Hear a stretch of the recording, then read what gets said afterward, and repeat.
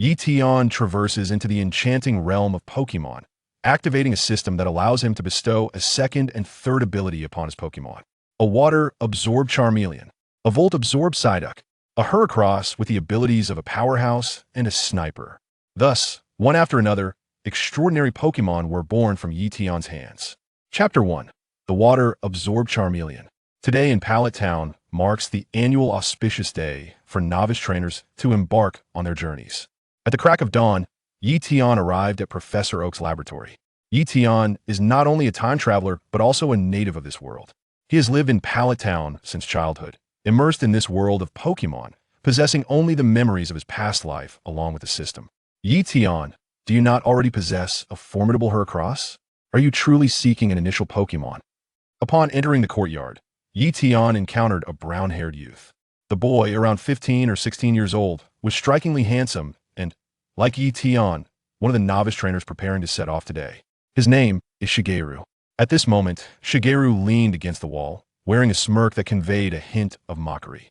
Ye Tian remained unfazed, replying with a smile. Isn't this my fundamental right? Besides, did you not acquire your first Pokémon long ago? Upon hearing this, Shigeru shrugged, non-committal. In Pallet Town, Ye Tian grew up alongside Red, Shigeru, and Ash. Due to his experiences in 2 lifetimes, Ye Tian's maturity prevented him from waiting until the age of 15 to nurture his first Pokémon. At a tender age, Ye Tian had already raised a Caterpie, simultaneously activating his system. Red, in the same year, found a Tadpole. As for Shigeru, being the grandson of Professor Oak, he had the audacity to request a Dratini from his grandfather. Although there are indeed regulations stipulating that only trainers may capture Pokémon, the scenario of Pokémon willingly following their trainers is an entirely different matter. Both Ye Tian's Caterpie and Red's Tadpole willingly followed them, while Shigeru's Dratini was a family Pokémon, thus perfectly justifiable. Upon entering the interior, Ye Tian noticed that Professor Oak had prepared 3 initial Pokémon for the novice trainers, but now only 1 remained. Shigeru approached with his hands behind his head, exuding an air of arrogance, saying, "That guy Red took his Bulbasaur last night, and I chose Squirtle, so you have no choice but to select the last Charmeleon." As he spoke, Shigeru seemed to recall someone, and a derisive laugh escaped him. As for that fool Ashimph, he doesn't even have a single Pokémon and is the weakest among us. On such an important day, he dares to be late. I reckon he will embark on his journey empty-handed. Ye Tian smiled faintly. Unbeknownst to Shigeru, Ash had his own destiny laid out, with a special Pokémon awaiting him. In that case, Professor, I shall choose the Charmeleon. With that, Ye Tian retrieved the Pokeball containing Charmeleon from the machine and promptly activated it, summoning forth the creature. Woo! In a flash of white light, a Charmeleon, approximately half a meter tall, materialized. The Charmeleon stood on its hind legs, its entire body adorned with orange skin, and its round belly a creamy white. The little creature possessed large blue eyes, exuding a lively and adorable aura. Even its cries sounded sweet and innocent. "Hello, Charmeleon. I am your trainer, Ye Tian. I look forward to our journey together." Ye Tian crouched down, smiling as he stroked Charmeleon's head, engaging in intimate interaction while simultaneously utilizing the system to examine the creature's attribute panel. Pokémon, Charmeleon. Type, Fire. First ability, Blaze. In times of crisis, it can unleash its potential, significantly enhancing the power of its flames. Second ability, None. Level, Novice. Potential, Gym level. Skills, Tackle, Scratch, Howl, Ember. Ye Tian's system is named the Pokémon Ability Master System. In his youth, when he captured that Caterpie, he successfully activated the system. Since then, any Pokémon under his command automatically unlocks a second ability slot. It is well known that every Pokémon possesses its own abilities, but they can have only one innate ability, an unchangeable trait. For instance, Charmeleon may have Blaze and Solar Power as its abilities, with Blaze being a standard ability, while Solar Power is a rare hidden ability. Nevertheless, each Charmeleon can only have either Blaze or Solar Power, never both, and certainly not any other abilities. However, Ye Tian's system enables the Pokémon under his command to acquire a second ability. Through the system, whenever Ye Tian triumphs over an opponent in battles, he can obtain that Pokémon's ability. Over the years, Ye Tian has trained his Caterpie into a Heracross, experiencing countless battles and acquiring numerous abilities. Ye Tian not only granted Heracross a second ability, but his system also contains many reserves. Whenever he wishes, he can bestow a second ability upon Charmeleon at any time. Hey Ye Tian, now that we have both acquired our novice Pokémon, how about a battle between Charmeleon and my Squirtle before we depart? Shigeru suddenly inquired. Squirtle, you say? Ye Tian smiled slightly, fully aware of Shigeru's intentions. The growth rate of Dragon-type juveniles is notoriously slow. Although Shigeru has possessed a Dratini for quite some time, it has made little progress aside from its cuteness. Consequently, both Ye Tian and Red have bested Shigeru countless times over the years. As a young man and the grandson of Professor Oak, Shigeru naturally harbors his own pride and has long sought to teach Ye Tian and Red a lesson. Presently, this presents a splendid opportunity for Shigeru. In terms of attributes, Squirtle holds a considerable advantage over Charmeleon. Furthermore, both Pokémon are novices with little disparity in their levels. The attribute advantage suggests that Squirtle is likely to triumph over Charmeleon. Very well, I have no objections. Ye Tian responded with a calm smile. He was not oblivious to Shigeru's intentions, yet he still agreed wholeheartedly. Indeed, at the very moment Ye Tian affirmed the battle, a cunning smile crept across Shigeru's face. Simultaneously, Ye Tian utilized the system panel to grant Charmeleon the second ability, Water Absorb. Chapter 2. This little Charmeleon is surprisingly unafraid of water?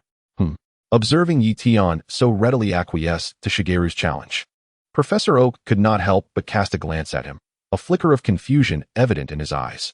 Ye Tian had long since become a Pokémon researcher and had been serving as his assistant for several years, exhibiting extraordinary talent and prowess in academia. In Professor Oak's estimation, Ye Tian had already evolved into an exceptionally competent Pokémon researcher. Then again, even Shigeru understood the fundamental principles of Pokémon-type advantages and disadvantages. Ye Tian had no reason to be ignorant of such basics. What could possibly be going through this young man's mind? With these questions swirling in his mind, Professor Oak resolved to witness the battle himself, announcing to both participants, "Very well, I shall officiate this match. Let us proceed to the arena in the backyard."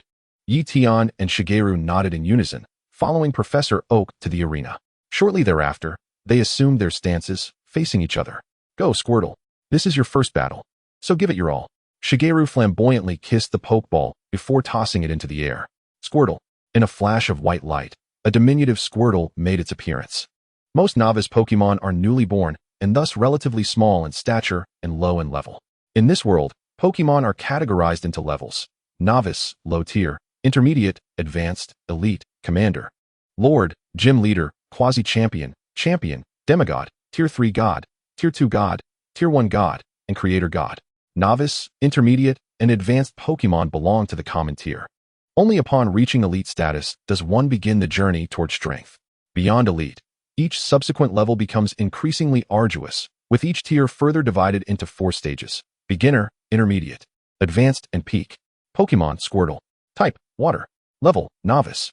Potential: champion. To discover that Squirtle possessed champion potential startled Ye Tian. It was no wonder that this Pokémon could rival Ash's Charizard in the original narrative. Its innate talent and potential were indeed remarkable. Potential, as it is understood, is deeply intertwined with a Pokémon's innate gifts and lineage, representing its upper limits. One could strive throughout their life, yet the potential remains fixed. This is the harsh reality of this world. Some Pokémon are born extraordinary, while others are merely average. Of course, through fortuitous encounters or unique abilities, as well as rare resources, one can refine their essence and, to some extent, enhance their attributes and potential. Shigeru's Squirtle possessed champion potential, while the Bulbasaur chosen by Akane surely couldn't be far behind in potential. Indeed, among the 3 novice Pokémon, Ye Tian's little Charmeleon appeared to be the weakest. Ye Tian smiled faintly, unperturbed, for he possessed a system capable of altering the fate of his Pokémon. He recalled how Beedrill initially had only gym-level potential. However, once Ye Tian assigned it the second ability, Strongman, its potential surged to champion level. Thus, anything was possible. With the system at his disposal, Ye Tian remained calm. His goal crystal clear: to become the strongest in the world. Step 4, Charmeleon. Ye Tian summoned his Pokémon as well. With both sides prepared, Professor Oak nodded and declared, "Let the battle commence." Squirtle, use Tackle. Shigeru confidently commanded. Charmeleon, counter with Tackle. Ye Tian issued his own command. Upon receiving their trainer's orders, the 2 Pokémon charged forward, colliding with a powerful impact. The force was evenly matched, and both Pokémon sustained some damage, stepping back in unison. Haha, Ye Tian. Did you think I would rely solely on Tackle to decide the outcome? How naive. Shigeru couldn't help but laugh heartily. Tackle was merely a means to close the distance. The real trump card is this. Squirtle, use Water Gun. As a Pokémon trainer, Shigeru displayed considerable skill. He understood that if he launched Water Gun directly, Charmeleon might evade it. By first closing the distance, he significantly increased the likelihood of a hit. Water is strong against fire, inflicting double damage. If this Water Gun landed, it could determine the winner. Unfortunately, Shigeru's strategies were entirely within Ye Tian's grasp. Fear not, Charmeleon. Charge forward and use Tackle. Ye Tian commanded confidently. What? Has he lost his mind? He's asking Charmeleon to withstand Water Gun head-on? Upon hearing Ye Tian's order, Shigeru was momentarily taken aback, only to break into a derisive chuckle. Ye Tian, you have truly disappointed me. I once held you in higher regard, but I never imagined you would be so ignorant of the fundamental principle that water extinguishes fire. With a resounding splash, Squirtle's Water Gun struck Charmeleon squarely in the face. Yet, rather than displaying any signs of pain, Charmeleon's expression remained serene, even hinting at a sense of refreshment. The bewildering outcome left Shigeru, Professor Oak, and even Squirtle utterly astonished. What was happening? Was this little Charmeleon truly unafraid of water? This defied all logic. In the midst of their astonishment, Charmeleon executed a powerful tackle, sending Squirtle flying. Press the advantage, Charmeleon. Use Scratch. Ye Tian commanded, and Charmeleon galloped toward Squirtle, delivering a fierce scratch to its head. Having endured 2 consecutive blows, the poor little turtle found itself dizzy, its body swaying uncontrollably. Moments later, it collapsed to the ground, completely dazed. Squirtle, Shigeru exclaimed in disbelief, rushing over to assess Squirtle's condition. Well done, Charmeleon. Ye Tian smiled, affectionately patting Charmeleon's head and offering abundant praise. Simultaneously, he acquired Squirtle's ability, Torrent. Torrent. In times of crisis, it enhances potential, significantly increasing the power of water-type moves. It was a commendable ability, and by collecting more diverse abilities, he would have access to greater combinations and possibilities in the future. This young man, as the battle concluded, Professor Oak regarded Ye Tian and Charmeleon with a profound gaze. At that moment, he was convinced that Ye Tian's Charmeleon indeed harbored an unusual resistance to water, at least against water-type moves of the same level. As a luminary in the field of Pokémon research, he was well aware that many Pokémon are born with extraordinary gifts, setting them apart from the rest. Although a Charmeleon unafraid of water was surprising, it was not entirely implausible. What intrigued him more was Ye Tian. It was possible that Ye Tian had known from the outset that this Charmeleon possessed an innate resistance to water. TSK. How had he failed to recognize this before? This young man was truly remarkable. Perhaps he possessed a unique ability akin to those legendary figures, enabling him to discern the innate talents of Pokémon. Professor Oak pondered to himself. Chapter 3: The Third Ability. Professor Oak did not harbor any jealousy towards Ye Tian. Rather, his admiration for him only grew. As he aged, he had long since accomplished remarkable feats. Why would he envy a younger generation? The future undeniably belonged to the youth. Professor Oak was acutely aware of this fact. Furthermore, having worked alongside Ye Tian at the Research Institute since he was young, one could regard him as a quasi-student. Thus, whether in training or academia, the greater Ye Tian's achievements, the more honor it brought to him. However, at this moment, he felt a twinge of reluctance to bid farewell to his capable assistant, Leaf Tian. This young man, not only well-versed in scholarly pursuits but also adept in the culinary arts, had truly earned the admiration of Professor Oak. Now, this lad had matured and was about to embark on a journey, leaving the professor to once again contend with the dread companionship of instant noodles. Among the 4 young prodigies of Masera Town, Leaf Tian was undoubtedly the most reliable. The professor hoped he would strive diligently and achieve remarkable feats that would bring glory to their quaint little town. Professor Oak handed Leaf Tian the Pokédex along with 6 pristine Pokeballs, giving his shoulder a reassuring pat as a final farewell. Nearby, Green observed this exchange with a disdainful snort. The most reliable? Grandpa, have you lost your senses? Clearly, I am the one who is most anticipated among us. Under normal circumstances, Green would have protested vocally, but having just suffered a humiliating defeat, even with the type advantage, he found himself at a loss for words. Feeling somewhat deflated. Thank you, Professor. I will certainly strive to bring honor to you and Masera Town, Leaf Tian replied. Well then, Green, I shall take my leave. With that, Leaf Tian bid farewell to both Professor Oak and Green before setting off on his journey with his trusty Charmander. Upon reaching the elevated terrain outside, he glanced back at Masera Town, now appearing increasingly diminutive. As a Pokémon trainer, the essence of his vocation revolved around training, battling, and capturing. These were inescapable themes. Training formed the foundation, allowing for the gradual accumulation of prowess. Yet, it was combat that held paramount significance. For only through fierce battles could a Pokémon's potential be fully unleashed. Come forth, Beedrill, you have a new companion now. Leaf Tian released his initial partner. The resolute gleam in its eyes, its lithe form, and the sharpness of its stingers all attested to its formidable nature. Pokémon Beedrill. Type: Bug Poison. First ability, Sniper, increases damage when landing critical hits. Second ability, Sheer Force, doubles the power of physical attacks. Third ability, None. Level, peak of the semi-champion rank. Potential, Champion. Moves, Twin Needle, Fury Attack, Focus Energy, Poison Sting, Agility, Substitute, Shadow Clone.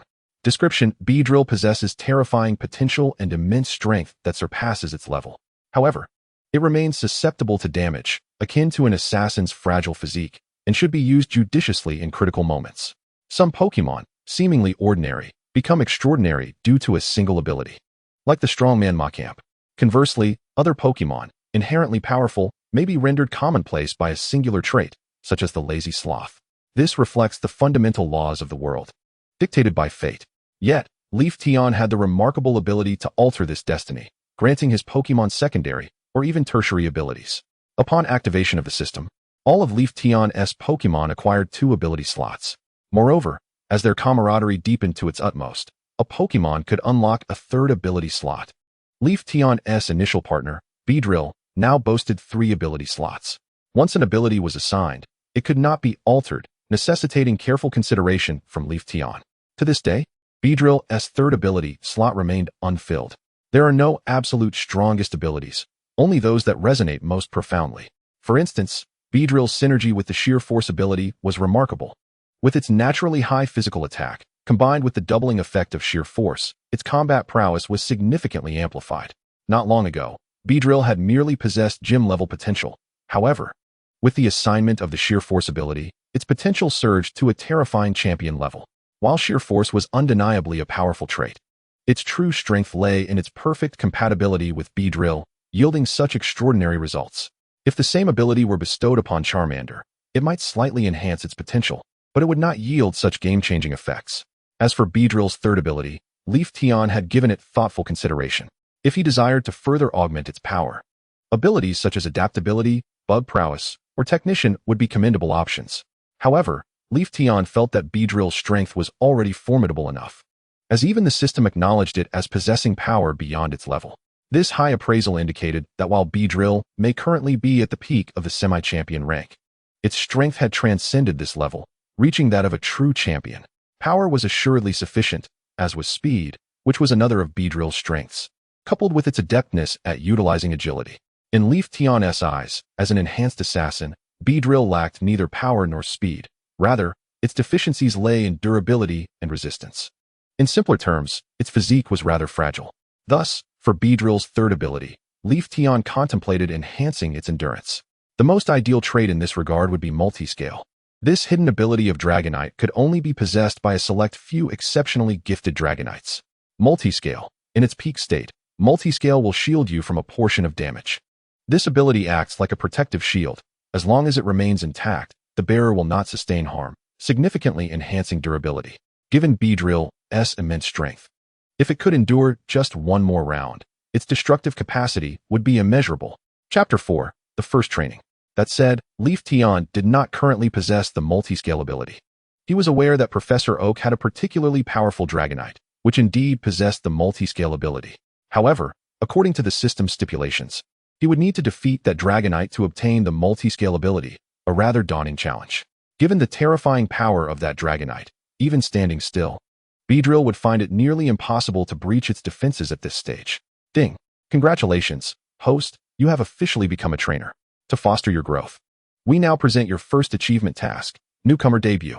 Task requirements: acquire 6 Pokémon and at least 1 gym badge.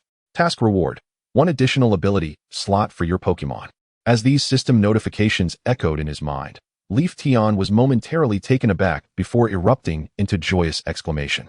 It turned out that 3 ability slots were not the limit after all.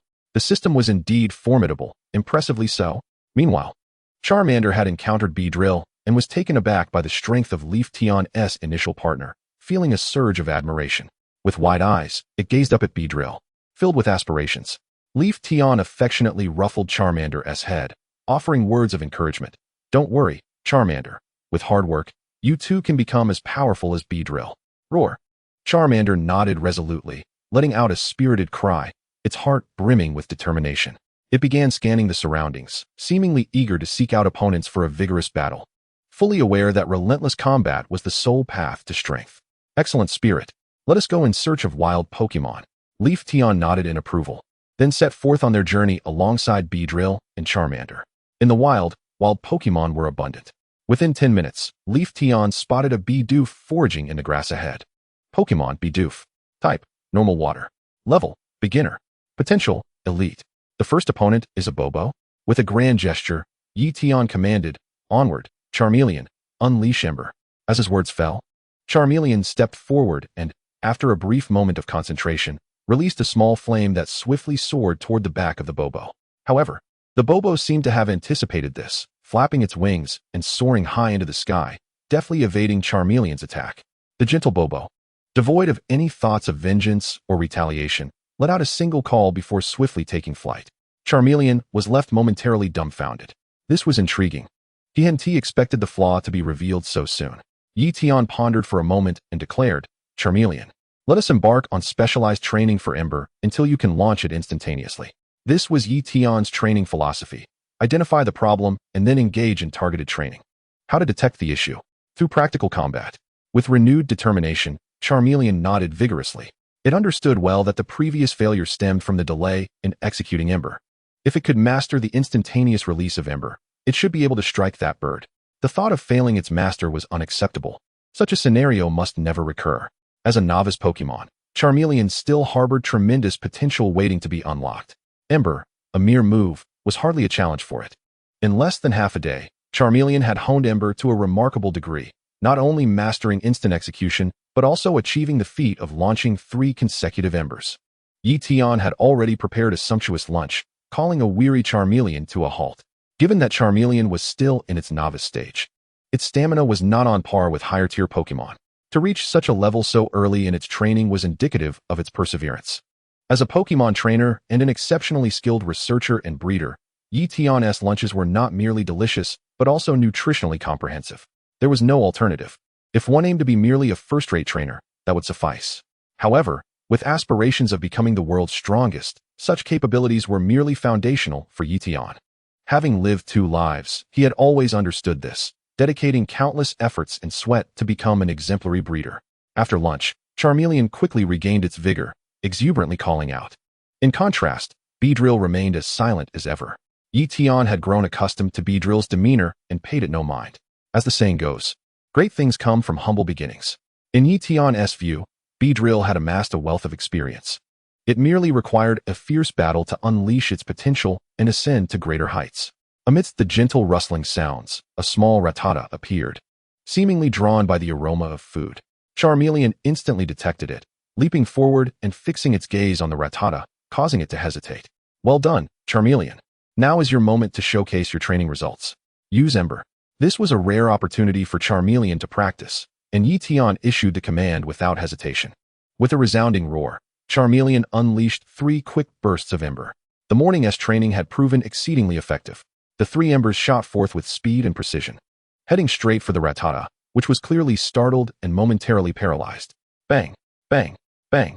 In the next instant, the 3 Embers detonated against the Rattata, which cried out in distress, enveloped in smoke, and collapsed, slipping into unconsciousness. Roaring with triumph, Charmeleon celebrated its victory, having triumphed once more after defeating Squirtle, and this time, it was a victory born of specialized training, instilling newfound confidence. Excellent work, Charmeleon, praised Ye Tian generously. As for the Rattata, after much contemplation, Ye Tian ultimately decided against capturing it. Though the completion of a task loomed, he simply had no interest in the Rattata, thus he let it be. The Rattata quickly regained consciousness and scurried away. Unlike humans, Pokémon possess remarkable self-healing abilities. Minor injuries can mend in the blink of an eye. However, in cases of burns or poison, they require human assistance. Chapter 5. Born to be a King, the Unusual Psyduck. After lunch, Charmeleon brimmed with energy and was reluctant to rest. Ye Tian set forth again with it. As for Beedrill, having already crossed paths with Charmeleon and recognized each other, Ye Tian recalled it into its Pokeball. After all, Beedrill was a formidable ally, and Ye Tian preferred to keep it as a trump card rather than exposing it unnecessarily. Charmeleon, use Ember. With Ye Tian's command, a series of small flames erupted from Charmeleon's mouth, instantaneously exploding a nearby Ekans. In the afternoon, as Ye Tian and Charmeleon made their way towards Pewter City, they engaged in challenges against Pokémon along the roadside to hone their skills. Over the course of the afternoon, Charmeleon triumphed over a dozen opponents, making remarkable progress. Not only did it achieve the level of an intermediate Pokémon, but the number of embers it could launch also increased from 3 to 5, growing more vibrant and intense. It seemed that the mastery of Flamethrower was not far off. As dusk approached, Ye Tian and Charmeleon discovered a small river and decided to set up camp. After an exhausting morning of training and an afternoon filled with battles, Charmeleon was overjoyed at the sight of the river, its eyes sparkling with delight. It leapt into the water with a splash, reveling in the refreshing experience. If any other trainers were present, witnessing Charmeleon frolicking in the water would surely defy their expectations. How could this be? Charmeleon, known to dread water, was now swimming with glee. However, Ye Tian's Charmeleon was indeed extraordinary, possessing the ability to absorb water. It not only embraced the water but also replenished its energy, far more effective than any healing potion or remedy.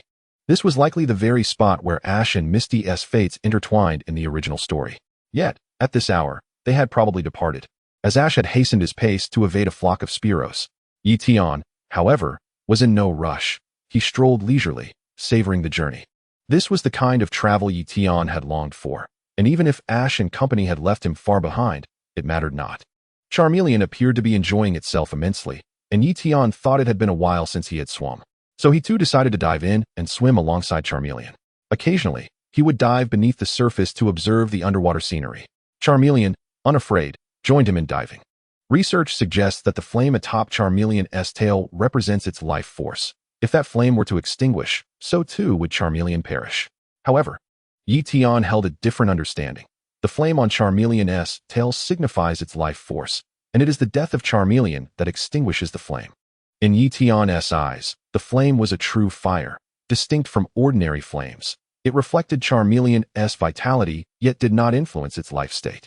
Cause and effect are intertwined. The flame on Charmeleon's tail is the effect, manifesting different phenomena based on its varying states of health or weakness. The Charmander submerged in the water, and remarkably, even with its fiery tail immersed, the flames not only persisted but burned even more vigorously. Thanks to its ability to absorb water, Charmander thrived in this aquatic environment, its vitality flourishing, which in turn fueled the flames of its tail to blaze even brighter. Soon after, Ye Tian and Charmander managed to catch several swimming fish, which, although not Pokémon, were merely ordinary aquatic creatures. "Well done, Charmander. We have a sumptuous dinner now," he exclaimed. The duo began to prepare a fire, and soon, a large pot of fragrant fish soup was served. In the dead of night, Ye Tian was abruptly awakened by the sounds of a peculiar Pokémon. Upon opening his eyes, he was astonished to see a group of Psyducks swimming across from the riverbank. Such a sight was indeed a rarity. Though Psyduck may not be the strongest of Pokémon, their presence in such numbers was uncommon. Am I imagining things? Ye Tian wondered, as he noticed the leading Psyduck appeared quite different. Typically, Psyduck sports yellow skin, but this particular one was not only larger but also boasted an unusual blue hue. Yes, blue skin, indicative of its evolved form, Golduck. A shiny Psyduck. Ye Tian's heart raced with excitement. Since arriving in this world, despite having spent most of his time in Pallet Town, he had traveled the globe with Professor Oak, yet today marked his first encounter with a shiny Pokémon. This underscored just how rare shiny Pokémon were in this world. As the saying goes, rarity begets value. Thus, the worth of a shiny Pokémon was indeed immeasurable. Pokémon Psyduck. Type: Water. Ability: Swift Swim, double speed in rainy weather. Level: Elite Beginner. Potential: Champion. Description: This Psyduck is a natural-born leader within its species, possessing not only remarkable water-type abilities, but also formidable psychic powers. To his astonishment, Ye Tian glanced at the attributes of the shiny Psyduck and was taken aback. His Charmander, despite its dual abilities, currently only exhibited potential akin to that of a quasi-champion. After gaining the ability to absorb water, Charmander's potential had risen to that level. Yet, this shiny Psyduck was born with champion-level potential. Elated, Ye Tian thought that if fate had brought them together, capturing this Pokémon was a must. Roaring with enthusiasm, Charmander, already awake, seemed to sense the extraordinary nature of the shiny Psyduck, igniting its fighting spirit. It leapt forward, standing on the riverbank, and let out a fierce cry at the Psyduck. The Psyduck, provoked by Charmander's display, became instantly enraged and retaliated with an equally loud cacophony. Ye Tian noticed that the Psyduck's expression was far from the usual vacant demeanor. It appeared exceptionally alert and intelligent. Indeed, many Pokémon exude such an aura, but a Psyduck exhibiting such acumen was truly remarkable. However, it was precisely this uniqueness that intensified Ye Tian's desire to capture it. Suddenly, the Psyduck launched the first attack, shooting a water gun directly at Charmander. With an air of confidence, Charmander stood its ground, allowing the water gun to strike. However, the force behind this Psyduck's attack was unlike that of any ordinary Pokémon, and the impact sent Charmander reeling several steps back, leaving deep marks on the ground. That single strike left Charmander gasping for breath. Chapter 6. Capturing the Shiny Psyduck. Although Charmander possessed the ability to absorb water, it could only negate attacks of the same level. Against a water gun of higher caliber, it could only offer minimal resistance. Thus, due to its arrogance, Charmander had suffered a significant setback. Charmander, fall back, Ye Tian commanded urgently. Though reluctant, Charmander recognized it was gravely injured from the Psyduck's water gun and could no longer continue the battle. Beedrill, it's your turn now. After Charmander retreated, Ye Tian quickly sent Beedrill into the fray. Without hesitation, the shiny Psyduck unleashed 2 rapid water guns at Beedrill. Dodge the attacks, Ye Tian calmly ordered. With Beedrill's speed, it effortlessly evaded the incoming water guns, prompting a satisfied smile from Ye Tian. Excellent. Now use agility to close the distance. With a flash, Beedrill surged forward, darting closer to the Psyduck. However, the relentless attacks failed to connect, causing the Psyduck to become increasingly agitated. With its eyes glowing fiercely, it inhaled deeply and unleashed a much more powerful water cannon. Ye Tian was taken aback. Undoubtedly, this was a water-type move far exceeding the ordinary water gun, water cannon. Incredible. This Psyduck truly is gifted, he marveled. High potential, while not directly enhancing battle power, often allowed Pokémon to unleash strength that surpassed their level. Furthermore, those with exceptional talent learn new moves with remarkable efficiency. The shiny Psyduck was a prime example of this. It was worth noting that water cannon was one of the most powerful moves in the water-type arsenal. Despite its elite beginner status, this Psyduck had already mastered such a formidable technique, truly frightening. Yet, even the mighty water cannon posed no threat to Ye Tian's Beedrill. He inwardly chuckled as Beedrill nimbly evaded the powerful attack. The Psyduck's water cannon, while potent, was simply too slow for Beedrill. Psyduck. Growing increasingly frustrated due to its missed attacks, the Psyduck's eyes glowed a brilliant blue under the moonlight. In that moment, its aura surged, releasing an overwhelming psychic force that sent ripples across the previously calm water surface. Amidst the swelling waves, the Psyduck exuded an air of dominance, resembling a king. With a mere glare, Beedrill found itself ensnared by an unseen force, immobilized midair. This was no ordinary glare. It was the Psyduck's psychic move, confusion. So this is confusion? Quite impressive, Ye Tian thought, feeling a rush of admiration. Over the years, he and Beedrill had developed a profound bond, achieving a level of telepathic connection. In this moment, Ye Tian could distinctly sense the powerful binding emanating from Beedrill, the very essence of confusion's grip. Nevertheless, Ye Tian also recognized that Beedrill possessed the strength to easily break free from this binding. Thus, he remained calm, appreciating the shiny Psyduck's power with the demeanor of a mentor. Otherwise, with Beedrill's might, the battle could have concluded in the blink of an eye. With a sudden burst, Beedrill shook off the constraints of confusion, ready to continue the fight. Psyduck was beset by a backlash, its stamina significantly depleted, beads of sweat cascading down its visage. Subsequently, it found itself utterly defenseless, succumbing to a single strike from Beedrill. Go, Pokeball!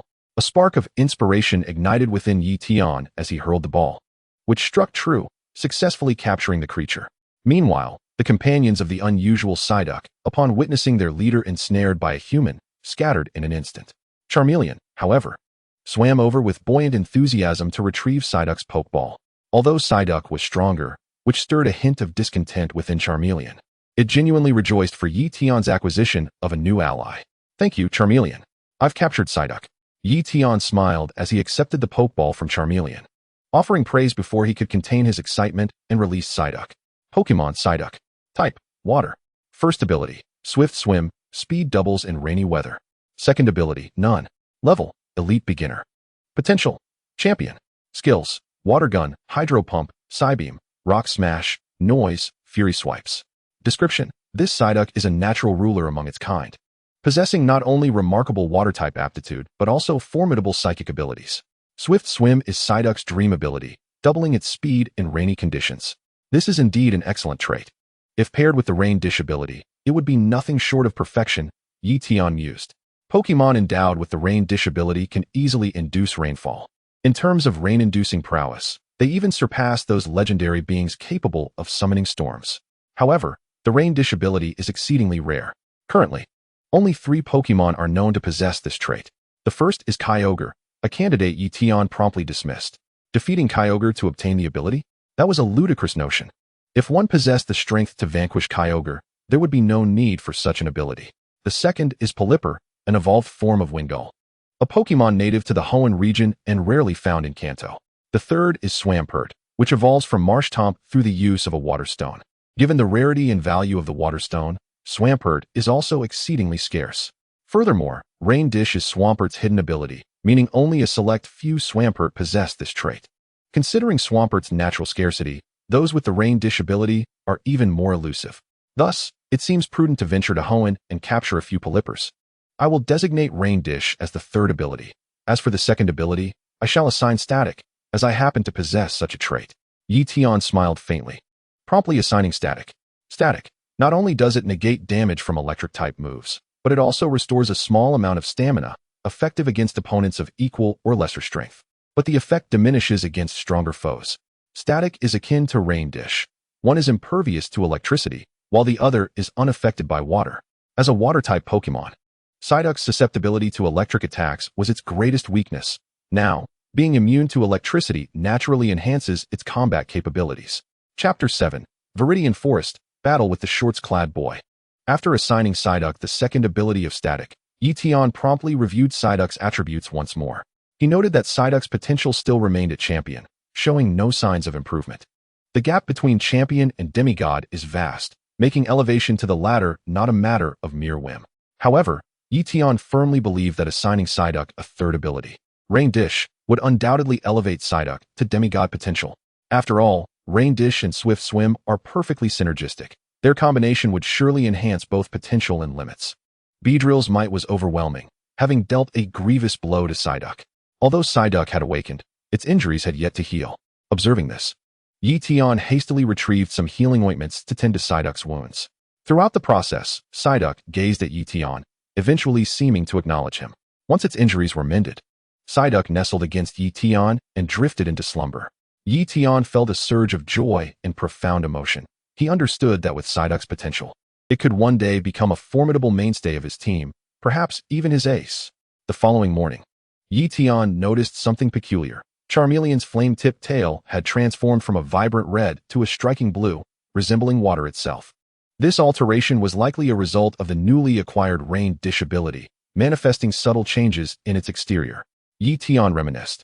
Years prior, after granting Beedrill the second ability of Guts, it was only a few days before Beedrill's physique noticeably strengthened, particularly its arms, which became remarkably powerful. It seemed Charmeleon was undergoing a similar transformation, which bore both positive and negative implications. On the positive side, Charmeleon's tail now blazed with a unique hue, presenting a more striking and rare appearance, sure to capture attention. Conversely, this could attract the covetous gaze of unsavory individuals. Yet for Ye Tian, this also represented a challenge. With sufficient strength, he had nothing to fear from such threats. In fact, he could turn those ill-intentioned individuals into valuable experience. After breakfast, Ye Tian set forth once more. He returned Beedrill and Psyduck to their Pokeballs, while Charmeleon remained outside, as it was currently the weakest member of his team and in need of further training. Additionally, though Charmeleon was not his original partner, it was a precious Pokemon received from Professor Oak, holding significant value. After spending another day traveling, Ye Tian finally arrived at Viridian City. After a night of rest and purchasing a telescope, fishing rod, and an ample supply of Pokeballs, he set out again, aiming for Viridian Forest. Unlike the fields between Pallet Town and Viridian City, Viridian Forest is a vast woodland, rich with legends. In the Kanto region, Viridian Forest is undoubtedly one of the most renowned tourist destinations. Due to its immense size and expansiveness, it is home to a plethora of Pokémon, attracting trainers from around the world eager to explore. To complete his first achievement task, Ye Tian needed to capture at least 6 Pokémon, and he was counting on Viridian Forest for the remaining 3. True to its reputation for harboring a multitude of Pokémon, Ye Tian traversed the forest, encountering a dozen Pokémon in less than half an hour. Regrettably, most were merely Caterpies and Rattatas, of which Ye Tian held no interest. He commanded Charmeleon to defeat them all before continuing onward. Before long, Ye Tian came across a shorts-clad boy, appearing to be around 15 years of age. Dressed in explorer attire, unmistakably a novice trainer embarking on his first journey. "Hey, you have a rare Charmeleon. Its flame is blue," the boy exclaimed, spinning a Pokeball in his hand with a grin. "What do you say to trading it for my Rattata? My Rattata is quite a fine Pokemon too." "No, thank you," Ye Tian calmly declined. Generally, he would never part with a Pokemon he cherished, especially not for a mere Rattata. Despite having undergone evolution, Rattata remains as commonplace as stray dogs on the roadside. In terms of rarity, it pales in comparison to the likes of Charmander. The shorts-clad boy seemed to anticipate Ye Tian's refusal, thus he remained unfazed and chuckled. "In that case, let us engage in a Pokemon battle. Surely, you cannot decline this. Can you?" This time, Ye Tian readily acquiesced. The adage "a gem must be polished" rings true, be it Charmander or Psyduck. Both require ample honing and challenges to grow stronger. "Very well, let us commence my first Pokemon." Upon Ye Tian's agreement to battle, the shorts-clad boy swiftly assumed a stance, retrieving a Pokeball and tossing it forth. A flash of white light heralded the appearance of a Mankey before Ye Tian. Pokemon, Mankey, type, fighting level, intermediate, potential. "Elite is my opponent a Mankey? Step forth, Charmander," Ye Tian commanded, sending out his own Pokemon. Mankey, unleash Fury Swipes." As Ye Tian summoned his Pokemon, the shorts-clad boy immediately issued orders, directing Mankey to charge at Charmander with great speed. Charmander, having endured countless battles by this point, faced the Mankey with steadfast composure, unperturbed by its approach. "Excellent, just as planned. Wait until Mankey draws near, then execute Ember," Ye Tian called out swiftly. Soon, Mankey closed the distance. Simultaneously, Charmander opened its mouth, releasing a torrent of flames that incinerated the Mankey into charred remains. Has Charmander finally learned Ember? Ye Tian's heart swelled with joy. Over the past few days, Charmander had trained diligently, and its Ember attack had grown significantly in power. Unexpectedly, today it had transformed into a full-fledged flamethrower. The intensity of this new attack was formidable, effortlessly dispatching the equally leveled Mankey in an instant. "To think it was flamethrower. It appears your Charmander has been raised to a commendable level," the shorts-clad boy remarked with a grin, recalling his defeated Mankey and sending forth his next Pokemon. However, no matter how powerful Flamethrower may be, it would have no effect against a Water-type Pokemon. "Go, Froakie." The boy dispatched his second Pokemon, a Froakie, a Water-type of intermediate level. The aura emitted by Pokemon of different levels is distinctly varied. At times, Ye Tian could discern the level of a Pokemon without the aid of the system. Of course, potential could only be gauged through the system.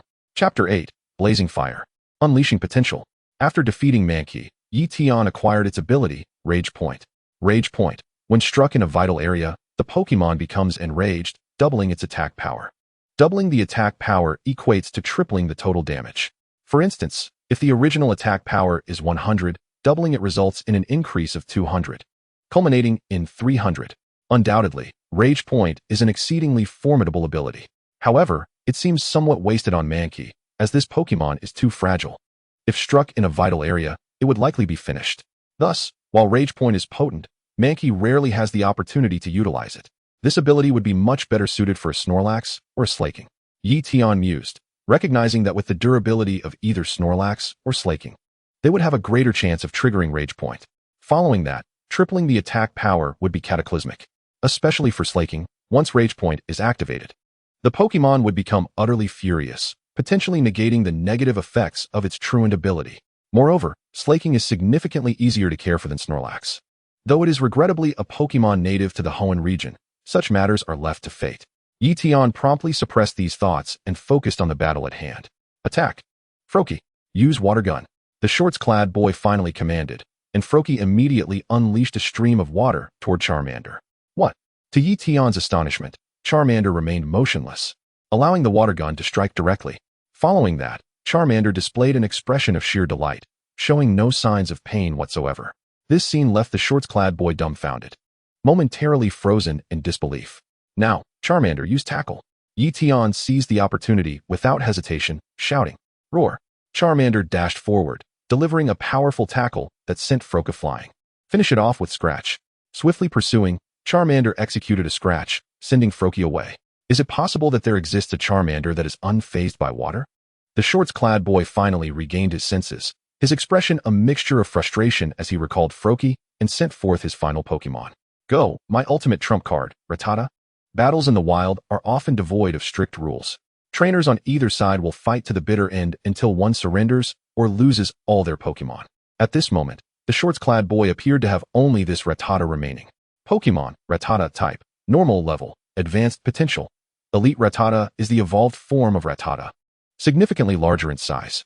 Its fur has shifted from purple to a dull grayish yellow, resembling an ordinary rat, ugly and ferocious. Generally speaking, few trainers would find them appealing, save for those with peculiar tastes. Is this a high-level Pokémon? Ye Tian cautioned Charmander upon sensing the formidable aura radiating from Rattata. Futile. My Rattata possesses strength that is beyond what a mere Charmander can withstand. The shorts-clad boy, evidently brimming with confidence in his ace, cast a derisive glance at Charmander before issuing his command. Rattata, unleash your signature move, Hyper Fong. Whoosh. No sooner had the shorts-clad boy spoken than Rattata transformed into a blur, mouth agape, charging toward Charmander with incredible speed. How fast? Both Ye Tian and Charmander gasped in surprise. With such velocity, Rattata was nearly impossible for Charmander to evade, leaving it only time to extend an arm in a feeble attempt to block. Bang! In the next instant, Rattata lunged forward, its massive, razor-sharp fangs sinking deep into Charmander's arm.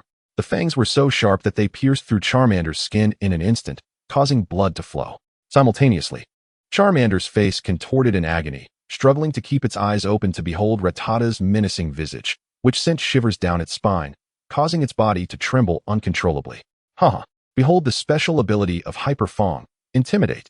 The shorts-clad boy laughed triumphantly. What do you think? Your Charmander should be finished now, right? Ye Tian's eyes narrowed. He understood that Rattata's level was superior and its strength greater. He could empathize with Charmander's fear and trembling.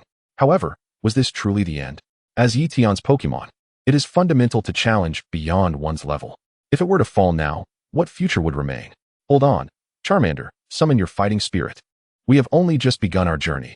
We cannot afford to fall so easily. Ye Tian shouted, his voice echoing as if it emerged from the depths of his soul, stirring Charmander's spirit. The scattered pupils refocused, revealing that the little fire dragon's gaze regained its determination. Deep within its eyes, flames seemed to flicker. Whoosh! Simultaneously, the blue flames on its tail surged dramatically, increasing in intensity 2- or 3-fold. It had entered a state of fervent fire. In this critical moment, the little fire dragon triggered its blaze ability, unlocking its latent potential, significantly enhancing the power of its flames. Oh! The sudden surge of strength emanating from the little fire dragon took the boy in shorts by surprise. At the same time, his heart was engulfed in a tumult of unease and confusion. In the next instant, a fiery roar erupted. A searing jet of flame shot forth from the little fire dragon's mouth, vivid red in color and exuding a terrifying heat. This very flame consumed Rada entirely. Rada! The boy in shorts exclaimed in shock. However, when the flames dissipated, Rada lay defeated, its body charred and lifeless, resembling a piece of burnt coal sprawled on the ground. Victory was theirs. Congratulations, little fire dragon. Ye Tian hurried over to ruffle the little fire dragon's head, offering encouragement while tending to its wounds. After a brief period, the state of fervent fire subsided, yet the heightened energy of the little fire dragon did not diminish. Finally, it achieved a new level. Reaching the status of an advanced Pokémon, Ye Tian felt a surge of joy in his heart. The fervent fire was merely a temporary activation of potential. Once it concluded, the little fire dragon would revert to its previous state. However, the reason the little fire dragon did not regress was due to its accumulated strength having reached a significant threshold. This unexpected activation of Blaze merely facilitated its breakthrough, propelling it to a higher realm. Nevertheless, Ye Tian remained humble, recognizing that even an advanced Pokémon was still just an ordinary Pokémon. There was still a long journey ahead for the little fire dragon. Chapter 9, Ahong's Reign. Fervent fire? Truly impressive. I never expected you to unleash your potential at such a critical juncture. I concede defeat with admiration. After recalling Rada into its Pokeball, the boy in shorts approached with sincerity written across his face. Not at all. We merely had a stroke of luck, Ye Tian replied modestly. Haha. The boy in shorts cast an appreciative glance at Ye Tian, saying, you are far too humble.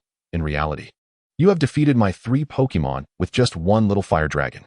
Your strength is unfathomable. Ye Tian. Suddenly, the boy in shorts added, however, this forest is vast. Besides us novice trainers, there are also more seasoned elite trainers lurking within.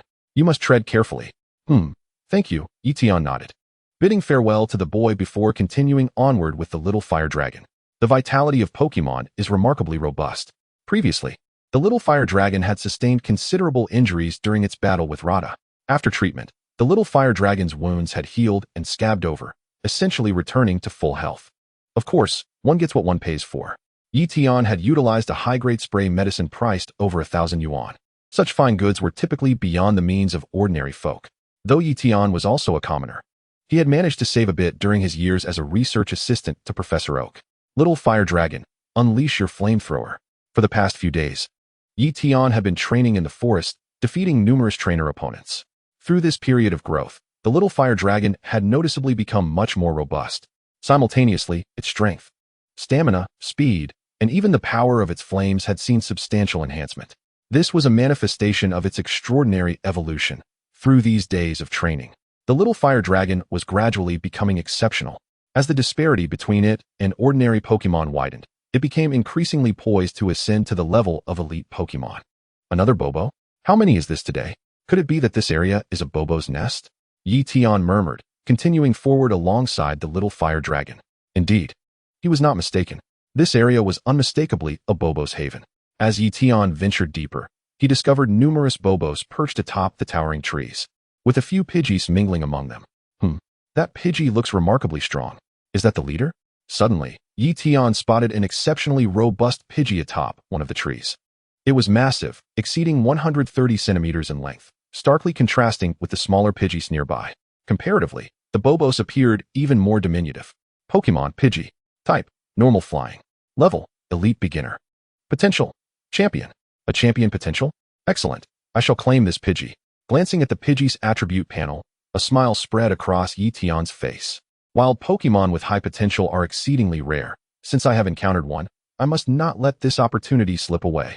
Come forth, Pidgey. Ye Tian called out to the magnificent creature. The little fire dragon echoed his enthusiasm, its intent unmistakable. Sensing the little fire dragon's fervent spirit, Pidgey fluttered its wings, ready to swoop down. At that moment, another individual entered the forest. Wait, I also have a claim to that Pidgey. The newcomer, dressed in blue pants and sporting a hat, appeared to be another novice trainer. Ye Tian did not recognize him, but felt a vague familiarity. Hello, my name is Ahong. I have known this Pidgey for quite some time and have long sought to capture it, yet I have repeatedly failed. Ahong sheepishly rubbed the back of his head before continuing earnestly. However, this time, I will do whatever it takes to capture it. Ye Tian shook his head, replying, even if you have known it for a long time, I arrived first this time. I am under no obligation to yield this opportunity to you. Ahong nodded in acknowledgement. You make a valid point, but anyone has the right to pursue wild Pokemon. In an instant, the two were at an impasse. After glancing at the little fire dragon beside Ye Tian, Ahong's eyes sparkled with admiration as he suddenly proposed, since we are both trainers, let us settle this the trainer's way.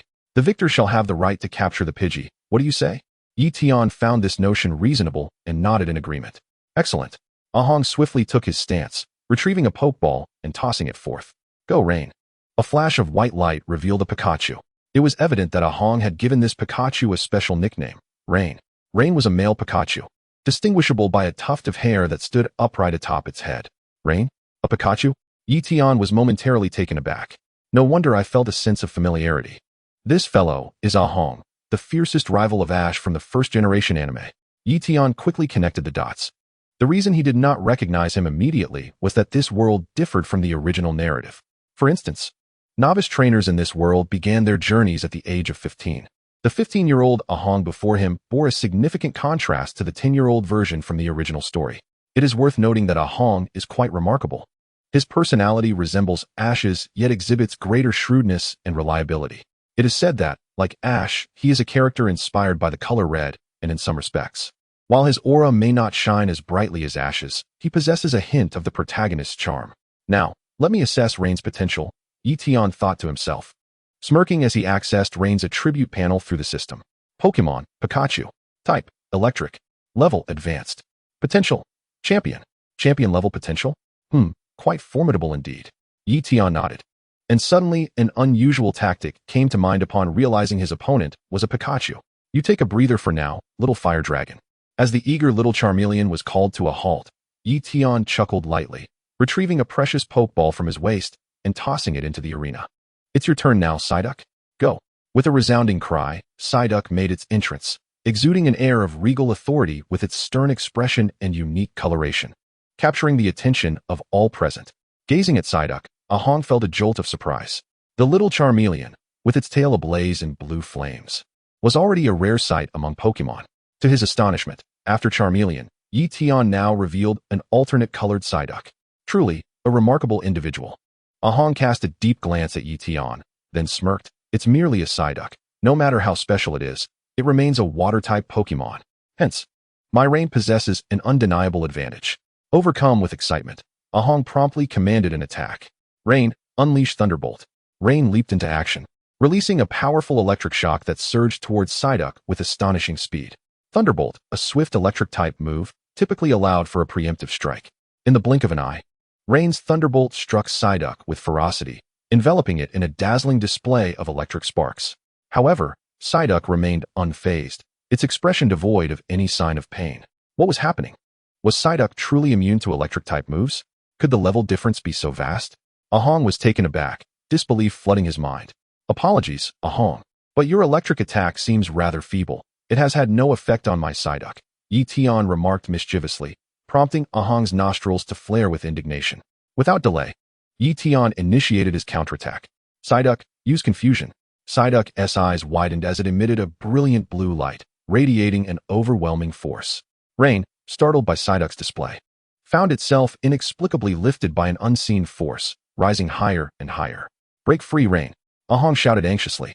Yet, despite his desperate pleas, Rain could not escape the grip of confusion, its struggles proving futile against such a disparity in power. Excellent, now toss it away, Ye Tian commanded. Psyduck, with a fierce glare, unleashed another burst of confusion, sending Rain hurtling through the air. Finish it with water gun. Following Ye Tian's order, Psyduck swiftly unleashed a water gun that struck Rain, sending it crashing against a large tree, rendering it unconscious. Rain, Ahong exclaimed, rushing over to assess Rain's injuries. Casting a glance at Ye Tian and Charmeleon, astonishment etched on his face. Such immense power. Psyduck had taken down Rain in a single blow. After a moment, Rain groggily regained consciousness. I lost. May I ask the name of Psyduck's trainer? Ahong approached, cradling Rain with sincerity.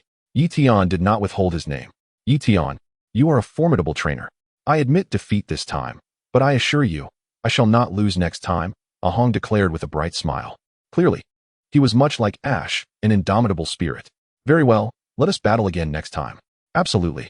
They shook hands, vowing to meet again, and Ahong departed with Rain in tow.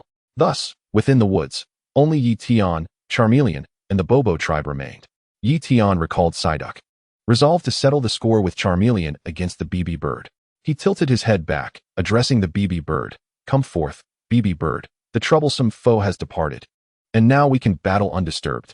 With a piercing cry, BB bird unfurled its wings, diving towards Ye Tian at an alarming speed of 1.5 Mach, creating a fearsome gust.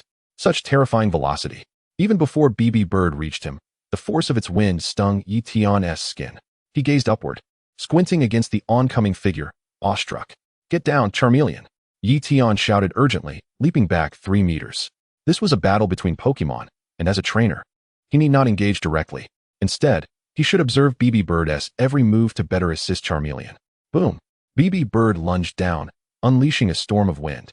Charmeleon instinctively crouched, narrowly evading the attack. Yet, dust and debris soared into the sky, enveloping the battlefield. Within the haze, Ye Tian lost all visibility and could only cover his mouth and nose, awaiting the opportune moment. However, amidst the swirling dust, the sound of strikes echoed.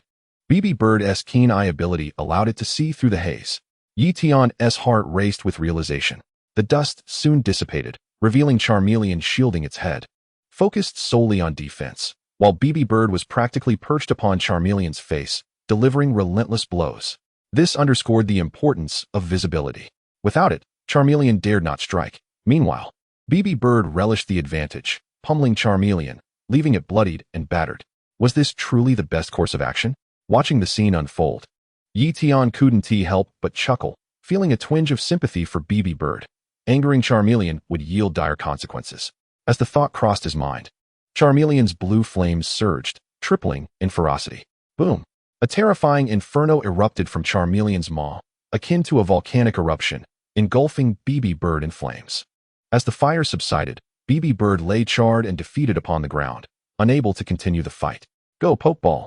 Ye Tian wasted no time, tossing the ball and successfully capturing BB Bird. Well done, Charmeleon. After praising his Pokémon, Ye Tian released BB Bird and began healing both creatures. Despite their fierce battle, Charmeleon and BB Bird now coexisted harmoniously, each recognizing the other's strength. BB Bird, I look forward to your guidance moving forward. Once BB Bird's injuries were treated, Ye Tian stroked the feathers atop its head, engaging in interaction. BB Bird's demeanor resembled that of a leader, lacking the typical cuteness and gentleness of ordinary Pokémon. Merely nodding at Ye Tian's overtures. Even so, Ye Tian was elated. Every Pokémon possesses a unique personality, some haughty, some aloof, some steady, and others lively and endearing. Such traits cannot be forced. To have captured BB Bird and earned its respect was a significant achievement for Ye Tian. Moreover, BB Bird's temperament was not without merit. It was composed and reliable, truly a trustworthy companion. Pokémon BB Bird. Type: normal flying. First ability: keen eye. Second ability: static. Level: elite beginner. Potential: champion. Moves: quick attack, hurricane, wing attack, sand attack, feather rest. Description: this BB Bird possesses extraordinary potential. With diligent training, it will evolve into a formidable aerial predator. Ye Tian had initially intended to assign Speed Boost as its second ability, but alas, he settled for static for the time being. After arranging for the battery to be charged, Pidgeotto's potential remains at the level of a champion, which is somewhat regrettable. However, it is of little consequence. Pidgeotto, being particularly vulnerable to electric-type moves, has now overcome this significant weakness, thereby naturally enhancing its overall combat capability. Moreover, it has the potential to execute cunning strategies in battle, yielding surprising results. As for Charmander, it has once again successfully activated its Blaze ability. Yet, when this state dissipates, its level remains high but has not ascended to the elite tier. Ye Tian does not feel disheartened by this. It merely indicates that Charmander's current development is insufficient. There is no rush. Progress can take time. After all, Ye Tian and Charmander have only been traveling together for a mere week. Chapter 11. Capturing Nidoran Nighttime. After a satisfying meal, several Pokémon have already fallen asleep. Ye Tian, too, had succumbed to slumber, only to be roused in the middle of the night by an urgent need to relieve himself. As he ventured into the woods for this purpose, he stumbled upon an intriguing scene that made him lose track of time. The moonlight was bright and illuminating. Before him, beneath the trees, a group of Nidoran and Nidorina were gathered, among which two Nidoran appeared to be battling fiercely for dominance. These two were slightly larger than the others, both classified as intermediate Pokémon. The rest were all novice-level Pokémon. One of the contenders was exceptionally robust, exhibiting remarkable potential akin to that of a champion. The other, although smaller and possessing only gym-level potential, managed to gain the upper hand in this contest. It was disheartening to witness. Despite its greater size and impressive potential, the larger Nidoran could not overcome its rival, sustaining numerous injuries in the process. Ye Tian, hidden at a distance, sighed inwardly. Just as this thought crossed his mind, the smaller Nidoran charged forward again, delivering a powerful blow that sent the larger Nidoran sprawling. It crashed heavily to the ground, its wounds exacerbated. It attempted to rise but, after 3 futile attempts, succumbed to weakness and lay prostrate. The smaller Nidoran, exuding arrogance, uttered some disdainful remarks before strutting away amidst a throng of adoring followers.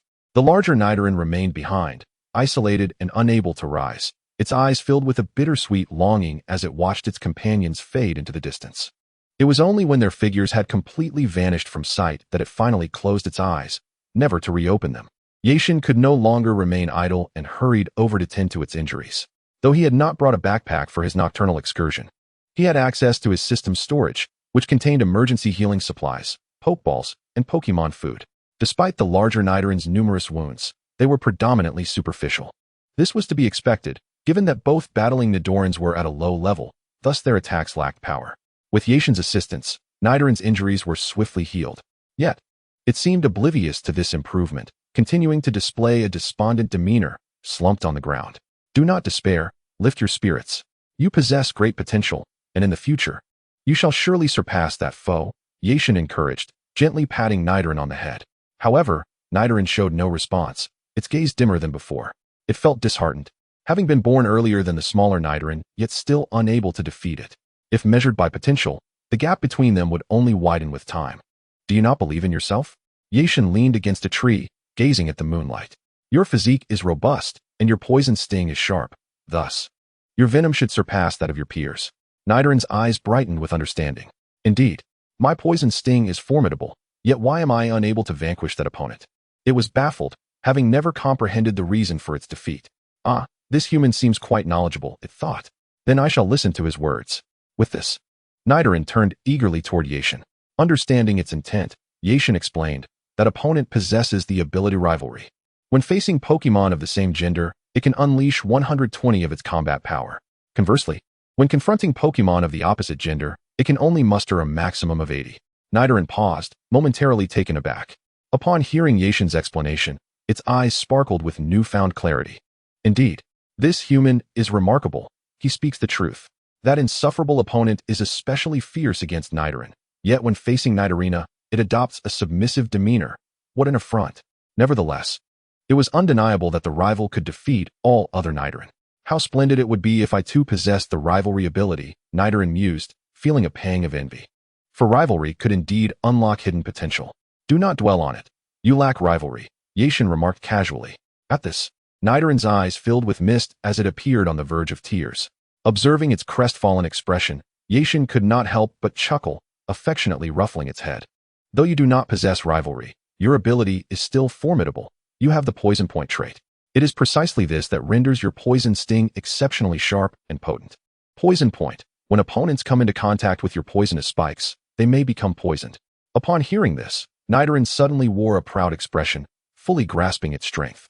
It recognized that when facing foes other than Nidoran and Nidorina, its poison sting often became its most advantageous weapon. Of course, due to their shared poison typing, its attacks were ineffective against its own kind. Previously confused, Nidoran now felt enlightened, akin to parting the clouds to reveal the sun. I have always been strong. My greatest advantage simply cannot be utilized against my kin. With this realization, Nidoran seemed to cleanse itself of doubt, excitedly exclaiming, though Ye Tian could not decipher its words. Its enthusiastic demeanor indicated that it had thoroughly rallied. Now, Nidoran, join me. Together we shall grow stronger. Ye Tian extended a friendly hand. Recognizing the potential of this wild Pokémon with champion-level capability, he could not let this opportunity slip away. Nidoran appeared to have already accepted Ye Tian, and upon hearing the invitation, it joyfully leapt toward him, causing Ye Tian to hastily evade. What are you doing? You are covered in poisonous spikes. If you were to embrace me, I certainly would not survive till morning. Nidoran promptly realized its error, standing still with an awkward smile. Thus, Ye Tian successfully captured this Nidoran. Chapter 12. Dual Poison Point Ability. With Nidoran's primary ability being Poison Point, Ye Tian pondered whether it was possible to bestow a second poison point. An idea sparked within him, and he decisively attempted it. After all, there was little to lose in the event of failure, was there? To his delight, this time, Ye Tian's attempt proved successful. Nidoran now possessed dual abilities, both of which were Poison Point. Excitedly, Ye Tian began to inspect Nidoran's attribute panel. Pokémon Nidoran. Type, Poison. First ability, Poison Point. Second ability, Poison Point. Level, Intermediate. Potential, Champion. Skills, Tackle, Leer, Poison Sting, Focus Energy, Fury Attack. Introduction. The exceptionally gifted Nidoran possesses an astonishing toxicity. Champion potential. Ye Tian was taken aback. It is well known that the disparity between a king and a champion is immense, often forming an insurmountable chasm. This applies to both level and potential. For without potential, one cannot even entertain the notion of level. Ye Tian never anticipated that a mere thought could significantly augment Nidorann's potential, paving the way for a meteoric rise in the future. It turns out that abilities can indeed stack. At the very least, an additional ability can be combined with the original first ability once. Ye Tian murmured to himself, his thoughts drifting to Charmander. As of now, Ye Tian possessed 5 Pokémon: Beedrill, Charmander, Psyduck, Pidgey, and Nidoran. Beedrill, Sniper Behemoth Peak Nearking, Champion Potential. Charmander, Blazing Hydration Advanced. Nearking Potential. Psyduck, Leisurely Electric Charge Elite Beginner, Champion Potential. Pidgey, Keen-Eye Charge Elite Beginner, King Potential. Nidoran, Poison Point Intermediate, Champion Potential. Among them, Beedrill, Psyduck, and Nidoran all possess Champion Potential. If one were to rank them, Psyduck's potential is undoubtedly the most formidable, as it is a natural champion. Conversely, Pidgey exhibits slightly lesser aptitude but still retains King Potential. As for Charmander, Ye Tian holds it in high regard, yet it possesses only Near-King Potential. In truth, Near-King Potential is by no means weak. It is, in fact, quite formidable. In any other context, it would be highly coveted. However, within Ye Tian's team, Near-King Potential is, without a doubt, the most inferior and least prestigious qualification. Nonetheless, previously, Ye Tian harbored some concern regarding Charmander's potential, but now, he felt no such worry. He would assign it the Ability Blaze as its third ability. He was eager to see just how much the potential of a Double Blaze Charmander would elevate. Holding Nidoran's Pokeball in hand, and filled with aspirations and expectations for Charmander's future, Ye Tian drifted into a deep slumber. The previous night had been late. When Ye Tian captured Nidoran, it was already quite late, so he had not introduced the new member to his companions. At the crack of dawn, as Ye Tian released Nidoran from its Pokeball, he was momentarily stunned. Could it truly be Nidoran? In just one short night, its body had grown significantly larger. Its poisonous spines longer, denser, and sharper. Particularly striking was the poisoned spine at the center of its forehead, which had clearly multiplied in size and sharpened, glinting ominously and exuding a formidable destructive force. This poisoned spine bore a potent toxin, sending shivers down one's spine. Indeed, this spine was beyond comparison, even with Nidoran's evolved form. Ye Tian was thoroughly impressed. It was evident that with champion potential, it was truly extraordinary. Everyone, this is our new companion, Nidoran. Let us take a moment to get acquainted, Ye Tian announced, and soon Nidoran melded seamlessly with the others, particularly with Charmander. To Nidoran, the others seemed overwhelmingly strong, and only in the company of Charmander did it feel a sense of ease. Since the day Ye Tian captured Nidoran, over a week had swiftly passed. Within this forest, Ye Tian had initially retained some sense of direction, but ultimately found himself utterly lost. The trees around him grew uniformly, their lush foliage making it difficult for sunlight to penetrate. The forest was shrouded in dimness, rendering navigation nearly impossible. This must be the depths of the evergreen forest? Known for its labyrinthine layout, it had lost countless trainers in the past, and today, it lived up to its reputation. Ye Tian surveyed his surroundings, feeling a mix of emotions. Although lost, he was not anxious. Instead, he felt a thrill. For here, sustenance was abundant, and there was no threat of food scarcity.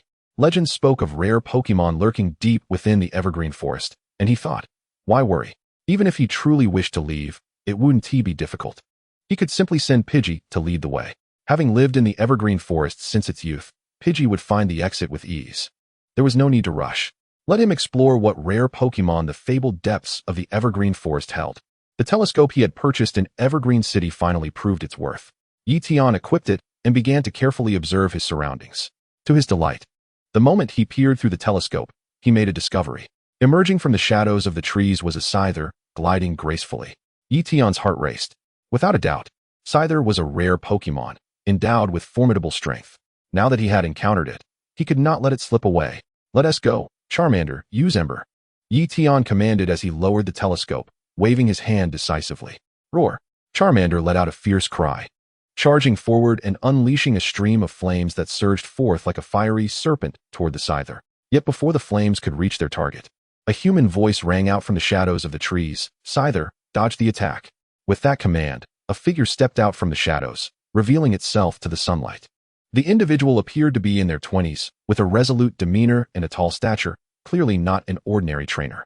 As soon as he spoke, Scyther effortlessly sidestepped the Ember attack. Ye Tian felt rather embarrassed. He had not expected that the suddenly appearing Scyther had an owner. My apologies. I thought it was a wild Pokémon, Ye Tian said apologetically. The tall young man smiled lightly. No worries. However, since the battle has commenced, let us finish it. If you win, I shall reveal the location of a wild Scyther. Chapter 13, Victory and Suicune. A wish come true. Ye Tian nodded in agreement to the battle, and Charmander let out a roar, brimming with fighting spirit. Since embarking on his journey, Ye Tian had hardly ever put Charmander away. Their daily companionship, training, dining, and resting together had forged an extraordinary bond at a remarkable pace. Very well, Scyther, take the initiative and use Fury Cutter. The tall young man, sensing the profound connection between Ye Tian and Charmander, couldn't he help but admire silently, his own fighting spirit igniting as he launched his attack. Chop! Scyther spread its wings and let out a sharp cry, raising its scythe-like arms to rapidly assault Charmander. This Scyther moved with incredible speed, like a blade of wind. As it passed, grass flew in all directions, leaving deep scars on the terrain it traversed. An elite-level Pokémon, indeed. Be careful, Charmander, Ye Tian warned. Startled by the powerful aura emanating from Scyther, Charmander nodded in response. After a week of training and growth, Charmander had deepened its foundation, although still an advanced Pokémon. It was now perilously close to reaching elite status, merely a step away. This foundation instilled in it a sense of fearlessness in the face of the elite-tier Scyther. In its gaze, there was not a trace of panic. It exuded an air of remarkable composure and serenity. It exhibited extraordinary patience, waiting until the Scyther lunged toward it before executing a deft sidestep, narrowly evading the Scyther's slicing attack. Truly impressive. The tall young man, captivated by the unblemished elegance of the little Charmeleon's movements, could not help but exclaim in admiration. So, how about this? Scyther, unleash consecutive Fury Cutter attacks. In the arena, the Scyther immediately pivoted and soared towards Charmeleon, raising its twin sickles to deliver a relentless barrage of slashes. At this moment, Charmeleon found itself entirely on the defensive. Faced with the Scyther's overwhelming succession of strikes, it could only retreat while attempting to dodge the assaults as best as it could. However, the Scyther's strikes were astoundingly swift, and soon enough, Charmeleon bore numerous scars upon its body. With the elevation of its level, Charmeleon's strength and resilience had also augmented.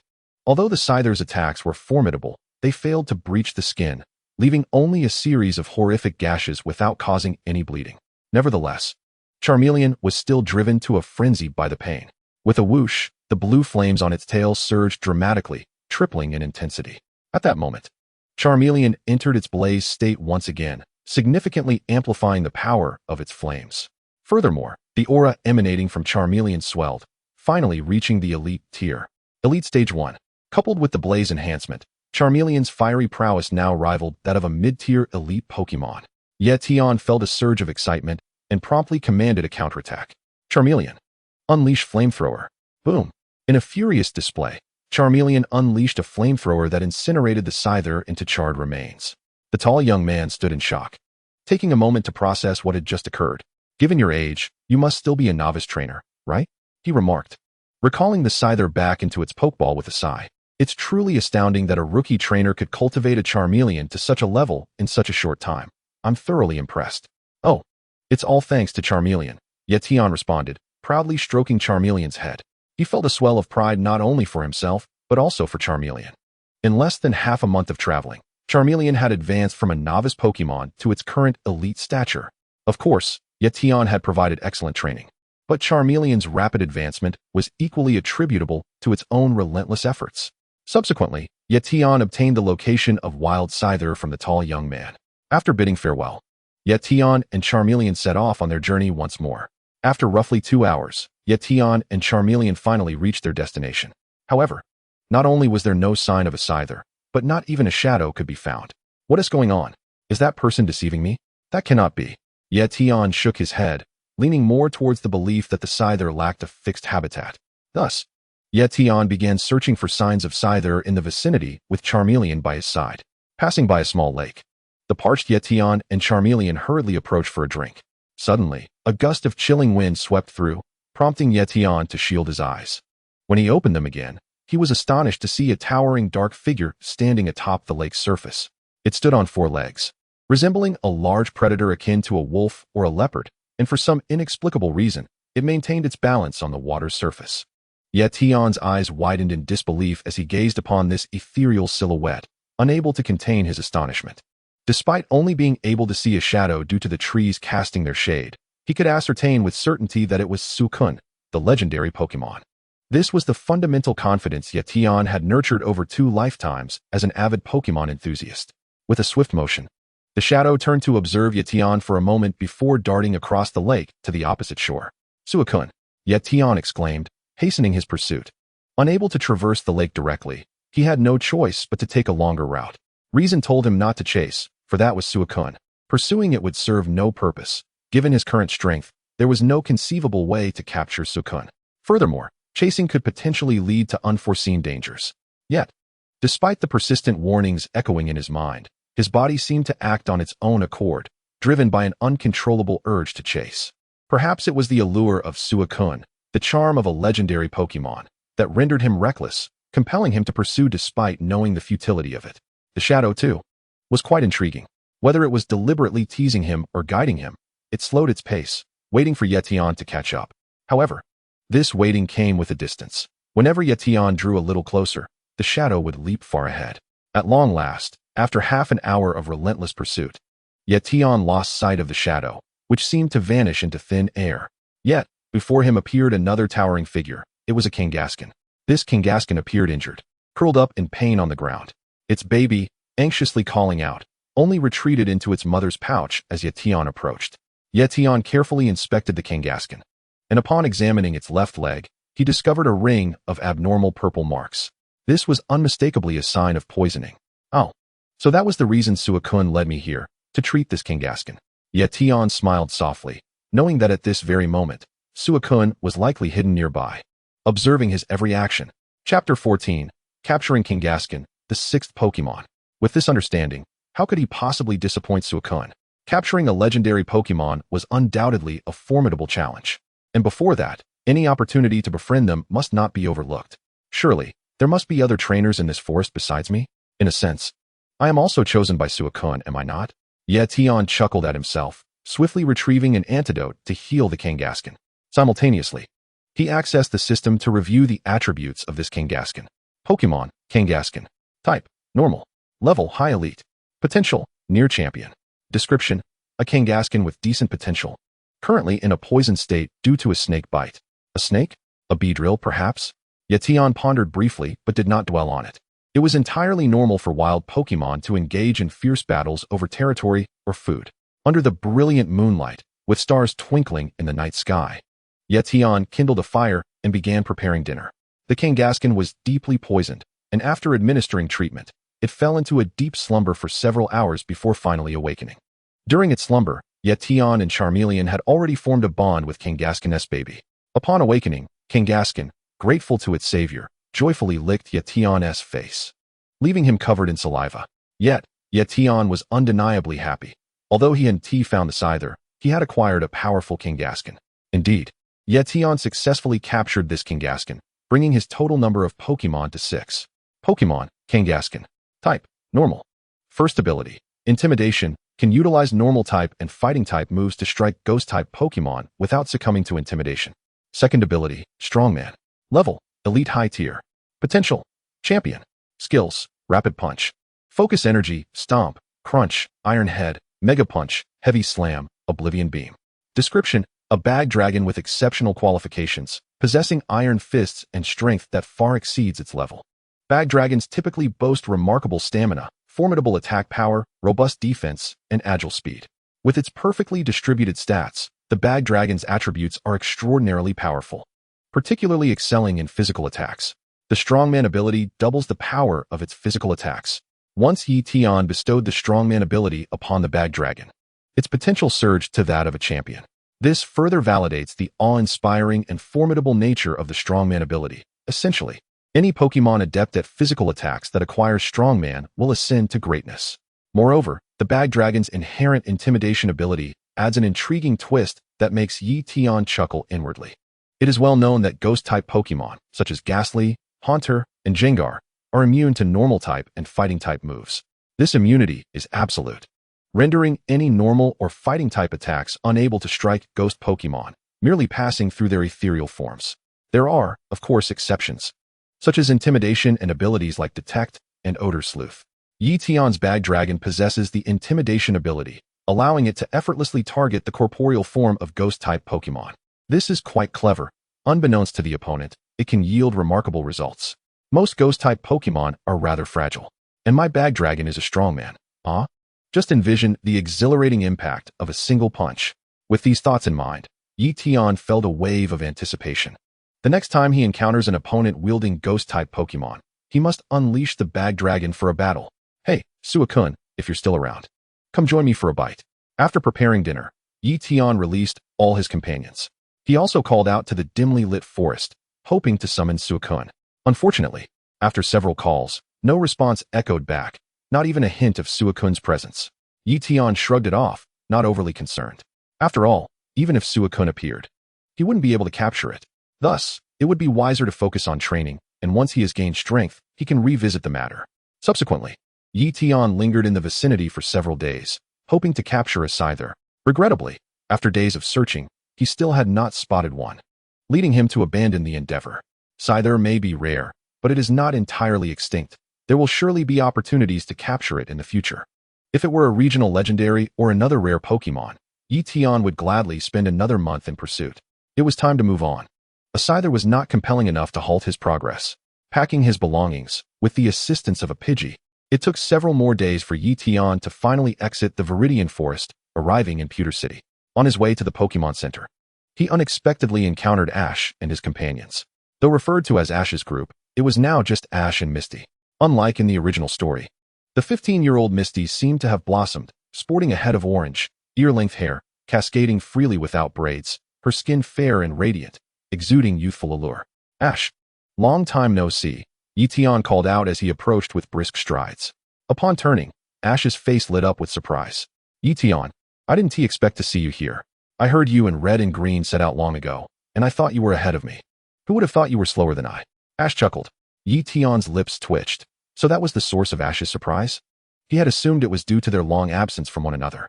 Ye Tian, handsome and tall, carried an air of maturity that belied his age, a result of 2 lifetimes and years of academic research. His overall demeanor was quite striking to a girl of Misty's age. From the moment she laid eyes on Ye Tian, Misty's cheeks flushed, and she shyly inquired, Ash, who is this? Although she directed her question at Ash, her gaze frequently darted toward Ye Tian. Ye Tian smiled politely at Misty.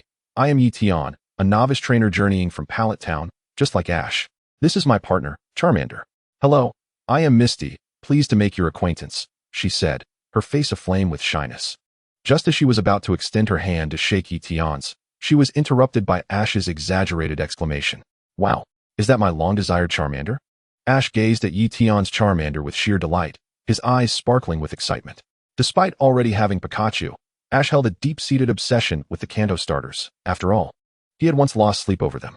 Misty also looked at Charmander, her eyes wide with admiration. This Charmander looks so robust, and its tail flame is blue.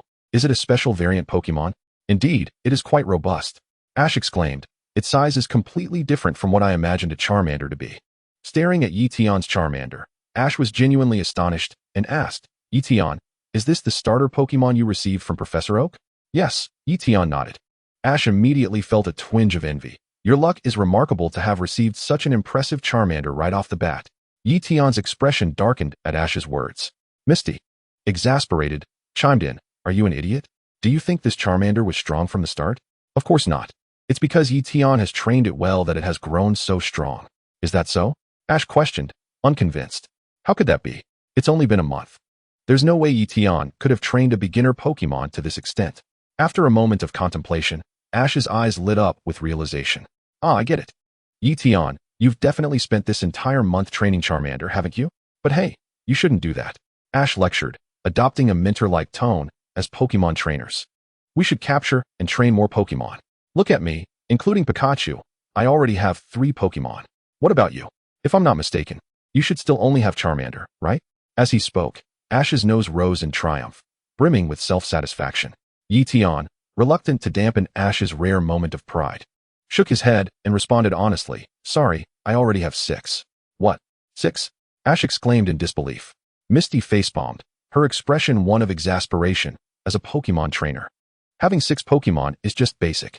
Ash, you've been traveling for a month, and you only have 3? You should be ashamed of yourself. After Misty's comment, Ash felt even more disheartened. He had only managed to catch 2 Pokémon, yet here was Ye Tian with 6. They had set out on the same day. Was the gap truly that vast? I don't believe it. You've merely caught a few more Pokémon. What is so impressive about that? Quality is what truly matters. Ash quickly reassured himself, puffing up with renewed determination. Let us battle. Ye Tian, I want you to see who the true Pokémon trainer is. Ye Tian nodded and said, no problem. But before that, let us make a visit to the Pokémon Center. Ash nodded in agreement, and soon, the group made their way toward the Pokémon Center. At the Pokémon Center in Ni City, Ye Tian, Ash, and Misty each handed their Pokémon over to Nurse Joy. All right, leave the rest to us, Nurse Joy said with a gentle smile as she began her work. Caring for the Pokémon and alleviating their battle fatigue would take some time, so Ye Tian and Ash seized the opportunity to contact Professor Oak. This era was rapidly advancing. Yet mobile phones were still a novelty. Only landlines existed, and the rates were quite affordable. The public telephone at the Pokémon Center was even free for use. Ash, what have you been up to lately? My grandson, Gary, has already caught over 30 Pokémon. Although Ye Tian and Xiaoqi may not have as many. They each own 6 Pokémon. And you, until now, have only 3.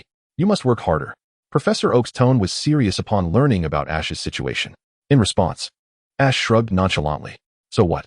Each of my Pokémon is exceptional, a formidable presence in their own right.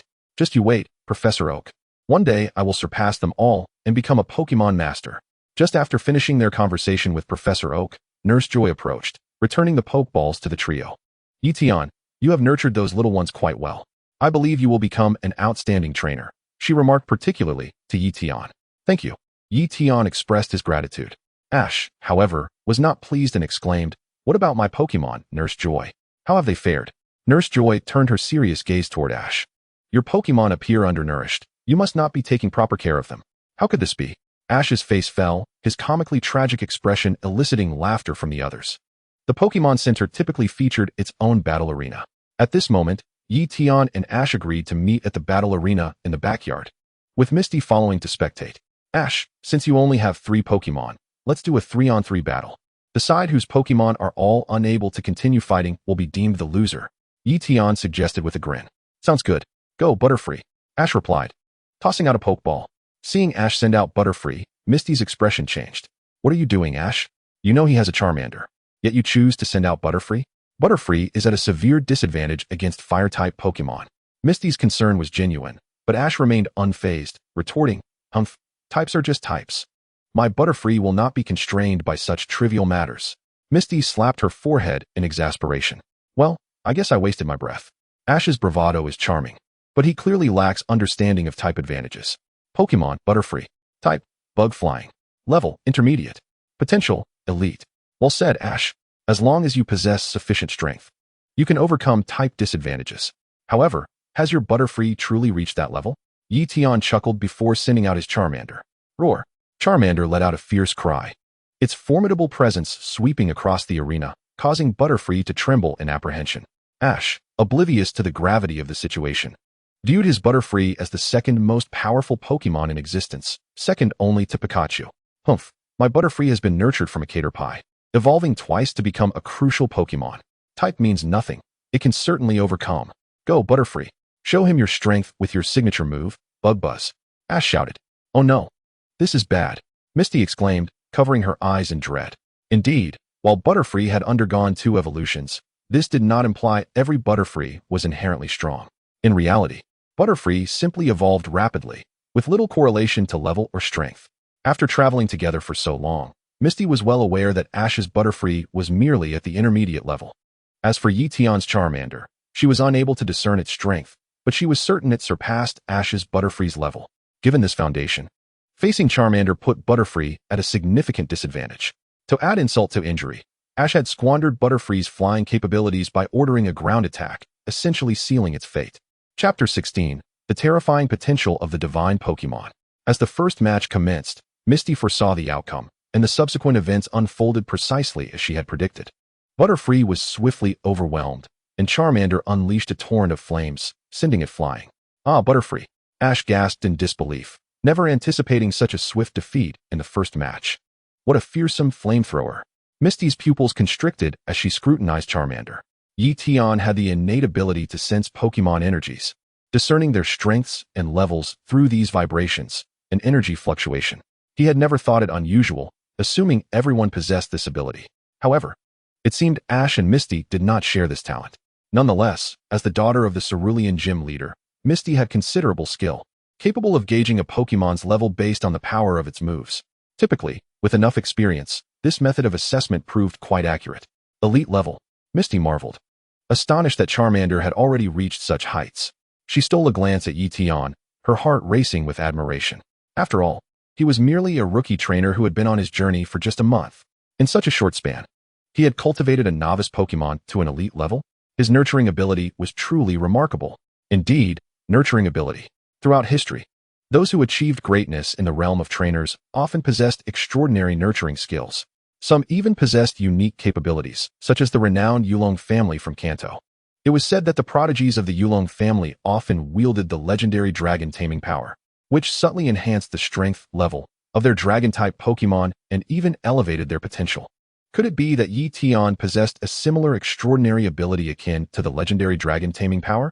If this were the case, Ye Tian would undoubtedly be a favored child of destiny, a once-in-a-century genius. With a rush of emotions, Misty's gaze toward Ye Tian grew infatuated. She had always found him handsome, but now, for reasons unbeknownst to her, he seemed all the more majestic and appealing. All right, it's your turn, Pidgeotto.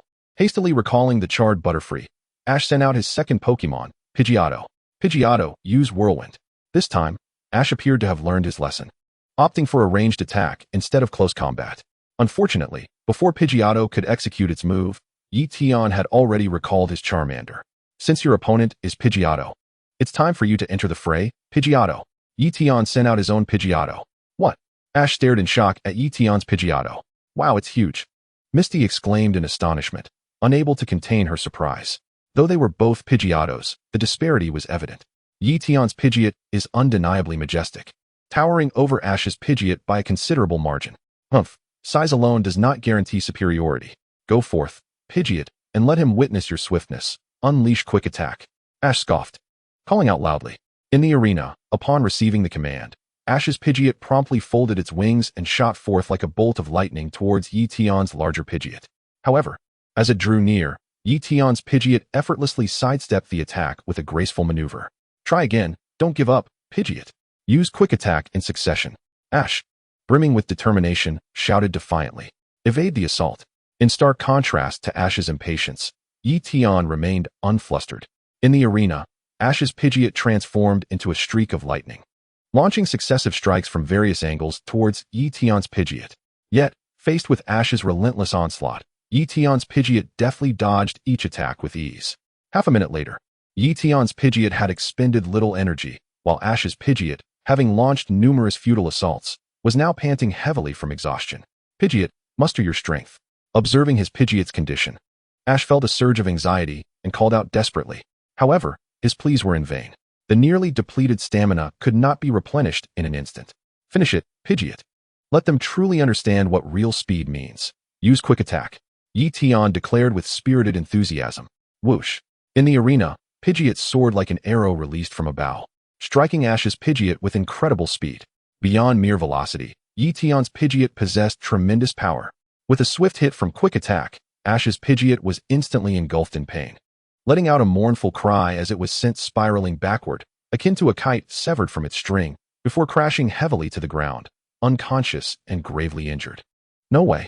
Another elite-level Pokémon? Ye Tian, is he truly just a novice trainer who has debuted for a month? Misty, the daughter of the Cerulean Gym, possessed remarkable insight and discernment. With just one move from Pidgeot, she discerned its precise level, leaving her utterly astonished. Ye Tian's training aptitude is alarmingly formidable, nearly frightening her. Previously, she had shared the same arrogance as Ash, but now, confronted with Ye Tian's terrifying talent, her pride had dissipated. How infuriating. At this moment, Ash's expression turned grave. With both Butterfree and Pidgeot suffering severe defeats, the implications were clear. It wasn't merely Charmeleon. Ye Tian's Pidgeot was equally astonishingly strong. Ash sighed inwardly, finally grasping the chasm that lay between him and Ye Tian. This disparity was undeniably vast, but I will never concede defeat. Onward, Pikachu. Pikachu. After narrowly escaping a deadly encounter with a flock of Spearow, Ash and Pikachu had forged an unbreakable bond. Pikachu could sense Ash's deep-seated unwillingness to yield and his fierce fighting spirit. Thus its eyes gleamed with determination, brimming with resolve and vigor. Is this the legendary Pikachu? Capable of vanquishing godlike creatures, yet vulnerable to novice Pokémon? Ye Tian smiled faintly, accessing Pikachu's attributes through the system. Pokémon, Pikachu. Type, Electric. Level, Advanced. Potential, Level 2 Divine. Description, Ash's partner, an extreme entity bound to Ash's fate, possessing terrifying potential. Not inherently combative, but in response to Ash, it occasionally unleashes power far surpassing its level. Chapter 17, A Hammer to Ash. What? Level 2 Divine Potential? Ye Tian was momentarily taken aback. Even with some mental preparation, he was still astonished. Is this what they call protagonist fate? In the end, Ye Tian could only smile wryly. He possessed a system, a team of Pokémon with unprecedented dual abilities. Yet even so, he would only reach champion potential. Meanwhile, Pikachu effortlessly boasted level 2 divine potential. How could he possibly compete? However, potential is one thing.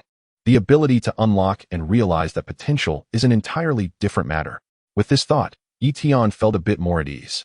He understood that while Pikachu indeed possessed level 2 divine potential, truly evolving to that level would be an arduous journey. At least in the anime, that perpetually 10-year-old character, reset with every new series, would never achieve it. In this world, such absurdities from the anime should not occur, meaning Ash's potential was indeed remarkable.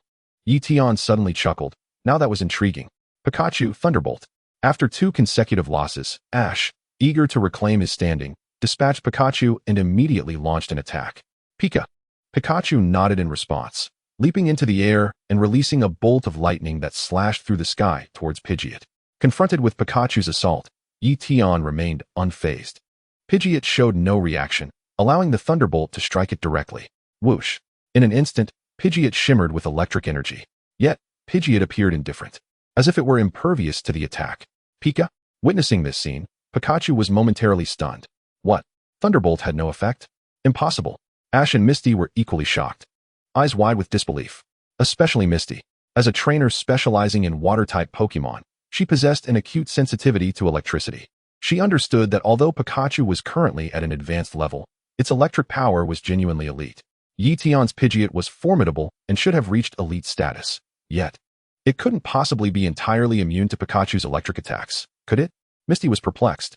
Little did she know, Ye Tian's Pidgeot possessed the ability Static. Finish it off. Use Wing Attack. Ye Tian waved his hand, issuing the command with flair. Whoosh. A tempestuous energy coalesced, as Pidgeot's wings erupted with a brilliant white light. It soared forth, its massive wings resembling blades of light, slicing directly towards Pikachu. Pika. The speed of Pidgeot took Pikachu by surprise, leaving it feeling powerless to evade. In truth, Ash had not even considered dodging. No way. Electric-type moves could never be ineffective against Pidgeot. Once more, Pikachu. Use Thunderbolt. Ash declared firmly, voice ringing with conviction. In the arena, Pikachu responded again, unleashing Thunderbolt almost at point-blank range, striking Pidgeot fiercely. However, even at such close quarters, Pidgeot remained unharmed, countering with a single wing attack that sent Pikachu flying. Pikachu spun through the air, tumbling several times before crashing to the ground in a disheveled heap, kicking up a cloud of dust. With that single wing attack, Pikachu was gravely injured, its body coated in dirt and marred with numerous wounds. Its energy was nearly entirely depleted. Pikachu seemed to want to rise once more, but after 3 consecutive failures, it let out a mournful cry and collapsed heavily to the ground. Wah! Outside the arena, Charmander observed the entirety of the match, recalling the moment when Pidgeotto's wings emanated a brilliant white light. A glimmer of insight flashed in its eyes, as if it had come to a profound realization. I'm sorry, Pikachu. Ash, having faced defeat, held Pikachu tightly in his embrace, the brim of his cap casting a shadow over his face, concealing the expression of frustration and unwillingness that marred his features. Strictly speaking, this seemed to be Ash's first defeat since embarking on his journey, and it undoubtedly dealt a significant blow to his spirit. Pikachu, witnessing Ash's despondency, felt a pang of sympathy. Despite its own weariness, it endeavored to encourage Ash. Come back, Pidgeotto. As the match concluded, Ye Tian recalled Pidgeotto into its Pokeball and approached Ash with a smile, saying, Ash, there's no need to be so disheartened. Although we debuted on the same day, do you not remember? I had been training a caterpie since I was quite young, affording me more experience than you. Moreover, a true man knows that momentary triumphs and defeats are inconsequential. I can see that your Pikachu possesses immense potential. With proper training, it will surely grow stronger. Encouraged by Ye Tian's words, Ash finally lifted his spirits. Thank you, Ye Tian. From this day forth, I shall strive to become stronger. With that, Ash donned a radiant smile once more. Ye Tian chuckled, that's the spirit. Let us first seek Nurse Joy to tend to Pikachu's injuries. Ash nodded, cradling Pikachu as he followed Ye Tian away. As they strode forward without hesitation, Misty stood frozen, a dark line crossing her face. You too, have you forgotten about me? Later that evening, after finishing dinner, Ye Tian returned to the Pokémon Center and received a call from Professor Oak. Hello, Ye Tian. I just heard from Ash that your Charmander has blue flames on its tail. Through the screen, Professor Oak appeared visibly excited. Indeed, this was the case. Professor Oak was profoundly passionate about Pokémon, often losing sleep over them. After conversing with Ash and learning of Ye Tian's overwhelming victory over him and the peculiar evolution of Ye Tian's Charmander, he found his instant noodles suddenly tasteless. Thus, he relentlessly called the Pokémon Center in Pewter City until Ye Tian returned from dinner. Ye Tian did not shy away from the truth, responding, Yes, Professor. After I began my journey with Charmander, approximately 2 days in, the flames on its tail changed to blue. Professor Oak inquired, Do you know why that is? It might have something to do with water, Professor. You see, my Charmander is quite unique. It isn't afraid of water and can even swim with ease. Professor Oak seemed intent on steering the conversation in that direction. Aware that he could no longer keep secrets, Ye Tian decided to share everything with the renowned trainer and esteemed scholar. Chapter 18. Professor Oak's research topic, just as I suspected. Upon receiving Ye Tian's affirmation, a spark of wisdom glimmered in Professor Oak's eyes. Ye Tian, over the years you have assisted me in my research. Have you not noticed that even within the same species of Pokémon, their innate talents can vary? At this moment, Professor Oak seemed to open up, eager to share his thoughts. Take Charmander, for instance. Through years of research, I have discovered that most Charmanders can unleash their potential in times of crisis, thereby enhancing the power of their flames. However, a rare few, while lacking such innate talent, experience a boost in their flame power under intense sunlight. Ye Tian was taken aback. What Professor Oak described was precisely the abilities and hidden traits of Charmander, namely, blaze and solar power. Truly, Professor Oak's prowess was remarkable. He had quickly ventured into the realm of abilities. It is worth noting that, according to the original narrative, the concept of abilities was not established until the 3rd generation, which would be 3 years hence. Yet, in this era, which had only just begun its 1st generation, it was astonishing that Professor Oak had already made such strides. Ye Tian, are you listening? Noticing Ye Tian's apparent distraction, Professor Oak expressed mild displeasure. Feeling somewhat embarrassed, Ye Tian chuckled awkwardly. I'm listening, Professor. Please, continue. Yes, Professor Oak nodded and continued. Next, let us discuss your Charmander. It is particularly special, possessing a talent envied by other Charmanders, the ability to withstand water. Here, I refer to this so-called talent as the Pokémon's ability. Yes, indeed, an ability. According to my research, every Pokémon possesses at least one ability. Some have 2, and others may even have 3.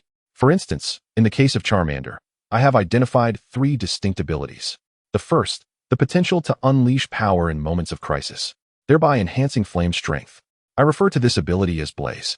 The second, under intense sunlight, Charmander's flame power is amplified. I have dubbed this ability solar power.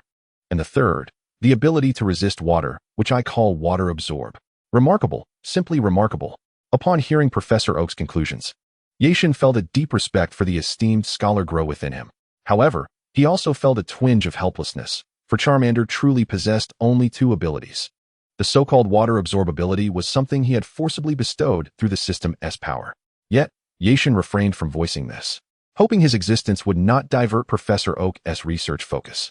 Ye Tian, the project concerning Pokémon abilities is my most significant research endeavor in recent years.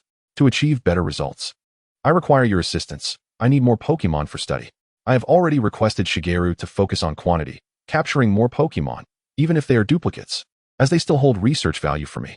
As for you, Ye Tian, Professor Oak paused before stating earnestly, I will not beat around the bush.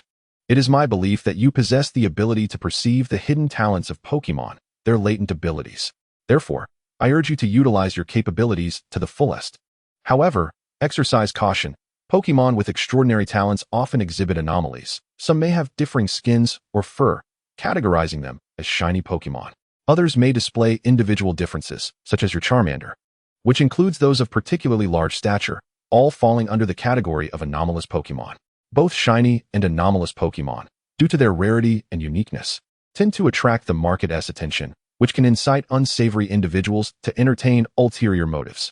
This is something you must remain vigilant about. In the wild, this may be manageable, but within towns, maintain frequent contact with me. This will afford me greater peace of mind. Upon hearing Professor Oak's words, Ye Tian felt deeply moved. Although Professor Oak was an authoritative researcher, he also embodied the warmth of a kind elder. Rest assured, Professor, I am well aware. Ye Tian smiled. Very well. Professor Oak nodded and refrained from further discussion, knowing that Ye Tian was no simple matter, especially with the formidable Beedrill under his command, which could easily deter any petty thief. Professor Oak then shifted the topic with a smile. By the way, Ye Tian, you now have 6 Pokémon. Apart from Beedrill and Charmander, what are the remaining 4? Professor Oak's eager expression made Ye Tian feel slightly apprehensive. Clearly, Professor Oak subtly sensed that the Pokémon chosen by Ye Tian were indeed remarkable. However, Ye Tian did not shy away from the truth and candidly replied, the remaining 4 are Psyduck, Pidgey, Nidoran, and Snorlax. Upon hearing this, Professor Oak was momentarily taken aback. Snorlax? Such a Pokémon is exceedingly rare, isn't it? Where did you capture it? In the depths of the Viridian Forest, Ye Tian responded. Suddenly, as if struck by a thought, he added, by the way, Professor, I saw Suicune. Suicune? The legendary Pokémon Suicune? Professor Oak could hardly believe his ears. Ye Tian nodded. Although I only caught a glimpse of a shadow, I am certain it was Suicune. It guided me, rescuing the injured and poisoned Snorlax, which I then healed and captured. Professor Oak's astonishment grew. Ah, this truly is the fabled child of fortune. Ye Tian, how remarkable that you have encountered Suicune so early in your journey. Simply incredible.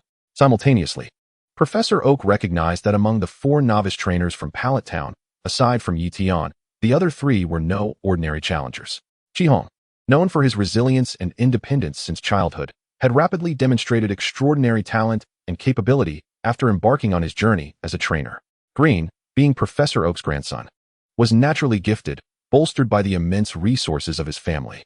And Ash, while appearing to be the least reliable among the 4, had proven otherwise by encountering Ho-Oh on his very first day of travel. Such serendipity and destiny were unfathomable. Professor Oak often mused, with enough attempts, a few will inevitably strike true.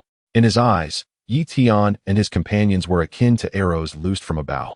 But he had not anticipated that each of them would possess the potential to hit their mark. Chapter 19. New skill, Flame Punch Night enveloped the Pokémon Center, where Ye Tian, Ash, Misty, and Pikachu had all succumbed to slumber. Suddenly, Charmeleon awakened, unsteadily making its way towards the door. With a soft thud, a flash of white light erupted. Just as Charmeleon exited, Beedrill burst forth from Ye Tian's Pokeball and silently followed Charmeleon. As the elder sibling of the team, Beedrill was quite protective of its younger companions. Concerned about Charmeleon's sudden departure in the dead of night, it trailed behind, eager to ascertain its intentions and to provide a measure of protection. Unbeknownst to Charmeleon, Beedrill observed from the shadows as it stumbled into the backyard arena. Charmeleon began to concentrate, entering a state of focus. Under its careful guidance, the fiery energy within began to coalesce at its forepaws, culminating in a brilliant burst of intense flame.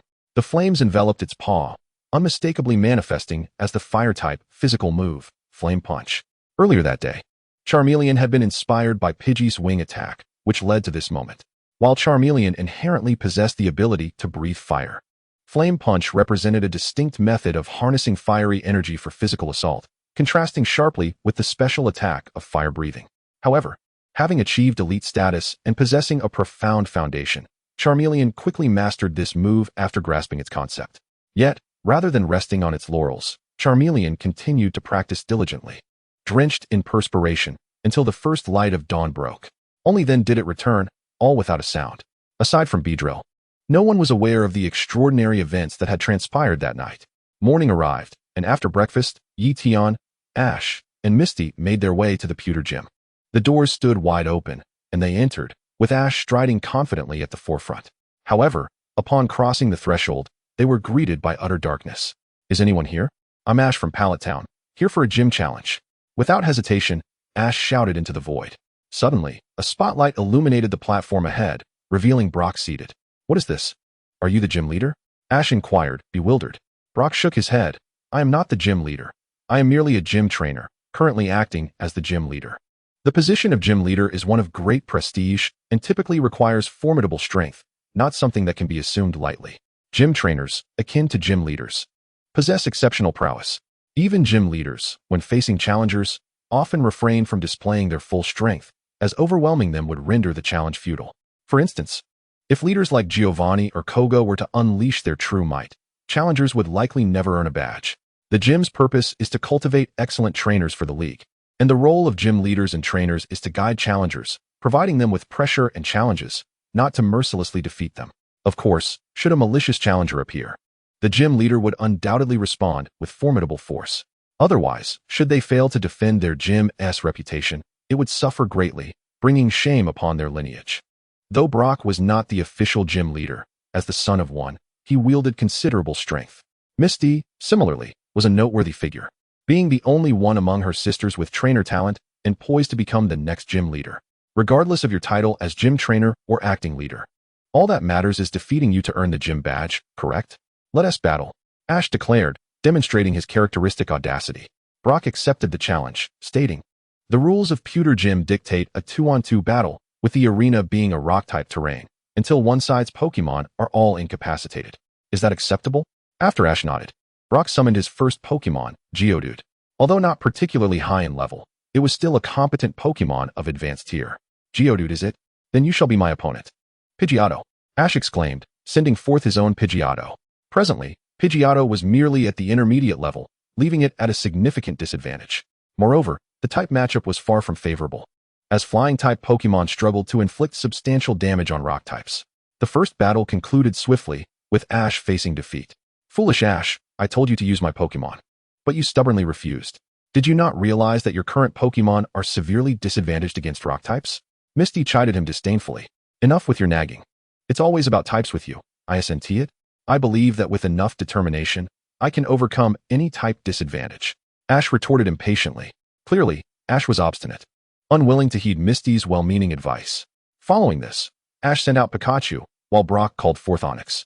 A constricting attack caused Pikachu considerable distress, ultimately forcing Ash to concede. Return, Onix. After the conclusion of the battle, Brock, while retracting his Onix into its Pokeball, turned to Ash and remarked, Challenger Ash, as a Pokemon trainer, you truly lack experience. It would be prudent for you to train for a while longer before attempting another challenge. Although Ash felt a twinge of resentment, he surprisingly refrained from uttering any further words this time. Clearly, the consecutive defeats had prompted a degree of introspection within him. Then, will you be the next challenger? Brock's gaze shifted towards Leaf. Yes, I am Leaf, she affirmed with a nod, passing the baton to Ash as she stepped onto the battlefield to stand opposite Brock. At that moment, Brock cast a glance at Leaf's Charmander, and, after a mere glance, he exclaimed, Leaf, you are entirely different from that fellow Ash. This Charmander is exceptionally well-trained. Suddenly praised, Charmander let out a proud roar and instinctively practiced its Fire Punch. Leaf was taken aback by the fact that Charmander had autonomously learned Fire Punch, and she felt a surge of delight. Chapter 20, Brock's True Strength. Leaf, though you are also a newcomer in your journey as a trainer, your level is commendably high. Therefore, I must showcase my true strength in our match, Brock stated gravely. As an accomplished Pokemon breeder, he could discern at a glance that Leaf's Charmander had reached the elite level of Pokemon, which made him approach the battle with utmost seriousness. What? True strength? Ash clenched his fists, his gaze flickering with intensity. This meant that Brock had defeated him without even utilizing his full capabilities? A weight settled upon Ash's heart, filled with a sense of defeat. The fact that Brock had effortlessly vanquished him without employing his true strength left Ash pondering the implications of what might occur if he had. Darn it. If Leaf is formidable, then even Brock is so strong. Am I truly that inferior? Ash began a profound self-reflection. It is often the case that individuals grow after experiencing a series of setbacks and failures. It is a quiet, almost imperceptible growth that leads to transformation over time. Returning to the battlefield, the match commenced as Brock tossed a Pokeball high into the air, summoning his first Pokemon. It was still a Geodude. Yet this particular Geodude appeared considerably stronger than the one Ash had faced earlier. Its body was rounder, indicating a certain age. Evolution into a Graveler was evidently not far off. Pokemon Geodude. Type, Rock Ground. Level, Elite Beginner. Potential, Gym Leader. Description, Brock's main Pokemon, having grown up alongside him. Indeed, after a glance at Geodude's attributes, Leaf understood immediately that it was an elite-level Pokemon. Oddly, this Geodude seemed larger and rounder than the previous one. Outside the arena, Misty seemed to notice the difference as well. Ash was taken aback. Huh? Is that so? You're reading too much into it. All Geodudes look the same. Misty interjected. So, Leaf, what Pokemon do you intend to use against my Geodude? Charmander? Or perhaps another Pokemon? After showcasing his main Pokemon, Brock exuded confidence. Crossing his arms and gazing at Leaf with keen interest. Roar! Charmander let out a battle cry, eagerly stepping forward to accept the challenge. After a month of growth, Charmander had shed its novice demeanor. It now appeared significantly stronger and more imposing. Even its voice had deepened, losing its previous cuteness and instead resonating with authority. Leaf recognized that Charmander had entered its mature phase, poised to evolve into a Charmeleon at any moment. Nonetheless, she did not plan to deploy Charmander in this match, for the simple reason that its type was disadvantageous. Leaf was not like Ash, a novice. In fact, during her past life playing the Pokemon series, she had claimed countless championships. Leaf was well-versed in the intricate dynamics of Pokemon types. While crossing type advantages was possible, it typically required a high level or other rare factors. Often, it is far more astute and effortless to leverage type advantages rather than to defy them. Charmander. You may observe this match, Leaf said, gently patting Charmander's head before retrieving a Pokeball from her waist and enlarging it swiftly. Go, Psyduck. Psyduck. The unique hue of Leaf's Psyduck astonished Brock, Ash, and Misty in an instant. A shiny Psyduck. As Brock's squinting eyes widened in astonishment, he was taken aback. Leaf's Charmander, with its unusual flames, was already remarkably rare, but he never anticipated that Leaf would also possess an even rarer shiny Psyduck. Is that a Psyduck? Wait, isn't it supposed to have yellow skin? What on earth is this? Ash exclaimed in disbelief, unable to comprehend the sight before him. Before he could finish, Misty delivered a playful punch to his head. Her eyes widened in fascination as she gazed at Psyduck, as if discovering a precious gem. The legendary shiny Pokemon. A shiny Psyduck. Ah, it's simply perfect. Misty cupped her cheeks in admiration, nearly swooning. As a water-type specialist, Misty's greatest aspiration was to capture a powerful and rare water-type Pokemon. The appearance of Psyduck nearly fulfilled all her dreams, but alas, this Psyduck belonged to Leaf, not her. Hey, Misty, don't you think you're being a bit overdramatic? Ash scoffed, cradling his head in disdain. You don't understand. Misty retorted, her voice rising. To me, every rare water-type Pokemon shines like a gem. Ash remained unconvinced, retorting, I don't feel the same way. To me, all Pokemon shine like gems. Misty was left speechless, realizing she had been thoroughly defeated in their debate. After all, who could question Ash's innocent heart? Shiny Pokemon are indeed rare, but their strength is another matter altogether. Geodude. Attack. Use Rollout. At Brock's command, the atmosphere in the arena shifted to one of seriousness once again. With a swift motion, Geodude transformed into a rolling stone, hurtling towards Psyduck with incredible speed. The force of this Geodude's rollout was formidable. It crushed the ground beneath it, carving a deep trench as it advanced.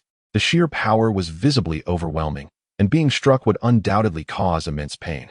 According to reliable studies, the older a Geodude is, the rounder and smoother its body becomes, and consequently, its strength increases. The signature move of Geodude is Rollout.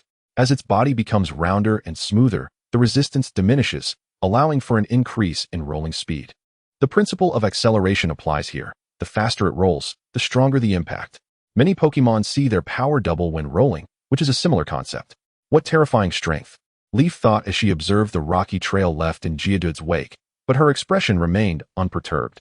Psyduck, being a born champion, had engaged in battles and emerged victorious all its life. In such trifling encounters, it had witnessed plenty. On the surface, Ye Tian exhibited no reaction, yet within, he meticulously calculated the Psyduck's attack speed and the distance to the target. It was not until the Geodude rolled into close proximity that Ye Tian suddenly exclaimed, Now Psyduck, unleash Hydro Pump. Psyduck. Whether it was due to the profound synergy between Ye Tian and Psyduck or the latter's own calculations, Psyduck almost instantaneously tilted its head back, releasing a high-pressure jet of water towards Geodude.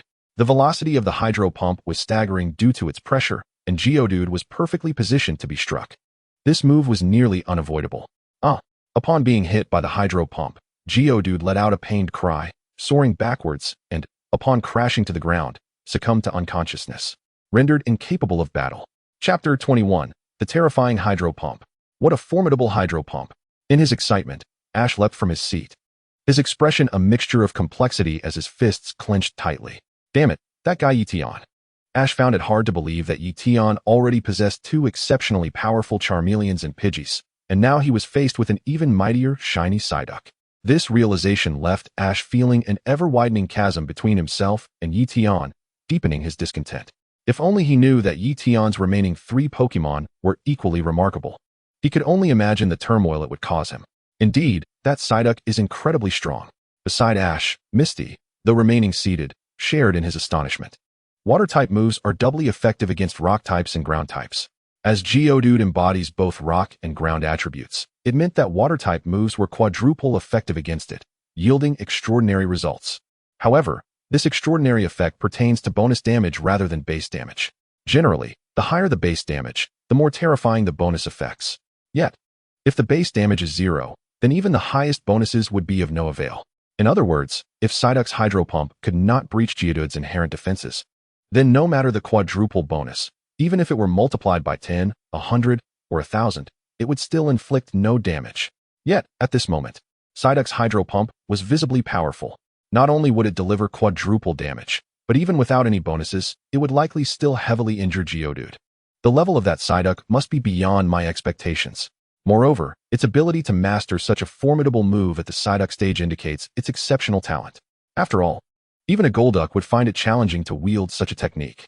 Misty, captivated, gazed intently at Psyduck, her admiration unabated even though Psyduck was not hers. In the arena, after a prolonged period of astonishment, Brock finally regained his composure, recalling Geodude into its Pokeball while stating, "Ye Tian, your strength far surpasses my expectations. However, as a gym leader, my duty is to present challenges to aspiring trainers, like a mountain obstructing their path. Come, Ye Tian, let me witness your true abilities. Step forth." Onix. Seemingly influenced by Ye Tian's formidable prowess, Brock found himself ignited with determination. With a flash of white light, a colossal Onix emerged. Its immense form exuded an innate sense of pressure. Before the towering Onix, the diminutive Psyduck appeared insignificant, akin to an ant. Yet, Psyduck faced Onix without trepidation, emanating an aura of command. Pokémon, Onix type, rock ground level, elite tier 1 potential, near champion description, Brock's primary Pokémon, having grown alongside him since childhood. Through the system, Ye Tian swiftly discerned that Onix's level mirrored that of Geodude, both being elite tier 1. However, Ye Tian distinctly sensed that Onix's presence was considerably stronger than that of Geodude. Even with identical levels, each Pokémon possesses unique strengths and weaknesses. In direct comparison, Onix's might and defense far exceed those of Geodude, while Geodude boasts speed and agility that Onix finds difficult to surpass. Onix, use Hydro Pump. Ye Tian smiled slightly, issuing the command. Psyduck. Psyduck cried out, unleashing a rapid Hydro Pump aimed directly at Onix's head. Despite its massive and cumbersome form, Onix could not evade the attack and instead raised its tail to shield itself from the water blast. Being a serpentine Pokémon, it lacked limbs, thus resorting to its tail to protect its vulnerable head, akin to a human instinctively raising a hand to shield their head from an impending strike. However, even with its tail as a barrier, Onix still suffered substantial damage, sweat pouring from its visage as it gasped for breath. Onix. Observing Onix's current state, Brock was astounded. Ye Tian was indeed correct. Onix's large size rendered it a conspicuous target, making it exceedingly difficult to dodge attacks. Yet, in contrast, Onix's enduring exposure to assaults had forged its body into a steel-like fortress, bestowing it with formidable defensive capabilities. Even so, it was still heavily wounded by Psyduck's Hydro Pump. This was astonishing, showcasing Psyduck's ability to wield power that surpassed its level.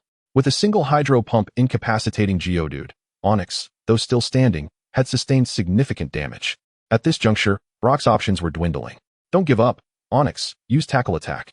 Brock decisively commanded, believing that even in defeat, he must at least swap out Psyduck. Roar. Following its trainer's command, Onix charged forward, crushing the rocks beneath it with terrifying might as it barreled towards Psyduck. Huh, do you think I'll let you succeed? Ye Tian instantly discerned Brock's intent and scoffed. Psyduck, use Psychic. As Onix bore down upon them, Ye Tian recognized he could vanquish it with Hydro Pump, thus securing victory in this gym battle. However, doing so would mean that Onyx's immense body would inevitably crash down due to its inertia, potentially inflicting grave harm upon Psyduck. As a trainer, Ye Tian understood the necessity of preventing such outcomes, devising strategies that prioritized his Pokémon's safety while striving for a seamless victory. Otherwise, exchanging injury for injury, or life for life, would yield detrimental consequences. While employing such tactics occasionally could yield remarkable results, relying on them consistently would surely breed dissatisfaction within a Pokémon, even if it remained concealed beneath the surface. In the original series, Shinji exemplified this mindset. Fortunately, his Pokémon were gentle enough, whereas a Pokémon of a more volatile temperament might have reacted quite differently. Psychic. In the arena, Psyduck's eyes suddenly shone with a fierce blue light, exuding an air of majesty and authority.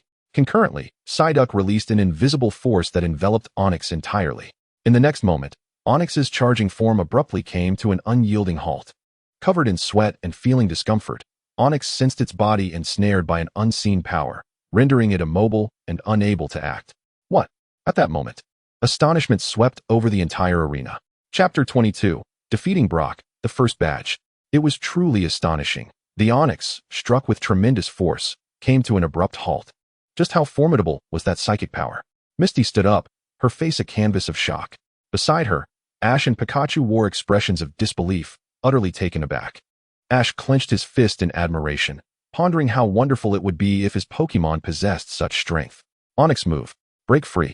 Brock shouted anxiously, his voice echoing with urgency. Roar. Onyx naturally wished to move, yet it found itself utterly immobilized, suffering in silence. That's enough, Ye Tian remarked with a satisfied smile, then nonchalantly snapped his fingers. Psyduck, unleash your final water gun attack. With a swift response, Psyduck released a powerful jet of water that crashed against Onyx's head.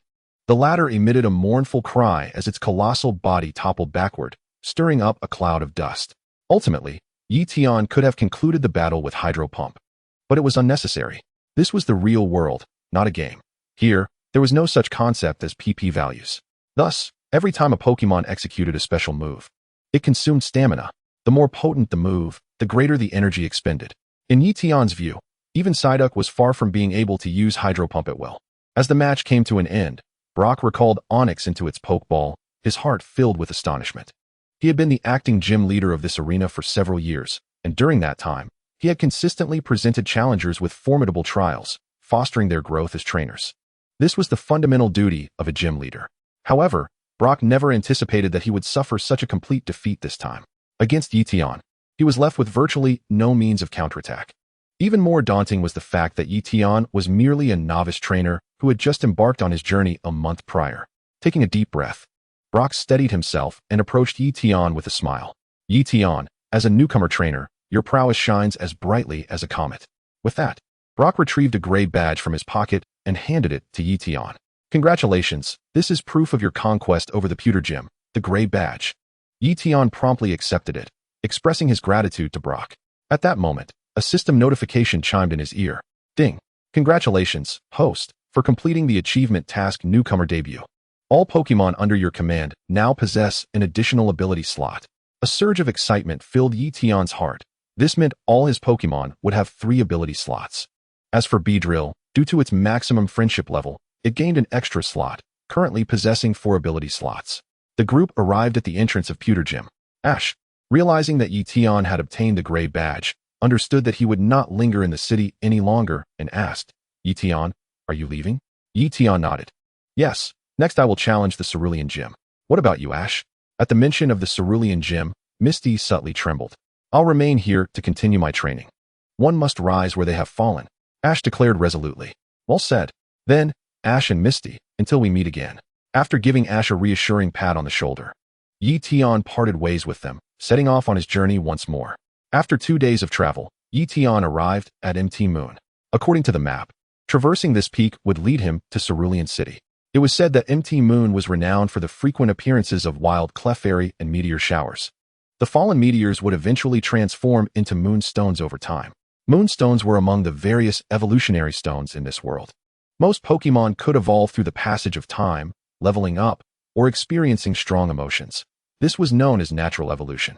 However, a select few Pokémon required specific conditions to evolve, such as achieving a certain level of friendship with their trainer mastering specific skills, reaching certain areas, or using particular evolutionary items.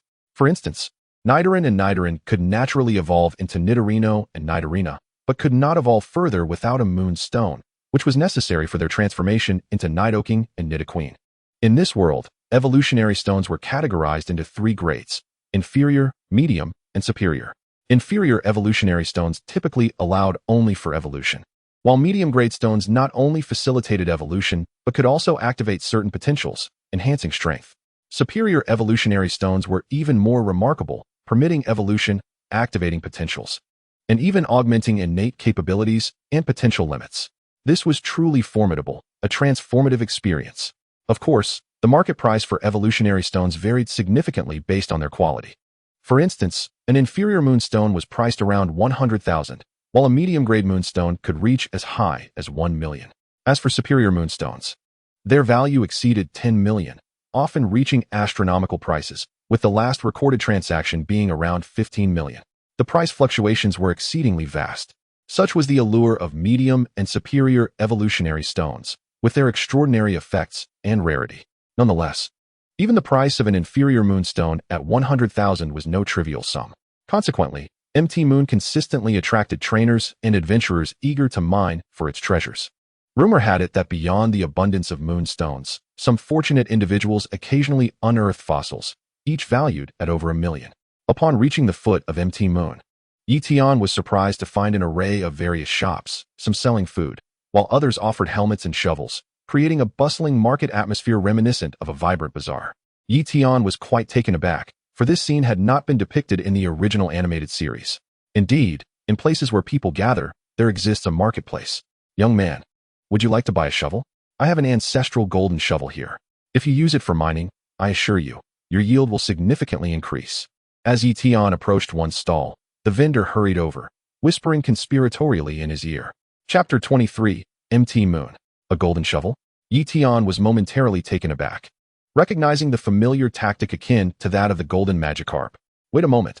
Ye Tian scrutinized the vendor closely and suddenly realized that this vendor bore a striking resemblance to the uncle who deceived little Kojiro in the original story.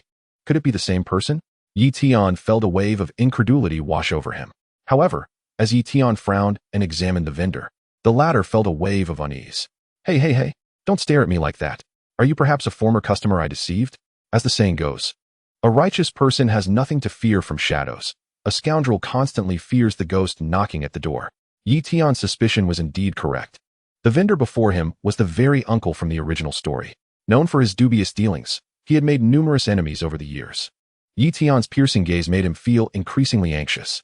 Surely this fellow has been duped by me in the past, the uncle thought, feeling a chill run down his spine. Quickly, he placed the golden shovel into Ye Tian's arms. My young friend, since we seem to hit it off, consider this golden shovel a gift. With that, the uncle hastily packed up his stall and vanished, leaving Ye Tian in a state of bewilderment. Well, it seems I've just acquired a golden shovel for free. Ye Tian brandished the golden shovel a couple of times before resting it upon his shoulder, a faint smile gracing his lips. Of course, Ye Tian was not deceived by the notion of a golden shovel. It was merely an ordinary spade adorned with a layer of golden paint. Nevertheless, even so, at the foot of the mountain, the value of an ordinary shovel exceeded 1,000 yuan. For Ye Tian, this merely meant he had saved enough for a sumptuous meal. Mount Tsukimi was replete with numerous caves, interconnected by passageways that allowed one to traverse up and down the mountain, reaching Hualan City seamlessly. However, within these caves resided many wild Pokémon, deterring ordinary miners and travelers from venturing inside. Yet, for Ye Tian, entering the cave was imperative. As a Pokémon trainer, encountering diverse Pokémon and capturing rare ones was a significant pursuit. Mining was merely a secondary consideration. Moreover, the ores inside the caves were likely more abundant than those outside. With the golden shovel on his shoulder and his little Charizard by his side, Ye Tian felt no need for a torch and boldly entered the cave. Upon entry, a swarm of Zubat immediately approached, only to swiftly change direction after a fierce roar from Charizard. It was crucial to note that Zubat were blood-sucking Pokémon, capable of draining the life force from both humans and Pokémon alike. This was the real world, not the fanciful realm depicted in children's anime. The bloodshed and brutality were ever present. Yet, there was one aspect that mirrored the original world. Humans here possessed remarkably robust physiques, perhaps lacking the powers of Pokémon. Their physicality was nonetheless comparable. A jolt of 100,000 volts would certainly cause pain, but would not lead to an easy demise. "Thank you, little Charizard," Ye Tian said, affectionately ruffling Charizard's head as he pressed on. Occasionally, he would use the golden shovel to dig, but yielded nothing of value. After an indeterminate amount of time, Ye Tian suddenly heard cries for help ahead and hurriedly made his way toward the source of the sound with Charizard in tow. Upon arrival, Ye Tian's eyes widened in disbelief. A young boy was surrounded by a horde of Zubat. "Charizard, use Flamethrower," Ye Tian commanded without hesitation, instructing Charizard to drive away the Zubat. Flames roared forth, and, as expected, the Zubats scattered in disarray. Thank you for saving my life," the boy exclaimed, his face pale and appearing somewhat exhausted as he collapsed onto the ground, expressing his heartfelt gratitude. Ye Tian, however, shook his head and furrowed his brows, asking, "Where is your Pokémon? Why didn't you battle the Zubat with your Pokémon?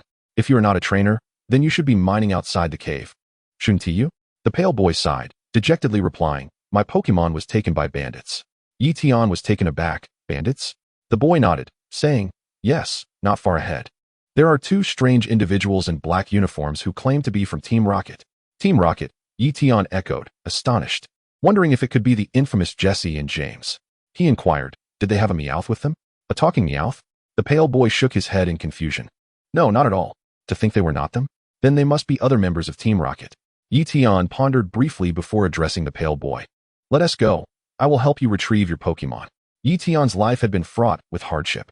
His father, a police officer, had died in the line of duty, and his mother, consumed by grief over her husband's passing, had departed from this world when Ye Tian was merely 9. This tragedy had instilled in Ye Tian a deep-seated animosity toward evil. Encountering scoundrels like Team Rocket was something he could not ignore, should fate bring them together. He would not let them escape unscathed. Together, Ye Tian and the pale boy advanced, soon discovering two peculiar individuals at a corridor's entrance. Clad in black uniforms emblazoned with a prominent R, there was no doubt they were members of Team Rocket. Each had a Pokémon by their side, a Zubat and a Rattata, albeit of low levels, merely intermediate creatures. "Hey kid, this corridor has been claimed by our Team Rocket. If you wish to pass, you must pay a moonstone as a toll, haha. And your Charizard looks quite impressive. How about we take it off your hands?" The duo cackled, ordering their Zubat and Rattata to advance towards Ye Tian and the pale boy. "Goodness, the villains in this world are rather direct. Or perhaps it's merely that you lowly grunts are exceedingly foolish," Ye Tian scoffed, a cold smile gracing his lips. "Haha. You dare act so arrogantly in the face of our wicked Team Rocket? Very well, I shall show you the cruelty of this world. Rattata, use Hyper Fang." At the command of the Team Rocket member, Rattata lunged at Ye Tian with its gaping maw. Indeed, it was astonishing. Team Rocket had no qualms about attacking humans. However, before Rattata could reach him, Charizard swiftly stepped forward, positioning itself protectively in front of Ye Tian. Simultaneously, flames erupted around Charizard's right fist. Fire Punch! With a powerful strike, Charizard shattered Rattata's prized fangs, sending the creature flying with a piercing cry, crashing against the stone wall and rendering it unconscious. The scene left both Team Rocket members and the pale boy utterly dumbfounded. This young man possesses incredible strength. How splendid. It seems I can reclaim my Pokémon. The pale boy gazed eagerly at Ye Tian's back, filled with hope. "Charizard, use Flamethrower." Before the Team Rocket members could react, Ye Tian issued another command. The flames roared, obliterating the Zubat in an instant. Charizard then leaped forward, blocking the path of the two villains with an intimidating presence. Though Charizard's appearance was not inherently fearsome, after showcasing such formidable power, it now appeared quite menacing to the two. Roar! Charizard unleashed a torrent of flames directed at the duo. Startled, they fell to their knees, narrowly avoiding the onslaught. What do you want?" The Team Rocket members trembled in fear, unable to meet Charizard's fierce gaze, instinctively huddling together in terror. "If you are so cowardly, why bother joining Team Rocket?" Ye Tian sneered before asserting, "Now, return the Pokémon you stole and all the ores, or else." Before he could finish, Charizard roared again as a warning. I'll return them. The duo trembled, hastily placing all their Pokeballs on the ground. They also produced gray storage bags, placing them beside the Pokeballs.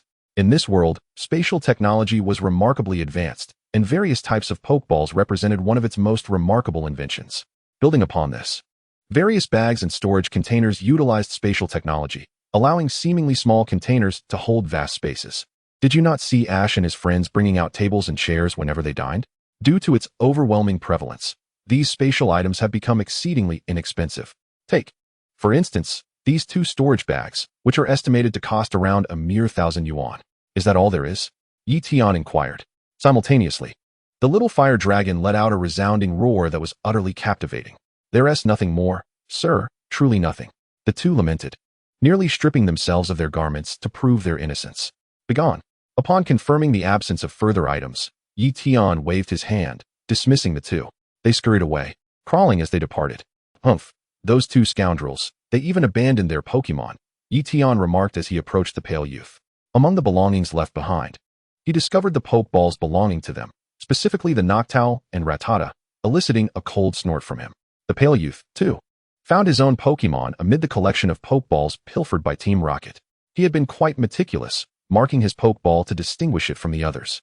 Ye Tian, however, required no such markings, for even through the Pokeball, he could sense the essence of the Pokémon contained within.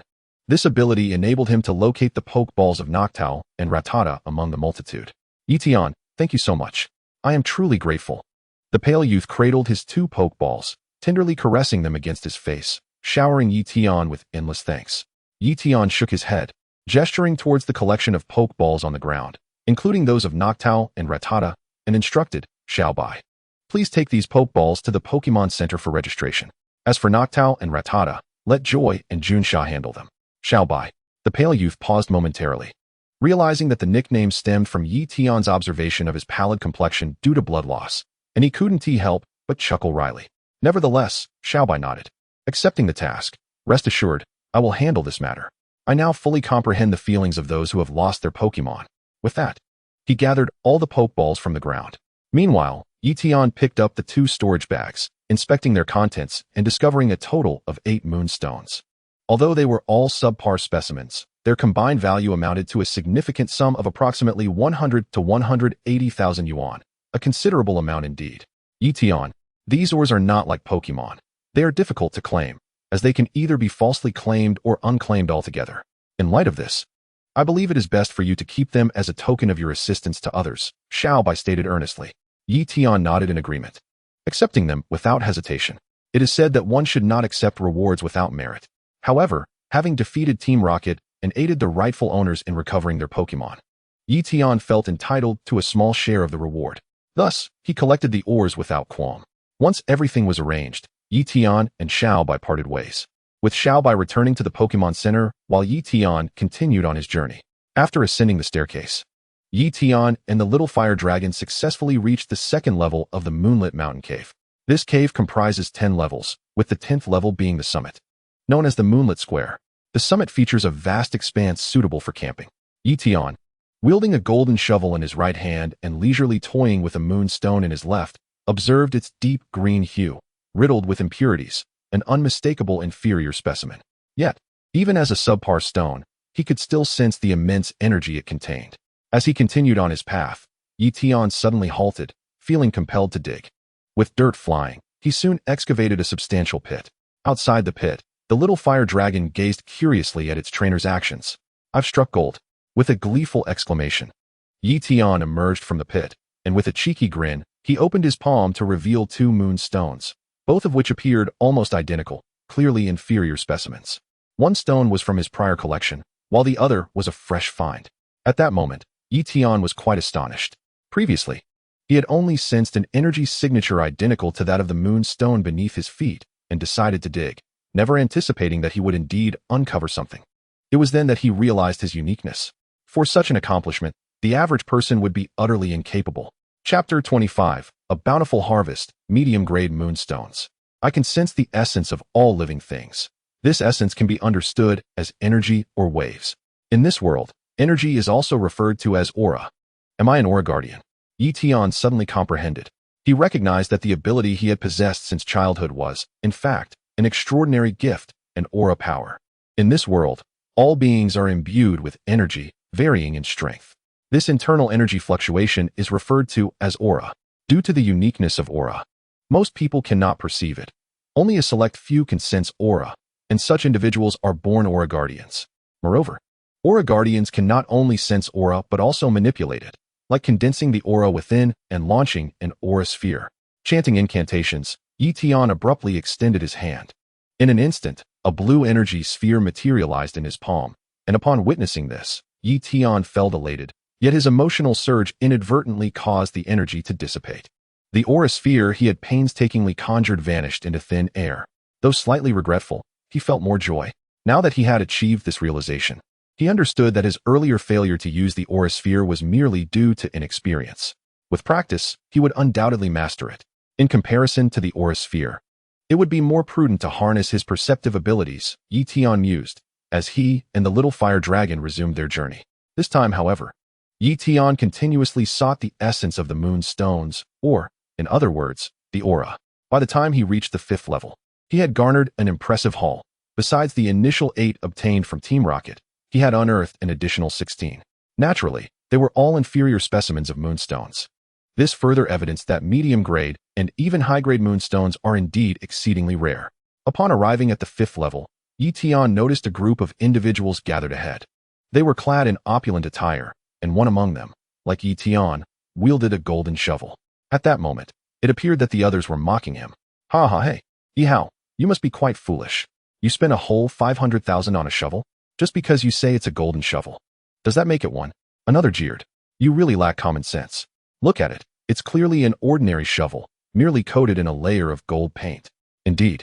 Ye Hao, if it were truly a golden shovel that could enhance treasure hunting odds, you would have struck gold by now. How come you haven't even unearthed a single stone? Ha ha ha, it's absurd. An ordinary shovel, simply painted gold, and it sells for 500,000. Even more ridiculous is that someone actually bought it. Ha ha. Money must be too easy to earn. The crowd erupted in derisive laughter, leaving Ye Hao flushed with embarrassment, unable to utter a word.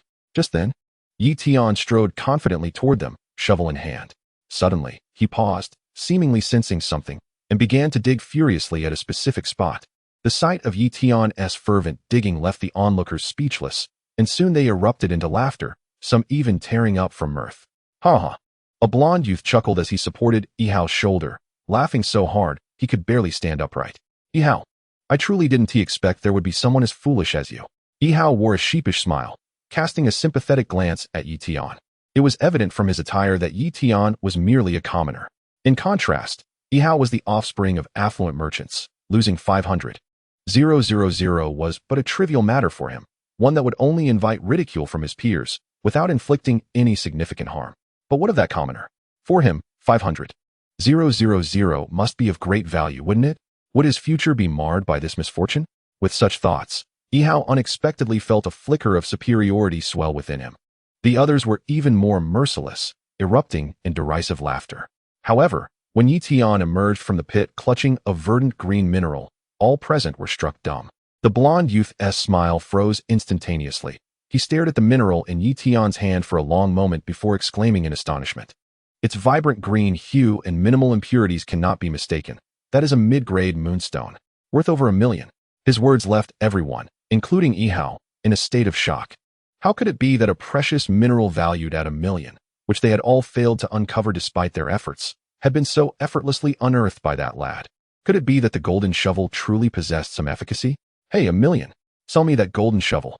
A dark-haired youth approached Ye Tian, eager to strike a deal. Your patronage is appreciated.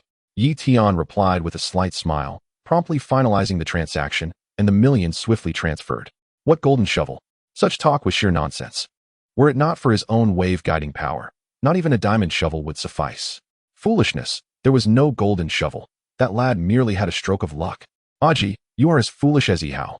Seeing the dark-haired youth buy, without hesitation for the exorbitant sum of 1 million, the blond youth's face contorted with rage.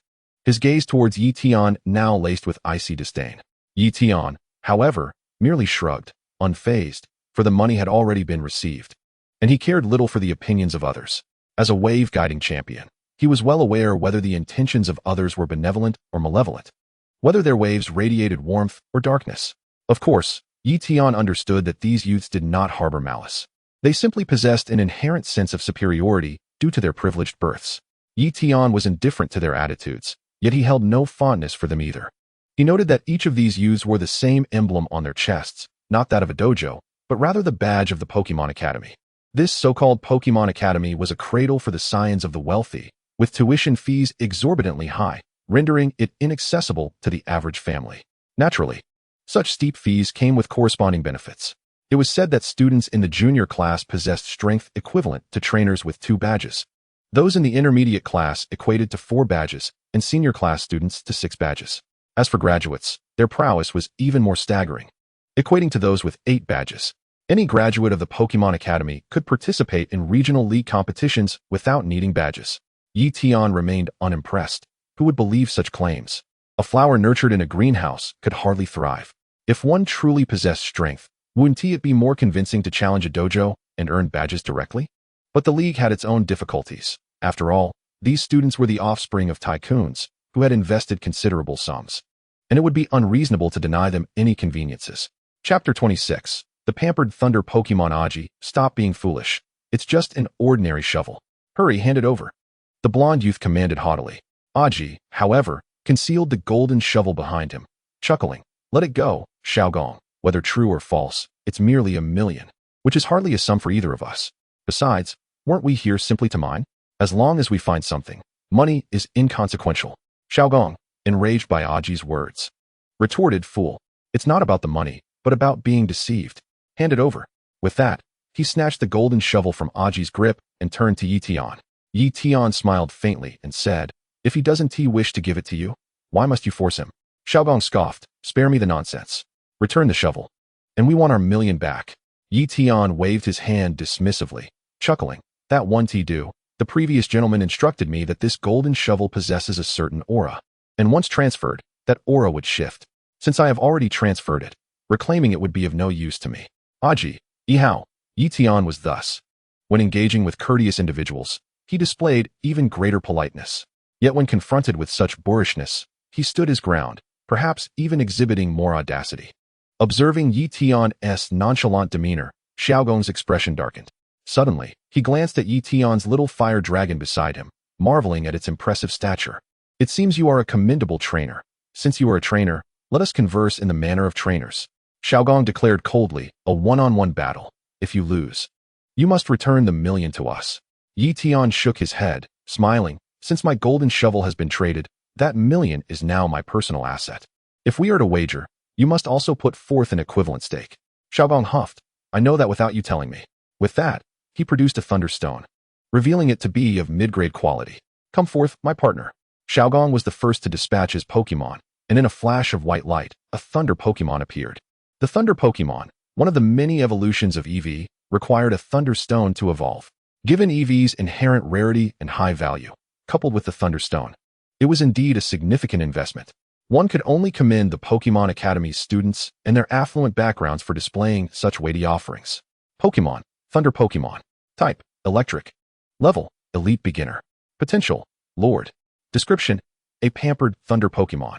Despite its high level and considerable power, its agility is mediocre, battle experience scarce, and it lacks endurance. Unable to withstand pain.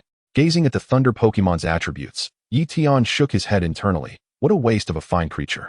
As the system's description indicated, this Thunder Pokémon was indeed spoiled, yawning almost immediately upon its entrance. Thunder Pokémon, rally yourself. If you perform well in this match, I shall treat you to a grand feast tonight, Xiaogong urged, witnessing its lethargy. Upon hearing of a reward for good performance, the Thunder Pokémon straightened up, its spirits lifted. Observing this, Ye Tian couldn't help but shake his head. Truly, one must commend the exemplary students of the Pokémon Academy. Should they cultivate fierce and capable Pokémon in such a manner, it would indeed be a miracle. Go, Xiaogong. Showcase the prowess of our Pokémon Academy's junior class. Yihao, Aji, and the others cheered for Xiaogong. Ye Tian, in turn, sent forth his little fire dragon. As the little fire dragon and thunder Pokémon stood in the arena, the former exuded an air of superiority, both in demeanor and presence. Compared to Ye Tian's little fire dragon, the thunder Pokémon appeared utterly lackluster, devoid of any spirit. Xiaogong observed this with a mix of emotions. None of that matters. For Pokémon, level and strength are paramount. Though my thunder spirit often lacks motivation, possessing formidable strength is sufficient. Shaking her head vigorously, Xiaogong dispelled those negative thoughts and immediately shouted, Attack, Thunder Spirit. Use Thunderbolt. Typically, upon hearing their trainer's command, the Thunder Spirit would rush towards its opponent while preparing to strike. as closing the distance enhances the accuracy of its skills. It is akin to target practice. The closer the target, the higher the likelihood of a hit. However, the Thunder Spirit displayed no such awareness. This cannot be blamed on the Thunder Spirit, for 90 of wild Pokémon lack such exceptional combat instincts. The remaining 10 are born warriors, bold and battle-hardened, naturally developing strong combat awareness through years of fighting. As a domesticated Pokémon, the Thunder Spirit's lack of such instincts only indicates that its trainer is grossly inadequate. Boom! The Thunder Spirit stood its ground, unleashing a bolt of lightning towards Charmander. Yet they were at least 10 meters apart. Even with the speed of Thunderbolt, it could not reach its target instantaneously. Such naivety in hoping to hit from such a distance. Charmander, evade the attack. Ye Tian smirked slightly, then called out to Charmander. As the lightning surged forth, Charmander swiftly dodged with agility. Afterwards, Charmander exhibited exceptional combat prowess, requiring little guidance from Ye Tian as it charged towards the Thunder Spirit. Ember. Ye Tian commanded decisively, and Charmander opened its mouth, unleashing a torrent of searing flames. Given the proximity, the flames engulfed the Thunder Spirit's face in an instant. Thunder Spirit, dodge! Xiao Gong exclaimed, startled and anxious. Alas, it was futile. The flames had already reached its face. Evasion was no longer an option. Boom! The flames roared, completely consuming the Thunder Spirit. Oh, whoa! Soon, the exaggerated cries of the Thunder Spirit echoed amidst the raging fire, causing Charmander to awkwardly cease its attack. Nevertheless, even with Charmander's premature withdrawal, the Thunder Spirit succumbed. Its eyes shut tight, face contorted in pain, having lost its fighting capability. Thus, Charmander emerged victorious in this battle. How weak! It's clearly an elite-level Pokémon. Ye Tian shook his head, internally lamenting. Meanwhile, Yihao, Ji, and others gazed at Ye Tian with wide, sparkling eyes. Incredible! He defeated Xiao Gong's Thunder Spirit in an instant. As a trainer, this individual possesses remarkable strength. Remarkable! Xiao Gong was equally astonished. Regardless, his Thunder Spirit was a genuine elite-level Pokémon. Yet, it fell to Charmander in a single blow, indicating that this Charmander must also possess at least elite-level prowess.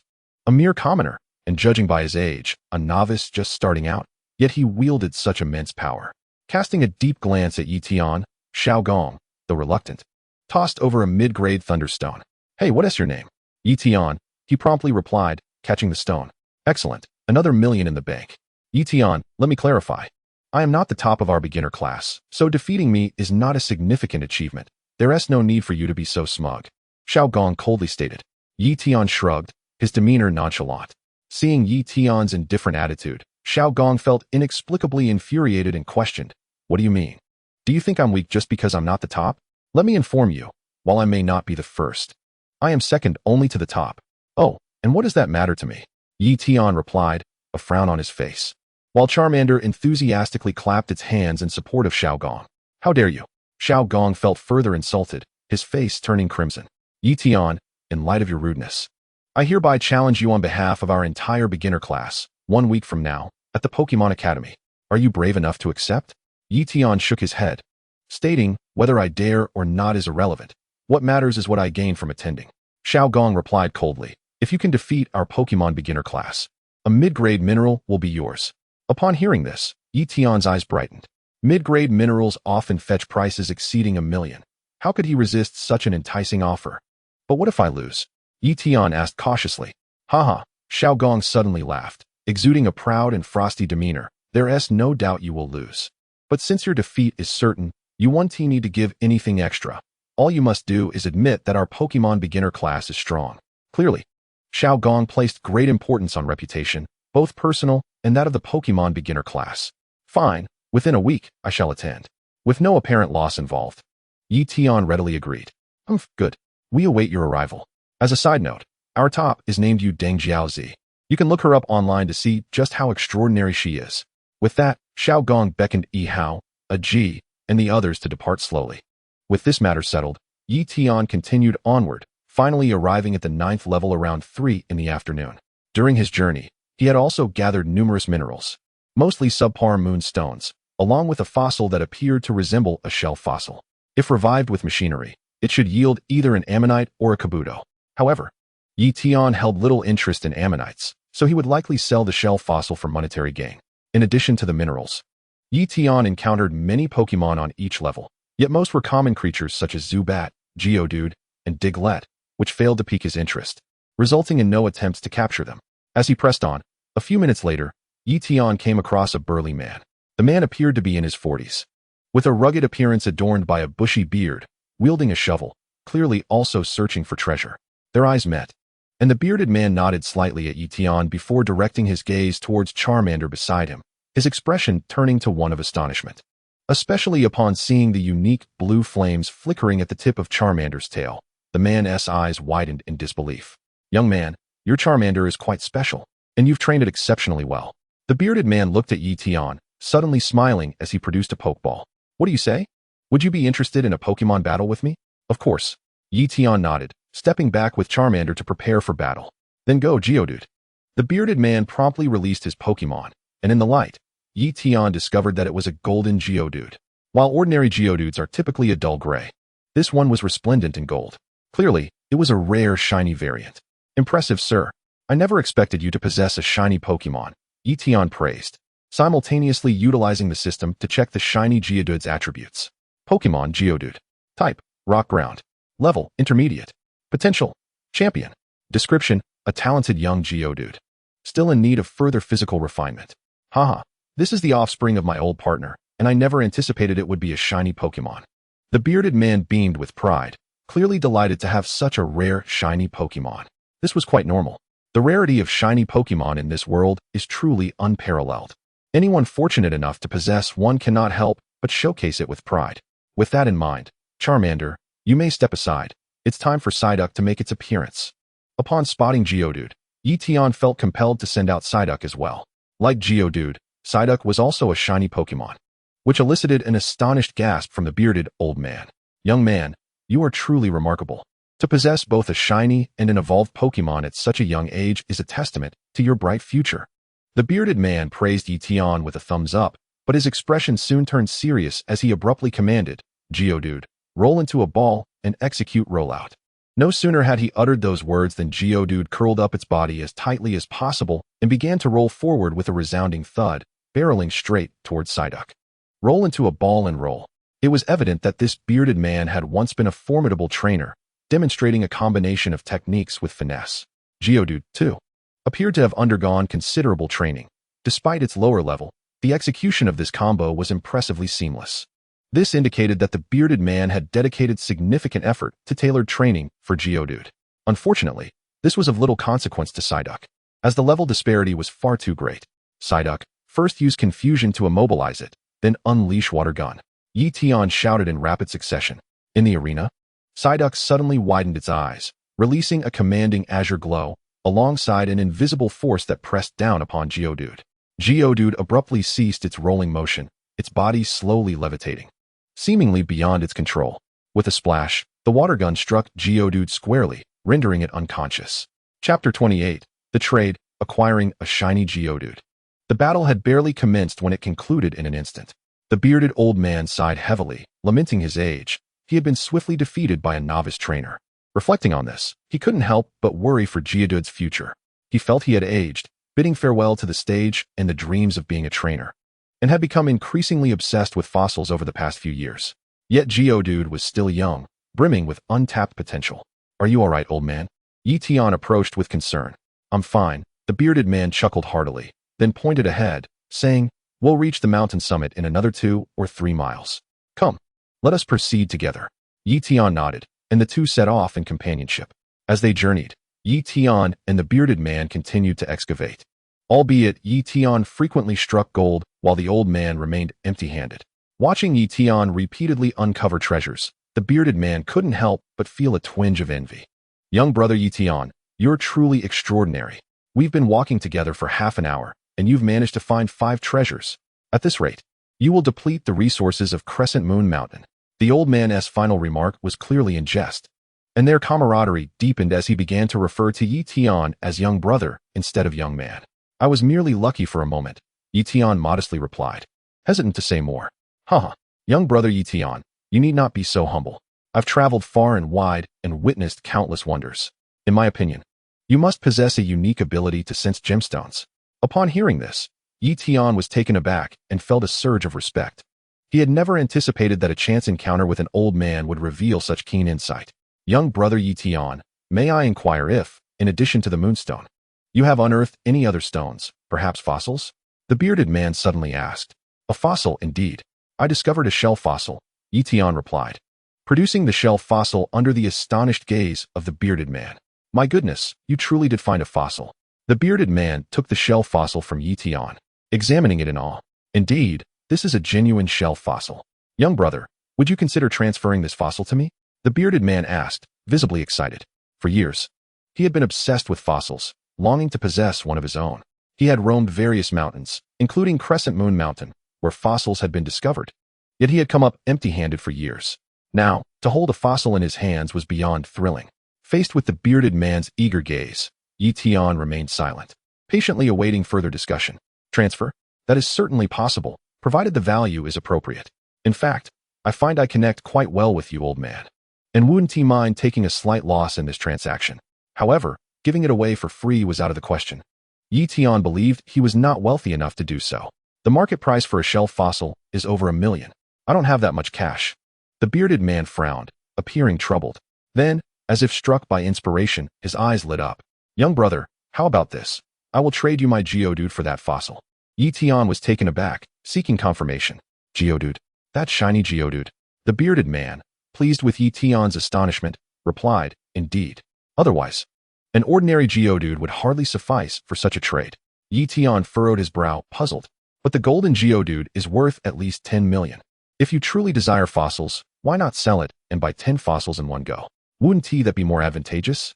The bearded man looked astonished, then shook his head. Young brother, as I mentioned earlier, that Geodude is a descendant of my old partner. It is like family to me. How could I bear to sell it? He said with a wry smile. Then why would you willingly exchange it at a loss? Ye Tian asked, confused. The bearded man shook his head and explained. The significance is different. I am growing older and gradually stepping away from the traineress stage. Yet Geodude is still quite young and possesses inherent talent as a shiny Pokémon.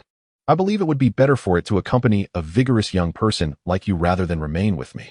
Moreover, in making this trade, I would obtain the precious fossil I desire. Isn't this a win-win situation? Ye Tian understood and readily agreed to the trade with the bearded man. The old man felt a weight lifted from his heart while acquiring the fossil he had long desired. As for Ye Tian, he gained a rare, shiny Pokémon.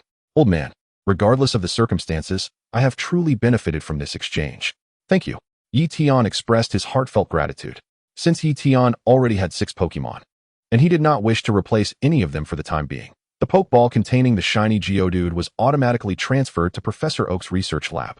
The bearded man waved his hand dismissively, smiling. No need for thanks. If possible, I hope you nurture it well and raise it into a champion Pokémon. It was evident that the bearded man had utilized some means to discern the potential of that Geodude. Of course, the so-called potential was merely a limit, difficult to develop and challenging to reach. In a lifetime, one could only aspire to such heights, and even then, it was often unattainable. For instance, if the bearded man himself were to train Geodude, he had no confidence in his ability to cultivate it into a champion. Thus, he was quite subtle in his words to Ye Tian, merely hoping for his best efforts. If it ultimately fell short, it would be entirely understandable. Indeed, Ye Tian nodded solemnly in response. With a resolute vow in his heart, I shall nurture it to not merely become a champion, but perhaps even transcend the very notion of a champion. Having concluded the transaction, Ye Tian and Uncle Huzi continued their journey, engaging in light-hearted banter until they reached the summit of Moon Viewing Mountain, where the expansive Moon Viewing Square awaited them. Indeed, the square was vast and bustling with activity, teeming with trainers immersed in spirited battles and animated discussions. At the center of the square stood a grand arena, where 2 trainers commanded their Pokémon in fierce combat, with an eager crowd surrounding the platform, cheering and rallying for their favorites. Ye Tian, my young friend, let us part ways here. May we meet again by chance. Uncle Huzi remarked with a knowing smile, observing Ye Tian's captivated gaze fixed on the arena. Chapter 29, Yulongnan. Everyone has their own passions. At his age, Uncle Huzi had long since lost the fervor for training that he once possessed. He now found greater intrigue in fossils than in Pokémon battles. With a casual wave, he departed in search of like-minded companions, while Ye Tian gravitated towards the center of the square, drawn irresistibly to the arena. What a magnificent Dragonair! Truly formidable. Indeed, That Dragonair has achieved an astonishing 18 consecutive victories. Given the current trend, it is likely to win this match as well. It is incredible.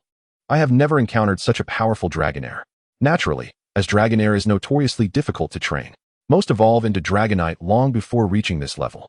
This one, however, is evidently on the cusp of evolution. Yulongnan. Is that the azure-haired youth commanding the Dragonair? He hails from the esteemed Yulong family of Kanto. Yes. Are you unaware? Yulongnan is the sole direct descendant of the Yulong family debuting this year. The audience buzzed with speculation around the arena. Ye Tian's gaze fell upon Yulongnan, who appeared to be around 15 years of age, his youthful visage radiating confidence. With flowing blue hair and striking features, he exuded an air of haughty superiority, a stark contrast to the more naive arrogance of other trainers like Xiao Gong and Yi Hao. Unlike them, Yulongnan's demeanor was imbued with an undeniable authority that demanded respect, as if he were destined for greatness. However, as a rare direct descendant of the Yulong family, Yulongnan indeed possessed a certain audacity, irrespective of his innate talents. His prestigious lineage alone was enough to instill a sense of awe. One of the four kings of Kanto, the esteemed Yulong Du, was none other than his direct uncle. This insight illuminated the remarkable background that Yulongnan boasted. Pokémon, Dragonair type, Dragon level, Elite beginner, potential. Champion description, a Dragonair imbued with the power of the Yulong lineage, possessing remarkable innate talent. Having grown over the years and shedding its skin multiple times, now on the verge of evolution, Yulongnan's Dragonair was unlike any other. While most would envision a small and adorable Dragonair, his was impressively large, measuring an astonishing 180 centimeters in length. Yet, due to its slender physique, it exuded an air of elegance rather than bulkiness. At that moment, Dragonair faced a formidable opponent, an imposing Beedrill. With its nimble speed, Dragonair deftly evaded Beedrill's relentless assaults, leaving the latter breathless and fatigued. The trainer of Beedrill, witnessing the rapid depletion of his Pokémon stamina, wore a look of desperation. Beedrill, try again. Use tackle. Seemingly at his wit's end, the trainer opted to make a desperate gambit. Now, Beedrill cried, its formidable pincers cutting through the air with a powerful gust aimed directly at Dragonair. Yet, with a graceful flick of its tail, Dragonair leapt back, elegantly dodging the onslaught. The attack, charged with intent, missed its mark, further exhausting Beedrill. Its trainer, now utterly distraught, could only watch in dismay. In stark contrast to the flustered trainer and his beleaguered Beedrill, Yulongnan and Dragonair exhibited an effortless poise, exuding a sense of carefree confidence. Dragonair, unleash Flamethrower, commanded Yulongnan with a casual wave. Dragonair soared into the air, channeling its energy through its tail, and unleashed a torrent of searing flames that engulfed Beedrill.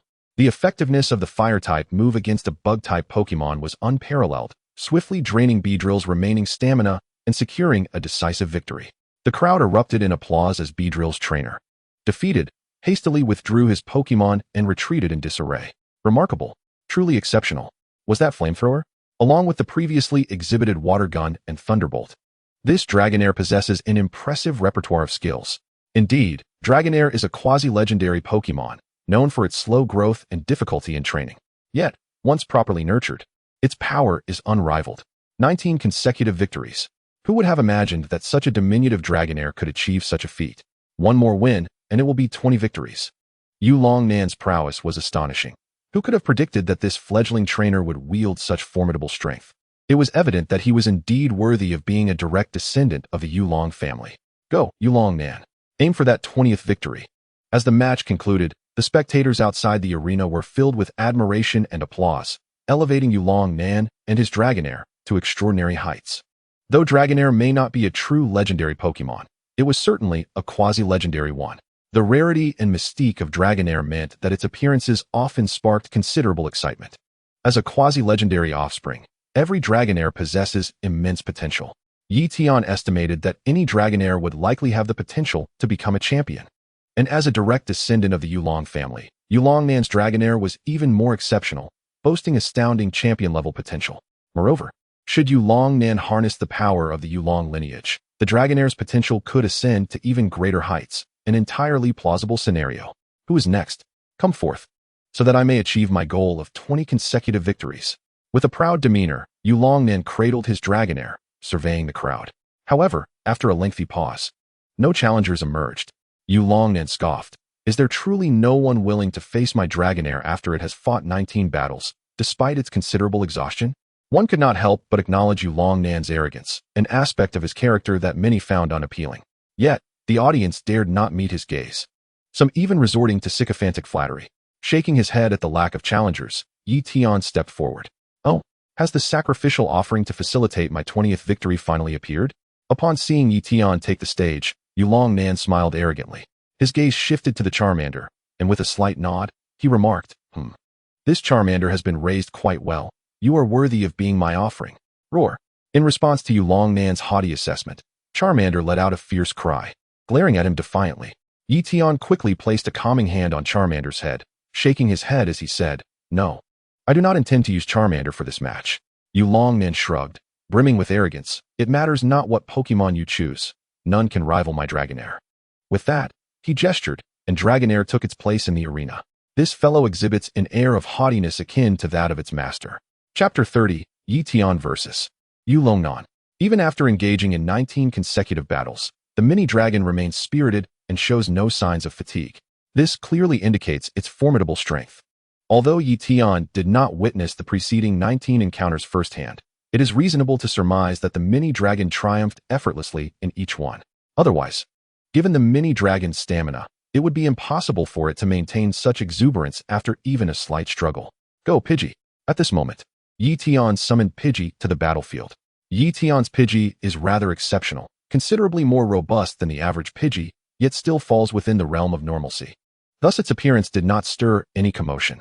It is worth noting that this is the summit of Moon Viewing Mountain, a place where few novices have managed to reach.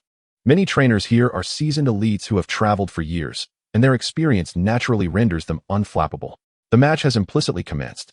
However, neither Ye Tian nor Yulongnan hastily made their move. Instead, they observed the dynamics of the arena with calm vigilance, seeking an opportunity. Attack, Pidgey. Pidgey soared high above the arena, its keen gaze fixated on the mini-dragon's every movement. The mini-dragon, a serpentine Pokémon, is exactly the type that Pidgey relishes.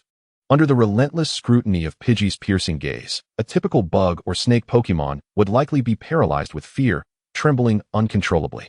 Yet, Yulongnan's mini-dragon is exceptional. It stands undaunted, boldly meeting Pidgey's stare. Yulongnan exudes a serene demeanor, showing no inclination to strike first. The mini-dragon's streak of 19 victories is undoubtedly a testament to his steady tactics. Realizing that the mini-dragon's stamina is finite, he refrains from making rash moves, instead patiently awaiting the perfect moment to deliver a decisive blow. This has been his strategy for achieving consecutive victories. Otherwise, the mini-dragon could not possibly maintain such vitality after 19 encounters. Pidgey, wing attack. Seeing Yulongnan's reluctance to initiate, Ye Tian decisively commanded the attack. With a whoosh, Pidgey darted forward, gathering violent gusts of wind energy, causing its wings to radiate a brilliant white light, slicing through the air towards the mini-dragon like two blades of light. A commendable speed, yet alas, this will only hasten your demise. Yulongnan sneered, then commanded, Mini-dragon, Thunderbolt. The mini-dragon unleashed a torrent of electrical energy, striking Pidgey with a fierce jolt. In an instant, the sky lit up with arcs of electricity. Witnessing the thunderbolt land flawlessly on Pidgey, Yulongnan cracked a grin, a look of smug satisfaction spreading across his face. Electricity is effective against flying types, and in his estimation, even if the thunderbolt does not obliterate Pidgey, it will at least inflict severe damage. Following that, Pidgey would be rendered weak and vulnerable, allowing the mini-dragon to easily finish it off. However, the ensuing scene left him astounded, and his smile faltered. Despite being enveloped in electrical currents, Pidgey displayed no signs of pain. Rather, it charged forward, electricity coursing through it, and collided fiercely with the mini-dragon. Boom! Dust erupted, and the expression on Yulongnan's face soured considerably. Pidgey, electrified and with its wing attack, dealt a dual blow to the mini-dragon.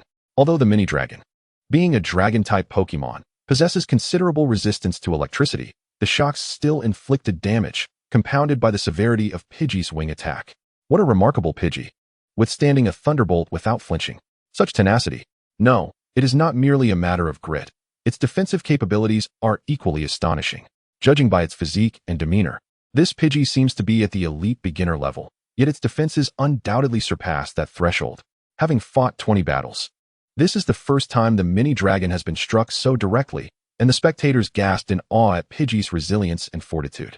Little do they realize, it is not merely a question of defense and spirit, but of the ability to absorb electricity. Possessing the Volt absorbability, Pidgey not only remains immune to electric-type moves of the same level, but also rejuvenates its own stamina with electric energy. As the dust began to settle, the scene that unfolded was nothing short of astonishing. Pidgey landed gracefully, pinning the mini dragon beneath its foot while relentlessly pecking at it with its formidable beak. Pidgey behaved as if it were dealing with an ordinary prey, utterly unrestrained. In that moment, the mini dragon lost all semblance of nobility and grace to evade Pidgey's pecking.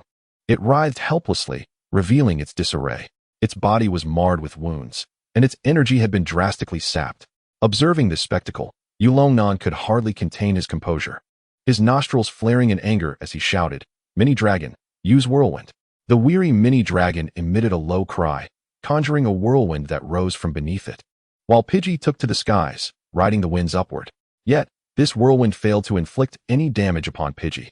"Use Air Slash," Ye Tian suddenly commanded, prompting Pidgey to flap its wings vigorously, unleashing a barrage of razor-sharp wind blades that descended upon the mini dragon with ferocity.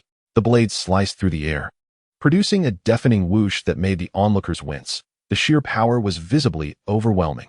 "Mini Dragon, evade!" Yulongnan's eyes widened in alarm, sensing the fearsome potential of the wind blades, and he shouted urgently. Clearly, he was anxious, distressed. In the arena, the mini dragon quickly twisted its body to the side to dodge. However, with just a slight movement, it tore open the wounds inflicted by Pidgey's beak, and blood began to flow. The mini dragon cried out in agony, too pained to dare move any further. Boom, boom, boom. Waves of wind blades rained down.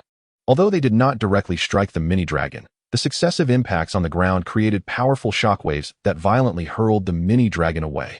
The mini dragon tumbled helplessly across the ground before finally collapsing, utterly incapacitated. The match concluded, with Ye Tian claiming an effortless victory. Throughout the encounter, Pidgey exerted minimal effort and sustained no injuries, effortlessly overpowering Yulongnan's mini dragon. With the match over, the crowd erupted in excitement. Countless spectators expressed their astonishment. Truly, one mountain surpasses another. Yulongnan had hoped for a 20th consecutive victory, yet this final step was mercilessly crushed. Chapter 31, An Elite Showdown, Bagworm vs. Furfrou. After winning the match, Pidgey proudly circled in the air before flying towards Ye Tian. "Well done, Pidgey." Ye Tian extended his arm to welcome it, allowing it to perch upon his forearm as he gently stroked its feathers with his other hand. Ye Tian's Pidgey is notably larger than the average, weighing around 38 kilograms. At this moment, he could distinctly feel the weight on his arm, leaving him quite moved. The battle had concluded, and after casting one last glance at Yulongnan, Ye Tian prepared to exit the arena. "Wait, I want to battle again." Just as Ye Tian turned, he heard Yulongnan's voice behind him. Ye Tian turned his gaze toward Yulongnan, who confidently declared, "My mini dragon has won 19 consecutive matches and is now physically and mentally exhausted, far from its peak condition. To claim victory over me would be unjust. We must duel once more." Ye Tian smiled slightly, unfazed by this. After all, Yulongnan, having achieved 19 victories, surely wished to attain a round number of 20, and to ultimately face defeat would be a bitter pill for him to swallow. Ye Tian understood his sentiment. Thus, he was prepared to dominate once again. In Ye Tian's perspective, Yulongnan indeed possessed considerable strength and could be regarded as a worthy adversary. Engaging in such high-caliber battles was precisely what Ye Tian had longed for. "Very well. How shall we compete?" Ye Tian inquired with a smile while releasing his Pidgey. "How shall we compete?" Yulongnan scoffed, asserting, "Naturally. We shall continue from where we left off, 2 against 2. I have already lost one match. However, if I can achieve 2 consecutive victories, then this contest shall still count as my triumph." Ye Tian cast a bemused glance at Yulongnan, while the audience, taken aback by the unexpected turn of events, couldn't help but chuckle. Yulongnan's obsession with winning was rather excessive. Even at this moment, he was fixated on his 20 consecutive victories. "Go, Rapidash." Without waiting for Ye Tian's agreement, Yulongnan summoned his Pokémon. A flash of white light revealed a striking Rapidash. Indeed, it is a Rapidash, truly befitting of the Yulong family. Each appearance is exceptional.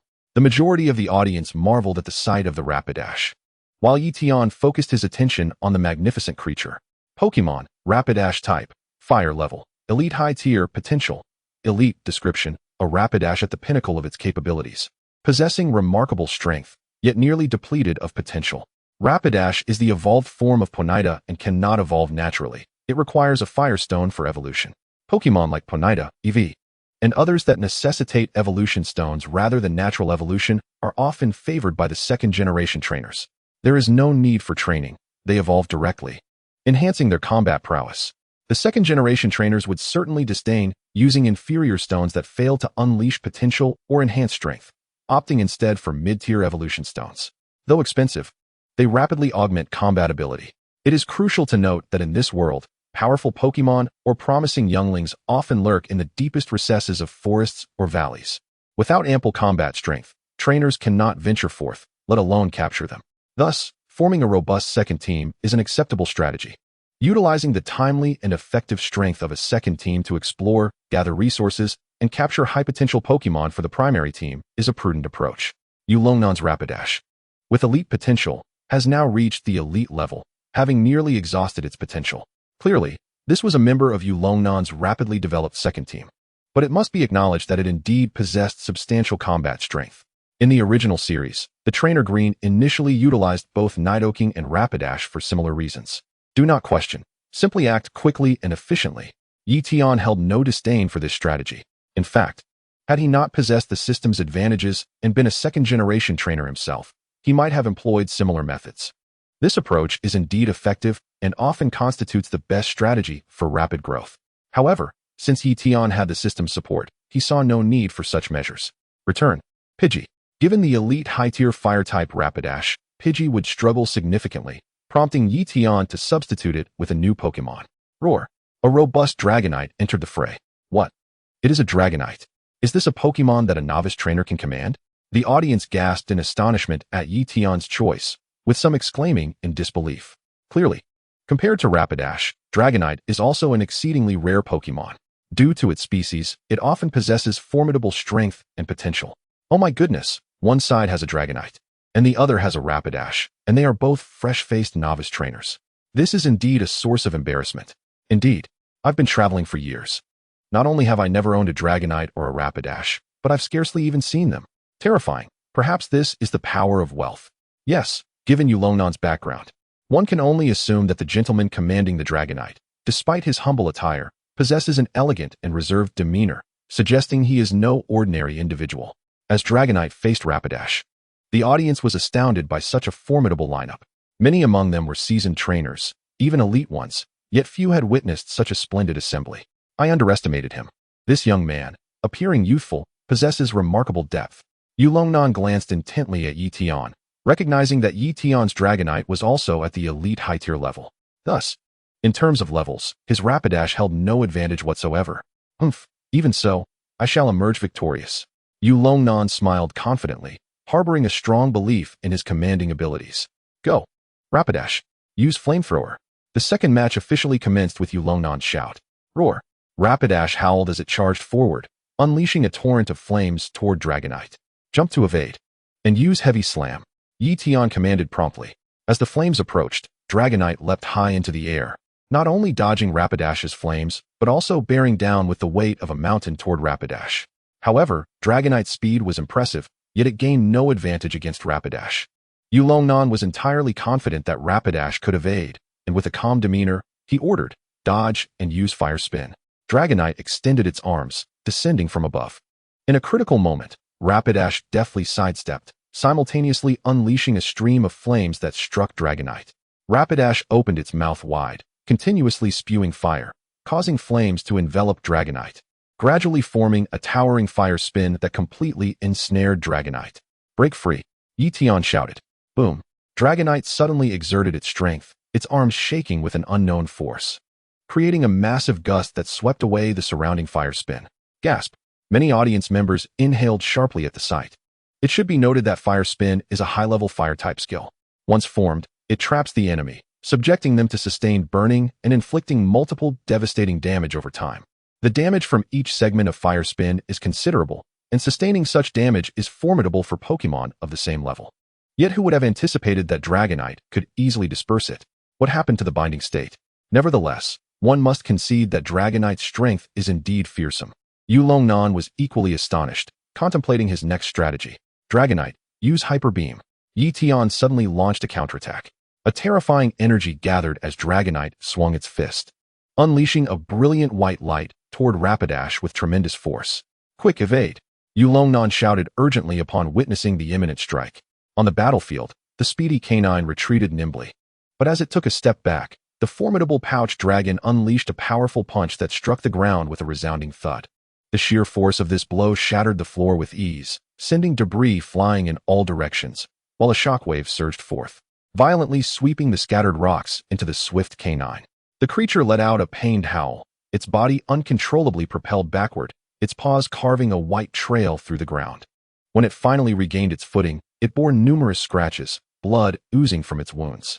The swift canine began to pant, weariness and caution etched across its face. Witnessing this, Yulongnan was taken aback. The pouch dragon's million-ton punch was indeed formidable, yet the swift canine had not been directly struck. It had merely been grazed by the shockwave. How could it sustain such severe injuries?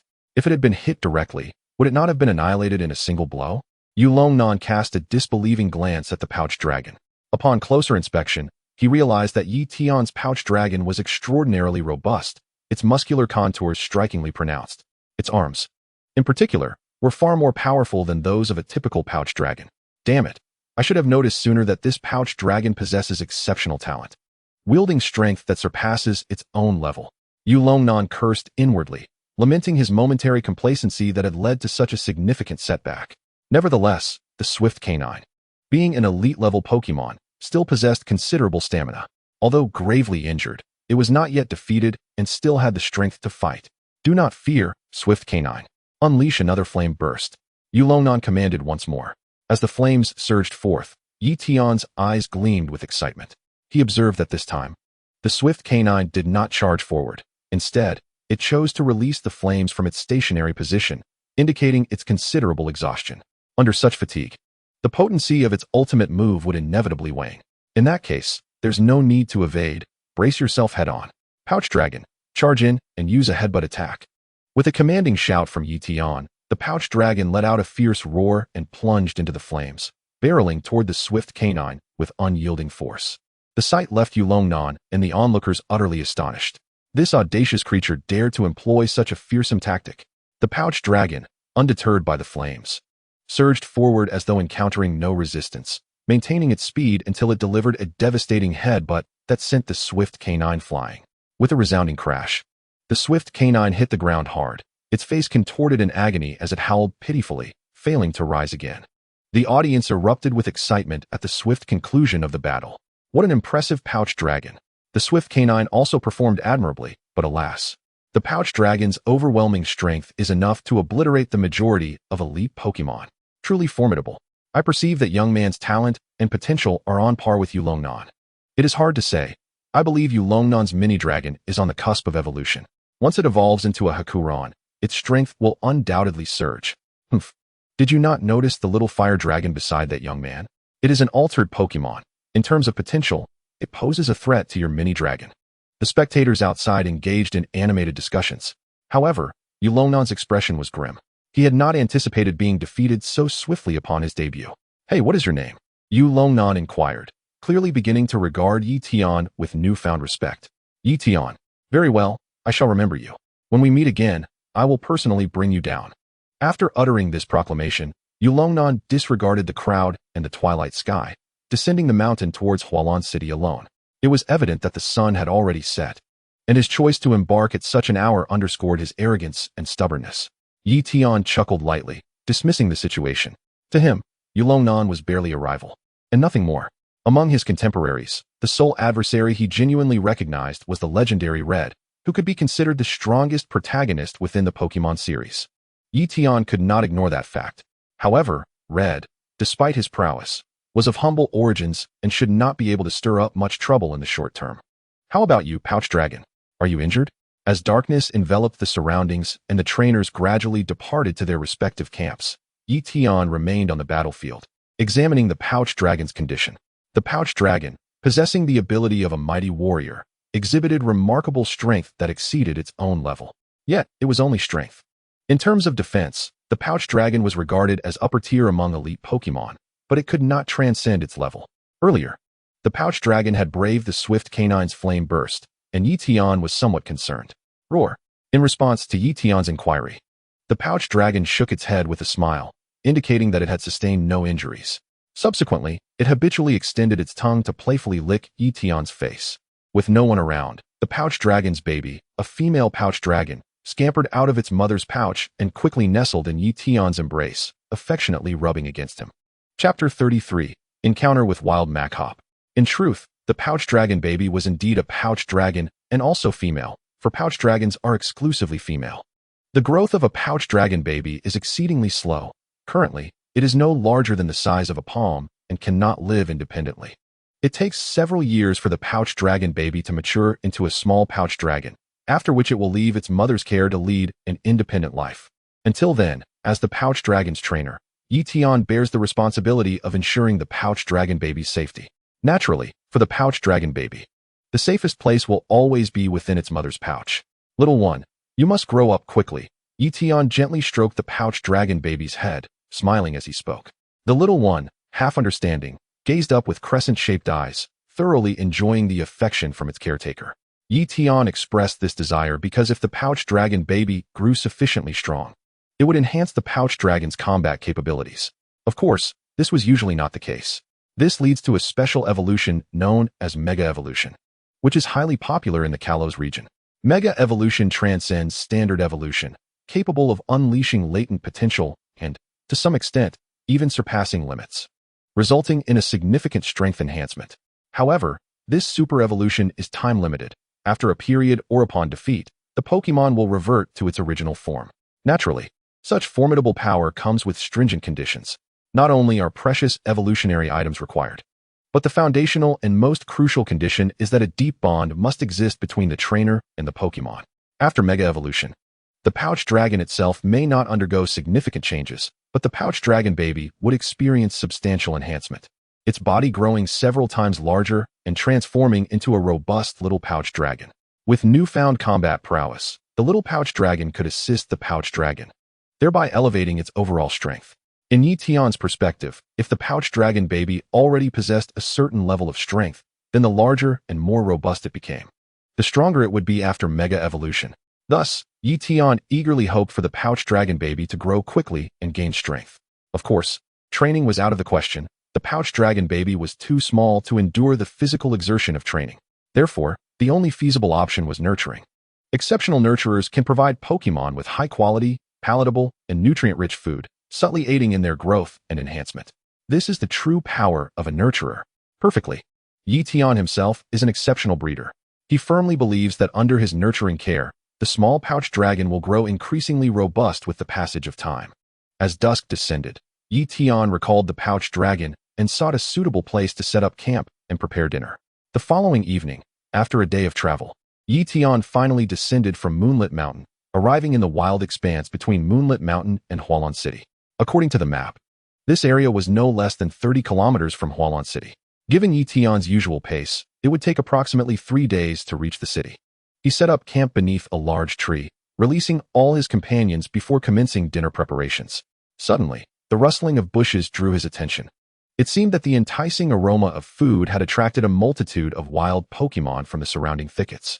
Among them were Rattata, Geodude, Caterpie, Oddish, and Sandshrew, ordinary Pokémon. All of them. Leading the pack was a Machop. Machop is a humanoid Pokémon.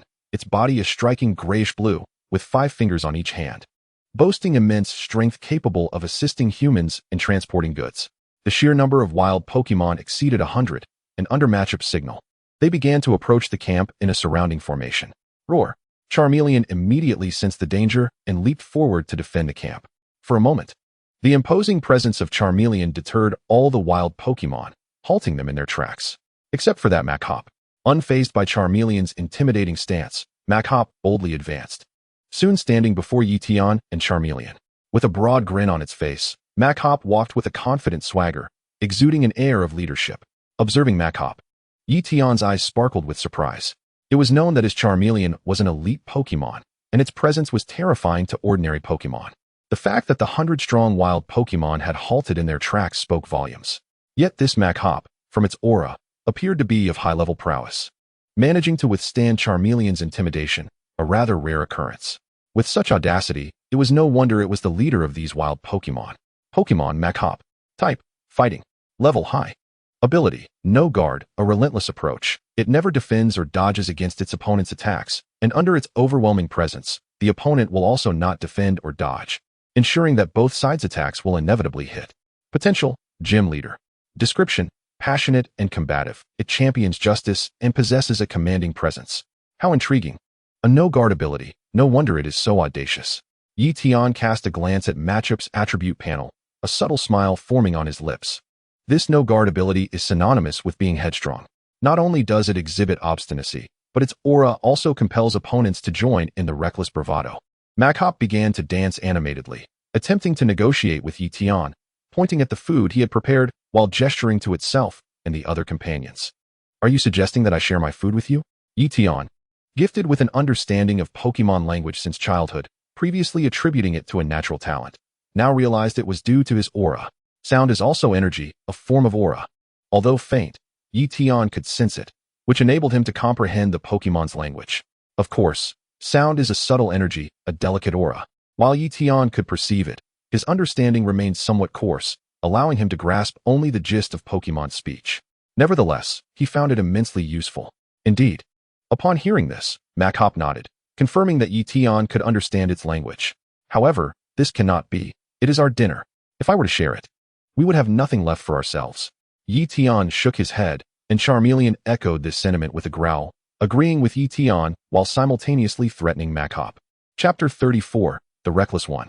Unfazed by Ye Tian's outright rejection, Mach-Hop retained its cheerful demeanor, continuing its negotiation at a leisurely pace. What? If you refuse, you intend to resort to force? How audacious. Ye Tian was amused by its bravado. He surveyed the surroundings, noting that apart from Mach-Hop, the other wild Pokémon exhibited signs of cowardice, hardly a threat. Ask your companions if they dare to act. Mach-Hop remained undeterred, continuing to shout. Mach-Hop. It had learned to adapt, realizing that Ye Tian could comprehend its language, hence it opted for vocalizing rather than gestures. What? They are afraid, but you dare? Ye Tian raised an eyebrow. This creature was indeed headstrong. Charmeleon may be one thing, but did Mach-Hop not fear the powerful presence of Beedrill and Pouch Dragon? Very well. If that is the case, I shall grant you a battle. Nidoran. With that, Ye Tian summoned Nidoran to the fray. This Mach-Hop was merely a high-level Pokémon, and Ye Tian did not wish to deploy an elite. Nidoran would suffice. After recent training, Nidoran had indeed grown stronger, reaching high-level prowess, comparable to Mach-Hop. Nidoran emerged with a determined cry, stepping before Mach-Hop. Pokémon Nidoran. Type: Poison. First ability: Poison Point. Second ability: Poison Point. Third ability: Poison Point. Level: High. Potential: Near Divine. Description: Possesses an astonishing toxicity that far exceeds its level. Even elite-stage Pokémon can easily succumb to its poison. Ye Tian's Nidoran boasted 3 Poison Point abilities. Not only was it larger than other Nidoran, but its spines were also remarkably formidable, denser, sharper, and more numerous. Particularly, the large spine atop its head was immense, far more fearsome than that of Nidoqueen. Indeed, the 3 Poison Point abilities. Since defeating Brock and acquiring the Gray Badge from the Nibi Gym, Ye Tian had accomplished the rookie debut achievement, allowing his Pokémon to unlock a 3rd ability slot. Beedrill, at maximum friendship, can possess 4 ability slots. Thus, Ye Tian attempted to bestow a 3rd Poison Point ability upon Nidoran, initially harboring little hope, but was pleasantly surprised by the success. It was astonishing to discover that triple stacking was indeed possible. However, through experimentation, Ye Tian discerned that only the first ability, the innate trait, could be stacked, while additional abilities could not. For instance, Beedrill's first ability is Sniper, and when Ye Tian attempted to add the second ability, Bulk Up, it failed. Suddenly, Ye Tian noticed Mach-Hop let out a bellow, its eyes turning crimson, emanating a red aura that enveloped the battlefield like a scene from a blood-soaked arena. Nidoran found itself ensnared within, influenced by that crimson aura, and Ye Tian distinctly felt Nidoran's aura becoming unusually agitated. Positioned behind Nidoran, Ye Tian could not see its eyes, but at that moment, Nidoran's eyes mirrored Machop's, both glowing a vivid crimson. Naturally, this red aura was invisible to the untrained eye, even to Mach-Hop itself, as it was a form of energy, a manifestation of aura, visible only to those with the gift of aura perception. Indeed, That crimson aura must be the tangible manifestation of the arm strength's defensive vulnerability. Enveloped within this aura, the opponent becomes susceptible to the overwhelming battle spirit, rendering them impetuous and reckless. Ye Tian smiled faintly, enlightened by this revelation, and developed an intriguing fascination for the arm strength.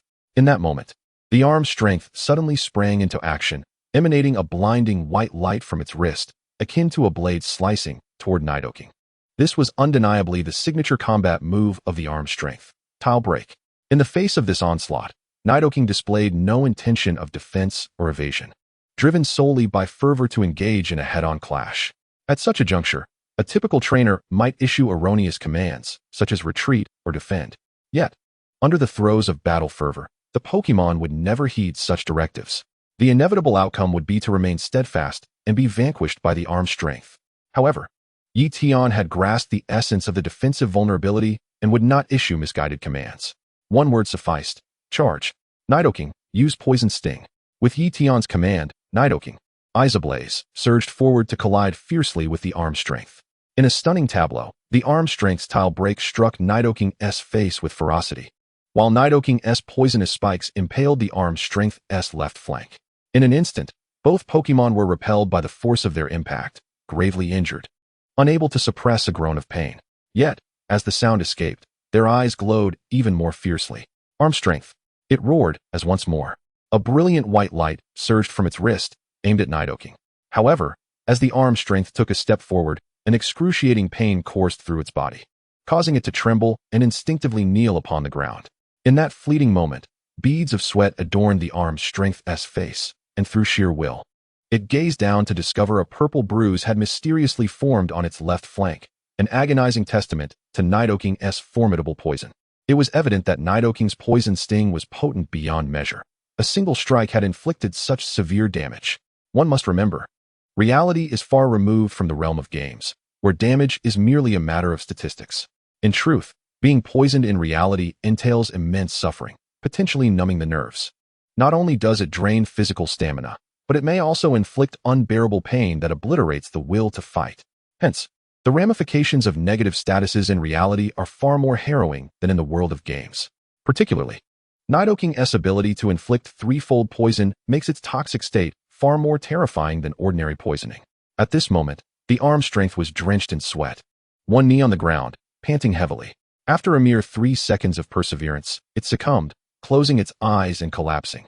Ye Tian smiled faintly. Without a doubt, this battle had been won by Nidoking. Now was the opportune moment to capture the arm strength. In truth, Ye Tian was indeed intrigued by the arm strength and wished to tame it, yet he refrained from acting. The creature was poisoned, and deeply so. Immediate treatment was imperative. Otherwise, any lingering aftermath could prove disastrous. To capture it first and treat it later? That was not entirely out of the question. However, Ye Tian was already at his limit with 6 Pokémon. Should he capture the arm strength, its Pokeball would automatically be dispatched to Professor Oak's laboratory. Although Professor Oak was diligent and steadfast in his duties, it was evening, a mealtime, and if he happened to be dining, it could delay the arm strength's treatment. Ye Tian had no desire to gamble on such matters. Personally administering the antidote was undoubtedly the safest choice. He believed that, with his charm, he could persuade the arm strength to join him without difficulty. Chapter 35. Can I not capture all of you? Despite its severe injuries, the arm strength quickly recovered due to Ye Tian's prompt treatment. It opened its eyes, extricated itself from Ye Tian's embrace, and stood up, awkwardly shaking its head before turning to leave. Clearly, the failed robbery and subsequent rescue had bruised its pride, compelling it to depart. Arm strength, it bellowed, issuing commands like a leader to its subordinates to retreat. Yet, its followers appeared reluctant, unwilling to leave. Previously timid, they now found it hard to part ways.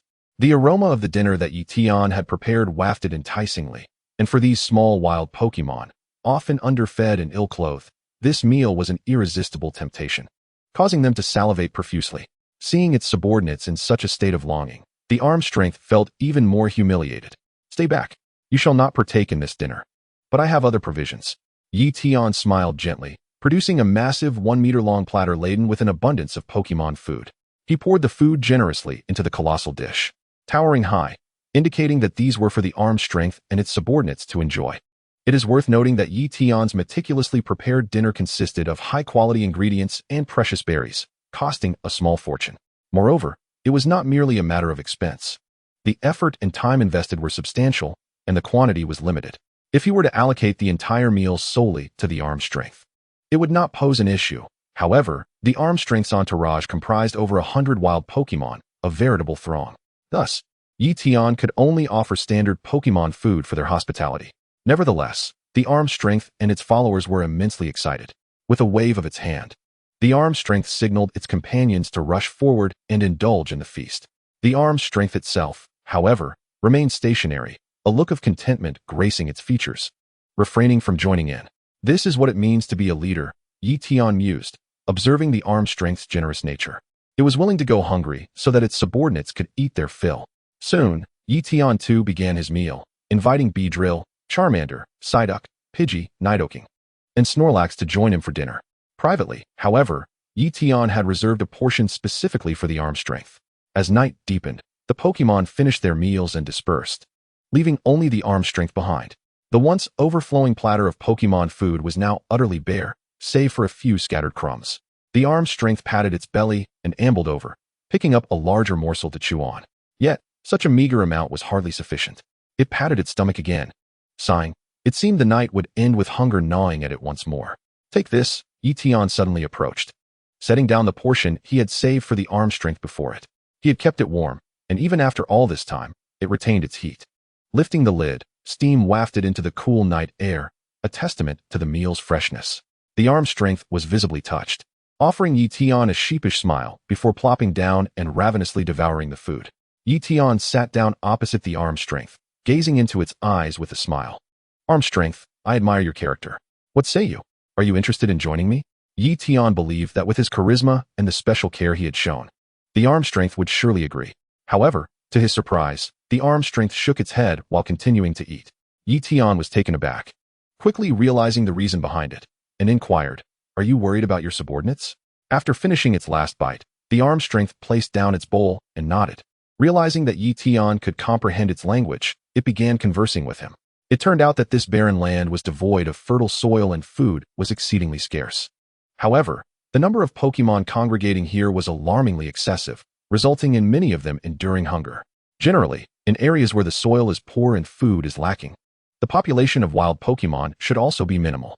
Yet, many of the Pokémon residing here, including Machop, were not native to this region but rather abandoned by some third-rate trainers. They were all pitiable creatures, forced to band together for warmth. In order to satiate their hunger, Machop led them in soliciting food from passing trainers, and when that failed, they resorted to theft, culminating in the earlier scene. Most of these Pokémon, having experienced abandonment, possessed timid dispositions. Machop felt a sense of responsibility for them. Hence, despite its profound respect for Ye Tian, it found it difficult to leave. Is that so?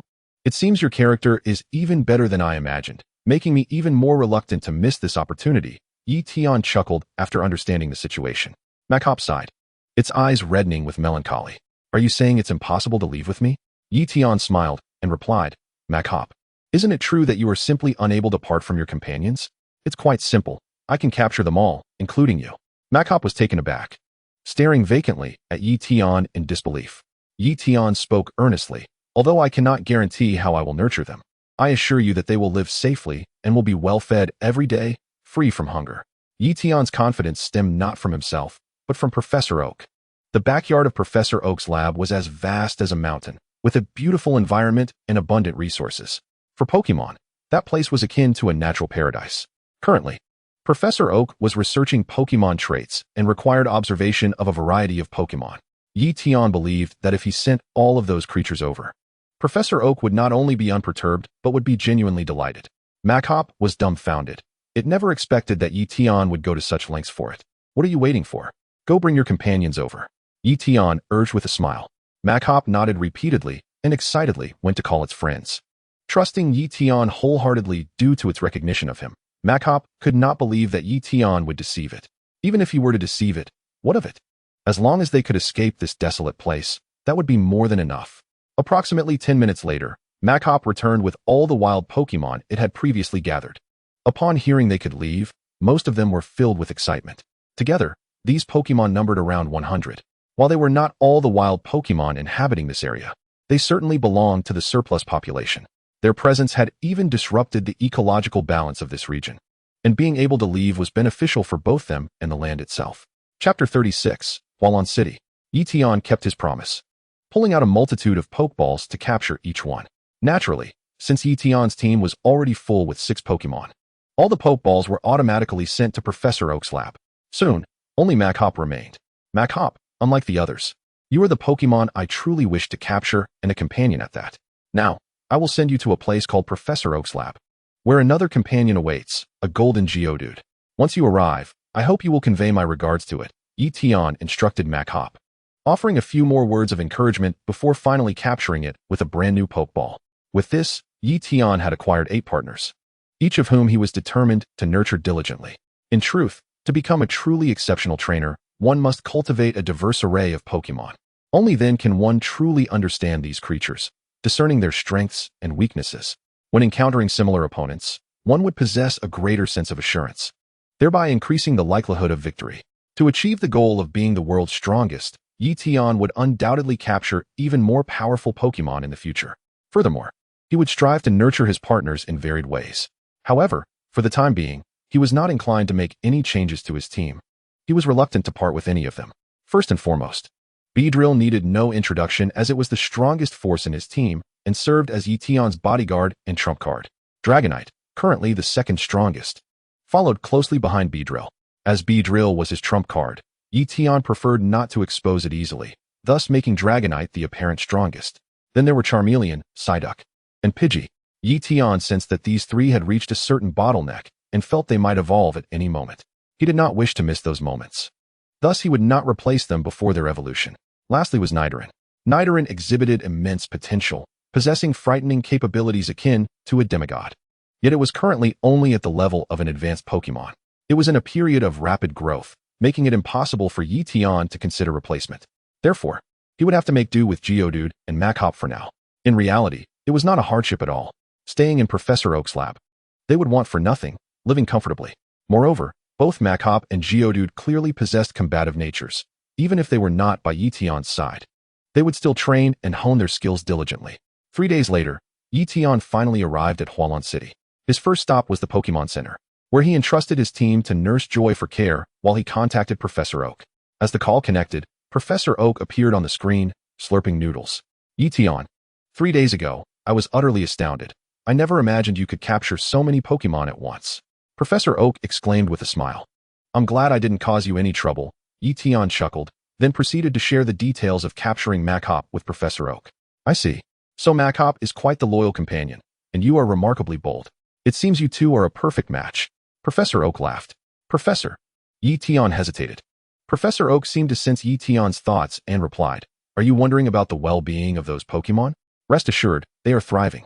I also understand that you captured them to reassure Machop, and you likely don't have the energy to care for them all. Don't worry. I will take full responsibility for them. In fact, I haven't even placed them in your Pokemon area.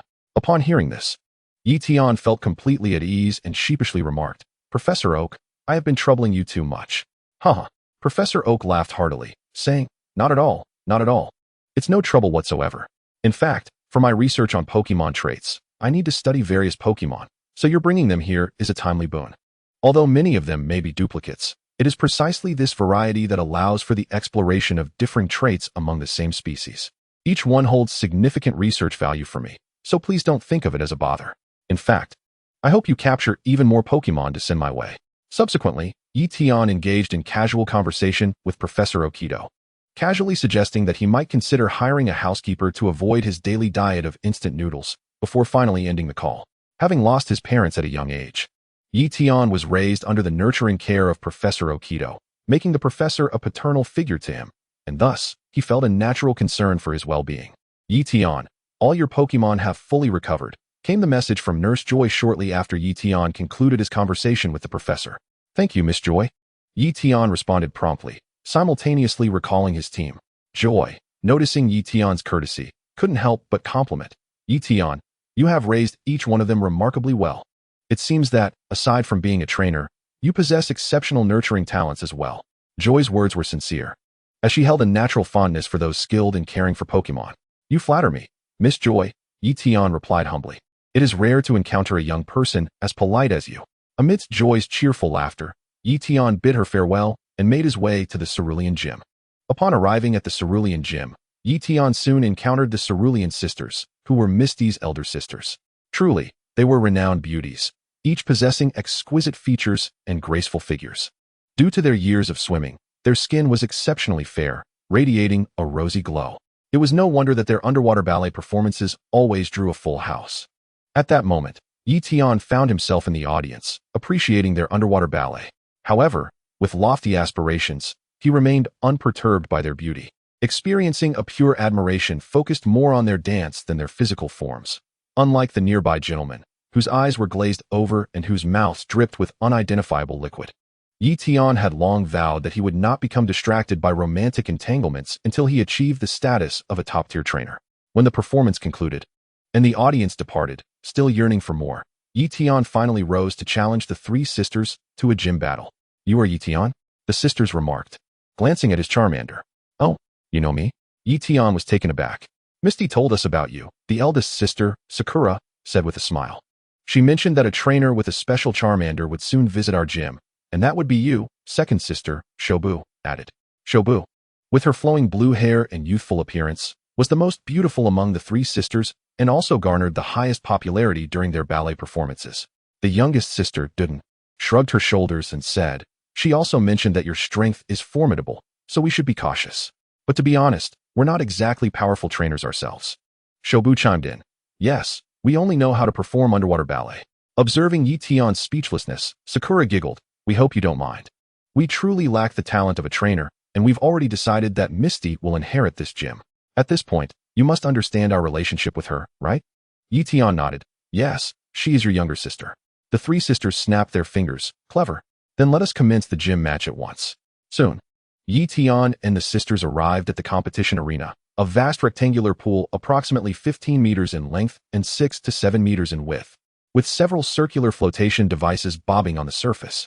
It was evident that this was a standard aquatic battleground, highly advantageous for water-type Pokémon. While non-water-type Pokémon could stand on the flotation devices, their mobility would be significantly restricted. Although non-water-type Pokémon could swim and dive into the water, like Ye Tian's Charmander, it could only swim at a basic level, lacking the speed and combat efficacy of a water-type Pokémon. In this aquatic venue, water-type Pokémon were truly the stars of the show. The rules of the Cerulean Gym battle were a 3-on-3 format, with each of the three sisters sending out one Pokémon to battle Ye Tian. "Is that acceptable?" Sakura clarified the rules. "No problem," Ye Tian nodded.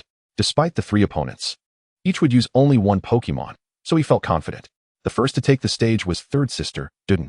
With utmost elegance, she tossed a Pokeball adorned with intricate designs, suggesting a budding awareness of the coordination trainer concept, which had yet to gain popularity in this era. It was remarkable that Duden exhibited such foresight.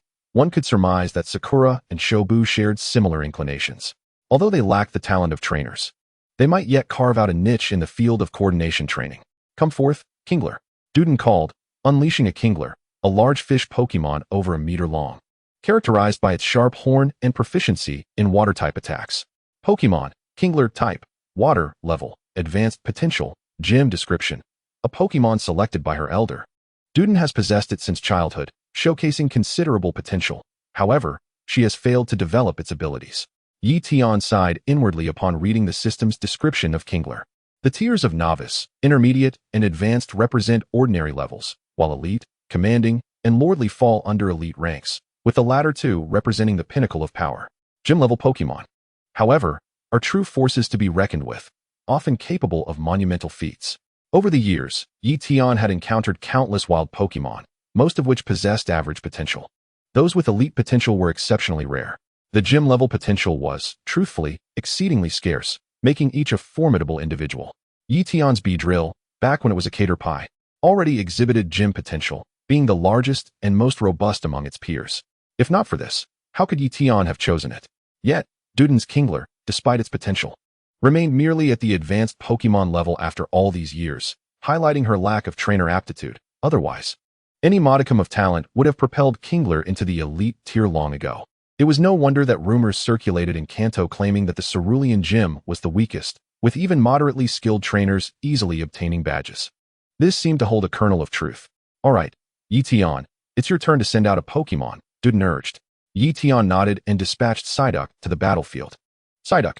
Psyduck appeared with an air of aloofness, confidently balancing on its flotation device.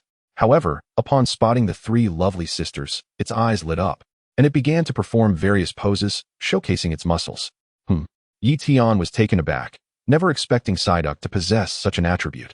But the opponents were beautiful women, not handsome ducks. Was such display truly necessary? Wow, so cute. Incredible. Psyduck has blue skin. Is this the legendary shiny Pokémon? I've never seen one before. On the other side, upon seeing Psyduck, the three sisters were filled with delight, their hands cupping their faces, their eyes sparkling with admiration. It is evident that although they lack the innate talent of a trainer, they share a fondness for water-type Pokémon akin to Misty, perhaps a testament to their familial lineage. For these sisters, merely encountering a rare water-type Pokémon fills them with gratitude for the blessings bestowed upon them. Amidst the unfolding scene, Duden was the first to regain her composure, exclaiming, "Rarity does not equate to strength. Goldeen, wash its face first, use water gun." In the arena, Goldeen floated gracefully on the water's surface, releasing a stream of water towards Psyduck with a soft splash. "Water gun, you say? Psyduck, unleash hydro pump." Ye Tian replied with a smile, issuing his command. Psyduck immediately countered with a powerful hydro pump, significantly thicker than Goldeen's water gun, colliding with it. The diameter of Psyduck's hydro pump was as broad as a bowl, and due to its high pressure, it was densely packed and immensely powerful. In stark contrast to Psyduck's hydro pump, Goldeen's water gun appeared feeble. As the two attacks met, Psyduck's hydro pump bulldozed through Goldeen's weak water gun, crashing heavily into Goldeen. Bang! The formidable force sent Goldeen flying, crashing into the wall several meters away, rendering it unconscious. Not only Duden, but at that moment, Sakura and Shobu were utterly astonished. Chapter 38, The Special Ability of Water Spirits. Thanks to Misty's prior warning, the three sisters had placed Ye Tian on a pedestal from the very beginning, preparing themselves psychologically for defeat. However, they never anticipated Ye Tian's strength to be of such caliber. At this juncture, a question flickered through the minds of the three sisters. Was he truly just a novice trainer?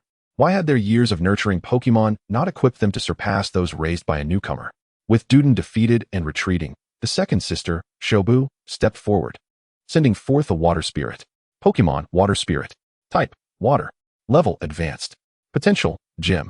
Description, a Pokémon selected by the elders, bestowed upon Shobu since childhood, possessing remarkable potential that has yet to be fully realized. It is apparent that the elders of the Hualan Gym have shown no favoritism, granting high-potential Pokémon to all. The failure to develop their potential, however, lies solely with them. Water Spirit, unleash your talent. Dive into the water, commanded Shobu. With a splash, the Water Spirit leapt from the platform into the water, its graceful form creating a cascade of droplets. In a regulated arena, the water would not be particularly clear. Thus, a Pokémon diving beneath the surface could achieve a degree of concealment. Yet, the waters of the Hualan Gym, whether due to the sisters' penchant for cleanliness or other reasons, were remarkably clear, revealing the bottom. Consequently, even submerged, the Water Spirit could not conceal its form. However, the Water Spirit appeared to vanish entirely. This was the Water Spirit's special ability. It could merge with the water, rendering itself invisible. What do you think, Ye Tian? Isn't this move impressive? Shobu winked playfully at Ye Tian. Unmoved, Ye Tian was able to perceive the Water Spirit's form, not with his eyes, but with his heart. More precisely, he sensed the Water Spirit's aura. While the Water Spirit could cloak itself in water, it could not disguise its aura. Thus, Ye Tian could pinpoint the Water Spirit's location with ease. Unfortunately, this insight was his alone. He could not convey it to Psyduck. If Beedrill were present, the situation would be different. After years of companionship, their bond had reached an unparalleled intimacy, achieving a level of telepathy. Whatever Ye Tian contemplated would manifest as vivid imagery in Beedrill's mind. By using his aura to locate the Water Spirit, Ye Tian knew that, had Beedrill been present, it would have discerned the Water Spirit's position without needing an aura. Alas, that bond was unique to Ye Tian and Beedrill. He realized that he had been oblivious to Psyduck's fondness for beautiful older sisters. Could he truly aspire to be a Pokémon master under such circumstances? Water Spirit, you may attack freely. As a trainer, Shobu was equally unaware of the Water Spirit's whereabouts and could only shout as loudly as possible towards the pool. This scene was rather classic, showcasing Shobu's flower vase attributes. With a splash, about 3 seconds later, the Water Spirit suddenly erupted from the water behind Psyduck. Launching a fierce assault, jump to evade. Psyduck faintly sensed movement behind it, yet in that fleeting moment, its mind went blank, unsure of how to respond. Just then, Ye Tian's voice resounded with perfect timing. Psyduck's eyes brightened, and it leapt high, narrowly avoiding the water spirit's strike. What remarkable reflexes! Observing the scene, not only Shobu but also Sakura and Duden stood wide-eyed in astonishment.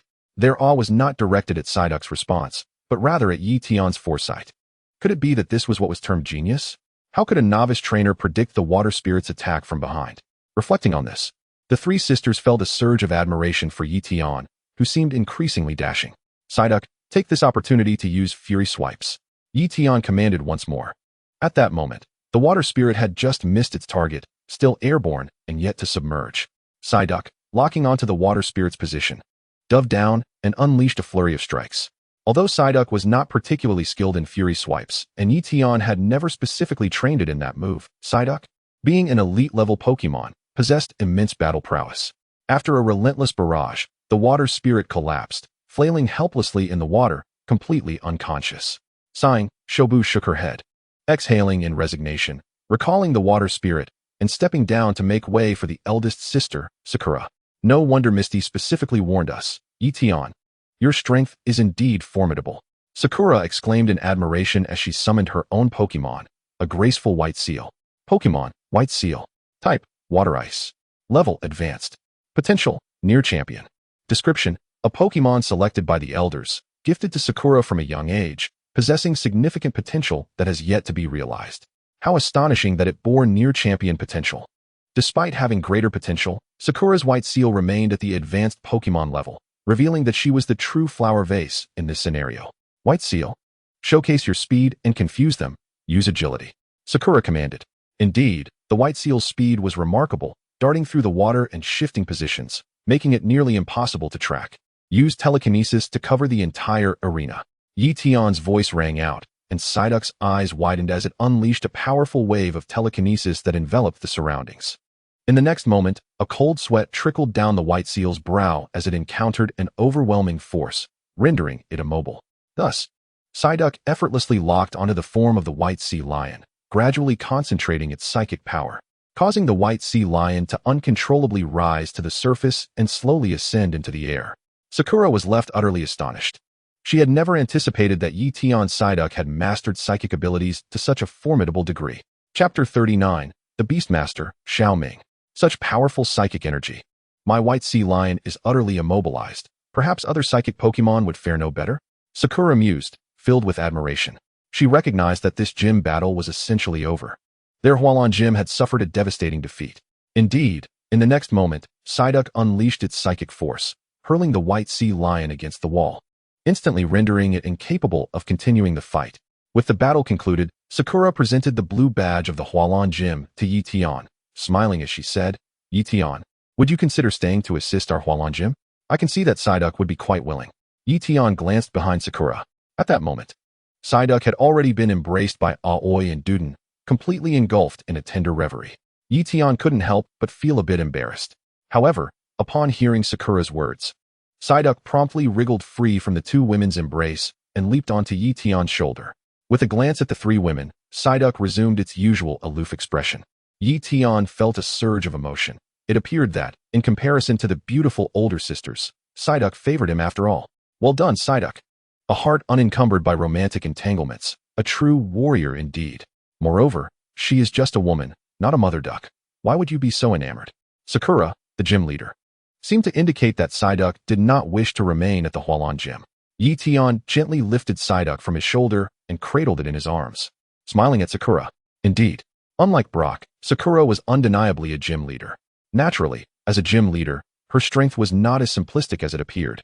Perhaps her trainer level was relatively low, but she must possess formidable Pokémon left behind by her elders to guard the gym. Gym level, or rather, gym leader level Pokémon. Generally speaking, Sakura would not easily reveal this unless challengers specifically requested it.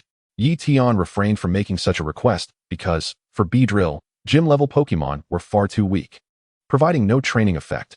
Conversely, for his other 5 Pokémon, gym-level Pokémon were exceedingly strong and simply unassailable. Ah, what a pity, Sakura remarked with a smile. And so, Ye Tian bid farewell to the 3 sisters and departed from the Hualon gym, continuing his journey. However, before that, Ye Tian made a trip to the Hualan market. During his travels on Moonview Mountain, he had seized 8 inferior moonstones from Team Rocket and had personally excavated 45, totaling 53. The market price for inferior moonstones was 100,000 alliance coins. Eager to sell, Ye Tian packaged them at a 10% discount, earning 477 million alliance coins and instantly becoming wealthy. In addition, Ye Tian possessed 1 medium-grade moonstone and 1 medium-grade thunderstone.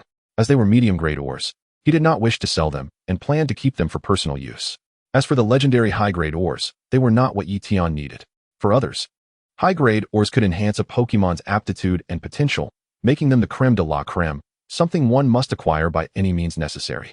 However, for Ye Tian, it was unnecessary. With his system, he could easily elevate the talents and potentials of his Pokémon. Not to mention that even if he had high-grade ores, he would prefer to sell them for money. It is well known that being a trainer is an extremely costly profession. Ye Tian's monthly food expenses alone exceeded 100,000 coins. Who could manage that? The subsequent costs would be equally substantial, including various evolution stones, evolution items, enhancement items, soothing bells, evolution keys, and various mega evolution stones, each requiring expenditure. And then there were the luxury balls.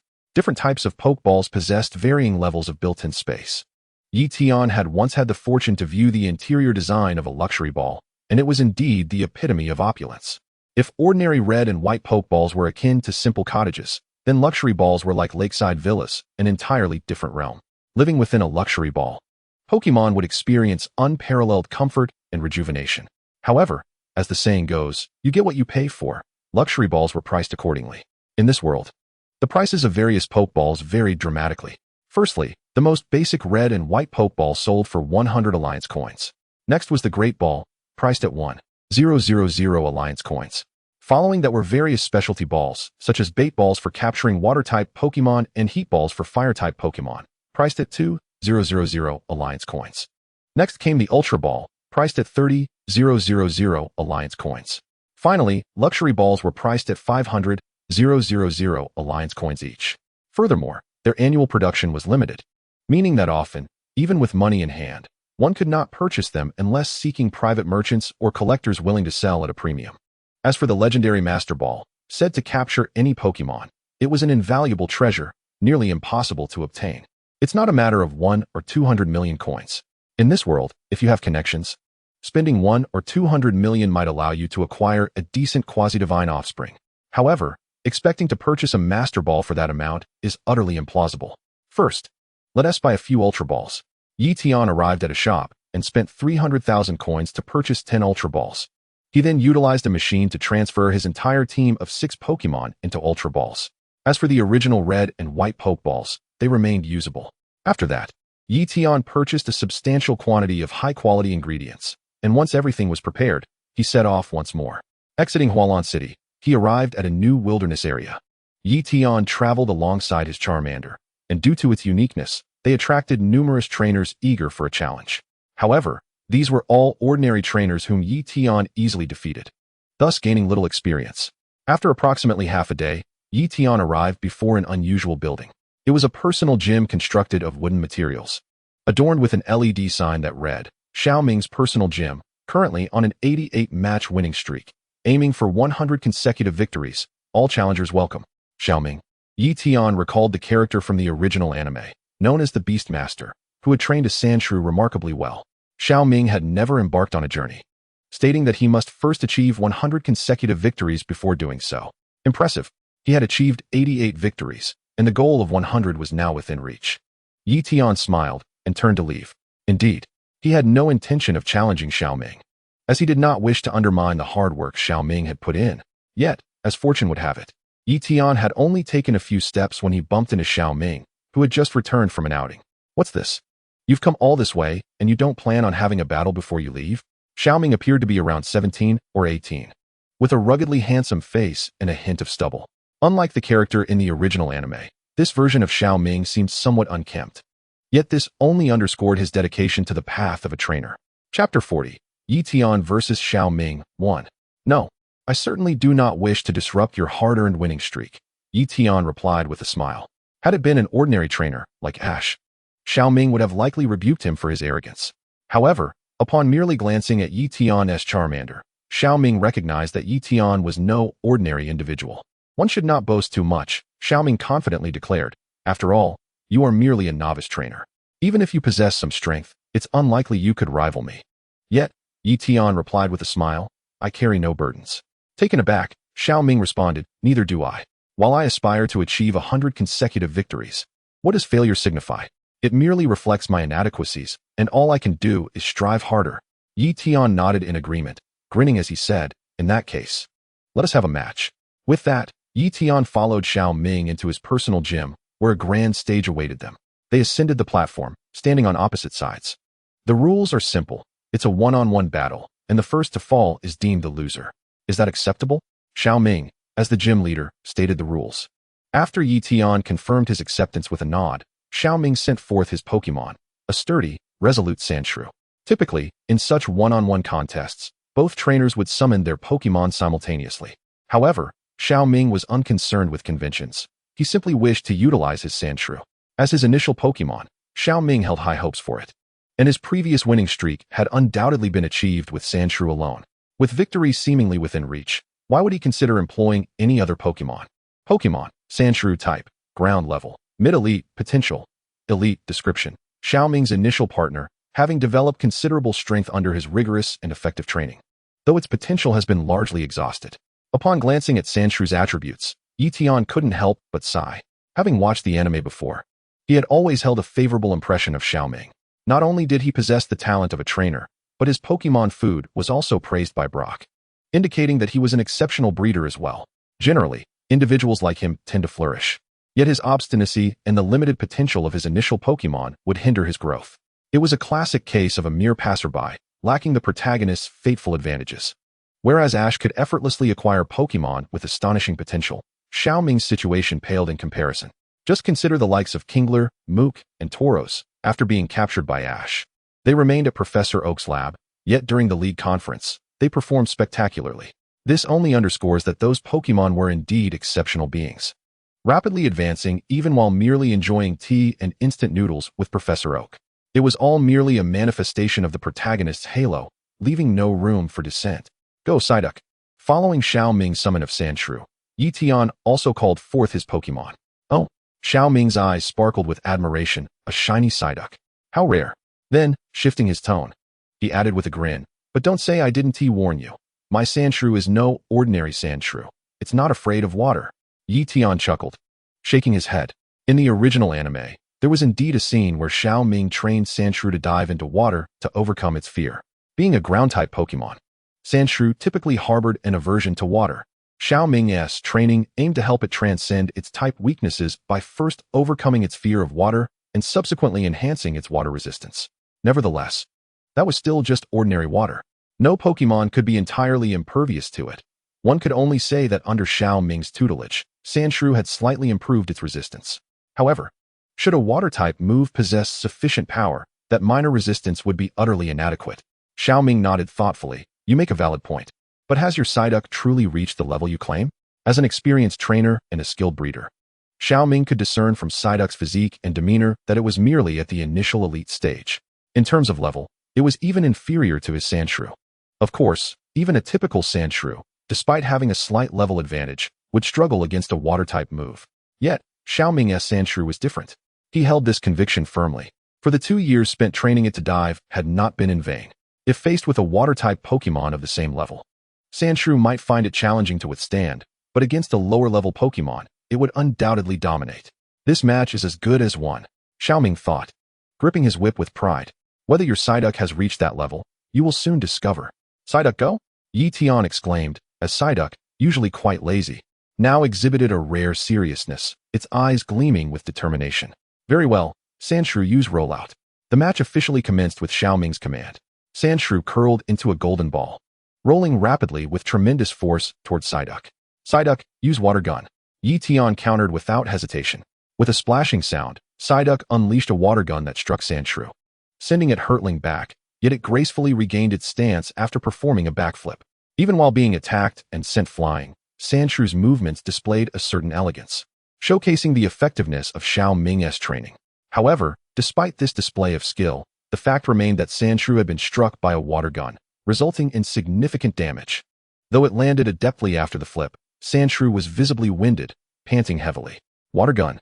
Xiao Ming's pupils constricted in surprise, and he turned to Ye Tian, exclaiming, "It seems your Psyduck, like my Sandshrew, is also a Pokémon of exceptional talent." Ye Tian smiled faintly, choosing not to respond. To him, the strength of Xiao Ming's Sandshrew was merely a reflection of its high level, while Psyduck was the true embodiment of extraordinary talent, wielding power that surpassed its own level. Furthermore, Sandshrew had reached its current state with most of its potential already exhausted. It would likely peak upon evolving into Sandslash. In contrast, Psyduck was only at the beginning of its journey, with boundless possibilities ahead. While it was a hard truth to swallow, it was nonetheless factual. Unless Xiao Ming could discover rare items that enhance innate talent and potential, the chances of him acquiring such treasures were slim to none, especially at his current stage. Once more, Sandshrew, use rollout. Xiao Ming commanded again. Psyduck, use water gun. Ye Tian echoed simultaneously. In the arena, Sandshrew curled back into a golden sphere, rolling towards Psyduck once more. Psyduck expelled another water gun aimed at Sandshrew. However, just as the water gun was about to strike, Sandshrew executed a sharp turn, deftly evading the attack and colliding fiercely with Psyduck. Prior to this maneuver, Xiao Ming had cracked his whip against the ground, a defining sound of authority. The beast tamer. Xiao Ming, often wielding a long whip, thus earning his name, was not a sadist nor a tormentor. He had never used the whip to strike his Pokémon. It was merely a tool for training and directing his Pokémon. Indeed, he harnessed the sound of the whip to command his Pokémon.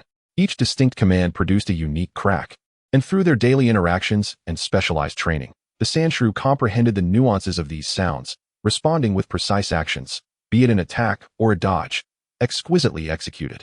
Furthermore, the whip's crack traveled faster than spoken words, swift and enigmatic, leaving opponents unprepared. This was a testament to Xiao Ming's prowess as a trainer. Quite an impressive technique, Ye Tian remarked. Xiao Ming's surprise attack had inflicted significant damage on Psyduck, which was now visibly injured. Simultaneously, Psyduck's stamina had been severely depleted, causing it to gasp for breath. "Humph, if you cannot devise a countermeasure, this match will be mine," Xiao Ming declared with a triumphant smile, gesturing grandly as he commanded. "Go, Sandshrew. After you curl up, deliver your final rolling attack. Roll, roll." Xiao Ming incessantly commanded the rolling attack, as if Sandshrew were incapable of executing any other move. However, this was far from the truth. Xiao Ming's strategy held profound significance. Though Sandshrew's base speed was not remarkable, its velocity when rolling was astonishing, enabling it to perform a myriad of intricate maneuvers. The rolling attack was a pivotal element of Xiao Ming's tactics, serving as the very core of his strategy. The ultimate attack, surpassing the rolling maneuver, was the combination of curling up followed by rolling, or the earth-shattering technique.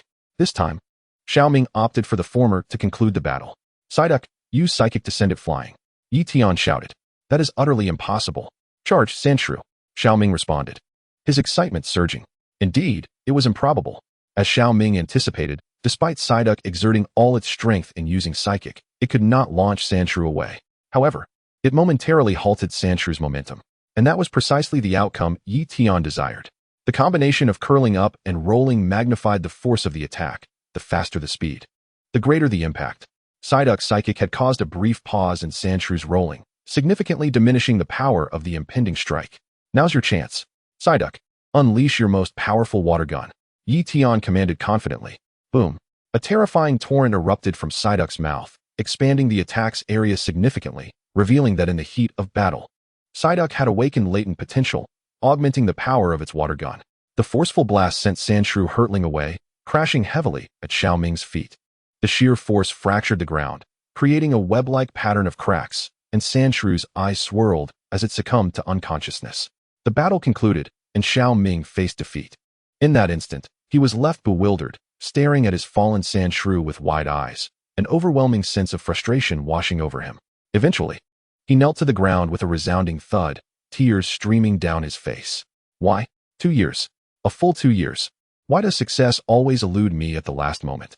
Xiao Ming vented his frustration with clenched fists against the earth, sighing inwardly. Ye Tian had anticipated such an outcome. Xiao Ming had claimed to bear no burdens, but how could that be true? If he truly felt unencumbered, wouldn't it be better to embark on his journey directly? What purpose did all this flourish serve? Xiao Ming, your stubbornness is blinding you. Remaining in this small place only squanders your talents, ultimately rendering you a frog in a well. Aware of Xiao Ming's pride, Ye Tian refrained from offering consolation, instead sitting beside him to maintain eye contact. You must understand, compared to your peers, you have already squandered 2 precious years. No, I am not at fault. I merely wish to achieve a modest goal, Xiao Ming insisted, wiping away his tears with steadfast conviction. Ye Tian shook his head, replying, but even if you achieve it, what then? Can you guarantee that you won't face failure on your future journey? Xiao Ming was momentarily taken aback. Could he truly guarantee that? He could not. The world was vast, filled with formidable opponents. Who could assure victory in every battle? When one stumbles, is it necessary to return to square one? It was akin to solving problems. If there are 100 questions and you tackle 50, only to discover mistakes, would you truly start over with a new set of problems? Even if you were willing, what about time? Ye Tian's probing question struck like a wake-up call, leaving Xiao Ming in stunned silence. Yes, he recalled that he was now 17, nearing 18. He had wasted time, too much precious time. Aspiring for 100 consecutive victories was commendable, yet it did not conflict with his journey. He could pursue his goal at any time, and indeed, during his travels. He would encounter stronger opponents, face greater challenges and trials, yet he would also meet more powerful Pokémon. As Ye Tian articulated this, Xiao Ming awakened to a newfound clarity. Thank you, Ye Tian, for exposing my cowardice. All along, I hesitated to embark on my journey, afraid of facing failure, and in doing so, I became obstinate. Xiao Ming chuckled sheepishly, rising to his feet and bowing deeply to Ye Tian. I have made my decision. Tomorrow, I shall set forth on my journey with Sandshrew, aiming to achieve my goal of 100 victories, Xiao Ming proclaimed resolutely. At that moment, Sandshrew stirred awake, delighted at its trainer's newfound ambition. As the sun began to set, Ye Tian, preferring not to camp outdoors, suggested staying the night with Xiao Ming, to which Xiao Ming readily agreed. Chapter 42, Reference Point. In the evening, Ye Tian and Xiao Ming each showcased their culinary skills, ultimately praising one another's cooking. Ye Tian, I was right all along. You have nurtured Charmeleon and Psyduck so robustly, and with such exceptional culinary skills, it is evident that you are a remarkable breeder, Xiao Ming complimented. Likewise, providing nourishment for our partners and ensuring logistical support is a fundamental quality of every trainer, Ye Tian responded with a smile. Xiao Ming paused, exclaiming, Ye Tian, you truly are my kindred spirit. Your thoughts resonate with mine completely. At this point, Xiao Ming sighed deeply, adding, however, you are far superior to me. You are younger yet stronger and possess a greater understanding of life's intricacies. Hearing Xiao Ming's praise, Ye Tian coughed slightly, genuinely overwhelmed. My strength largely stems from the system. As for my understanding of life, it merely reflects my longer experience. Do not lose heart. You possess rare talent. And once you embark on your journey, your abilities will manifest swiftly, Ye Tian encouraged with sincerity. He genuinely recognized Xiao Ming's potential. If Xiao Ming were to possess even half of Ash's luck, his achievements would be remarkable. Yet, as the saying goes, fortune is also a part of strength.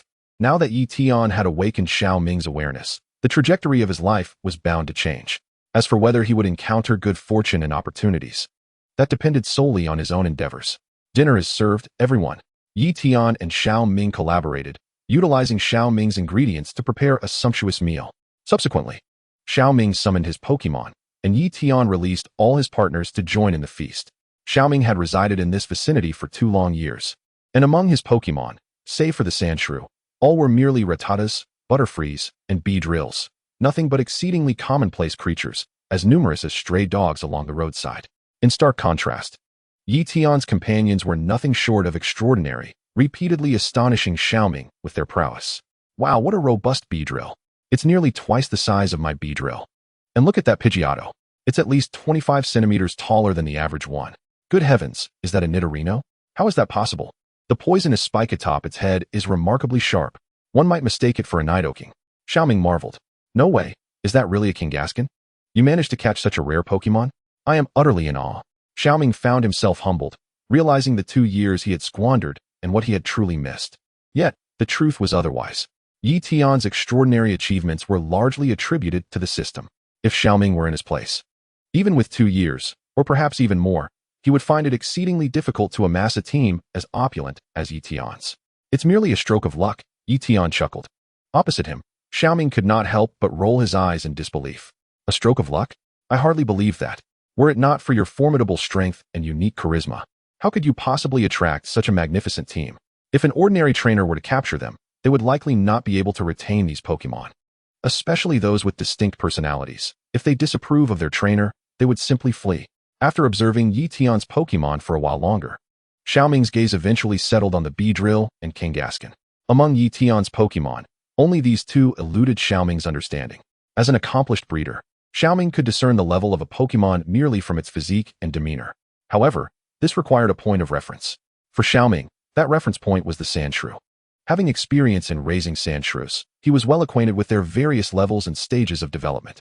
Thus, he could accurately gauge the levels of Pokémon that were of equal or lesser strength than the Sandshrew. As for Beedrill and Kangaskhan, being stronger and of a higher level than Sandshrew, he found himself unable to discern their capabilities.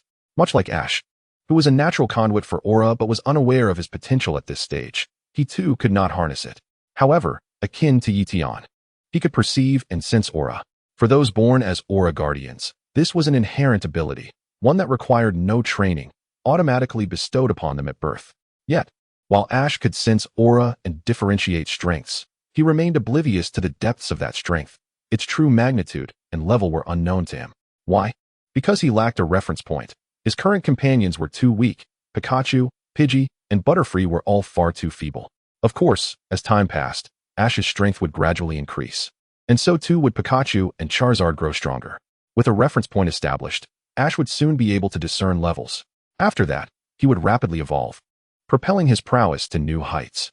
One must admit, aside from luck, Ash was indeed a formidable trainer. At least his tactics were versatile and adaptable. Otherwise, he would not have achieved numerous commendable feats. The battle in Kalos, where Ash was defeated by Alan, resulting in his loss of the championship, left many fans deeply disheartened. Some even joked that the officials had given Alan an unfair advantage, forcing him into the limelight. In truth, such remarks were merely jest, not to be taken seriously. Alan's Charizard possessed the Charizard X Mega Stone. When Mega evolved, it transformed into Charizard X. Charizard X, being a fire type, was also a legitimate dragon type. Fire is weak against water, yet dragons resist water. Thus, they counterbalance each other. This meant that Charizard X was not afraid of water. It was inherently resistant to it, with no reliance on the ability drought. Furthermore, Charizard X boasted a powerful Tough Claws ability, formidable moves, and remarkable durability, making it a true force to be reckoned with at equal levels. For Ash's Pokémon to triumph in such a scenario would indeed be a miracle. While Ash may be the protagonist, Charizard was undeniably the favored child of the officials. This is a fact. Otherwise, who else, aside from the other prominent figure Mewtwo, possesses such magnificent dual mega evolutions? The title of the Pokémon XY series is quite telling. Did you think Ash was the main character? Wrong. The true protagonist of that series is clearly Charizard. Yet, to draw such extensive parallels, Ye Tian is not so different. For Ye Tian, Beedrill serves as the reference point. Should an opponent surpass Beedrill in strength, then Ye Tian too would be unable to discern their level. However, Beedrill's level was sufficiently high, having reached the pinnacle of the Elite Four. If the emitted aura was stronger than Beedrill's, then undoubtedly, it surpassed that of the Elite Four. Chapter 43, Xiaoming's exclusive invention. The restraint device. After dining and taking a brief respite, Xiaoming cracked the whip and resumed training with his Pokémon. Xiaoming was indeed diligent and exceedingly strict. As a trainer, this was an impeccable quality. In contrast, Ye Tian, along with his Charmander and Psyduck, reclined leisurely with their heads resting on their hands. Akin to a trio of relaxed deities, utterly languid. Ye Tian did not train his Pokémon daily. Rather, he concentrated his training into 1 or 2 sessions per week. Sometimes it was once a week, sometimes twice, but never fixed. Ye Tian was inherently carefree, never bound by convention. He followed his heart and did as he pleased. Each training session, aside from the fundamental physical conditioning, primarily focused on honing skills, enhancing the power of signature moves, accelerating their release speed, or developing new techniques and combinations. For Ye Tian, training once or twice a week was quite sufficient. Were he to train daily, both he and his companions would find their bodies unable to cope, as they often engaged in battles in the wild. Should the training be excessive and lead to physical exhaustion, it would undoubtedly hinder their performance in battle. In Ye Tian's eyes, the significance of battling far outweighed that of training. After all, battling itself was a form of training, especially high-quality battles, which provided comprehensive training that encompassed everything from physical conditioning to reflexes, and even skill development. Every individual possesses their strengths, and every trainer's nurturing methods vary. Some can endure physical hardships, but struggle with mental challenges. Ye Tian, however, was different. He excelled in contemplation and was willing to engage in deep thought. Once he grasped the concept, the leap in understanding was incomparable to mere training sessions. Observing Xiaoming's training, Ye Tian noted that all of Xiaoming's Pokémon, including the Sandshrew, were equipped with a mechanical device reminiscent of a backpack corrector. Ye Tian had seen such devices in the original series. They were known as restraint devices, designed to exert powerful binding effects, and were independently developed by Xiaoming. When donned, the restraint device would constrict the Pokémon's limbs, gradually curling them into a ball. To continue training, they would have to exert significantly greater effort. The effect was akin to weight training, but even more effective, as the restraint device trained overall coordination rather than focusing on a single area. Thus, it became evident that Xiaoming was not merely diligent. He too had a penchant for contemplation and experimentation. With the restraint device, his training results naturally exceeded those of standard training. Possessing a contemplative mind, diligent spirit, and the innate talents of a trainer, coupled with the prowess of an exceptional nurturer, there is no doubt that Xiaoming is a rare gem. Xiaoming, do you have any spare binding devices? May I borrow a few for some practice? Ye Tian expressed his interest in the binding devices. Xiaoming, ever generous, chuckled. I have plenty. If you're interested, I'll gladly give all of them to you. With that, Xiaoming retrieved a substantial number of binding devices from his storage box and handed them to Ye Tian. These binding devices are capable of free contraction, thus eliminating size constraints. However, their binding strength varies in degrees. There are those specifically designed for ordinary Pokémon, known as standard binding devices, which possess a slightly weaker binding force. In contrast, elite Pokémon are subjected to advanced binding devices, which exhibit a markedly stronger binding capability. Ye Tian tested one of the advanced binding devices tailored for elite Pokémon and found it quite laborious to fully stretch it out. Not to mention, training while wearing it would yield remarkable results. Everyone, come and test the effects. Ye Tian summoned his companions and personally fitted them with the binding devices. On Xiaoming's side, apart from his Sandshrew wearing an advanced binding device, all others donned standard ones. Meanwhile, every single one of Ye Tian's Pokémon, including the weakest Nidoran, was equipped with advanced binding devices. Besides an initial discomfort, they quickly adapted, each one sweating profusely, which further exemplified the effectiveness of the binding devices. Xiaoming observed this with envy. He only had a single Sandshrew that could be showcased, while Ye Tian's Pokémon were all extraordinary, each reaching elite levels, except for Nidoran. In comparison to Ye Tian's other Pokémon, Nidoran was still too weak at present, lacking the strength to withstand the advanced binding device. Since donning the advanced binding device, Nidoran had instantly curled into a ball, and now, half an hour later, it remained in that state, unable to unfold. Haha, Nidoran, there's no need to overexert yourself. I'll assist you in releasing it. The binding device features a switch, and Ye Tian approached to help Nidoran. However, just as he neared, the purple, spiky ball that was Nidoran began to shake violently, indicating its reluctance. Previously, Ye Tian intended to fit it with a standard binding device, but Nidoran had chosen the advanced one voluntarily. Well done, indeed a spirited fellow. Just half an hour more, and I look forward to seeing you unfold. Ye Tian praised with a smile. Soon, 10 minutes passed, then 20, and then 30 minutes elapsed. Ultimately, Nidoran could not manage to open the binding device. For ordinary Pokémon, the advanced binding device's restraint was simply too overwhelming. It was time to release it. Xiaoming concluded his training and approached Ye Tian. Ye Tian nodded slightly and moved closer to prepare to unlock the device on Nidoran. An hour had already passed. It was crucial not to let Nidoran struggle any longer, lest an unforeseen incident occur. However, as Ye Tian drew near, a dazzling white light suddenly emanated from Nidoran. Within that brilliant glow, Nidoran's body began to swell. What is happening? Ye Tian was taken aback. Observing the extraordinary phenomenon instigated by Nidoran, Xiaoming remarked with a smile. Congratulations, Ye Tian. Your Nidoran is evolving. Approximately 3 seconds later, the radiant light dissipated. Ye Tian and his companions gazed intently, witnessing the former Nidoran vanish, replaced by a robust and imposing Nidoqueen. Nidoqueen retained the same purple skin, stood on 4 limbs, and was adorned with spikes all over its body, resembling Nidoran but on a much grander scale, exuding a commanding presence. Following its evolution, Nidoqueen not only grew in size but also experienced a significant increase in strength, effortlessly breaking free from the advanced binding device. Pokémon Nidoqueen. Type: Poison. Ability, Poison Point. Level, Elite Beginner. Potential, Semi-Divine. Description, a prodigious Nidoqueen, endowed with remarkable toxicity and formidable impact. Elite Beginner. Without question, Nidoqueen's level had risen post-evolution, enhancing its prowess. Chapter 44, Developing Combination Techniques. Thunderblade. Nidoqueen, congratulations on your evolution. This marked Ye Tian's first experience nurturing a Pokémon to evolution since his Beedrill, and he couldn't help but feel a surge of excitement. Roar. Post-evolution. Nidoqueen instinctively sensed its newfound strength, standing proudly and grinning with joy. Meanwhile, Xiaoming's mouth twitched in disbelief. Wow, all elite. Is this Ye Tian really just a novice trainer? Overwhelmed, Xiaoming vowed to redouble his efforts. As night fell, both Ye Tian and Xiaoming lay in their sleeping bags, sharing their dreams before drifting off to slumber. The night passed without incident. The following day, after breakfast, Ye Tian and Xiaoming shouldered their backpacks and stepped out of Xiaoming's personal gym in succession. Ye Tian, thank you for awakening me. When we meet next, my strength will undoubtedly reach new heights. Xiaoming glanced back at his residence of 2 years, then forward, bowing with his Sandshrew in tow. Indeed, with your capabilities, you will undoubtedly achieve remarkable feats. Ye Tian shook his hand for a final farewell. To be candid, Ye Tian held a great admiration for Xiaoming. However, traveling together as a team was out of the question.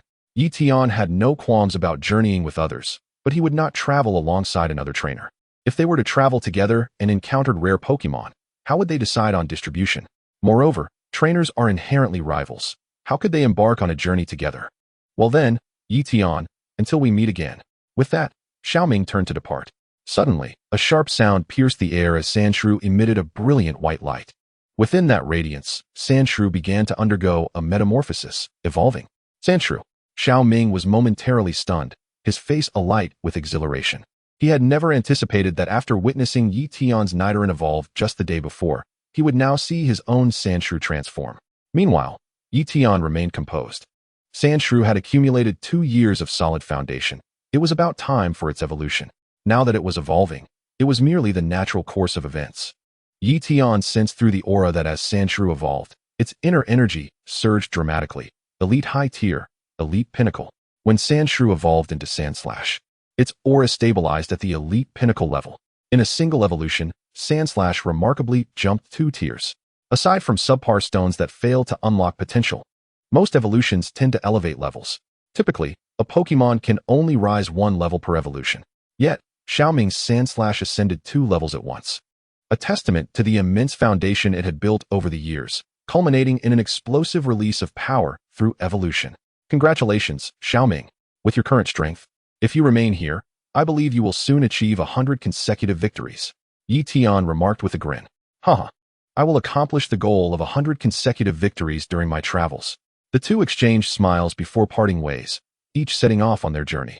Ye Tian's next objective was to fulfill his promise and head to the Pokémon Academy to challenge the junior class students. The Pokémon Academy is situated between Hualan City and Kuhu City. Ye Tian cast a glance at the map, realizing that he was not far from the illustrious Pokémon Academy. Initially, they had agreed to meet within a week, so there was no rush. It had only been 4 days since then. Ye Tian proceeded at a leisurely pace, camping by a small river that evening. The following morning, after breakfast, he and his companions commenced a 2-day intensive training session. At this moment, Beedrill, Charmander, Psyduck, Pidgey, Nidoking, and Dragonite were all equipped with high-grade binding devices. Clearly, these devices had been procured from Xiaoming, totaling 5 sets of ordinary binding devices and 20 sets of high-grade ones. Ye Tian, too, joined in, donning an ordinary binding device himself. Although he possessed the power of aura, his physical constitution had not markedly improved, rendering him unable to compete with elite-level Pokémon. Nevertheless, being able to train alongside his Pokémon while wearing an ordinary binding device was already quite commendable. The first task was, naturally, endurance training, which consisted solely of long-distance running. Beedrill and Pidgey took to the skies. Due to the constraints of the binding devices, after just 2 hours, Ye Tian and his companions were left panting and exhausted. Only Beedrill remained oblivious, brimming with energy. Its physical prowess, though weak compared to the quasi-champion Pokémon, was unmatched when compared to ordinary elites, truly invincible. Moreover, Beedrill had not participated in training for quite some time, having been at the pinnacle of the quasi-champion level for years, amassing a wealth of experience. Consequently, Typical training had lost its efficacy. However, during these 2 days, it relentlessly trained, executing high-speed spins and double needle attacks, demonstrating its acceptance of the binding device's effects. By utilizing the device in training, it could achieve even greater depths of mastery. After the long-distance run concluded, and following a 10-minute rest, Ye Tian promptly initiated the next training segment, skill honing. The group dispersed. Charmander practiced its Ember and Fire Punch, while Psyduck focused on launching Water Gun and Confusion against a heavy natural stone weighing over 100 pounds, successfully moving the stone with both attacks. This demonstrated Psyduck's formidable strength. Ye Tian sensed Psyduck's aura growing stronger, suggesting that a breakthrough was imminent. Dragonite refined its Mega Punch, while Nidoking, having evolved from Nidorino, had independently grasped the Tackle attack, now directing its efforts toward a tree as thick as a barrel, mercilessly smashing it until it was riddled with holes and ultimately snapped in half. Meanwhile, Ye Tian devoted considerable attention to Pidgey, as he had already begun developing a combination move unique to it. He even named this technique Thunderblade, a fusion of its wing attack and Thunderbolt. 1 + 1 does not equal 2. The power of Thunderblade was unparalleled, far exceeding the mere sum of its constituent skills. Once more, Pidgey, focus on that tree and unleash Thunderblade. At Ye Tian's command, Pidgey soared forward like a flash of lightning, not merely using its wings. At that moment, its entire form radiated a brilliant white light, slicing through the air and generating a fearsome crescent-shaped shockwave that enveloped Pidgey like a protective barrier. As Pidgey zipped past, the stout tree was cleaved in two, the cut astonishingly smooth, akin to a mirror. Excellent. Upon observing the impeccably polished cut, Ye Tian could not resist snapping his fingers in admiration. However, after executing the move, Pidgey collapsed to the ground, panting heavily and drenched in sweat. This revealed the immense energy consumption of Thunderblade. At Pidgey's current level, executing it once was already pushing its limits. Furthermore, aside from its considerable energy drain, Thunderblade had a significant drawback. It inherited the straightforward nature of Thunderbolt, traveling in a straight line without the ability to turn mid-flight due to its excessive speed. In contrast, a simple wing attack was agile enough to maneuver, while Thunderbolt, though unable to curve, incurred minimal energy expenditure. A missed Thunderblade would result in a substantial loss, necessitating careful consideration before use. Nonetheless, it was evident that Pidgey had mastered a formidable move that surpassed its current level, granting it the potential to challenge opponents beyond its rank. The question of success could only be determined through real combat. Typically, after an intensive training session, whether 1 or 2 days long, everyone felt invigorated and recharged. However, this time, due to their initial experience with the binding devices, despite the promising results, everyone, except Beedrill, was utterly exhausted. Consequently, Ye Tian found it necessary to extend their rest by an additional day to recuperate before setting off again. Before long, they arrived at the Pokémon Academy. To his surprise, a crowd awaited them in the open area before the academy. Leading the group was not Xiao Gong, but rather a raven-haired young lady, the top student of the junior class. In the original narrative, this 10-year-old prodigy was already a beauty, and now, at 15, she was even more graceful and captivating. Yet, her every gesture exuded an air of arrogance, imparting a sense of superiority over her peers. Typically, sycophants would revel in such demeanor, but Ye Tian found it unappealing. "This is Ye Tian, the one who bullied my classmate?" the top student questioned, arms crossed, standing imperiously before the assembled students. Ye Tian was taken aback, replying, "Bullied? Surely not. We merely engaged in a battle. Do you consider losing a match to equate to bullying?" Ye Tian was left speechless, suppressing the urge to add, "If that is the case, then you are rather fragile, aren't you? I understand you took a mid-grade thunderstone from one of my classmates?" the top student inquired, her brow furrowing. Ye Tian shrugged, casting a glance at Xiao Gong, and replied with a smile, "That was merely my prize for winning." The top student scowled, exclaiming, "Yet, that has caused my classmate both mental and emotional distress. As the chief trainer of the junior class, I must seek retribution and restore justice for my classmates." The esteemed prodigy wore an air of superiority, declaring, "Should you lose, you must apologize to my classmates. As for that mediocre ore, I shall generously bestow it upon you commoners." Ye Tian furrowed his brow as he gazed towards the prodigy. According to her earlier words, should he be defeated, he would merely need to acknowledge the prowess of the Pokémon Academy's junior class. Yet now, the stakes had escalated to an apology? Ye Tian, known for his humility and grace, thought that if his opponent truly possessed strength, conceding would be of little consequence. However, his pride would not allow him to issue an apology lightly. Under Ye Tian's piercing gaze, the prodigy felt a flicker of insecurity and turned her head away, pretending not to have seen him. Ah, this has become rather intriguing. If I were to apologize upon losing, what then would you do if you were to lose? Ye Tian remarked, casting a challenging glance at the prodigy. Impertinent. How dare a mere commoner utter such hubris? The prodigy seethed. The mere suggestion of defeat stung her pride, causing her discomfort. Observing her reaction only deepened Ye Tian's displeasure, prompting him to scoff. Spare me the trivialities. Just tell me what your course of action will be upon your defeat.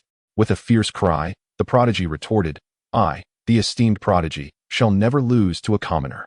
If I truly do lose, I shall fulfill any one request of yours. Any one request? Ye Tian paused, then chuckled. Very well. I shall not make it difficult for you.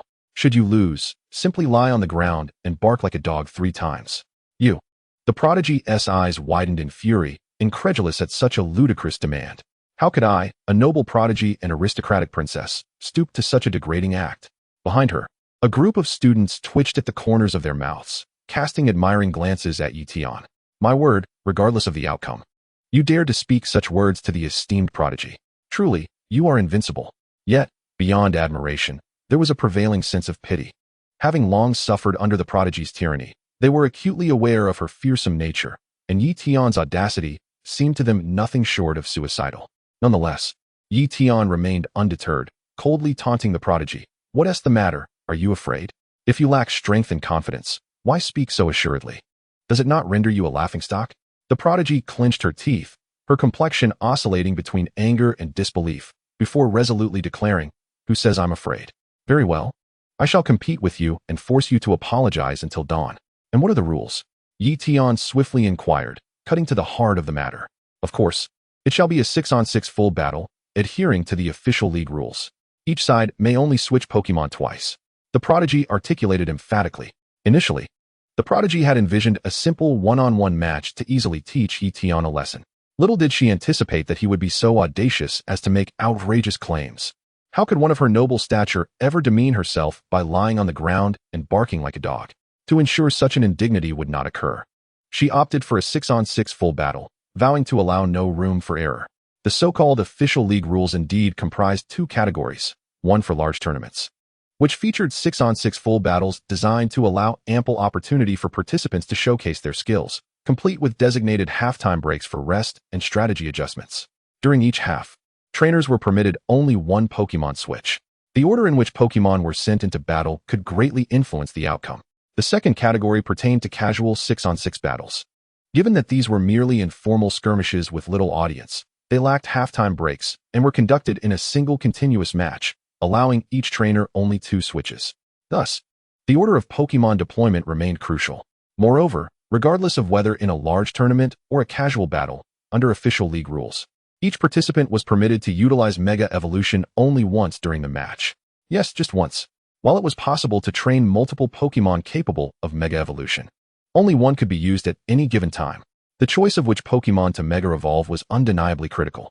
If the opponent favored Ice-type Pokémon, then Mega Evolving a Fire-type would provide a significant advantage. Conversely, against a Water-type adversary, one should opt for a Mega Evolution of an Electric type.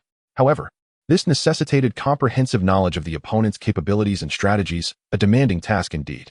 After all, how could one ascertain whether their opponent had any hidden trump cards? Thus, much of it hinged on real-time performance and mental fortitude. The right mindset was equally vital. For instance, some formidable trainers could crumble under the pressure of the crowd's roar, rendering their potential moot. Nevertheless, Mega Evolution represented the hallmark of elite strength, embodying the pinnacle of power in this world. Not to mention, a single Megastone could be worth millions. Such treasures were far beyond the reach of mere pawns. Additionally, it was not solely a matter of wealth. Even possessing the stone would be futile without a profound bond with one's Pokémon, as Megastones and evolution keys served as the keys to the connection between trainer and Pokémon. Without sufficient rapport, these items would merely remain ordinary stones, devoid of any transformative power. Given this, how could one achieve Mega Evolution? Indeed, for both Ye Tian and the prodigy, the prospect of Mega Evolution felt exceedingly distant.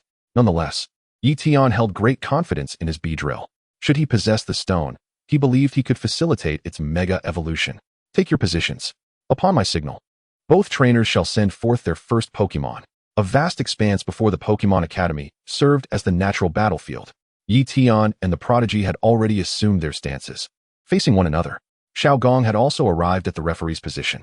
3, 2, 1, begin. Go, Charmander. Set forth, Shellder. Upon Xiao Gong's command, Ye Tian and the prodigy simultaneously dispatched their first Pokémon. I knew you would choose Charmander as your first. This was all part of my calculations, Observing Ye Tian's Charmander, the prodigy laughed in a manner most unbecoming. Her implication was clear. Her Shellder, being a water-type Pokémon, held a significant advantage over the fire-type Charmander. Is that so? Ye Tian responded with a sinister smile. I fear no one, not even a water-type Shellder. Don't be overconfident. The prodigy coldly scoffed before commanding, Shellder, use water gun. With a splashing sound, Shellder unleashed a jet of water aimed at Charmander. From the aura emitted, it was evident that the prodigy's Shellder had reached the early elite stage. However, compared to the robust aura of Charmander, Shellder's energy appeared rather insubstantial. Clearly, it possessed level and power, yet lacked battle experience and depth. Its stamina, defense, and speed likely only matched that of an ordinary Pokémon. At present, even its signature water gun attack has shown to be rather mediocre, easily dodged by the agile Charmeleon. After evading, it executed a flame punch. With a command from Ye Tian, Charmeleon swiftly maneuvered, successfully avoiding the attack, and spread its arms wide as it charged towards the Shellder. However, there remained a distance of at least 10 meters between Charmeleon and Shellder. Despite Charmeleon's impressive speed, it could not reach its target instantaneously. In fact, the faster Charmeleon rushed, the closer it got, making it more susceptible to Shellder's counterattack. Naive. Shellder, this time, aimed carefully and unleashed another water gun. As Charmeleon drew nearer to Shellder, the likelihood of a miss became almost non-existent. The confident trainer could not help but smile, issuing another command with assurance. Splurt. Shellder fired another water gun, which indeed struck directly, landing a harsh blow to Charmeleon's face. Yet, Charmeleon displayed no signs of pain. Instead, it flashed forward, igniting its fist with flames. A powerful flame punch landed squarely on Shellder's face. Shellder let out a cry of anguish, its body sliding uncontrollably backward, evidently gravely injured. It is essential to note that Shellder is encased in a formidable shell, known for its exceptional defense. However, that pertains only to its shell. Its core, akin to a ghostly visage, is remarkably fragile. One flame punch from Charmeleon severely wounded it, leaving it gasping for breath. It is worth mentioning that Charmeleon possesses the ability to absorb water, rendering it impervious to water attacks. Conversely, as a water-type Pokémon, Shellder is also resistant to fire, making it even less susceptible to flames. Theoretically, the damage inflicted by the flame punch on Shellder should be significantly diminished, having its effectiveness. Nevertheless, even this reduced impact resulted in considerable damage to Shellder. Chapter 47, Flame Vortex. Despite the flame punch's diminished effectiveness, it still caused Shellder substantial harm. A testament to Charmeleon's formidable strength. Had it utilized Thunder Punch, victory would have been assured. Charmeleon is also capable of mastering Thunder Punch. Regrettably, in this world, skill machines do not exist. For a Pokémon to acquire a particular skill, it must comprehend and cultivate it independently. Developing skills of its own type is relatively straightforward. For instance, for Charmeleon, mastering fire-type techniques is quite natural, given its innate affinity for flames. However, acquiring skills from other types, non-native skills, proves to be exceedingly challenging. Take Charmeleon, for example. Does it harbor electric energy within? One might speculate that it does, for otherwise, it could not wield Thunder Punch. In truth, Charmeleon can indeed master Thunder Punch, implying that it possesses latent electric energy, albeit in scant quantities. This scarcity renders it difficult to develop and master. At times, a Pokémon's ambition to learn skills from other types requires more than mere effort. It necessitates opportunity.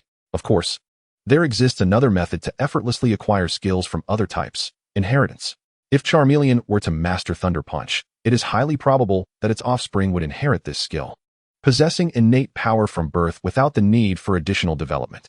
Generally speaking, those with extraordinary talents often carry potent genetic legacies, including formidable inherited skills. Take Ye Tian's Psyduck. For example, he once suspected that Psyduck's psychic abilities were inherited from its parents, which accounts for their strength. In summary, in this world, acquiring skills from other types is a daunting endeavor. Do not confuse this with gameplay mechanics. The reality does not operate on the same principles. For instance, Ash's Charizard is undoubtedly powerful, but does it know Thunder Punch? Sadly, it does not. In contrast, Champions like Diantha and Elan-S Charizard do possess Thunder Punch. Similarly, Longnan-S Dragonair can unleash Flamethrower, Thunderbolt, and Water Gun, showcasing a vast array of skills. However, it is likely that such abilities were inherited, something to which one cannot aspire. Astonishingly, that Charmeleon seems immune to water. Observing that Shelder's Water Gun had no effect on Charmeleon, the confident trainer was momentarily stunned. Her gaze shifted to the blue flames atop Charmeleon's tail. Could there be a connection to its anomaly? Perhaps due to genetic mutation. This Charmeleon had gained exceptional resistance to water. In this world, there exist two types of Pokémon born to be extraordinary, endowed with remarkable talents, one being shiny Pokémon and the other being mutated Pokémon. Shiny Pokémon are self-explanatory. As for mutations, Ye Tian's Charmeleon is classified as such, while Nidorino's elongated poison spikes also exemplify mutation. Of course, the most apparent examples are the colossal Pokémon of dominance. Such tremendous size does not come without reason. At the very least, dominant Pokémon surpass their peers in power, stamina, and defense. What defines extraordinary talent is precisely that, extraordinary talent. Charmeleon, Flame Vortex. While the confident trainer contemplated, Ye Tian suddenly issued another command. Charmeleon continuously expelled flames, enveloping Shelder and rapidly spinning to create a swirling vortex of fire. The Flame Vortex ensnared Shelder, inflicting multiple segments of damage. The Flame Vortex is a newly developed move that Charmeleon has been perfecting recently. Pokémon Charmeleon. Type: Fire. Ability: Blaze. Level: Elite Beginner. Potential: Champion. Description: an exceptionally talented Charmeleon with an extraordinary affinity for flames. After acquiring the dual Blaze ability, its potential surged, and its fire talent skyrocketed, facilitating the development of fire-type techniques with remarkable ease. Thus, it did not exert much effort to effortlessly create the Flame Vortex, which proved immensely powerful. Shelder. As the Flame Vortex subsided, the confident trainer gasped in astonishment, witnessing Shelder charred black and utterly dazed. What a fearsome Flame Vortex. Indeed, if it were a Charizard or a Charmeleon, it would be understandable, but for this seemingly harmless Charmeleon to master such a powerful fire-type move, one can only conclude that this mutated Pokémon is truly exceptional, possessing extraordinary talent. Observing Charmeleon's type advantage easily vanquish Shelder, the surrounding students erupted in exclamations. Shelder had lost its combat capability, and Charmeleon emerged victorious. Meanwhile, Xiao Gong, acting as the referee, rendered a fair judgment, equally astonished. He had not anticipated that aside from the Dragonite, this seemingly innocuous Charmeleon would also be so formidable. Let us call it a day. Return, Shelder.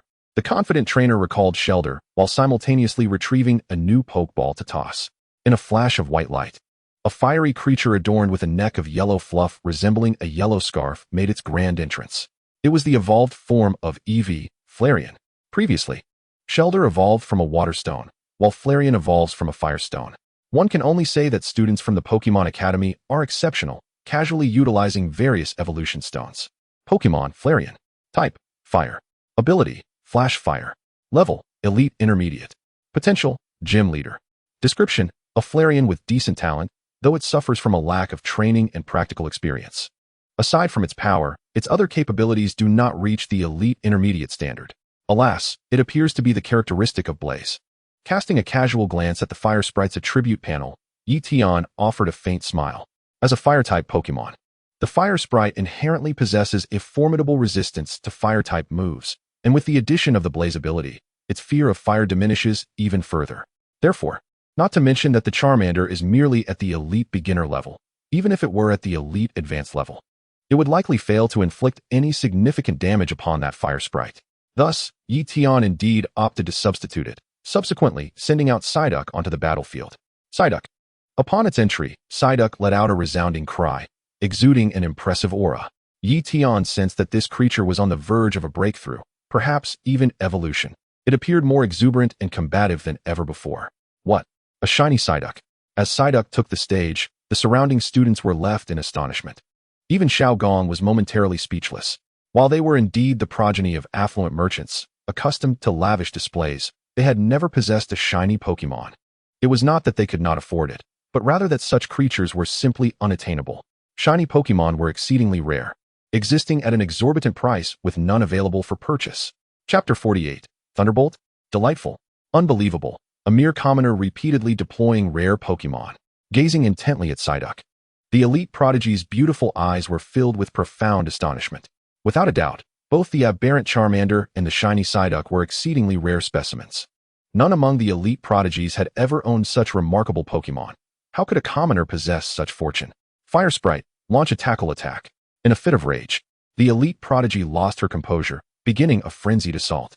As a water-type Pokémon, Psyduck naturally exhibited considerable resistance to fire. Refraining from using fire-type moves was indeed a wise choice. However, given the type advantage, charging recklessly was utterly unwise. Courting death. Observing the elite prodigy's obvious lack of judgment, Ye Tian scoffed disdainfully, finish it off with water gun. Boom. A formidable stream of water erupted from Psyduck's mouth, instantly sending the fire sprite hurtling through the air. After a wretched cry, the fire sprite crashed to the ground, succumbing to unconsciousness. A one-hit knockout? Even with a type disadvantage, there was no denying that Psyduck was extraordinary, wielding power that transcended its level. Psyduck's ability to challenge levels and achieve a one-hit victory over the fire sprite left the surrounding students in shock once more. What a joke!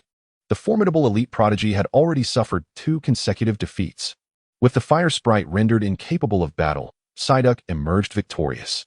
Xiao Gong's voice echoed in the ears of the elite prodigy, snapping her back to reality. Whether by luck or skill, that commoner indeed possessed considerable prowess. Henceforth, she must take this seriously. Drawing a deep breath, the elite prodigy recalled the fire sprite and sent forth a new Pokémon. Go, Raichu. The third Pokémon dispatched by the elite prodigy was none other than a Raichu. As is well known, Raichu is the evolved form of Pikachu, achieved not through natural evolution, but rather by utilizing a thunderstone. Ash once famously remarked, Pikachu is as common as stray dogs. The trio from Team Rocket believed Pikachu to be a rare Pokémon, prompting their desire to capture one, while Ash looked on in shock. A rare Pokémon? But Pikachu is as ordinary as stray dogs. This implies that Pikachu is indeed a common Pokémon, bearing no relation to rarity whatsoever. The true rarity lies solely with his Pikachu. In comparison, Raichu is not particularly rare either. It merely requires a Thunderstone, which is somewhat costly. Raichu Thunderbolt. Psyduck, Water Gun Attack. This time, both Ye Tian and the elite prodigy issued their commands almost simultaneously. Boom. In the arena, 2 powerful moves collided fiercely. Water guns swiftly shattered the Thunderbolt, racing directly toward Raichu. Yet, the Thunderbolt did not dissipate.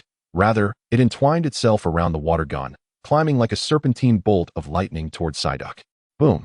Raichu was immediately struck by the water gun, letting out a cry before crashing heavily to the ground, falling into unconsciousness. Meanwhile, Psyduck stood bathed in the surging electricity. Remarkably, its expression bore no trace of pain. It even extended its diminutive claws to scratch itself, seemingly enjoying the sensation. How extraordinary! Was Psyduck truly impervious to electricity? Indeed, even if Psyduck were of a higher level with stronger defenses, it should not be entirely unresponsive, should it? Was it merely scratching an itch? That appeared to be a sign of comfort. The scene before them left the entire arena in stunned silence, even the elite prodigy momentarily speechless. Ye Tian's Pokémon defied all logic, entirely surpassing her theoretical understanding. With Raichu incapable of continuing the battle, Psyduck claimed victory. Xiao Gong's declaration resonated, instigating a profound silence throughout the venue. The atmosphere became subtly eerie. The top student of the beginner class, the elite prodigy, had now suffered 3 consecutive defeats. Conversely, Ye Tian had yet to lose a single match, maintaining a flawless record with all 6 of his Pokémon still standing. The disparity was truly alarming. As students of the beginner class, they were well aware of the elite prodigy's formidable strength, capable of easily overpowering Xiao Gong, the runner-up. Yet, at this moment, they witnessed a commoner forcing her into such a precarious position. Did the Pokémon Academy truly reflect the dire rumors circulating outside? At this juncture, many students began to harbor doubts within themselves. Their theoretical knowledge was excessive, yet their practical experience was woefully lacking. This led them to rely solely on levels to assert dominance. Their Pokémon were far from being as robust as those of the same level, and they lacked the agility and finesse. I think I want to drop out. Suddenly, a voice broke the silence in the beginner class, plunging the room into an even deeper stillness. The elite prodigy felt an overwhelming weight of pressure. As the representative of the beginner class, her position was now threatened by someone contemplating withdrawal.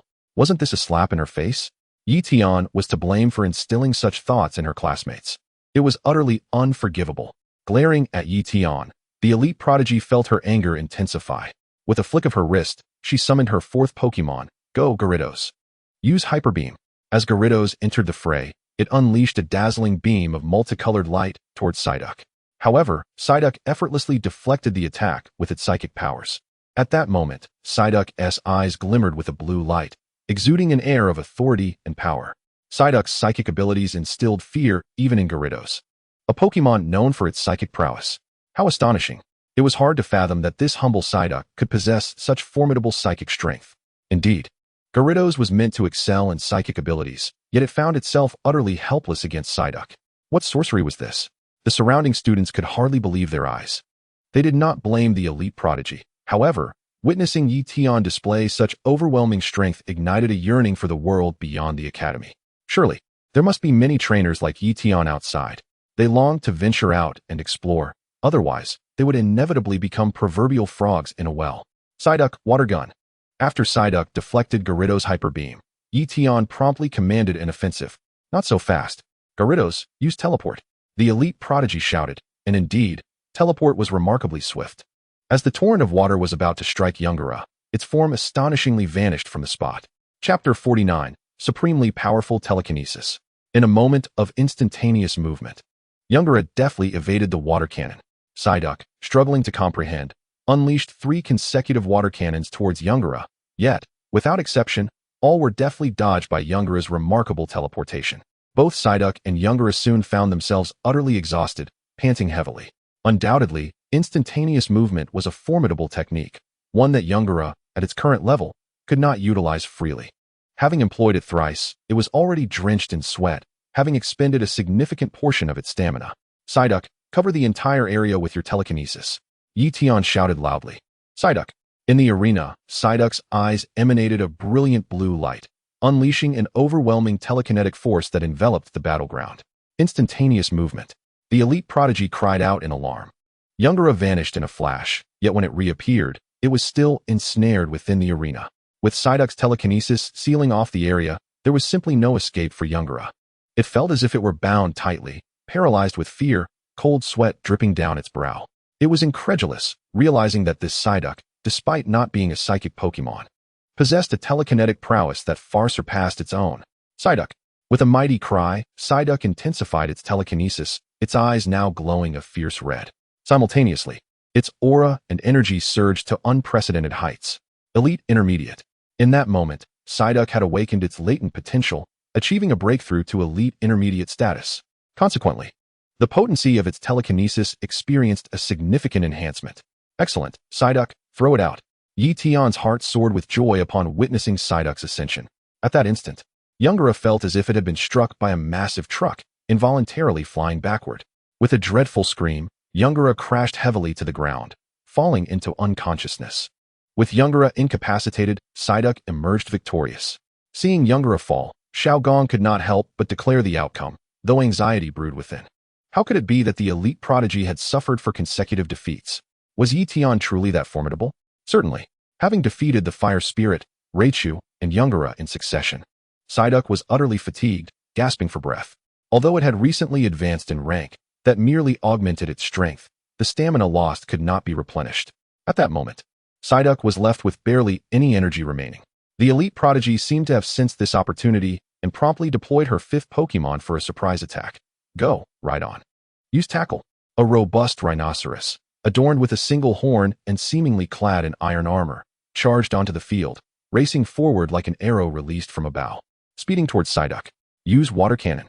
Realizing the immense pressure radiating from Rhydon, Ye Tian's eyes narrowed as he issued the command. However, the speed of Rhydon was simply too swift. Just as Psyduck unleashed its water cannon, Rhydon had already closed the distance, standing right before Psyduck. The water cannon certainly struck, providing some resistance to Rhydon's momentum, yet it was insufficient to fully counter the impact. Ultimately, Psyduck was sent flying by Rhydon's powerful tackle.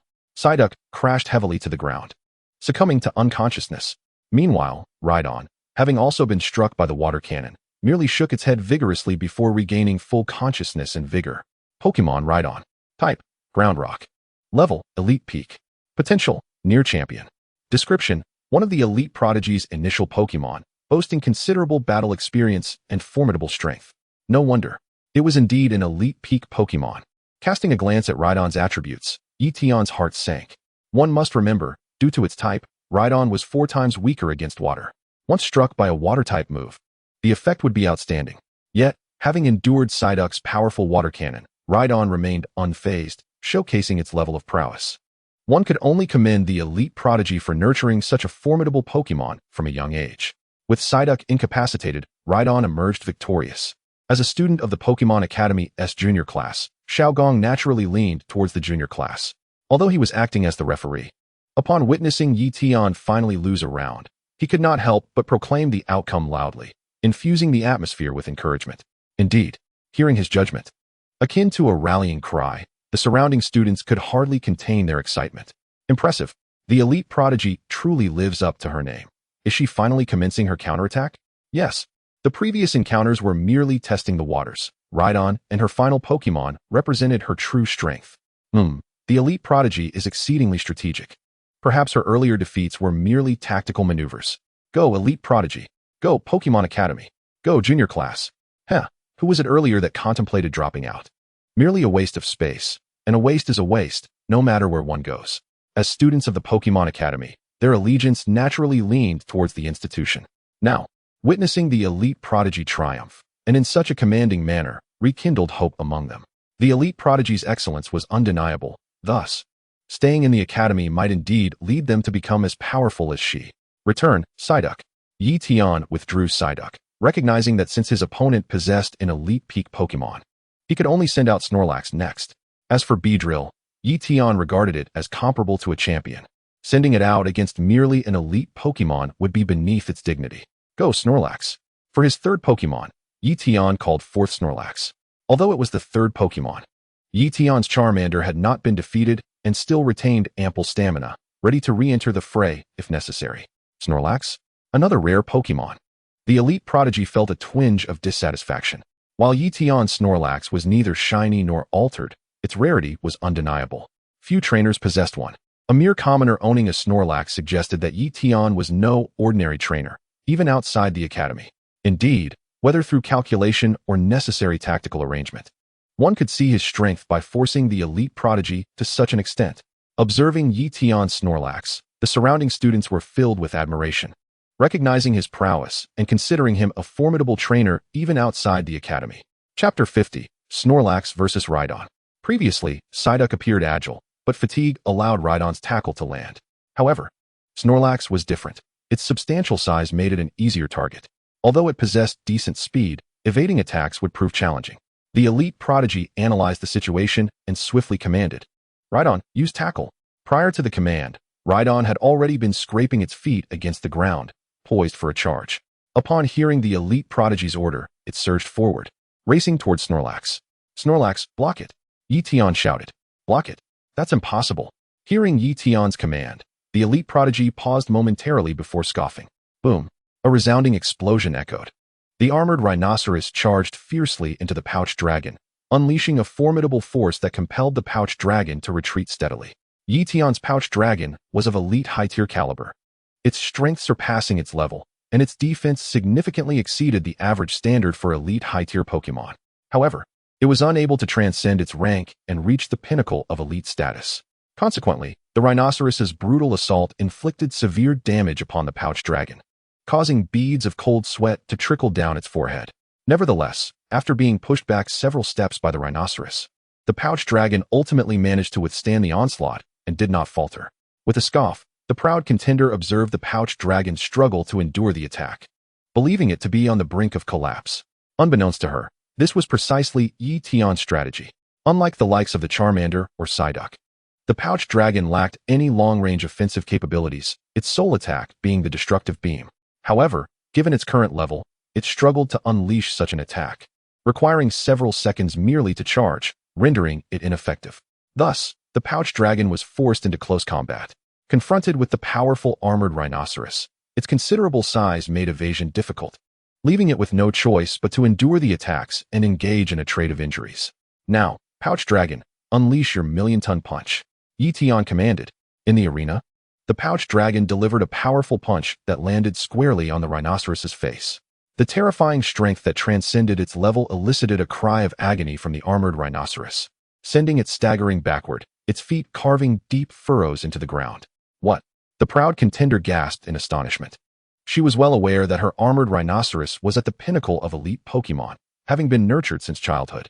Compared to the hastily trained Pokémon that came before, the rhinoceros's foundation was remarkably solid. In her eyes, it not only boasted overwhelming offensive capabilities, but also formidable defensive strength. Yet, she could not fathom that the pouch dragon, clearly of a lower level, could inflict such grievous harm with a single strike. It was utterly inconceivable. Damn it, that pouch dragon is exceptionally gifted, possessing strength beyond its level. How infuriating. The proud contender glared at Ye Tian, her heart consumed by jealousy. Suddenly, with a commanding shout, she ordered, "Armored Rhinoceros, use Earthquake." As her words fell, the armored rhinoceros regained its composure and leaped high into the air. The impending slam would unleash a violent tremor of tremendous power. Ye Tian's eyes narrowed, and he swiftly shouted, "Pouch Dragon, jump to evade the earthquake and use Stomp." The armored rhinoceros crashed heavily to the ground, triggering a powerful quake. However, the pouch dragon leapt just in time, gracefully avoiding the shockwave, and delivered a mighty stomp towards the armored rhinoceros. How arrogant! The proud contender barked. "Armored rhinoceros, do not fear. Pierce it with your iron horn." With that, the armored rhinoceros raised its iron horn high. In such a situation, should the pouch dragon stomp down, it would undoubtedly result in mutual destruction. "Pouch dragon, retreat from the onslaught," Ye Tian urged, unwilling to see his pouch dragon severely injured. With a thunderous boom, the pouch dragon struck down in front of the armored rhinoceros, kicking up a cloud of dust that obscured the battlefield. As the dust settled, the pouch dragon and the armored rhinoceros engaged in a fierce struggle, testing their strength against one another. The armored rhinoceros even rose to its feet, using its forelimbs to combat the pouch dragon. "Go, armored rhinoceros!" The proud contender cheered, her confidence unwavering in her Pokémon's strength. Yet, Ye Tian held greater faith in the pouch dragon's power, commanding, "Pouch dragon, lift the armored rhinoceros and throw it." The proud contender was momentarily stunned. "Lift it." The gathered students exchanged incredulous glances. It seemed utterly impossible. After all, the proud contender's armored rhinoceros had been meticulously trained, with all its metrics far exceeding the average. It weighed over 180 kilograms. The students present could attest to this, as many had personally weighed the armored rhinoceros for her. How could something nearly 200 kilograms be lifted? However, to everyone's astonishment, the pouch dragon effortlessly lifted the armored rhinoceros and, with the creature looking utterly bewildered, hurled it away. With a resounding crash, the armored rhinoceros plummeted to the ground, creating a massive crater in the once even surface. "Armored rhinoceros." The proud contender gasped, her heart racing in shock. Upon hearing her voice, the injured armored rhinoceros staggered back to its feet. Alas, its stamina was utterly depleted. Just as it regained its footing, it collapsed once more, raising a cloud of dust. "What a pity," the students murmured, awestruck by the pouch dragon's overwhelming strength. "This is dire. The proud contender only has one Pokémon left, while Ye Tian has merely lost a single Psyduck and still possesses 5 remaining Pokémon, including the pouch dragon and Charmander." The atmosphere among the students turned grim for the proud contender. Nonetheless, the proud contender displayed little sign of worry. After recalling the armored rhinoceros, she swiftly produced a luxury ball that expanded rapidly. Indeed, it was a luxury ball. Even the ball for her armored rhinoceros was merely a great ball, indicating the high regard in which she held her final Pokémon. "Go, I entrust you with this," she declared, sending forth her final Pokémon, a majestic Meowth. Unlike the previous ones, this Meowth exuded an extraordinary aura, its presence slightly surpassing that of the armored rhinoceros. Pokémon Meowth type, normal level, elite pinnacle potential. Champion description: a remarkably gifted Meowth, possessing numerous powerful inherited skills. Chapter 51, Dual Inferno, Erupt. No wonder she held it in such high esteem. It possessed champion potential. A glance at the Meowth's attribute panel sent a shiver down Ye Tian's spine. In this world, he could directly assess a Pokémon's potential and limits using the system. However, beyond Ye Tian, there were also other means to evaluate potential. The proud contender, or her family, must have employed some method to ascertain the Meowth's potential. Otherwise, she would not have placed such importance on it. Champion potential. While it was merely potential, the mere association with the term champion signified extraordinary promise. Its growth rate, along with its ability to develop and comprehend skills, far surpassed that of ordinary Pokémon. Moreover, according to the system's description, This Meowth possessed powerful genetic traits, suggesting that its parents were also exceptional, potentially champions themselves. If that were the case, the proud contender's background was indeed profound, explaining her haughty and willful demeanor. Yet, would Ye Tian yield to such aristocracy? Though he maintained a facade of composure, within him resided an indomitable pride. Any dissatisfaction would inevitably erupt forth. Pouch Dragon, how do you fare? Can you continue to battle? After the clash with the armored rhinoceros, the Pouch Dragon had sustained considerable damage, its stamina significantly depleted. At this moment, it truly bore the semblance of a creature on its last legs. However, upon hearing Ye Tian's inquiry, the Pouch Dragon instantly perked up, resolutely nodding to indicate its readiness to fight on for Ye Tian. Very well, then unleash your million-ton punch. Ye Tian commanded. In the arena, the Pouch Dragon charged towards the Meowth, energy coalescing as a brilliant white light radiated from its fist. Humph, a touching performance. But this is where it ends. As Ye Tian and Bag Dragon exchanged mutual care and consideration, a profound bond subtly emerged between them. The prideful elite, feeling a pang of displeasure, could not help but let out a cold snort before shouting, "Boss Cat, Thunderbolt!" In the arena, a powerful punch from Bag Dragon came hurtling forward, yet Boss Cat leapt into the sky with remarkable agility. While evading the immense force of Bag Dragon's blow, Boss Cat crackled with electricity, unleashing a ferocious thunderbolt that struck Bag Dragon with tremendous force. With a cry akin to thunder, Bag Dragon collapsed to the ground, unable to rise even after several seconds. Witnessing this, Xiao Gong's eyes sparkled with excitement as he declared loudly, "Bag Dragon has lost its fighting capability. Boss Cat is victorious." To this point in the match, Ye Tian had finally lost his second Pokémon, causing a collective sigh of relief among the onlookers, their spirits lifted. The power demonstrated by Boss Cat was extraordinary. Although Ye Tian still had 4 Pokémon remaining, the outcome remained uncertain. Thunderbolt, you say? Ye Tian recalled Bag Dragon.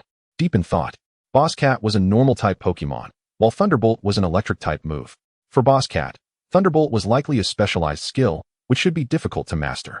Ye Tian did not believe that Boss Cat had developed Thunderbolt independently. It was most likely a hereditary move. However, he pondered what other inherited skills Boss Cat might possess. Though Ye Tian had access to a system that could query skills, it only allowed him to view the skill panels of his own Pokémon. For others, he was unable to access their skill information. "Charmander, it's your turn." Ye Tian called forth Charmander once more. With a resounding roar, Charmander emerged, its eyes igniting with fierce determination as it faced the formidable Boss Cat. Observing Charmander's state, Ye Tian felt a stirring in his heart. At that moment, it appeared that Charmander was on the verge of triggering its Blaze ability. Yet, Charmander was neither low on health nor in crisis. Could it be that with proper training, Blaze could be activated even at full health? If that were the case, it would be remarkable. With this thought, Ye Tian's heart surged with excitement. After all, Charmander's Blaze was not just any ordinary ability. It was a potent double Blaze. Should it activate at full health, the power would be unfathomable. Of course, at this moment, Charmander was merely hinting at the potential for triggering Blaze, not yet realizing it. Thus, after a brief moment of exhilaration, Ye Tian quickly regained his composure. "Attack, Charmander!" Ember. With a commanding shout, Charmander unleashed a torrent of fiery flames aimed at Boss Cat. Dodge the attack. The elite trainer remained calm and confident in the face of Charmander's onslaught. Indeed, Boss Cat leapt high into the air, skillfully evading the fiery assault while maintaining its rapid approach towards Charmander. Use Water Pulse. As Boss Cat closed in on Charmander, the elite trainer issued another command. A deep, cerulean energy coalesced around Boss Cat, which opened its mouth to conjure a brilliant blue water sphere. It then struck Charmander with tremendous force. With a resounding crash, the water sphere exploded upon impact, releasing a torrent of waves that sent Charmander reeling. Though Charmander possessed the torrent ability, granting it strong resistance against water-type moves, the sheer power of Boss Cat's water pulse proved overwhelming, inflicting significant damage. Unbeknownst to the elite trainer, this only served to fuel Charmander's resolve. With a roar of anguish, Charmander's spirit surged, its aura intensifying dramatically. The blue flames atop its tail erupted in size, growing larger than Charmander itself. Double Blaze, truly terrifying. In an instant, Charmander's power skyrocketed, tapping into its potential and reaching a mid-tier elite status. Coupled with the enhancement from Blaze, the ferocity of Charmander's flames became formidable, the extent of which was beyond comprehension. Witnessing Charmander's fervent fighting spirit and imposing presence, Ye Tian's heart swelled with pride. Just how powerful were Charmander's flames now? Uncertain. One would only know through trial. To think that at such a moment, Charmander had ignited its latent potential, and what a blaze it was. The elite trainer gritted his teeth, his gaze fixated on the blue flames dancing on Charmander's tail. The intensity of that flame was astonishing, surpassing even the size of Charmander's body. It was clear that in this terrifying blaze state, the power of Charmander's flames would multiply exponentially. Gasping in awe, all the students present inhaled sharply. Blaze. Unbelievable. This little Charmander harbored such formidable energy within. Its potential and limits were surely awe-inspiring, placing it beyond the reach of ordinary Pokémon. Chapter 52, Bonds Forged, Divine Potential. In the state of double blaze, Charmander's flame energy surged dramatically. As flame energy is Charmander's inner drive, its elevation resulted in a remarkable enhancement of its physical attributes across the board within a short span. Attack, Charmander. Ember. Ye Tian's voice rang with fervor. In that moment, as he fought alongside Charmander, an inexplicable sense of invincibility swept over him. Yes, it was an illusion. Despite Charmander's immense strength, it was still limited to the elite realm. In the face of true power, elites could seem as insignificant as ants. Thus, this was merely an illusion. Yet, there was no denying the exhilaration it brought. It was immensely satisfying. Previously, Ye Tian had only felt such a sensation when commanding Beedrill. It was a mystical connection of souls. Therefore, the illusion of invincibility Ye Tian experienced was likely a true reflection of Charmander's inner spirit at that moment. Ding! Congratulations to the host for reaching maximum intimacy with Charmander, unlocking the 4th ability slot. The long-awaited system notification startled Ye Tian. Indeed, a connection of souls had been formed, and maximum intimacy had been achieved. The 4th ability? Without a doubt, it was Blaze. The flame energy, being Charmander's inner drive, would elevate all its physical attributes alongside the increase in flame energy. Given this, why hesitate? There was no need for doubt. It was time to proceed. Pokémon, Charmander type, fire ability, Blaze, Blaze, Blaze, Torrent level, mid-tier elite potential, level 3 divine skills, Tackle, Roar, Flame Punch, Ember, Flame Vortex. Flame Charge, description, a prodigiously gifted Charmander with potential rivaling that of legendary Pokémon. Its potential is greatly activated in Blaze state. Bond established, extra ability slot unlocked. Level 3 divine. With the arrangement of the 4th ability, Charmander's potential soared, leaping from champion potential to semi-divine, directly ascending into the realm of the divine. The realm of the divine. Even if it was merely potential, it was still a rarity. Throughout the ages, countless Pokémon lacking the bloodline of true legendary beings have been barred from the realm of the divine. It represented a divergence in lineage. Without that bloodline, no amount of effort could ever bridge the gap. Yet, at this moment, Charmander had already acquired a bloodline that could rival that of a legendary Pokémon. This was truly terrifying. In the future, as one grows and truly reaches the divine realm, one cannot help but marvel. At this moment, after commanding 3 fierce flames, one observes the immense blue flames atop the little fire dragon's tail surge once again. Boom! The little fire dragon opened its mouth and unleashed flames of vivid crimson, radiating an extraordinary temperature. As it swept through the air, it ignited the atmosphere, creating a stifling heat in its wake. Sensing the terrifying force of the flames, the elite prodigy's pupils quivered, and she immediately issued orders. Yet, her command was barely half-uttered when the flames roared, engulfing the cat leader entirely. Soon, the cat leader emerged from the inferno, struggling, its body marred with numerous burn wounds, a pitiful sight. Simultaneously, its vitality waned, and it began to gasp for breath. How dreadful! Such rapid attacks. The elite prodigy felt a pang of sympathy for the cat leader's state, but more than that, she was astounded. The power of the little fire dragon was undeniably immense at this moment. Both the ferocity of its flames and the velocity of its fire spitting had dramatically escalated. My word, is that little fire dragon serious? Once it unleashed its flames, it seemed to disregard all ties and directly challenge an elite-level Pokémon. This is astonishing. I have never encountered such an impressive little fire dragon before. To be frank, if one were to overlook its appearance, one might mistake it for a Charizard. Oh, that little fire dragon possesses extraordinary talent, harboring unfathomable potential. If circumstances permit, I would beseech my family for support, and I would willingly spend 500 million to acquire it. Dream on.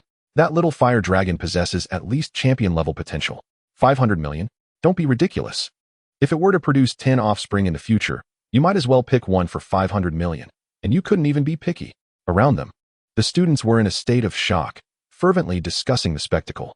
If possible, they wished to negotiate with Ye Tian to trade for the little fire dragon. If that proved unfeasible, they at least wanted to reserve a future offspring.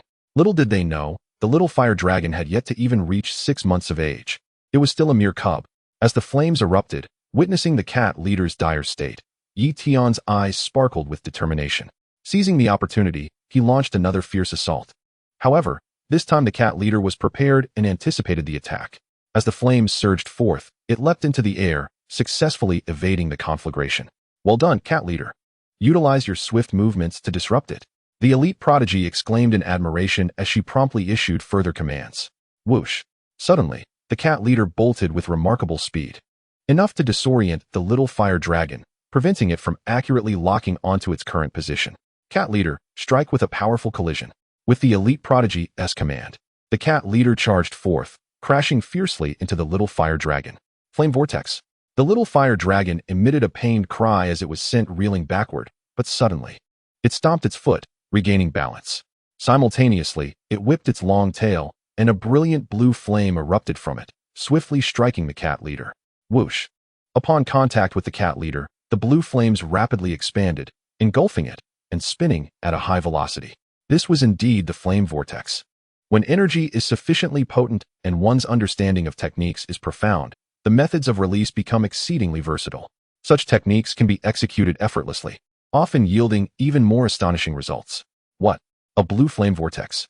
The elite prodigy was taken aback, recalling the little fire dragon's current flame power. Her anxiety escalating as she urgently shouted, Cat leader, use water pulse against the flame vortex. Splash! The water pulse surged forth, extinguishing the flames. Thankfully, this cat leader possessed formidable genetic lineage, having inherited the mastery of the water pulse technique. Otherwise, had it been ensnared in the flame vortex, it would have undoubtedly succumbed. Even so, the cat leader managed to break free, yet its entire body was heavily scorched, gasping for breath.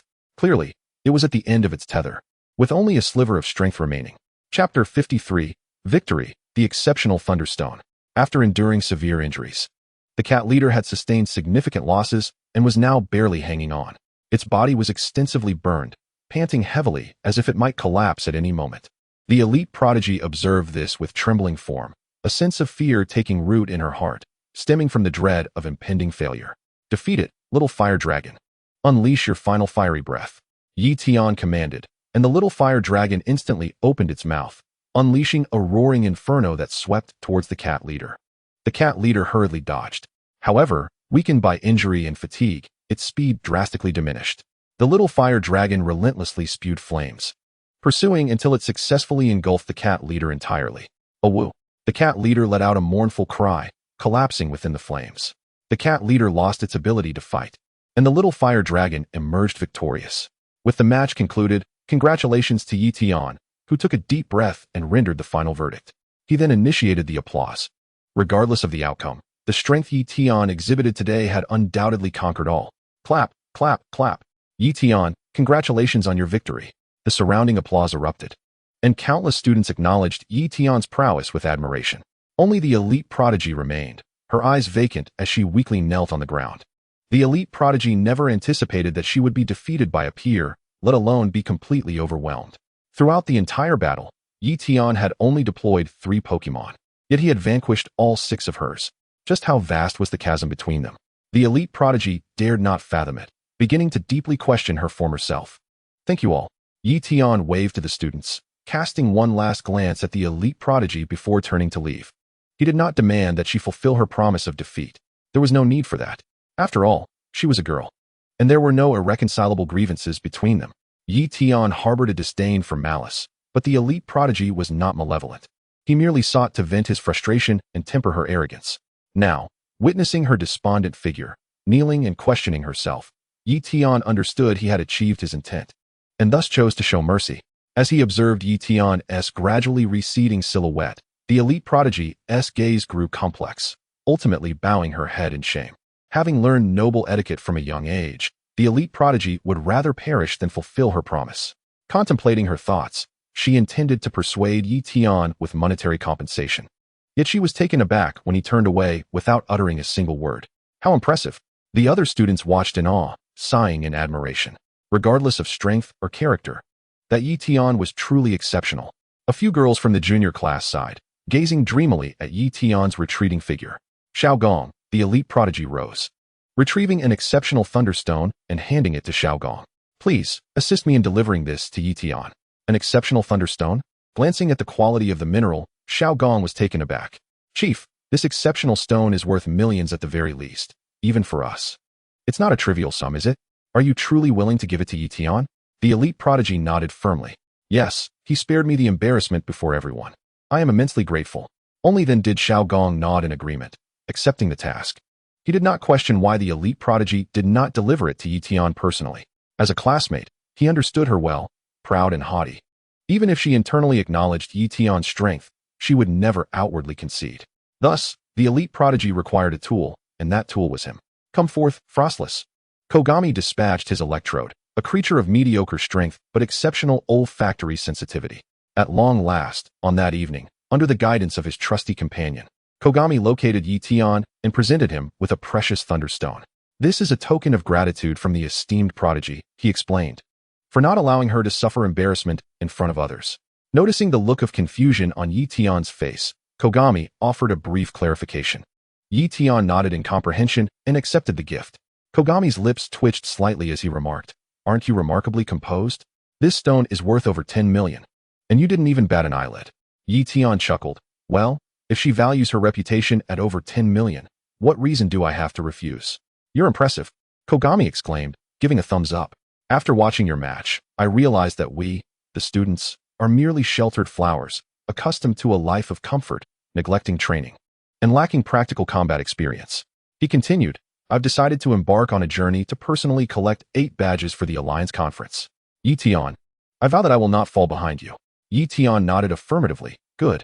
Thus, Ye Tian acquired a precious thunderstone. After bidding farewell to Kogami, he suddenly noticed that his Charmander was intently gazing at the thunderstone in his hand, filled with longing. Ye Tian was taken aback. Really? What does a fire-type Pokémon want with that? Even if the stone could enhance potential and talent to some extent, it was only applicable to a select few, like Pikachu or Eevee, who could evolve using a thunderstone. Boss, although I cannot utilize the thunderstone directly, I can absorb the natural electrical energy within it to develop my own electrical abilities and electric-type moves. Upon forming a bond, Ye Tian easily understood Charmander's intentions. He hesitated for a moment before retrieving a medium-quality thunderstone. How about this one? Ye Tian certainly supported Charmander's ambition to develop electric-type moves, particularly Thunder Punch. Yet utilizing a precious thunderstone for such training seemed excessively extravagant. That could work, but the power might be slightly diminished.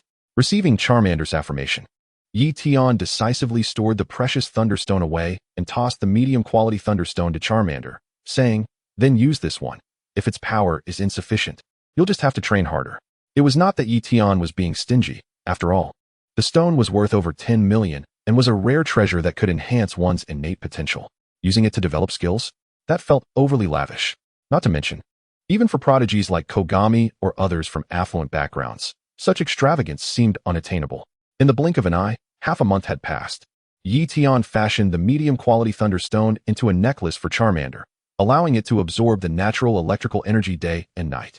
Now, after 2 weeks, the medium-quality thunderstone had indeed dimmed significantly, indicating that most of its electrical energy had been absorbed by Charmander. However, Charmander had yet to develop Thunder Punch. According to its explanation, the stronger the energy absorbed initially, the more powerful the skill developed would be. Consequently, any subsequent energy absorption would yield diminishing returns. To enhance the skill's power, it would require personal training. Chapter 54. Encounter with the Talking Clefairy? Ye Tian suddenly understood. No wonder Charmander had sought the precious Thunderstone from the very beginning. Nevertheless, even so, Ye Tian did not regret his decision. If the initial power was slightly weaker, so be it. What did it matter? Since one could strengthen through diligent effort, why squander the precious stone? Moreover, Ye Tian had a lingering thought. If a medium-quality stone could develop skills, then surely an inferior one could do the same, albeit with lesser initial power. If that were the case, then providing Charmander with a medium-quality stone for skill development was indeed generous. Ye Tian's next destination was the Withered Leaf Gym in Withered Leaf City. Having watched the original anime, he knew that Ash's starter Pokémon were in this vicinity. Ye Tian had no intention of usurping Ash's fortune. Ironically, he didn't encounter a single one of those 3 Pokémon. This clearly illustrated that Ash possessed a protagonist's halo, with those 3 uniquely gifted starters tailored specifically for him, beyond the reach of others. Well then, since that was the case, Ye Tian decided to hasten his pace. Suddenly, a cry for help echoed from deep within the forest. Ye Tian exchanged glances with Charmander and quickly rushed toward the source of the sound. Soon, he came upon 2 members of Team Rocket clad in black uniforms, brandishing firearms as they pursued a Clefairy. Armed, Ye Tian frowned. It was indeed true what they said about the infamous Team Rocket. They were brazen enough to wield guns in broad daylight. Although they were merely tranquilizer guns, if mishandled, they could still endanger lives. Ye Tian's thoughts drifted to his father, a police officer who had perished while apprehending a criminal. That criminal, though not a member of Team Rocket, was still a Pokémon hunter. In Ye Tian's eyes, both Team Rocket and Pokémon hunters were equally despicable and deserved condemnation. Moreover, the 2 Team Rocket members before him exuded a dark aura, likely stained with the blood of many innocents. Judging by their uniforms, they were not ordinary members, but elite members of Team Rocket. Team Rocket was a vast organization, led by Giovanni and numerous executives, with a multitude of subordinates divided into 3 tiers. The first tier comprised ordinary members, mostly insignificant characters. The second tier included advanced members, like Jesse and James, who possessed some background but lacked the strength to ascend, and could command ordinary members in battle. The third tier consisted of elite members, the core of Team Rocket, known for their ruthless decisiveness and undertaking tasks of considerable gravity. Young man, hurry, save me. Ye Tian's gaze fixated on the 2 elite members of Team Rocket, astonished to hear the Clefairy speak. This was not merely Ye Tian sensing its aura. The Clefairy was articulating human words. This was truly astonishing. It seemed that, aside from Meowth from the Team Rocket trio, there were indeed other Pokémon in this world capable of human speech. Hey, kid, we from Team Rocket are on official business. If you don't want to get burned, you'd better hand over that Clefairy. In that moment, Clefairy seemed to grasp a lifeline, cowering closely behind Ye Tian. However, the 2 elite Team Rocket members showed no signs of urgency. Instead, they waved their guns in a blatant threat. Ye Tian narrowed his eyes. How could he acquiesce? Sensing the fury boiling within Ye Tian, Charmander wasted no time and unleashed a torrent of flames toward the 2. Boom! The flames surged forth, catching the 2 off guard as they hastily dodged, their eyes flashing with cold malice. Having been with Team Rocket for years, they had never encountered such an audacious brat. If that was the case, they might as well kill him. Bang! Without hesitation, one of them fired at Ye Tian. The bullet sped toward him, but Ye Tian remained unfazed, extending his hand as the aura within him surged. In the next instant, a blue protective shield materialized around Ye Tian, effortlessly deflecting the bullet. Ye Tian was a natural-born aura guardian, possessing an exceptionally strong aura. Initially, he struggled with his abilities, but after days of training, he could now easily unleash aura spheres and energy shields. Aura spheres boasted formidable offensive power, while the shield provided remarkable defense. Mere firearms posed no threat. Witnessing this extraordinary scene, the 2 men widened their eyes in disbelief. How intriguing! It is indeed the Aura Guardian. No wonder they dare to meddle in the affairs of Team Rocket. Immediately, the 2 of them began to chuckle sinisterly as they stowed their weapons. Each summoned forth their Pokémon. Go, Zubat! Step forth, Geodude! It is no surprise that as elite members of Team Rocket, the Pokémon they unleashed were also of an elite caliber, albeit at the initial stages. Zubat, unleash Supersonic, commanded one of the Rocket members, who took the lead. At once, Zubat emitted a cacophony of sound that spread outwards. In an instant, both Ye Tian and his Charmander, along with the Clefairy behind them, were affected by the noise, wincing in agony as they clutched their ears. Oomph, Geodude, it's your turn to shine. Use Tackle, the other ordered. Geodude rolled forward with great speed, hurtling towards Ye Tian and his Charmander with ferocity. Seeing that the adversaries had no qualms about employing 2 Pokémon simultaneously, and given that they belonged to the nefarious Team Rocket, Ye Tian would not hold back. He bore the noise and dispatched Psyduck in a battle. Psyduck, use Water Gun. Boom! Psyduck unleashed a powerful water gun that sent the hefty Geodude flying across the field, crashing heavily onto the ground, incapacitated. Geodude! The Rocket member exclaimed in disbelief. His Geodude was an elite Pokémon, weighing over 100 kilograms. What manner of creature was this Psyduck that could so easily send it airborne? And astonishingly, it was a shiny Psyduck. Charmander, use Ember. Following Psyduck's triumph, Ye Tian commanded. The flames roared forth, instantly knocking Zubat from the air. The 2 Rocket members were momentarily stunned, struggling to comprehend how this seemingly insignificant child possessed such formidable strength. The legendary Aura Guardian. With exceptional training prowess and a rare shiny Pokémon, this child was indeed a remarkable talent, so remarkable that I almost regretted the thought of extinguishing his spark. They exchanged a maniacal laugh, disregarding their fallen Pokémon as they summoned new combatants, a Gengar and a Pidgeotto. Chapter 55. Not a Clefairy, but a human? Pokémon Pidgeotto. Type: normal flying. Level: elite high tier. Potential: elite. Pokémon Gengar. Type: ghost poison. Level: elite mid tier. Potential: elite. Pidgeotto, prepare to unleash Hyper Beam. Gengar, create chaos. The two rocket elites ordered in succession. Pidgeotto opened its beak wide, gathering a golden energy that gradually took shape. At its current level, it found it somewhat challenging to concentrate such a powerful attack, yet once formed, its might would undoubtedly be formidable.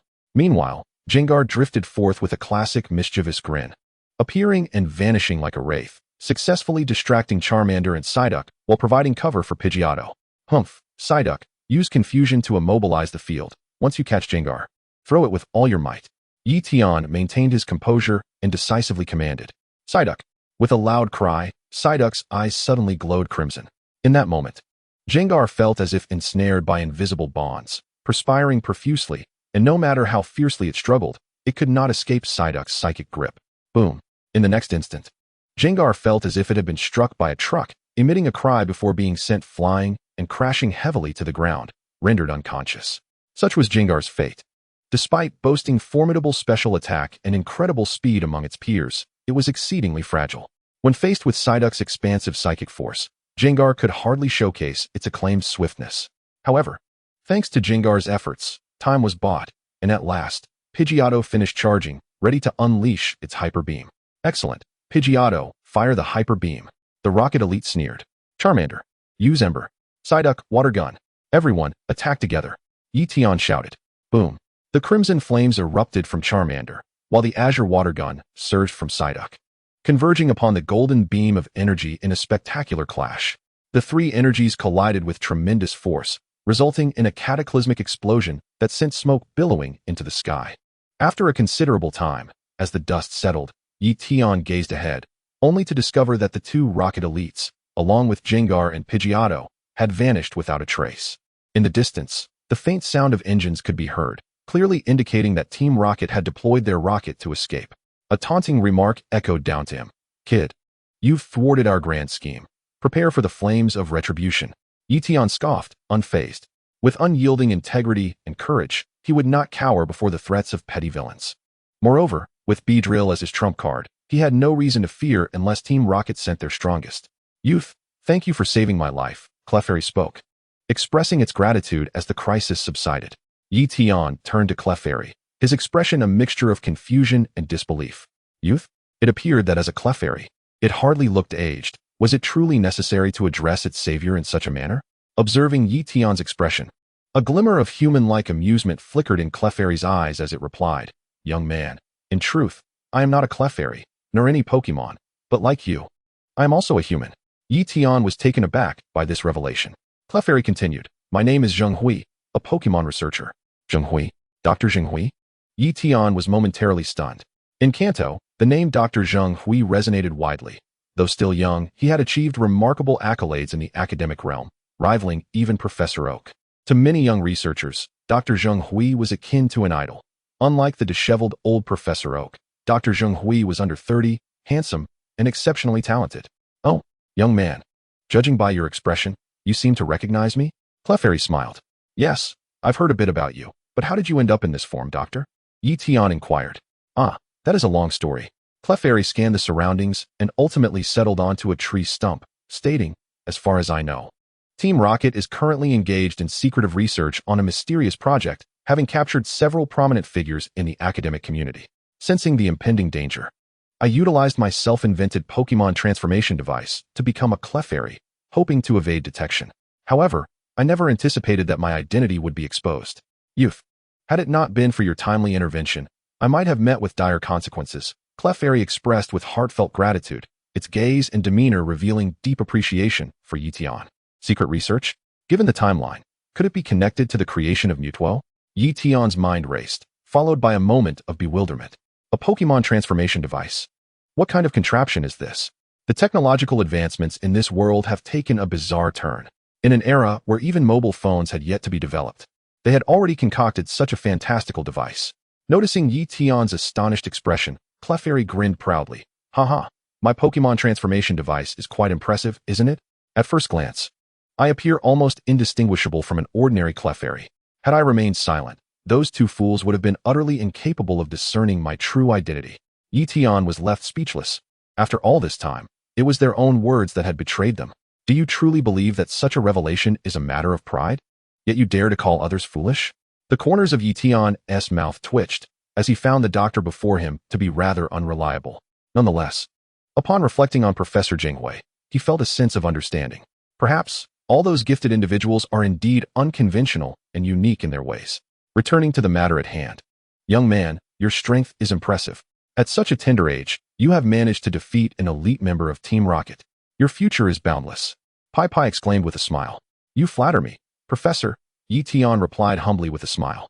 Pai Pai nodded and suddenly, scratching the back of his head, he spoke somewhat bashfully. Young man, I require a bit of assistance to restore my human form. If possible, I would appreciate it if you could accompany me back to my home, which is not far from here along the coast. Ye Tian nodded in agreement, accepting the request. Thus, he followed Pai Pai, no, Professor Jinghui, toward his residence. Chapter 56, Jinghui's Lighthouse. Though Professor Jinghui claimed it was not far, the journey turned out to be quite lengthy. After walking for over 2 hours, Ye Tian finally beheld a picturesque beach, with a lighthouse standing at the end of the coast. It was indeed the renowned Jinghui's Lighthouse from the original anime. Ye Tian and Pai Pai entered the lighthouse, and within, Ye Tian soon discovered the miraculous Pokémon transformation device the professor had mentioned. Yes, that's the one. I will enter it first.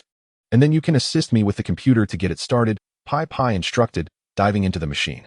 Ye Tian approached the computer and, following Professor Jinghui's guidance, successfully activated the device. With a thunderous roar, the machine's hatch burst open, releasing a wisp of smoke. Professor? Ye Tian's mouth twitched as he hurried over to check inside. Haha, I'm fine. A cheerful laugh erupted as a green-haired young man emerged from the hatch, none other than Professor Jinghui himself. He appeared even younger and more dashing than the rumors suggested, looking to be around 27 or 28. Yet, he had achieved remarkable accomplishments in academia, showcasing his innate talent as a researcher. Ye Tian, the night is upon us.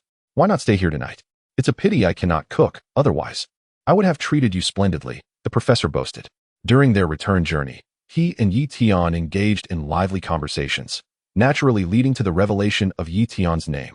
No worries, I can cook, Ye Tian replied. That is splendid.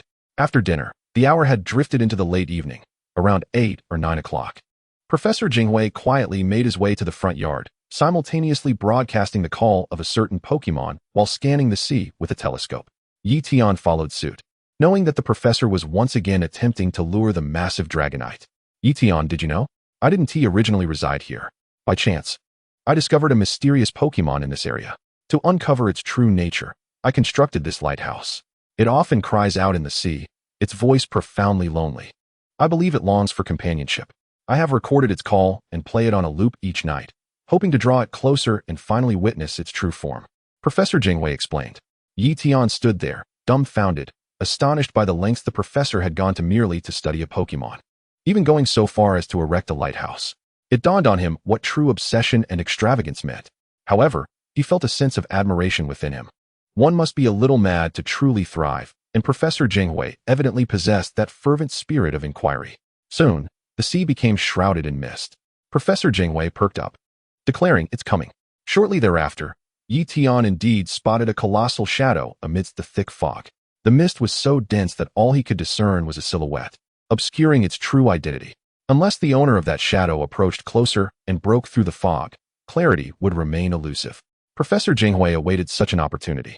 Yet, as before, the massive shadow advanced momentarily before gradually retreating. No matter how passionately Professor Jinghui called out in desperation, it could not halt its departure. Alas, he sighed, lowering his telescope with a heavy heart. It was clear that yet another night had yielded no sight of the elusive Pokémon.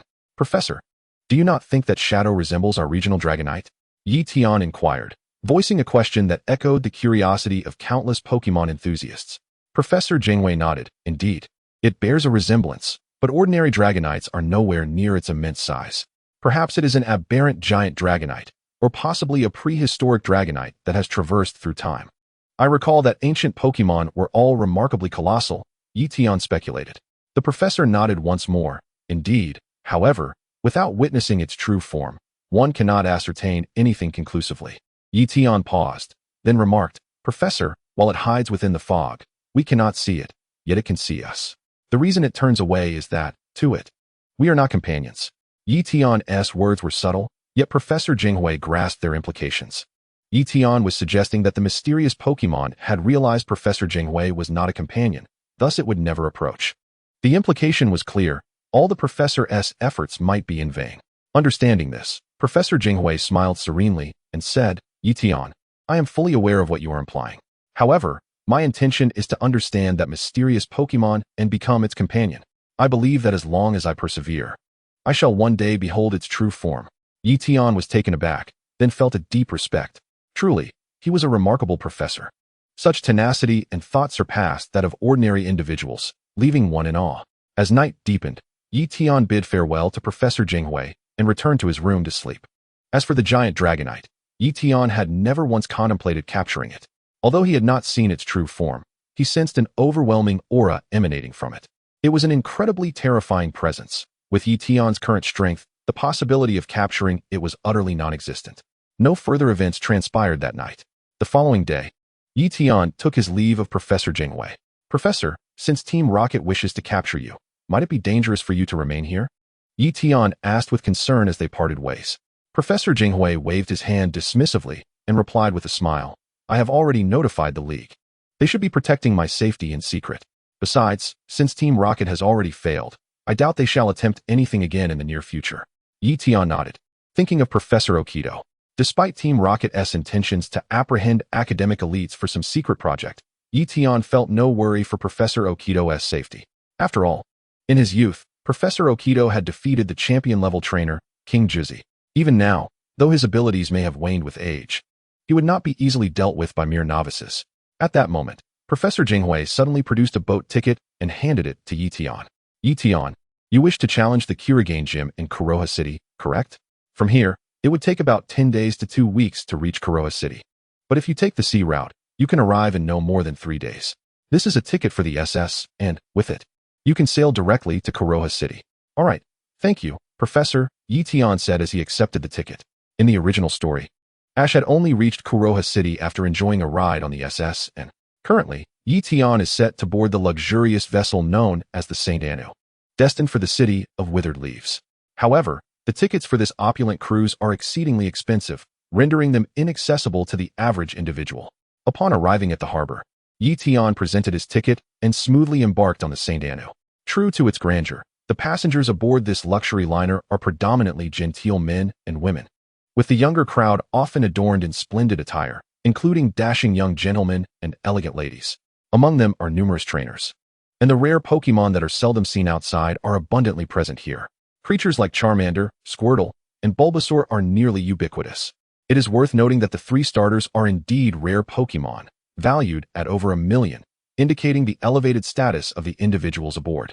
Just as Ye Tian stepped onto the ship, he was promptly intercepted by a young boy with flowing blue hair, dressed in lavish clothing, accompanied by a Squirtle. The boy gazed at Ye Tian's Charmander with evident delight. Friend, your Charmander appears to be quite remarkable. Would you consider exchanging it for my Squirtle? He inquired.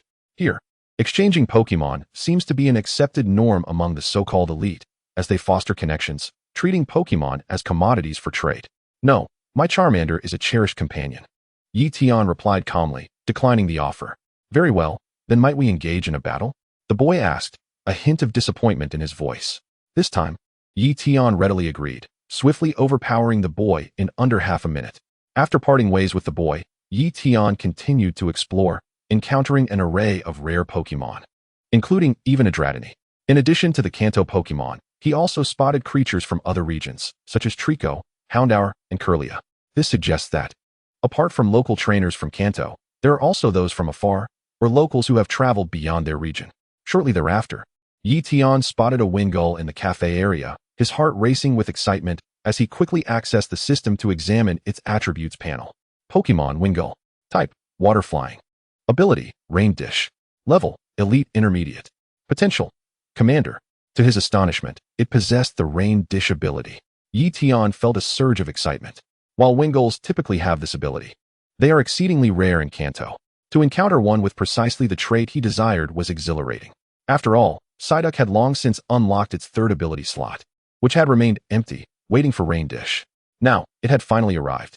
The trainer of the Wingull was a demure girl around 18, wearing glasses. She was engrossed in her newspaper while sipping her coffee, seemingly lost in her own world, as the Wingull quietly rested on her table with its eyes closed. Hello. Your Wingull seems exceptionally strong. May I challenge it to a battle? Ye Tian approached her politely. Not possible, she replied without lifting her gaze from the paper. Ye Tian was taken aback. However, since she had already declined, he could not insist on a battle. At that moment, the girl suddenly remarked, in about 2 hours, there will be a Pokémon competition held aboard the cruise, and many trainers, including several sailors, will participate. The top 8 will receive honors and rewards. She then set down her newspaper and glanced at Ye Tian, saying, to perform well in the competition, my Wingull and I must conserve our energy. Ye Tian was taken aback. It turned out there was such an event. Her refusal to battle was therefore understandable. I am Shuirue. If you wish to battle me, do your best in the competition. If you can achieve a consecutive victory, you should encounter me, Shuirue stated confidently, implying her own capability for a winning streak. Very well, I shall do my best, Ye Tian nodded and departed. He began to contemplate his strategy. If he were to meet Shuirue in the competition, that would be ideal. If not, he was determined to challenge her Wingull after disembarking, for in Kanto, missing this opportunity would mean he might wait a long time to obtain the Rain Dish ability. Ye Tian arrived at the competition area and registered for the tournament. The luxurious cruise was filled with thousands of passengers, and with the crew and sailors, the total number was even greater. Among them, even if not half, at least a third of the trainers had signed up for the competition. After registering, Ye Tian received the number 306, indicating he was the 306th contestant. With so many participants, the tournament would likely be extensive, possibly taking up to 3 days to complete. Ye Tian pondered briefly before delving into the competition rules. The tournament was divided into preliminary rounds and the main event, exclusively single battles, employing a 2 out of 3 elimination system. In the preliminaries, each participant could use 2 Pokémon, while the main event, featuring the top 8, allowed 3 Pokémon per contestant. Those advancing to the main event would receive at least 1 inferior mineral stone as a reward, while the champion would receive an egg rumored to possess the potential of a champion Pokémon, though the organizers withheld the specifics of the egg. With over an hour remaining until the tournament commenced, Ye Tian and his Charmander made their way to the dining area to replenish their strength. With so many people around, Ye Tian chose not to release his other partners for the meal. In truth, the Pokeballs have built-in spaces containing various natural foods, allowing the Pokémon to sustain themselves, albeit with a somewhat monotonous diet. Thus, Ye Tian was not particularly worried about his partners going hungry, especially since his Pokeballs were of a high grade. As Ye Tian was dining, he suddenly felt a tap on his shoulder. Turning, he was pleasantly surprised to see Ahong and Reen. Ye Tian, it's really you. Ahong exclaimed, astonished to encounter a familiar face in such a setting. Ahong, Reen, it's been a while, Ye Tian smiled gently, reaching out to tousle the tuft of hair atop Reen's head. Reen appeared to relish the attention, clearly sharing its owner's cheerful disposition. It has been a while, Ye Tian. Have you signed up for the competition? This time, I won't lose to you, Ahong declared, his eyes gleaming with determination. Oh, is that so? Ye Tian responded, casting a curious glance at Reen and subtly sensing its aura. Elite beginner. Not bad. Ahong has made some progress in the past month. However, at this level, it is still a bit too inexperienced. Seeing Ye Tian's focus on Reen, Ahong grinned. It's not just Reen. During this time, I've also captured 2 other reliable partners. He then produced 2 Pokeballs from his waist, showcasing them proudly. All right, Ahong, I look forward to our battle. Ye Tian nodded slightly, and they began to enjoy their meal together. As time passed, the cruise tournament finally commenced. Soon, the host's voice resonated through multiple speakers, reaching every corner of the St. Anno. Ye Tian and Ahong exchanged an eager glance before heading to the venue together. When the 2 individuals arrived, the venue was already teeming with attendees. The host, microphone in hand, was animatedly expressing various acknowledgments. Beside the host stood an elderly crew member with graying hair. Not just any sailor, but the captain of this luxurious cruise ship. We are immensely grateful to all esteemed guests for boarding our St. Anno. By fortunate coincidence, Captain Edson has acquired an egg of a Pokémon with potential akin to that of a legendary creature, which serves as the grand prize for this cruise tournament. A gesture of gratitude for your unwavering support of the St. Anu. As of now, over 400 trainers have registered for this competition, and I wish everyone a victorious journey towards greater achievements. I would like to make a special announcement. Captain Edson will personally participate in this tournament. Following the host's opening remarks, the audience erupted into thunderous applause. Captain Edson and the host quickly exchanged gestures of appreciation. Now, time is of the essence. I urge all contestants to prepare, as the first round of preliminary matches begins now. First up, please welcome contestant number 8, Dejun, and contestant number 105, Xiaoyi. As the host's words faded, the two competitors stepped onto the stage amidst the cheers of the crowd, ready to engage in battle. Minutes later, the outcome was determined, a victor advancing to the next round, while the defeated would be eliminated from the competition. Soon, the next match commenced. An hour passed, and at the 65th battle, it was finally Ye Tian's turn to take the stage. His opponent was a sailor. Go, Ye Tian! Ahong and Ryan cheered from the sidelines. Ye Tian smiled slightly, giving an okay gesture. Although his primary objective in this tournament was to confront Miss Shui Rui's Sharpedo, he recognized that seizing the championship title, given the impressive ranking rewards, was also an appealing prospect. Wow, contestant Ye Tian possesses a mutated Charmander. Look, its tail is ablaze with blue flames. What a rarity. Ye Tian and his Charmander were inseparable as they entered the arena together. The host gasped in astonishment upon spotting the Charmander, quickly capturing the audience's attention. Cheers erupted from the crowd, showering Ye Tian with admiration even before the match commenced. Charmander? My dear guest, it seems your luck has run out. Advancing from this match will be quite the challenge for you, the sailor remarked with a hearty laugh after glancing at Ye Tian. As a sailor, he had spent years navigating the seas, and naturally, his Pokémon were all water types. Water is strong against fire. With a confident smile, the sailor regarded the Charmander, feeling assured of his victory, yet he couldn't help but feel a tinge of sympathy for Ye Tian. Do not underestimate my Charmander. It is far from an ordinary Pokémon. Besides, I have other companions as well, Ye Tian replied with a calm smile, unfazed by the sailor's bravado. The match began swiftly at the referee's signal, with both Ye Tian and the sailor sending out their first Pokémon. Ye Tian summoned his Charmander, while the sailor released a Wingull, a Pokémon native to the Hoenn region that evolves into a Pelipper. Ye Tian was taken aback by the sailor's choice, but soon understood. It was no surprise for a sailor to possess a Wingull. However, it was unfortunate that Wingull lacked the rain-inducing ability that its evolved form possessed. Ye Tian pondered whether any of the other crew members on the cruise ship had a Pelipper. Although Shui Rui had a Pelipper with a clear rain-inducing ability, it was uncertain whether Ye Tian would face her, making it prudent to consider multiple targets. Pokémon Wingull. Type: Water Flying. Level: Intermediate. Potential: Advanced. Only an intermediate Pokémon. The sailor's strength was evidently lacking. With a glance at Wingull's stats, Ye Tian chuckled and commanded, Charmander, unleash your flamethrower. A torrent of scorching flames erupted forth. The sailor gasped in astonishment as the flames surged toward his Wingull, leaving him no time to react. The crimson fire engulfed Wingull, which let out a cry before descending slowly, rendered unconscious. Wingull is unable to battle, the referee declared after a quick assessment. Such a powerful flamethrower, both devastating and swift. It seems contestant Ye Tian's Charmander is quite the formidable contender, the host praised, causing many competitors outside the ring to regard Ye Tian with trepidation. Indeed, quite impressive, on par with my Pelipper in terms of elite standards, Shui Rui observed from her corner, secretly acknowledging Ye Tian's prowess. However, she mused, even if we share the same elite status, my Pelipper holds a significant advantage in type. With that thought, a smile crept across her face as she calculated that if Ye Tian's primary Pokémon was merely Charmander, he would not stand a chance against her. Return, Wingull. The sailor hastily recalled his defeated Pokémon and sent out his second Pokémon. To Ye Tian's surprise, it was a Stereo. Under the sailor's command, Stereo launched a rapid spin towards Charmander, but with a swift fire punch, Charmander dispatched it just as easily. The match concluded with Charmander effortlessly defeating the opponent, allowing Ye Tian to advance to the next round. Haha, my dear guest, I never anticipated your prowess to be so formidable. Even with my advantageous type, I was no match for you. The sailor approached Ye Tian with a sheepish grin, genuinely impressed by his skills. Chapter 59, the third round.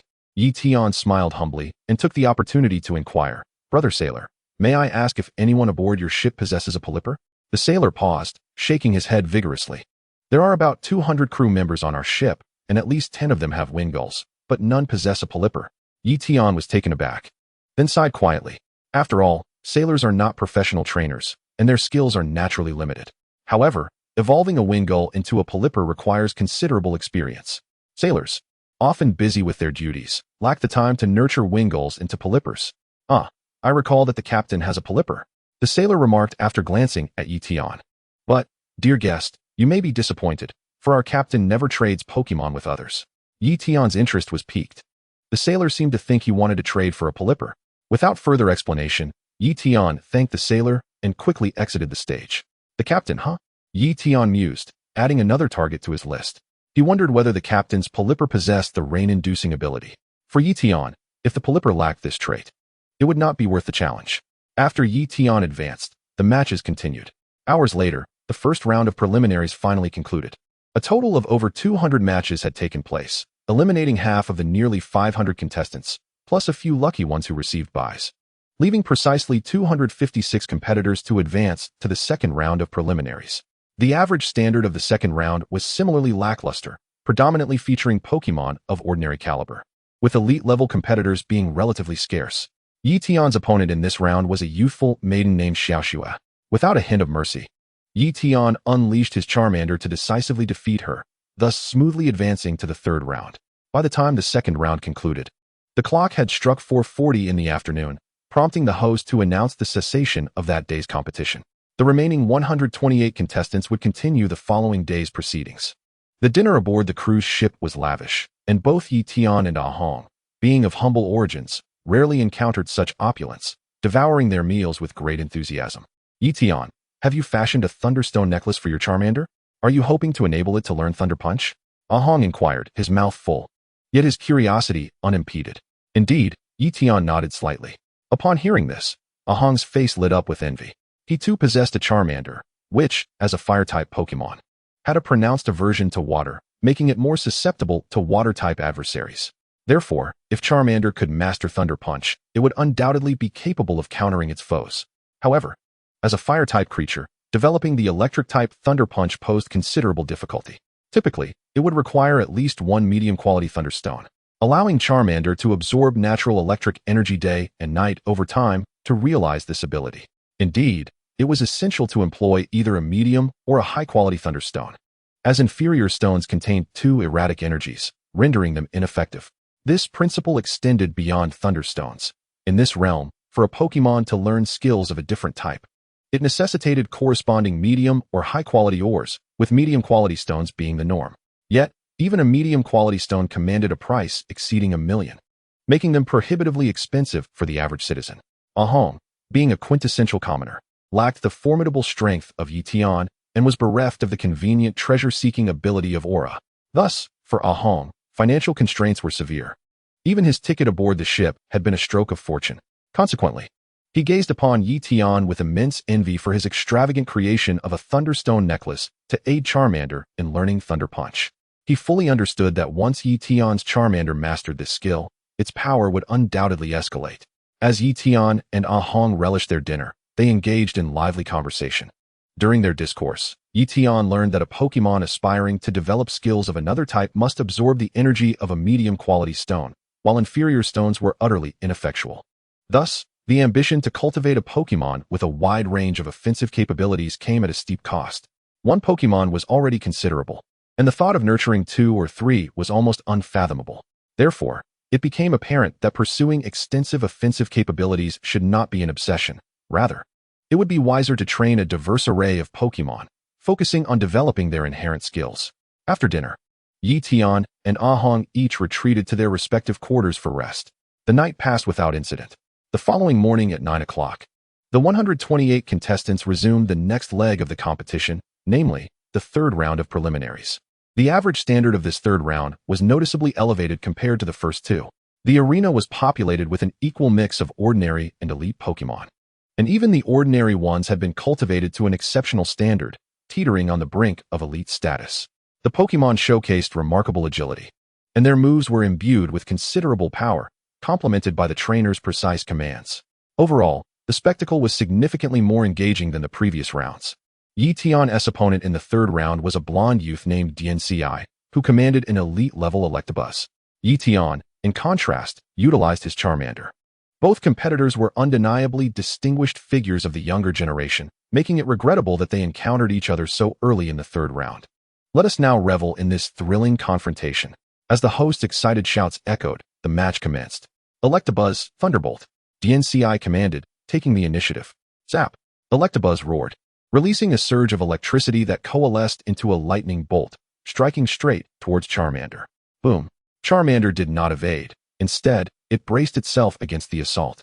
Sparks erupted from its body as it grimaced in pain, yet soon thereafter opened its eyes and deflected the electric current. Charmander sustained only minor damage, successfully neutralizing the Thunderbolt. Due to its higher level, superior physical condition, and the continuous absorption of energy from the Thunderstone, Charmander had developed a degree of resistance to electricity. All these factors culminated in Charmander's remarkable performance in that moment. Indeed, it was an exemplary display. Often, enduring an opponent's assault can psychologically undermine them, granting a significant advantage in momentum. Pokémon battles frequently boil down to competition, where morale is of paramount importance. What? Electabuzz's signature Thunderbolt had no effect? Both DNCI and Electabuzz were visibly shaken, beads of sweat forming on their brows, their pupils trembling in disbelief. Well done, Charmander. Use Charge Flame. Ye Tian praised, initiating his counterattack. In a previous battle against an elite rival, Charmander had vastly awakened its potential, independently grasping the physical fire-type move, Flame Charge. Having mastered this signature move, Ye Tian and Charmander, through diligent training, swiftly developed the slightly less formidable Charge Flame. Unlike special attacks such as Flamethrower and Fire Spin, both Flame Charge and Charge Flame are physical fire-type moves, characterized by their ability to rapidly close the distance to opponents and unleash a more ferocious offensive. While Flame Charge is powerful and explosive, it also incurs significant energy costs, severely taxing the user's stamina even as it deals heavy damage to the adversary. In contrast, Charge Flame boasts a more modest strength but is quicker and less taxing on energy, featuring the added benefit of speed enhancement. With each use of Charge Flame, the Pokémon's speed increases, and after multiple applications, their velocity can reach staggering heights. Charmander, Charge Flame. Ye Tian commanded. Charmander ignited with flames, resembling a fireball as it surged forward, colliding forcefully with Electabuzz almost instantaneously. The latter let out a pained grunt. Its expression contorted in agony as it was propelled backward uncontrollably. Simultaneously, a golden light flickered beneath Charmander, indicating a successful hit with Charge Flame, triggering its special effect and boosting its speed by at least 30%. Finish it off with a tackle. At Ye Tian's command, Charmander charged forth once more, delivering a powerful slam against Electabuzz. With the speed boost, the force of the tackle increased correspondingly. This time, Electabuzz was completely sent flying, crashing heavily to the ground, unconscious. Electabuzz is unable to battle. The referee cast a glance at Electabuzz's condition before promptly declaring the result. No sooner had the referee's words left his lips than the arena erupted with applause. What a formidable Charmander. Indeed, DNCI's Electabuzz was a genuine elite Pokémon, yet it had been effortlessly dispatched by Ye Tian's Charmander. Among the spectators, there were over 100 Charmanders present, but it was clear that none, not even the few Charmeleons in attendance, stood a chance against Ye Tian's remarkable Pokémon. The crowd erupted in admiration for Ye Tian and his Charmander. Such is the nature of this world. Possessing strength affords one the respect and adulation of others. Even several young maidens in the audience cast admiring glances in Ye Tian's direction. Ye Tian possessed striking features and a composed, dignified demeanor, coupled with a humility that reflected his understanding of decorum. His formidable abilities rendered him an exemplary candidate. Yet, his attire was remarkably modest, seemingly indicative of an ordinary upbringing. Paradoxically, Ye Tian was the proud owner of a rare, unique Charmeleon, adorned with a thunderstone necklace around its neck. Coupled with his years of scholarly pursuits, he exuded an air of elegance and detachment, leaving others unable to discern his true background. Perhaps it was this very enigma that led several noble young ladies to appreciate him from afar, refraining from overt gestures. In the realm of high society, a mere name or a hint of advantage could influence the entire dynamic. After the defeat of his Electabuzz, DNZ recalled it, casting a glance at Ye Tian and remarked, "Ye Tian, your Charmeleon is indeed no ordinary creature. However, the Pokémon I shall deploy next will surely leave you at a loss." With that, he summoned his second Pokémon. A robust and formidable Onix. Pokémon. Onix. Type. Rock ground level. Elite beginner. Potential. Leader Onix, possessing both rock and ground attributes, had a distinct advantage over the fire-type Charmeleon. Any rock or ground moves would significantly hinder Charmeleon, inflicting exceptional damage, while rock-type Pokémon also boasted a substantial resistance to fire. Consequently, Charmeleon would find it exceedingly difficult to inflict meaningful damage on Onix, especially given the latter's formidable defenses. With such high defense and health, if a critical move were to be resisted or diminished, it would be nearly impossible for Charmeleon to pose a threat. How does it feel, Ye Tian? No matter how strong your Charmeleon may be, it seems utterly helpless now, Dianzi taunted, unable to suppress a triumphant smirk at Ye Tian's furrowed brow. I concede that Charmeleon struggles against Onix. However, I have previously mentioned that I possess other companions besides this Charmeleon. Ye Tian replied with a slight smile, recalling Charmeleon to his side and sending out Psyduck instead. With Psyduck's entrance, the crowd erupted in excitement. Unbelievable. Who would have thought that besides his unique Charmeleon, Ye Tian also possesses a shiny Psyduck? Exclaimed the host, echoing the astonishment of the majority present. The mere fact that Ye Tian harbored two exceedingly rare Pokémon evoked envy among onlookers. From a corner of the venue, observing Psyduck, Shui Rui couldn't help but display a look of surprise. Initially, she regarded Ye Tian as a mere boy seeking challenges, yet after 2 days of discreet observation, she realized he was far more complex than she had anticipated. Now, he had even summoned a shiny Psyduck. How intriguing. I find myself increasingly eager to battle him. Shui Rui mused silently. In a special section of the audience, Captain Edson cast an appreciative glance at Ye Tian. Regardless of whether Psyduck was shiny, the dynamics had clearly shifted following its deployment. Facing Onix, Charmeleon's type was severely disadvantaged, while Psyduck stood at a distinct advantage. One side faced resistance, inflicting only half damage, while the other dealt quadruple damage, as water-type moves countered both rock and ground types. The disparity between the two was a staggering 8-fold. This exemplified the unique allure of the Pokémon type system, a fundamental aspect of becoming a truly exceptional trainer, mastery of which was indispensable. Outmaneuvered, Dianzi exclaimed. Yet, while Psyduck may hold an advantage over my Onix, Psyduck lacks resistance, and my Onix can still deliver substantial damage. Onix, roll out and use rollout. Thus commenced the second match between Ye Tian and Dianzi with the latter's commanding shout. Chapter 61. Was it merely water gun? How naive, Dianzi sneered. Use hydro pump. As Onix curled into a ball and charged, Ye Tian remained unfazed, coolly issuing commands. With a resounding roar, a powerful hydro pump erupted from Psyduck's beak, striking Onix with unimpeded force, akin to a volleyball being spiked. The impact sent Onix crashing to the ground, rendering it unconscious. Onix is unable to battle. The match is over. Ye Tian is victorious, declared the referee, as Dianzi knelt in disbelief, his eyes glazed over. What had he expected from this young prodigy? He had thought he could at least claim victory in one match, yet he had been soundly defeated in both. Incredible. Ye Tian is extraordinary. His Charmeleon and Psyduck are remarkable. With their assistance, Ye Tian undoubtedly qualifies for the top 8 in the tournament. The host's excited voice resonated, igniting a fervor among the audience. As the third round continued, many formidable contenders were unveiled, including Ye Tian, the captain, and Shui Rui, alongside a golden-haired gentleman and a bald wanderer.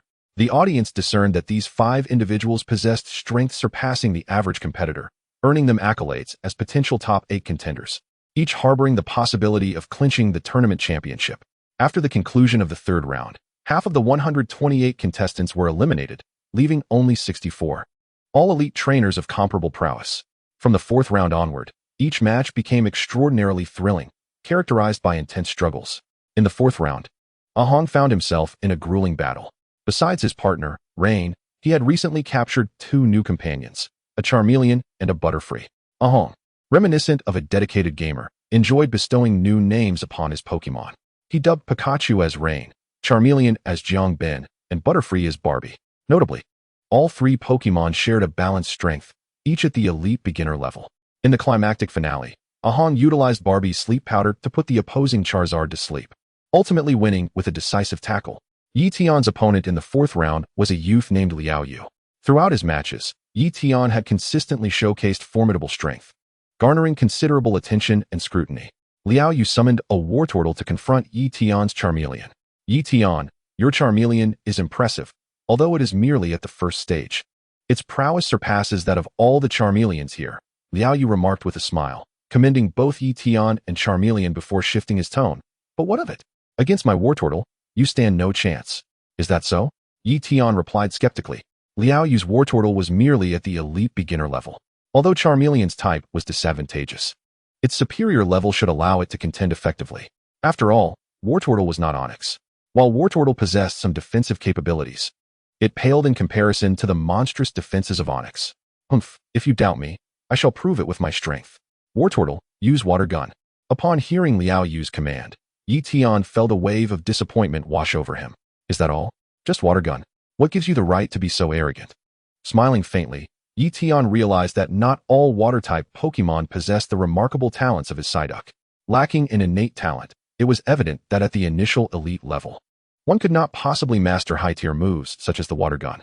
Charmander, counter with Flamethrower. Ye Tian commanded decisively. The flames roared, colliding fiercely with Squirtle's water gun. In matters of comparison, nothing is more revealing. When Flamethrower and water gun clashed, the spectators were astonished to discover that Charmander's Flamethrower was over twice the diameter of Squirtle's water gun. The power disparity was unequivocal.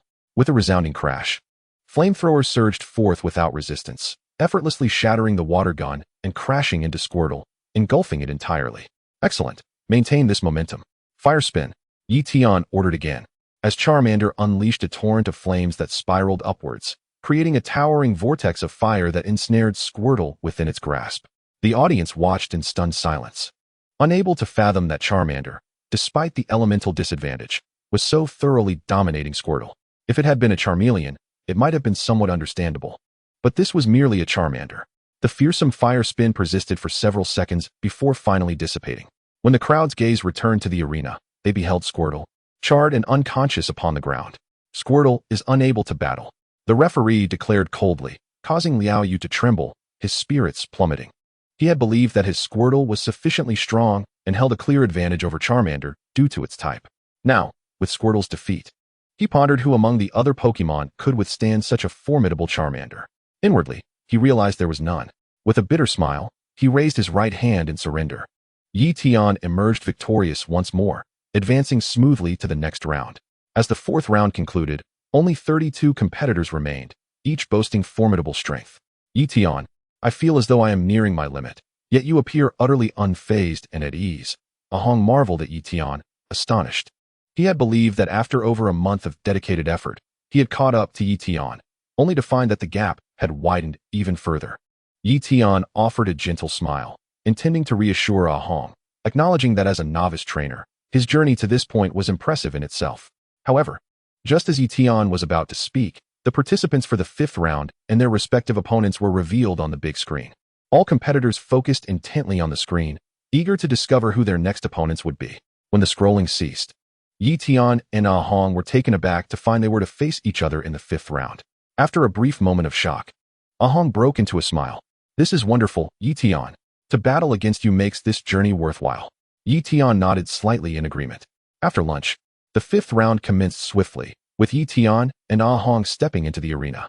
Go, Nidoking! Ye Tian shouted, while Ahong called, let us go, Jangmo-o. At the referee's signal, both trainers sent forth their first Pokémon. Ahong stared in disbelief at Ye Tian's Nidoking. He had expected Ye Tian to deploy Charmander, which prompted him to choose Jangmo-o in hopes of a fiery showdown. He was well aware that Jangmo-o was no match for Ye Tian's Charmander, but he wished to gauge the difference in their abilities and inspire greater aspirations for his own Pokémon. To his surprise, Ye Tian did not send out Charmander, but rather chose Nidoking.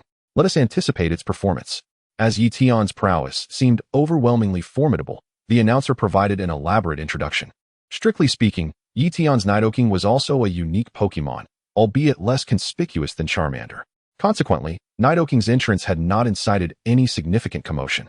Nevertheless, due to its association with Ye Tian, the audience maintained a keen interest. Let the battle begin. With the referee's call, Ye Tian sprang into action, commanding, Nidoking, use tackle. With a swift rush, Nidoking charged forth, its sharp poison quills aimed squarely at Jangmo-o. What sharp poison quills? The announcer exclaimed, having noticed the anomaly. The audience nodded in agreement, their concern for Jangmo-o palpable. Nidoking's quills were dangerously sharp, and the force of the tackle would undoubtedly be overwhelming for Jangmo-o's delicate frame.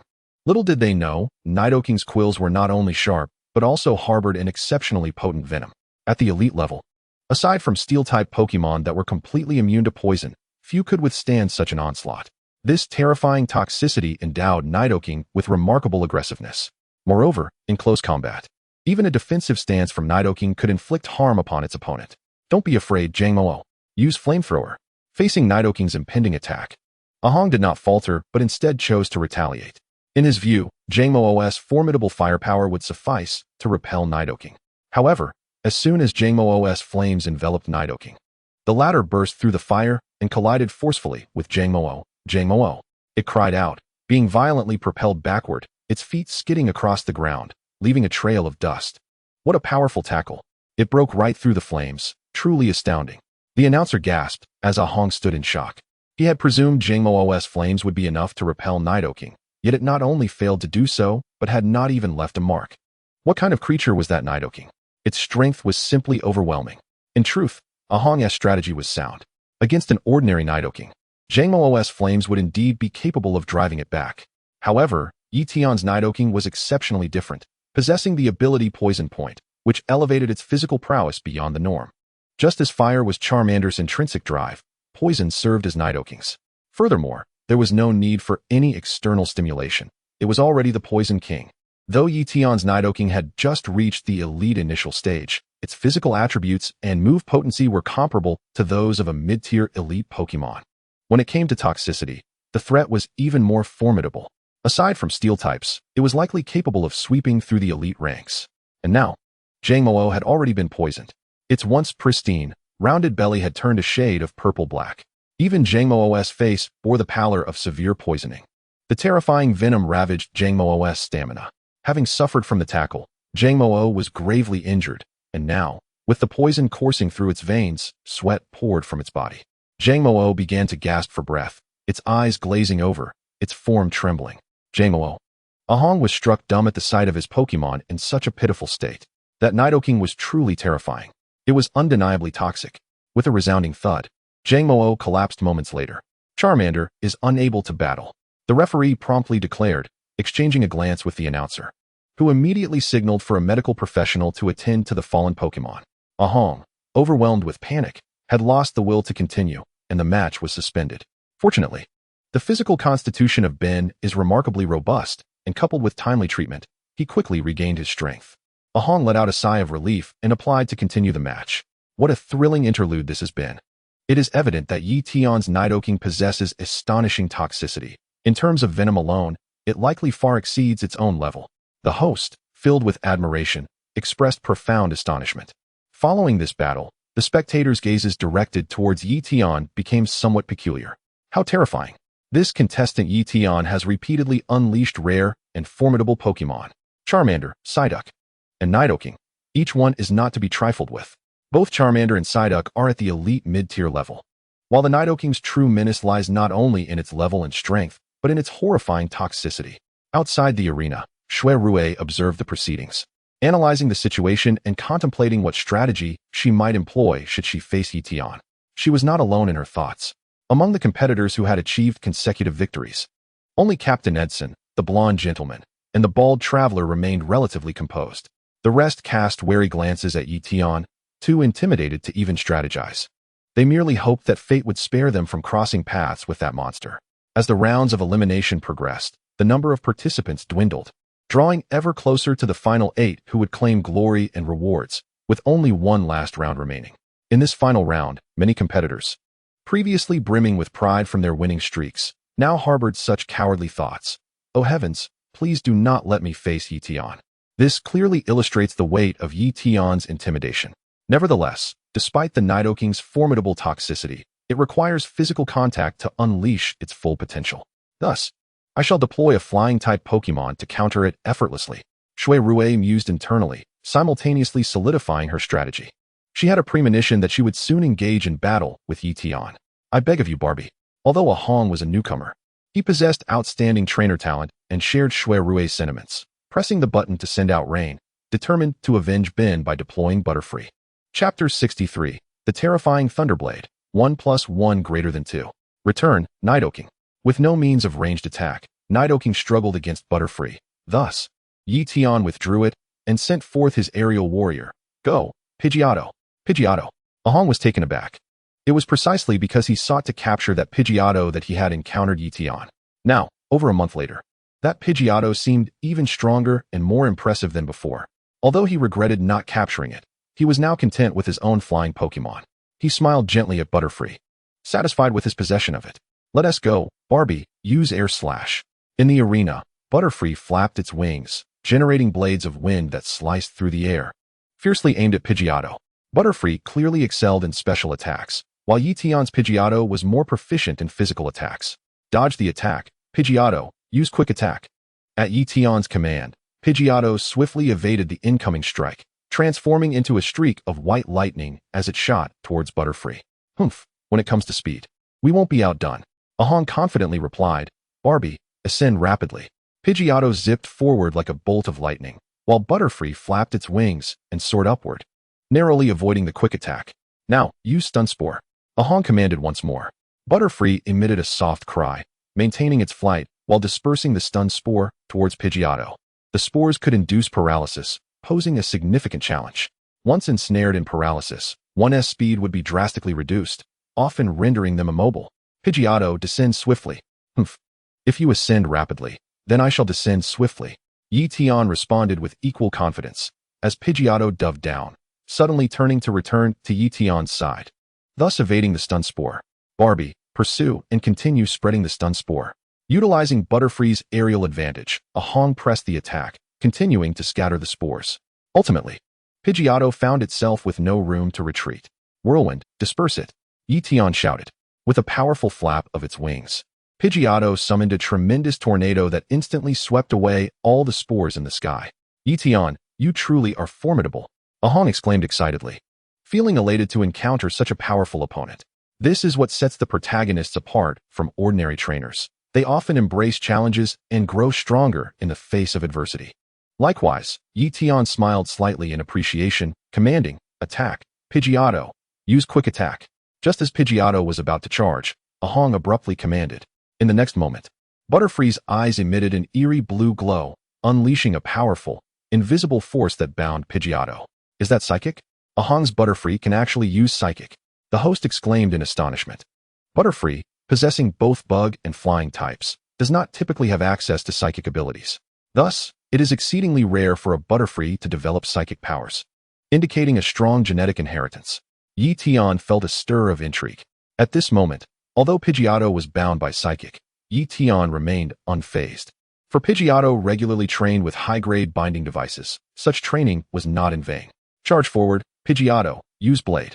Ye Tian commanded with fervor. With a triumphant cry, Pidgeotto, invigorated by Ye Tian's spirit, surged with renewed energy, transforming into a white blade of wind, akin to lightning and a tempest. As it brought Butterfree crashing down from the sky, one strike, a swift defeat. However, the effort left Pidgeotto exhausted, panting heavily on the ground. Butterfree is unable to battle. The match concludes, and contestant Ye Tian emerges victorious.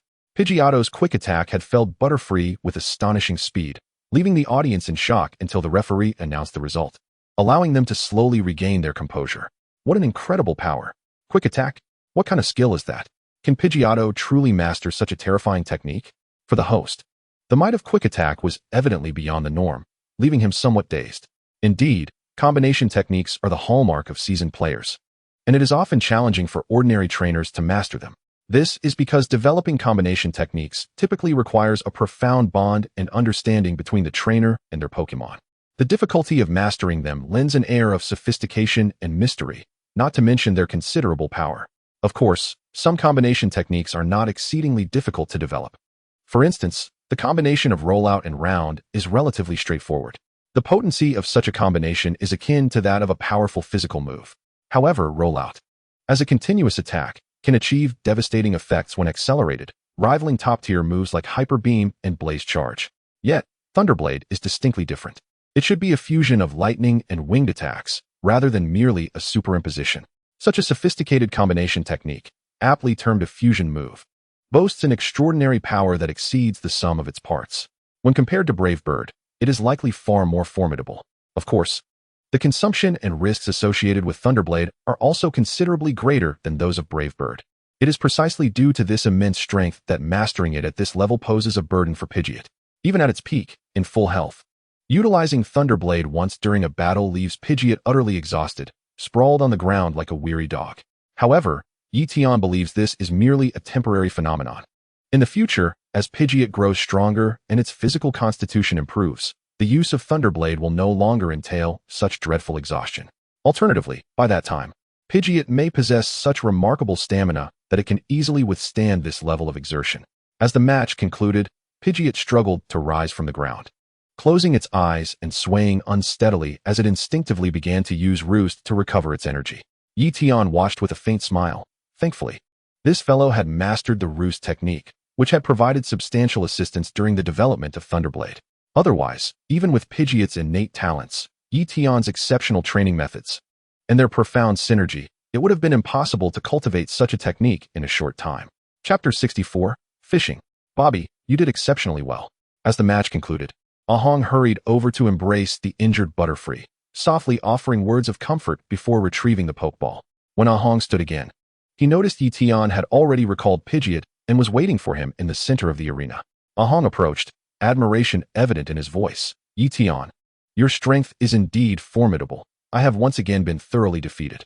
No, you are strong as well. Your Butterfree managed to push my Pidgeot into a tough battle. Ye Tian replied with a smile. They shook hands and exited the arena. Following the conclusion of the match between Ye Tian and Ahong, the fifth round of the preliminaries was nearing its end. The final few matches quickly wrapped up, concluding the fifth round, which eliminated half of the 32 competitors, leaving only the final 16. The next round, the sixth, would be of utmost importance, for advancing to this stage meant entering the top 8, which not only offered a reward, but, more importantly, brought honor. The Saint Anu event was a gathering of the upper echelons of society. Breaking into the top 8 would be a splendid opportunity to make a name for oneself. Most of the elite trainers present were either wealthy or privileged, rendering rewards inconsequential. What truly mattered was the prestige associated with such recognition. Naturally, trainers like Ye Tian and Ahong, who hailed from humble beginnings, were still unaccustomed to this notion of high society socializing. Ahong had faced defeat. As for Ye Tian, he primarily sought to challenge the esteemed Miss Shuri S. Pelipper, to hone his skills and perhaps seize the championship in the process. The large screen ceased its scrolling, and the match schedule for the sixth round, along with the competitors' opponents, was finally confirmed. Ye Tian found himself slated for the fourth match of the sixth round, against none other than Miss Shuri. With the match schedule confirmed, there remained an hour before the start of the sixth round. The competitors seized this time to recuperate and prepare. Ye Tian stepped onto the deck to enjoy the breeze, followed by Ahong, who found greater comfort in Ye Tian's company than in partaking in afternoon tea with noble gentlemen. There were no stringent rules to adhere to, nor the need to observe so-called etiquette. On the deck was a modest pool, seemingly designed for the convenience of anglers. Fishermen revel in the process rather than the mere capture. Once a fish is caught, they can temporarily place it in the pool, appreciating it before releasing it back into the water. At this hour, it appeared no one was fishing, and the pool lay empty. Upon seeing the pool, Ahong placed a garnet jellyfish into the water, allowing it to swim freely. Being a purely aquatic creature, the jellyfish cannot remain on land for long, so Ahong always released it to frolic whenever he found a water source. Observing the garnet jellyfish, Ye Tian was not surprised. A trainer as reliable as Ahong would naturally have filled his roster with 6 Pokémon long ago. It was simply that Rain, as his primary, received more attention. Watching Ahong's actions, Ye Tian chuckled and released his Psyduck. However, Psyduck had no intention of entering the water, instead choosing to lie on the deck and enjoy the moist sea breeze. After all, as an amphibious creature, Psyduck seemed to have little need for water. Haha. Ye Tian, your Psyduck certainly has character, Ahong remarked, gazing at Psyduck with a smile.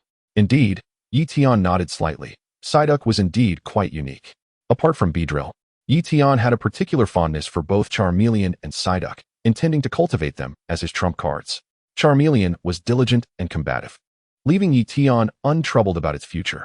Psyduck was more laid-back and leisurely, perhaps due to its initially high potential, which had fostered such a personality. In terms of temperament, Ye Tian found himself more in sync with Psyduck. When it was time to battle, they would give it their all, and when it was time to relax, they would do so wholeheartedly. This balance was beneficial and perhaps even more efficient. Ahong casually retrieved a fishing rod, casting it into the water while joking, Ye Tian, your upcoming opponent is that Miss Shuri. You must be feeling confident, right? Ye Tian smiled, but said little. Ahong, taken aback, continued. Pelipper is a Pokemon that is 4 times weak to electric-type moves, so as long as you send out an electric-type Pokemon, victory should come easily. A 4-fold disadvantage is no joking matter. The power is off the charts. It was no wonder Ahong was so excited. Had he been in the same situation, sending out rain would likely ensure an easy victory, even if it were underleveled. If Ahong felt assured of defeating Shuri, then Ye Tian, who was evidently stronger, should have even greater confidence, right? You are correct. However, I currently do not possess any electric-type Pokemon, Ye Tian replied, a hint of regret in his voice. It was not that he disliked electric types. He simply had not encountered any. Upon hearing Ye Tian's response, Ahong was momentarily stunned. He had assumed that with such formidable strength, Ye Tian would have captured a variety of Pokemon of different types, only to find that he even lacked one of the 4 fundamental types: water, fire, grass, and electric. Indeed, these 4 types are the most basic elemental types.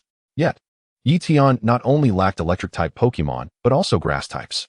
Do not worry, although I do not have an electric-type Pokemon, I am still quite confident in my ability to defeat Miss Shuri. With that, Ye Tian took out a fishing rod and joined Ahong in fishing. In the span of an hour, Ye Tian caught 3 Kinglers, each with potentials rated as intermediate, and advanced. He shook his head and released them all. Although Ahong had only caught 1, it was a promising Froakie with significant potential, sufficient for a gym battle. After a brief tussle, Ahong joyfully captured it. Thus, for Ahong, a water-type powerhouse superior to the garnet jellyfish had emerged. Froakie was amphibious, while the garnet jellyfish could only survive in water, a clear distinction. Of course, if the match took place in a water-type arena, the garnet jellyfish would still perform admirably. In the Quartz League Conference, encounters in water-type arenas were quite common. Thus, having 1 water-type Pokemon might not suffice. 2 or even 3 would be more prudent. We should head out, Ahong, Ye Tian called out, responding to the announcement over the loudspeaker, as he and Ahong made their way to the venue. Upon arriving at the venue, Ye Tian immediately witnessed Captain Edson's match. Captain Edson commanded a formidable Swampert, whose prowess was astonishing, effortlessly defeating its opponent with a swift maneuver. Picolete, truly, as the captain of the Saint Anu, he possesses remarkable skills, Ye Tian mused quietly to himself. Chapter 65, A Devourer of Victory. Impressive, Ahong exclaimed, equally astonished. The Swampert, an evolved form of the Marsh Stomp, not only boasts water-type attributes, but also incorporates fighting-type capabilities. Its robust physique, agile movements, and formidable fighting techniques coalesce to render the Swampert exceptionally powerful. Naturally, the Marsh Stomp cannot evolve naturally. It requires a water stone to transform into a Swampert. Seeing Captain Edson's Swampert, Ahong suddenly recalled Ye Tian's Nidorino. Ye Tian, why hasn't your Nidorino evolved? It could become stronger with just a moonstone, couldn't it? Ahong queried, a look of curiosity on his face. He then generously added, or is it that you lack a moonstone? If so, I can lend you one. With that, Ahong produced a medium-grade moonstone. Ye Tian observed the gesture with great appreciation. Ahong was merely a commoner. As a trainer, he must spend money at every turn. A medium-grade moonstone is valued at over $1 million, a substantial sum for Ahong, and yet he was willing to lend it out. No, thank you.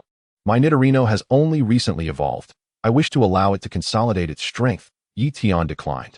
Rapid successive evolutions could lead to an unstable foundation.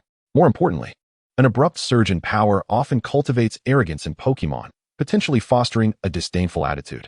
In Ye Tian's view, possessing strength does permit a degree of pride, yet arrogance is unacceptable. Such hubris can cloud one's judgment, stalling progress. A prime example from the original narrative is Ash's Charizard, which, due to its rapid evolution and power escalation, became overly arrogant. While a shaky foundation can be remedied through extensive training, altering one's disposition is far more challenging, requiring immense time, patience, and care. Ash succeeded in doing so, resulting in a powerful Charizard. However, true excellence lies in preemptively avoiding such pitfalls. I see, Ahong nodded with a smile. He clearly meant well, but since Ye Tian had his own plans, there was no need for further concern. To Ahong, Ye Tian was undoubtedly a rival and formidable opponent, yet also a cherished friend.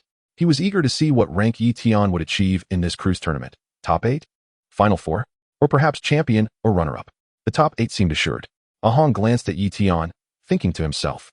Among the seeded competitors, Shui Rui's strength appeared somewhat lacking, though one must not dismiss her entirely. Besides her formidable Pelipper, Shui Rui had other powerful trump cards. As the matches progressed, Captain Edson, the blonde gentleman, and the bald wanderer all advanced to the top 8. Soon, it was time for Ye Tian to face Shui Rui. With the host's invitation and grand introduction, Ye Tian and Shui Rui took to the stage, standing opposite each other. Ye Tian, I mentioned that if you keep winning, we would inevitably cross paths. I didn't expect it to happen so soon, Shui Rui remarked, her smile tinged with a hint of regret. She held a deep admiration for Ye Tian's strength, believing he truly possessed the capability of a top 8 contender. Unfortunately, fate had pitted them against each other prematurely, leaving her no choice but to halt her progress here. Indeed, I too did not foresee this encounter occurring so swiftly. However, whoever stands in my way shall be vanquished. Ye Tian replied, his smile concealing an underlying fierceness that drew attention. The spectators recognized Ye Tian's humble and gentle demeanor, yet they were taken aback by the formidable competitive spirit lurking beneath. Young men are often driven by ambition. Despite having lived 2 lives, Ye Tian remained youthful, and thus could not escape this trait. It was indeed a fierce contest for the top 8. Even before the match commenced, tension filled the air. The host called out, and the referee blew the whistle, signaling the start of the match. Go, Pelipper! Let us go, Pidgey! Ye Tian and Shui Rui simultaneously dispatched their first Pokémon, both airborne creatures, ascending to the sky. In a battle, aerial Pokémon possess an unimaginable environmental advantage. Ground Pokémon tread upon the earth, while aerial Pokémon can soar through the skies. These realms are fundamentally different. Therefore, to counter aerial Pokémon, it is best to deploy aerial counterparts. Shui Rui's ace was undeniably Pelipper, a fact she never concealed. For this reason, during the match, she often compelled her opponents to use aerial Pokémon as well. Ground Pokémon can defend against aerial foes, patiently waiting for an opportunity to strike with a powerful blow. Yet, how many trainers would prefer defense over the allure of a dazzling offense? Pelipper, water gun. Shui Rui commanded first. Pelipper unleashed a water gun, its power and speed average, clearly a mere test of the waters. Ascend rapidly and attack with your wings. Ye Tian ordered, and Pidgey soared upward, evading the water gun while its wings shimmered with a radiant light, propelled by an overwhelming gust of wind towards Pelipper. Well done.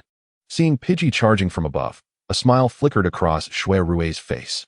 As Pidgey approached, Pelipper opened its enormous mouth wide, preparing to swallow it whole. What? Ye Tian was taken aback. Pelipper's mouth was already immense, constituting 80 of its body, and now, as it gaped, it appeared even more colossal.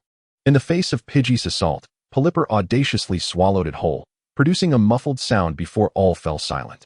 Though Pidgey's attack caused Pelipper some damage, it was evident that Pelipper had undergone specialized training, with formidable internal defenses, having devoured Pidgey and its wing attack without a hint of discomfort.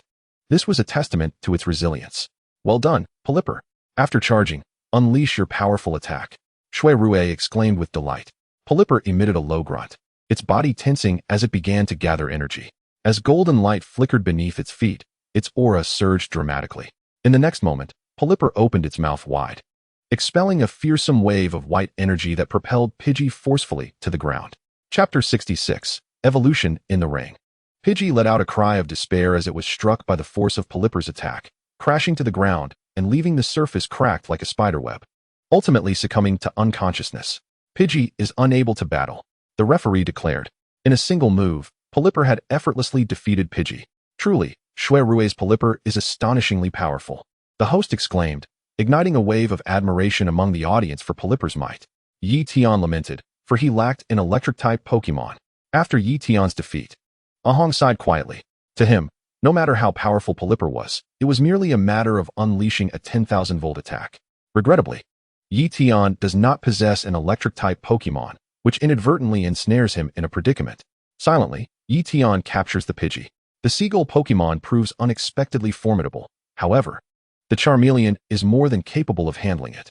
With a spark of inspiration, Ye Tian summons Charmeleon to the arena. The moment Charmeleon appears, gasps of astonishment ripple through the crowd. What?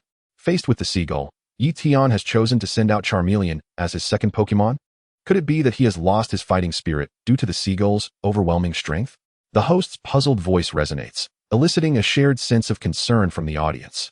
They wonder why Ye Tian would opt for a Pokémon whose type is disadvantageous, when he still has Psyduck and Nidoking at his disposal. Across the arena, gazing at Charmeleon, Shui Rui feels a surge of curiosity and inquires, Ye Tian, has your Charmeleon developed Thunder Punch? Upon hearing this, the eyes of countless spectators, including the host, light up in anticipation. Indeed, Thunder Punch could be a game-changer. Although Charmeleon is at a type disadvantage against the Seagull, the impact of Thunder Punch, which is quadrupled against it, could prove decisive. Not quite yet, Ye Tian replies honestly. Charmeleon is not an electric-type Pokémon. The absorption of energy from the Thunderstone necklace is exceedingly inefficient and slow. How could one expect it to master such a technique so readily? I see. Shui Rue responds with a slight smile, her previously taut muscles unconsciously relaxing. Initially, she anticipated a fierce battle against Ye Tian. Despite her confidence, she expected it to be a challenging encounter. However, now, having easily triumphed in the first round, the sight of Ye Tian sending out Charmeleon causes her nerves to ease. Let it rain, Seagull. Shui Rue commands with assurance, her spirit soaring. The Seagull lets out a resounding cry, and in an instant, dark clouds gather overhead, unleashing a torrential downpour. The rain envelopes the arena, drenching both Shui Rue and her Seagull, as well as Ye Tian and his Charmeleon, while the spectators remain unaffected. This is the power of rain dance, capable of swiftly transforming the environment. While the rain dance technique can summon rain at will, it requires time to gather moisture from the air to form clouds. Moreover, during the casting of such weather-altering abilities, the performing Pokémon cannot take any other actions, rendering them vulnerable like a sitting duck. Casting Rain Dance or Sunny Day without formidable stamina and defense is tantamount to courting disaster. This is the essence of Rain Dance, highlighting the priority of its inherent characteristics. This is precisely why Ye Tian yearns for a Pokémon with the Rain Dish ability. Is Rain Dance sufficient? Certainly not. The battlefield is ever-changing, and speed is of the essence. A moment's delay could mean missing the opportunity entirely. As the rain pours down, Shui Rue's smile broadens. In rainy conditions, water-type moves gain potency, while fire-type moves are inherently weakened. This contrast is substantial. Although Nidoking's Poison Sting is quite troublesome, Psyduck, being a water-type Pokémon, will also reap benefits from the downpour. Thus, Shui Rue's Seagull finds itself at a distinct disadvantage. Yet, in the face of Charmeleon, Shui Rue's smile widens further. She knows she has already secured victory in this match. As the rain pelts down, the chilling droplets accumulate on Charmeleon, cascading down its angular features. Shui Rue senses something amiss. Amidst the pouring rain, Charmeleon exhibits no signs of distress. Perhaps it is due to its higher level and formidable strength, allowing it to withstand the rain's impact. But what is this exuberance on its face? The audience is bewildered. In the deluge, Charmeleon shows no signs of suffering, instead radiating excitement. Suddenly, amidst the downpour, a brilliant white light erupts from Charmeleon. Within that luminescent aura, Charmeleon's form begins to swell, evolving as its life energy transforms. With a powerful roar, Charizard commands respect, reverberating throughout the arena. This roar not only conveys immense might, but also generates a fearsome shockwave in the torrential rain. Shui Rue, closest to the source, widens her eyes in astonishment and instinctively raises her hand to shield herself. At this moment of evolution, such a terrifying presence emerges, Elite Peak.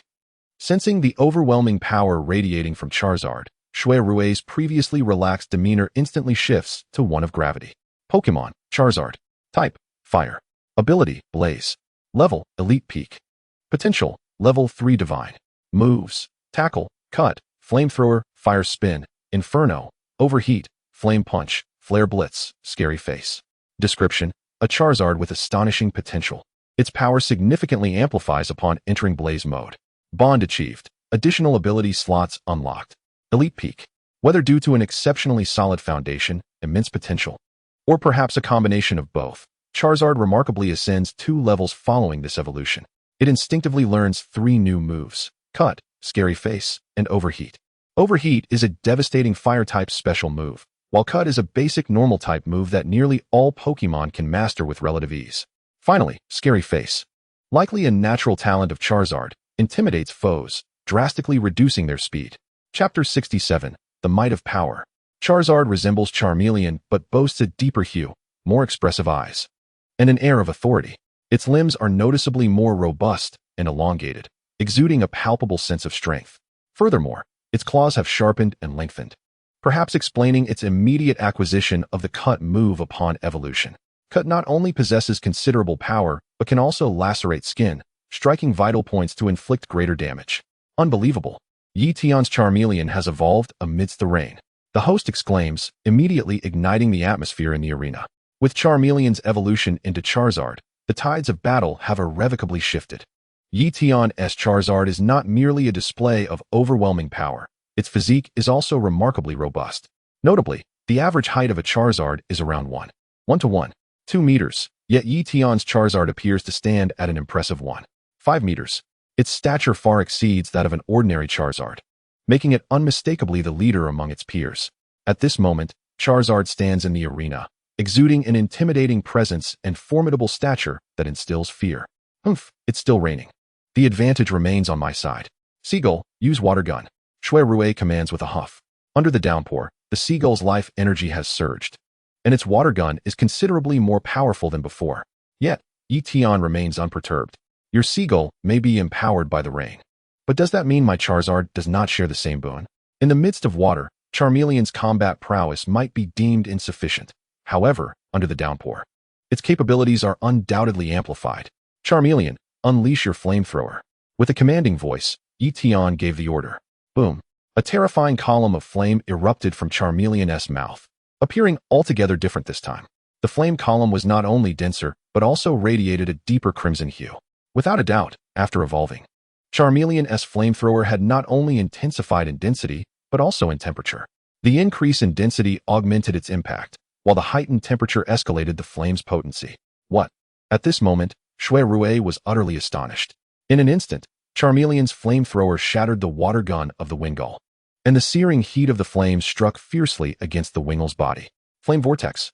Ye Tian audaciously commanded, employing the flame vortex amidst the torrential rain.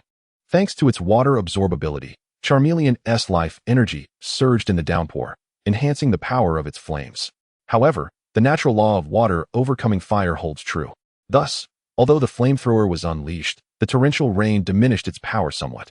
The positive and negative forces balanced each other out. At this moment, Charmeleon's fiery technique used in the rain was nearly equivalent to its original might. Yet even at that level, it was still exceedingly formidable. After all, Charmeleon had ascended to the pinnacle of elite status.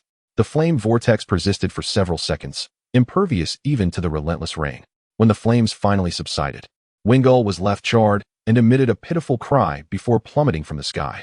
With a resounding crash, Wingull landed heavily on the ground, succumbing to unconsciousness. Wingull had lost its fighting capability. The referee announced the result, and the host's exclamations followed suit. What a remarkable flame vortex, exhibiting such terrifying power even in the rain. The audience was left in awe, realizing that Ye Tian's Charmeleon had surpassed expectations. It was doubtful that an ordinary Charizard could rival such strength. Incredibly powerful.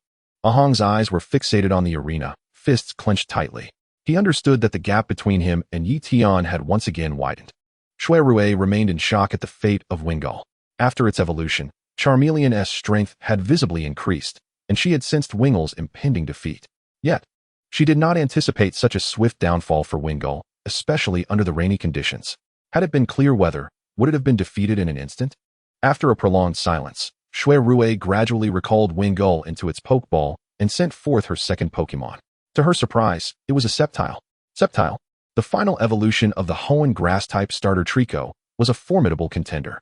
In truth, Shui Rui was a trainer from the Hoenn region, and her visit to Kanto was solely to participate in the Kanto Courts Conference. Unfortunately, her Pokémon captured in Kanto had yet to mature, leaving her with no choice but to rely on her seasoned team. The presence of Sceptile alone signified that it was Shui Rui's ace, transcending Wingull. Pokémon Sceptile. Type, Grass. Level, Elite Pinnacle. Potential, Lord. Description, a battle-hardened Sceptile with considerable power. Alas, Sceptile, Ms. Shui Rui, if your ace were Blaziken or Swampert, perhaps you could contend with me, Ye Tian remarked with a smile. However, the type disadvantage is significant. Just as your Charmeleon can reverse type advantages, so too can my Sceptile. Go, Sceptile, use Seed Bomb. Shui Rui commanded loudly. Charmeleon, unleash Flamethrower. Ye Tian called out simultaneously. Boom. An explosive clash ensued as the two techniques collided mid-air. However, the power of Flamethrower was evidently superior. In an instant, it shattered the Seed Bomb and swiftly charged toward Sceptile. With a fierce glare, Sceptile showcased its agility, swiftly evading the Flamethrower. Nevertheless, despite this feat, Sceptile had already succumbed to a disadvantageous position. Fire overcomes grass, and fire-type Pokémon possess formidable resistance against grass-type moves. This meant that Charmeleon could inflict double damage upon Sceptile, while Sceptile could only deal half damage to Charmeleon. The disparity was glaringly evident, and although Sceptile was powerful, it was still merely elite. How could it possibly overcome Charmeleon despite the type disadvantage? Regrettably, as a trainer, Shuirue seemed lacking in experience, for she stubbornly commanded, Sceptile, charge in and use Leaf Blade. With a swift motion, Sceptile harnessed its grass-type energy, forming two sharp green blades upon its arms. As Sceptile raced through the water, it slashed fiercely at Charmeleon with its Leaf Blade. Block it, Ye Tian calmly commanded, shaking his head. Chapter 68, Flamestorm, advancing to the top 8. Upon hearing the command, Charmeleon spread its arms wide and braced itself, absorbing the impact of Sceptile's Leaf Blade. The grass-type move inflicted only minimal damage on the fire-type Charmeleon. Following the blow, Charmeleon staggered back 2 steps but quickly regained its footing. Simultaneously, a formidable aura erupted from Charmeleon, and with a swift counter, it unleashed a fire punch that struck Sceptile squarely in the face, the immense force distorting Sceptile's features and forcing it to stumble backward. Sceptile skidded back over 10 meters before barely managing to stabilize itself. However, even as it stood firm, Sceptile was gravely weakened, panting heavily from exhaustion. On one side was double damage, and on the other, a mere half. The disparity was insurmountable. Moreover, in the rain, Charmeleon's life energy surged, enhancing its fundamental abilities. The fire punch was both swift and fierce, barely affected by the rain, ensuring its potency remained intact. Gradually, the rain began to cease, the clouds dispersed, and the arena reverted to normal weather. Rain, including induced rain, is merely a temporary accumulation of moisture. It cannot persist for long. Generally, it lasts only a few minutes at most. Of course, one could induce it again, yet the speed of rain would be swift, while inducing rain would be comparatively slow. A stark contrast indeed. The rain has stopped? Wiping the water from her face, Shuirue felt increasingly anxious. With the rain ceased, Charmeleon's strength could only be expected to soar.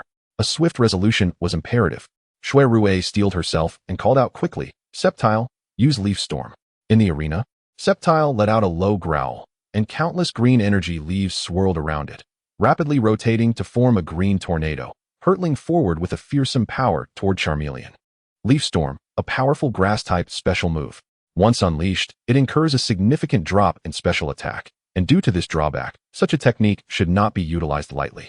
Yet, Shuirue employed it here, convinced that Sceptile could not endure a prolonged battle against Charmeleon, thus seeking to determine the outcome with a single blow.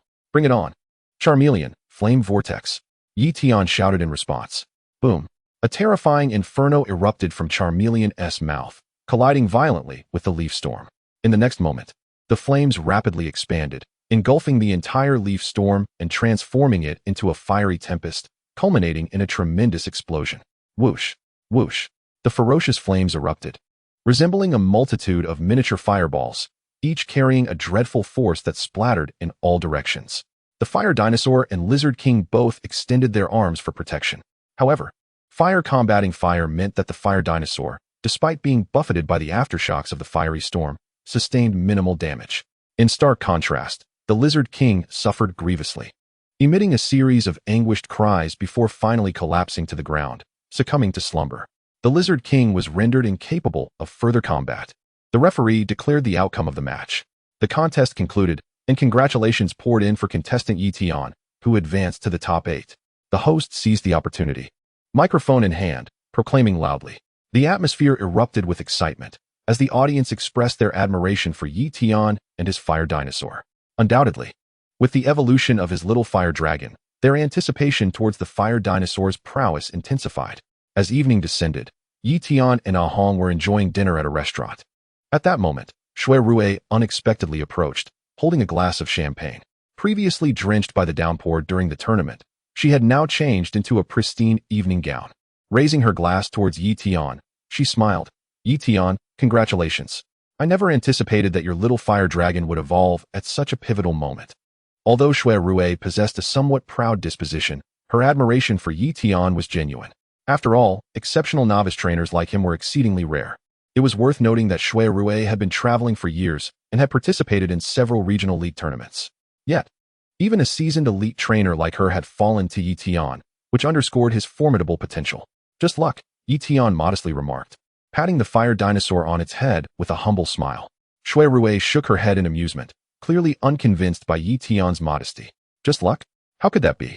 Without substantial preparation and remarkable potential, how could that fire dinosaur, having just evolved, exhibit such strength? She countered. Ye Tian, while you have successfully defeated me and advanced to the top 8, 3 formidable challenges still lie ahead. Taking a sip of her drink, she continued with a smile. Ye Tian nodded, aware of the 3 formidable adversaries she referenced, and promptly replied, Captain, the blonde gentleman, and that bald traveler? Shui Rui nodded in approval and further inquired, do you know who among them possesses the strongest strength? The captain? Ye Tian instinctively asked. Shui Rui shook her head, indicating otherwise. Is it the bald traveler? Ahong interjected. Again, Shui Rui shook her head, stating with gravity, the strongest is undoubtedly that blonde gentleman. His name is Derek, hailing from the Unova region. It is said that he is a silver trainer. A silver trainer? Both Ye Tian and Ahong were taken aback. In this world, Pokémon were classified into various levels, and trainers were no exception. Firstly, there were ordinary trainers, corresponding to the standard Pokémon levels, which included novice, low-level, intermediate, and advanced Pokémon. Following that were elite trainers, corresponding to elite-level Pokémon, which included elite, commander, and lord-level Pokémon. The terms commander and lord denoted not just any commanders and lords, but the elite among the elite. Commanders and lords amongst the elite. Generally speaking, an elite-level Pokémon could stand alone in the wild, often becoming the leader of a group. Commander-level Pokémon were even more powerful, typically commanding larger groups and territories. As for lords, they were exceedingly potent, with any lord in the wild capable of ruling over vast mountains, rivers, entire valleys, and even expansive seas. Such are the kings among wild Pokémon. As for even stronger Pokémon, such as gym leaders or even elite 4-level Pokémon, while they were not entirely absent from the wild, their numbers were exceedingly rare.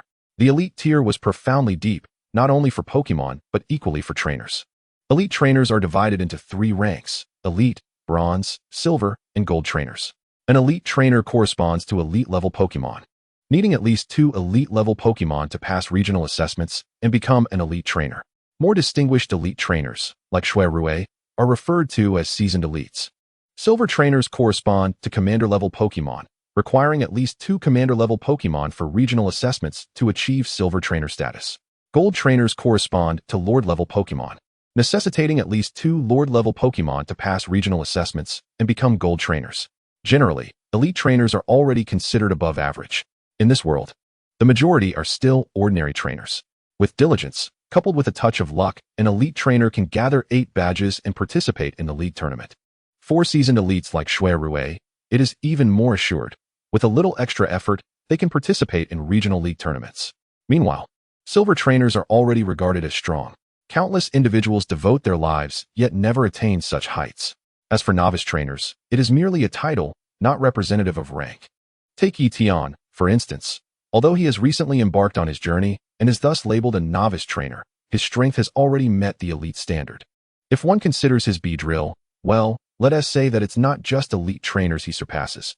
Even some gym leaders would stand no chance against him. As night fell, Ye Tian found himself alone on the deck, leaning against the railing and enjoying the breeze. The St. Anno was likely gliding smoothly across the sea, and according to the itinerary, it would reach the port of Withered Leaves by tomorrow evening. Having advanced to the top 8, the main event would commence at 9 o'clock the following morning, allowing ample time for all matches to conclude within a day. Ye Tian summoned his Psyduck, utilizing the system to bestow upon it the Rain Dance ability. Pokémon Psyduck. Type: Water. Ability: Swift Swim. Level: Elite Mid-Tier. Potential: Level 3 God. Skills: Water Gun, Hydro Pump. Psychic: Confusion, Noise, Fury Swipes. Description: A natural king among Psyducks, possessing not only exceptional water-type talent, but also formidable psychic abilities. With the Rain Dance ability conferred upon it, Psyduck's potential leapt into the realm of divine Pokémon. Yet, Ye Tian understood that potential remained merely potential. Fully excavating it to truly enter the domain of the divine was an arduous endeavor. A silver trainer, Ye Tian contemplated. As a silver trainer, that blonde gentleman must possess at least 2 commander-level Pokémon, if not more, perhaps 3 or 4, should he be slightly more seasoned. Having already reached the top 8, the blonde gentleman, according to Shui Rui and Ye Tian's own observations, had yet to unleash his true strength. Hailing from the Unova region, His main team should consist of Pokémon from Unova. However, throughout the tournament thus far, he had never employed any Pokémon from Unova, predominantly utilizing those from the Kanto region. Against commanders, the fire dinosaur should face no issues, Ye Tian mused. Presently, excluding the Beedrill, the fire dinosaur undoubtedly surpassed the bag dragon, emerging as Ye Tian's most formidable Pokémon. With a solid foundation at the elite pinnacle and the terrifying blaze ability, once activated, Ye Tian was confident that the fire dinosaur could match, if not exceed, the strength of a typical commander within a short span. However, in response to the leader's words, it appears that only the Charizard possesses such formidable strength. Ye Tian could not help but smile wryly in his heart. After all, he is still a novice trainer, and the Pokémon under his command have undergone far too little training. While Psyduck has acquired the ability to summon rain, granting it terrifying speed during downpours, it should have no trouble challenging elite-level opponents. Yet, can it truly contend with the leader? This thought left Ye Tian feeling uncertain. Similarly for Snorlax, its solid foundation as an elite-level Pokémon combined with its guts ability makes it a powerhouse in terms of raw strength, comparable to that of elite champions. However, can it stand against the leader? This thought weighed even heavier on Ye Tian's mind. As for Pidgey and Nidoking, their prospects seem even bleaker.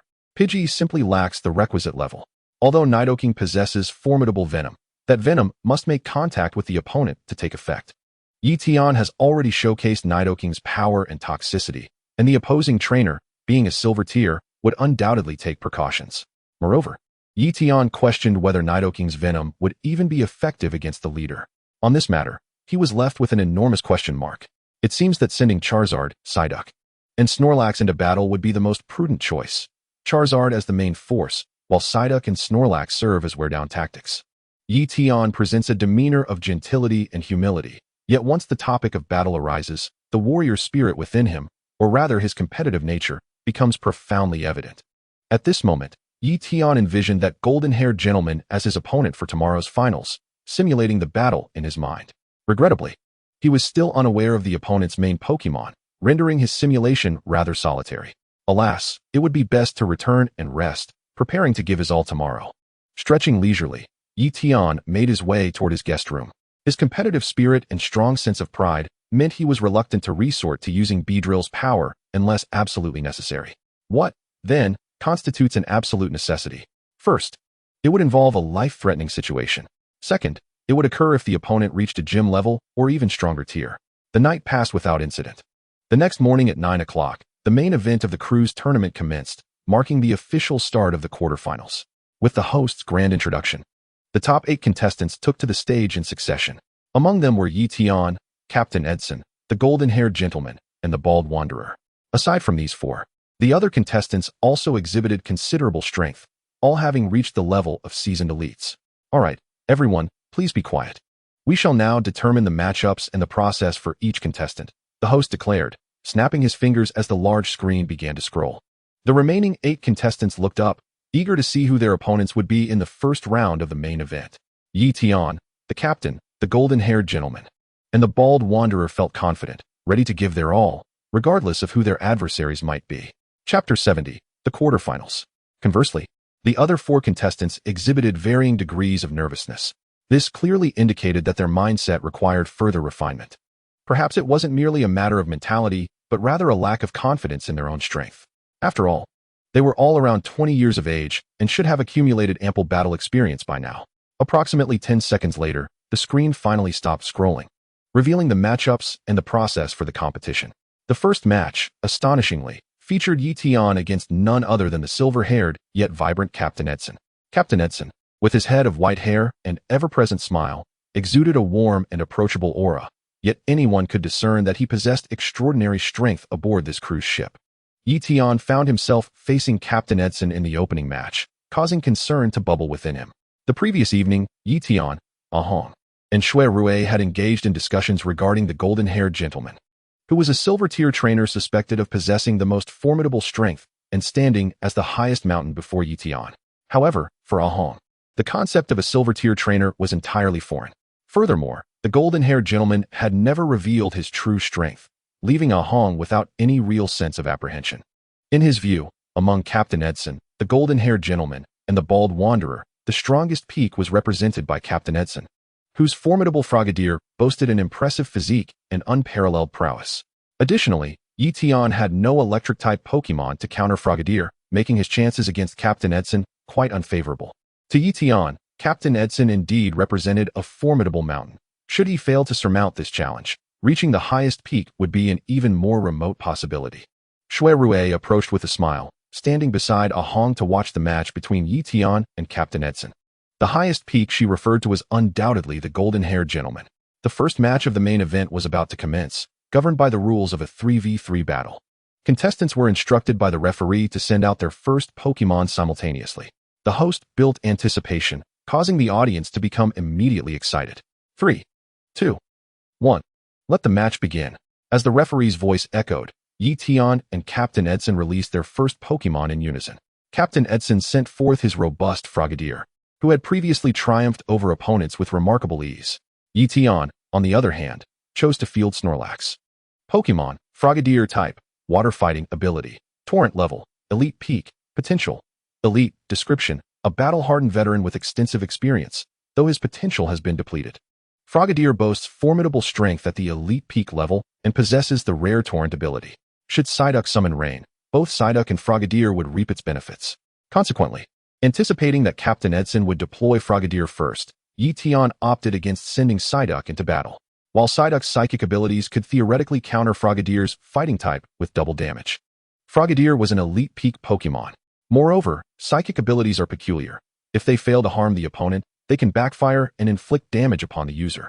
Ye Tian was uncertain whether Psyduck's psychic powers would effectively impact Frogadier, leading him to forego its deployment.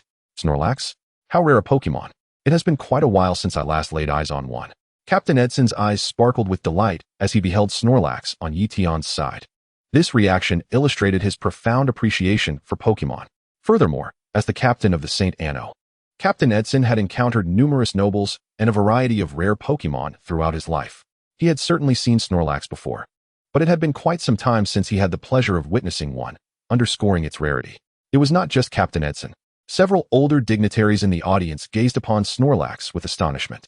However, Captain Edson shifted his tone with a chuckle, saying, Ye Tian, my Froggy can certainly hold its own in combat, facing a skilled fighter like it. Your Bagdragon may struggle to shine. Indeed, Bagdragon is a Pokémon of the normal type, and fighting types possess an advantage, inflicting double damage upon it. Therefore, you will undoubtedly employ fighting techniques against me, won't you? Ye Tian could not help but smirk inwardly. Despite Ye Tian's prowess, he was well aware that Bagdragon's type was at a disadvantage against Froggy. Yet he was precisely leveraging this point.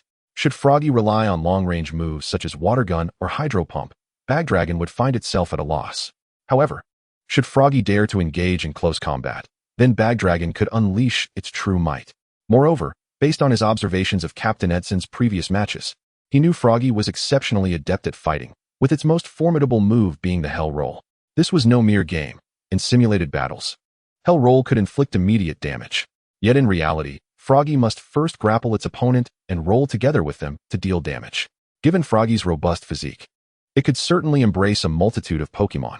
But what of Bagdragon? Bagdragon is a large Pokémon.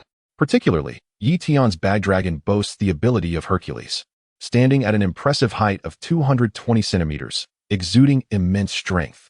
How could Froggy possibly hold it? This meant that by sending Bagdragon into battle, Ye Tian had effectively negated one of Froggy's primary offensive maneuvers. As Ye Tian pondered, Captain Edson issued the command, and the match commenced abruptly.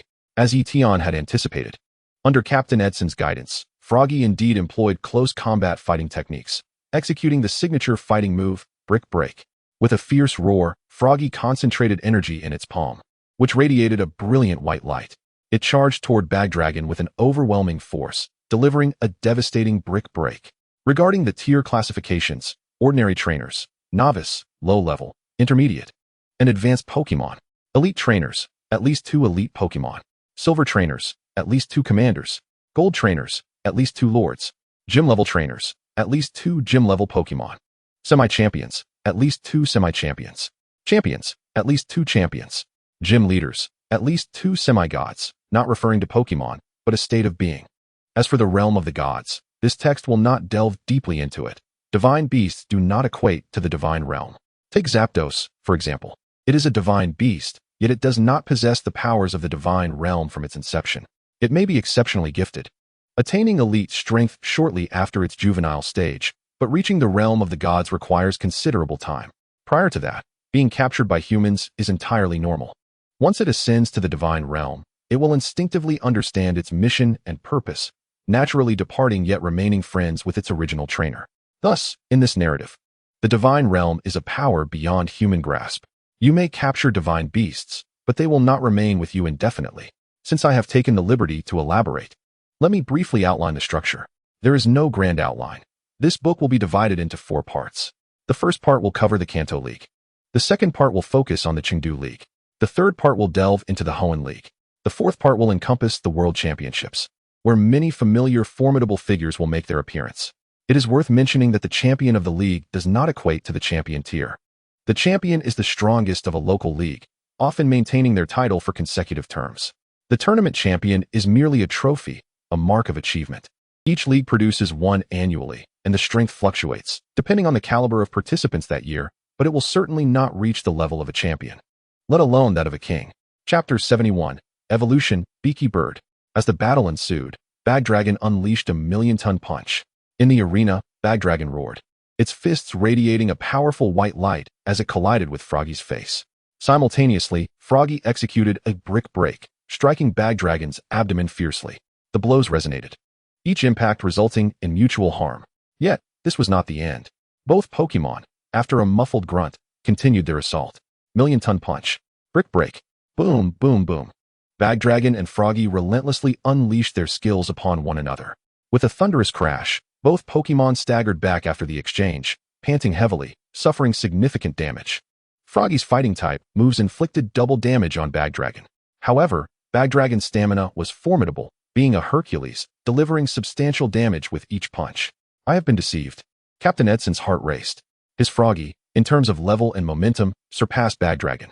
This implied that Froggy's overall strength should exceed Bagdragon's. Coupled with the favorable type advantage, Froggy was expected to dominate. Yet now, it was trading blows with Bagdragon, sustaining injuries itself. This was far from ideal. That Bagdragon possesses incredible strength and defense.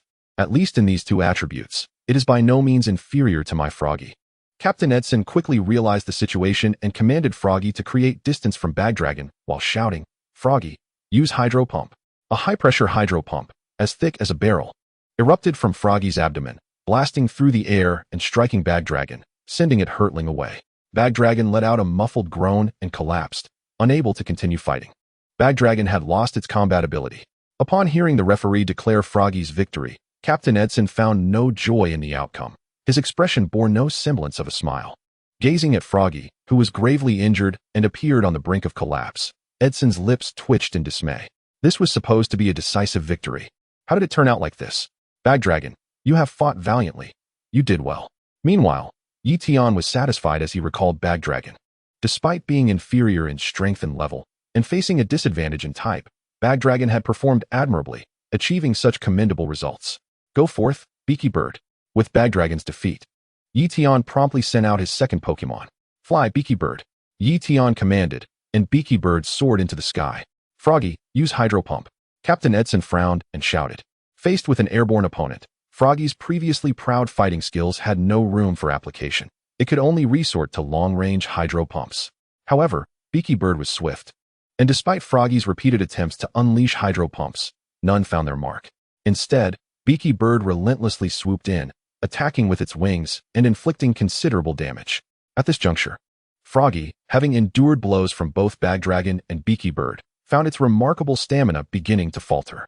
Even the potency of its hydro pump had noticeably diminished. Initially as thick as a barrel, it now resembled the width of a small bowl. This decline in power was unimaginable. Moreover, the speed of the hydro pump's discharge had also slowed. Beaky Bird, emboldened, danced in the air, tauntingly weaving around the hydro pumps Froggy released, a true tormentor.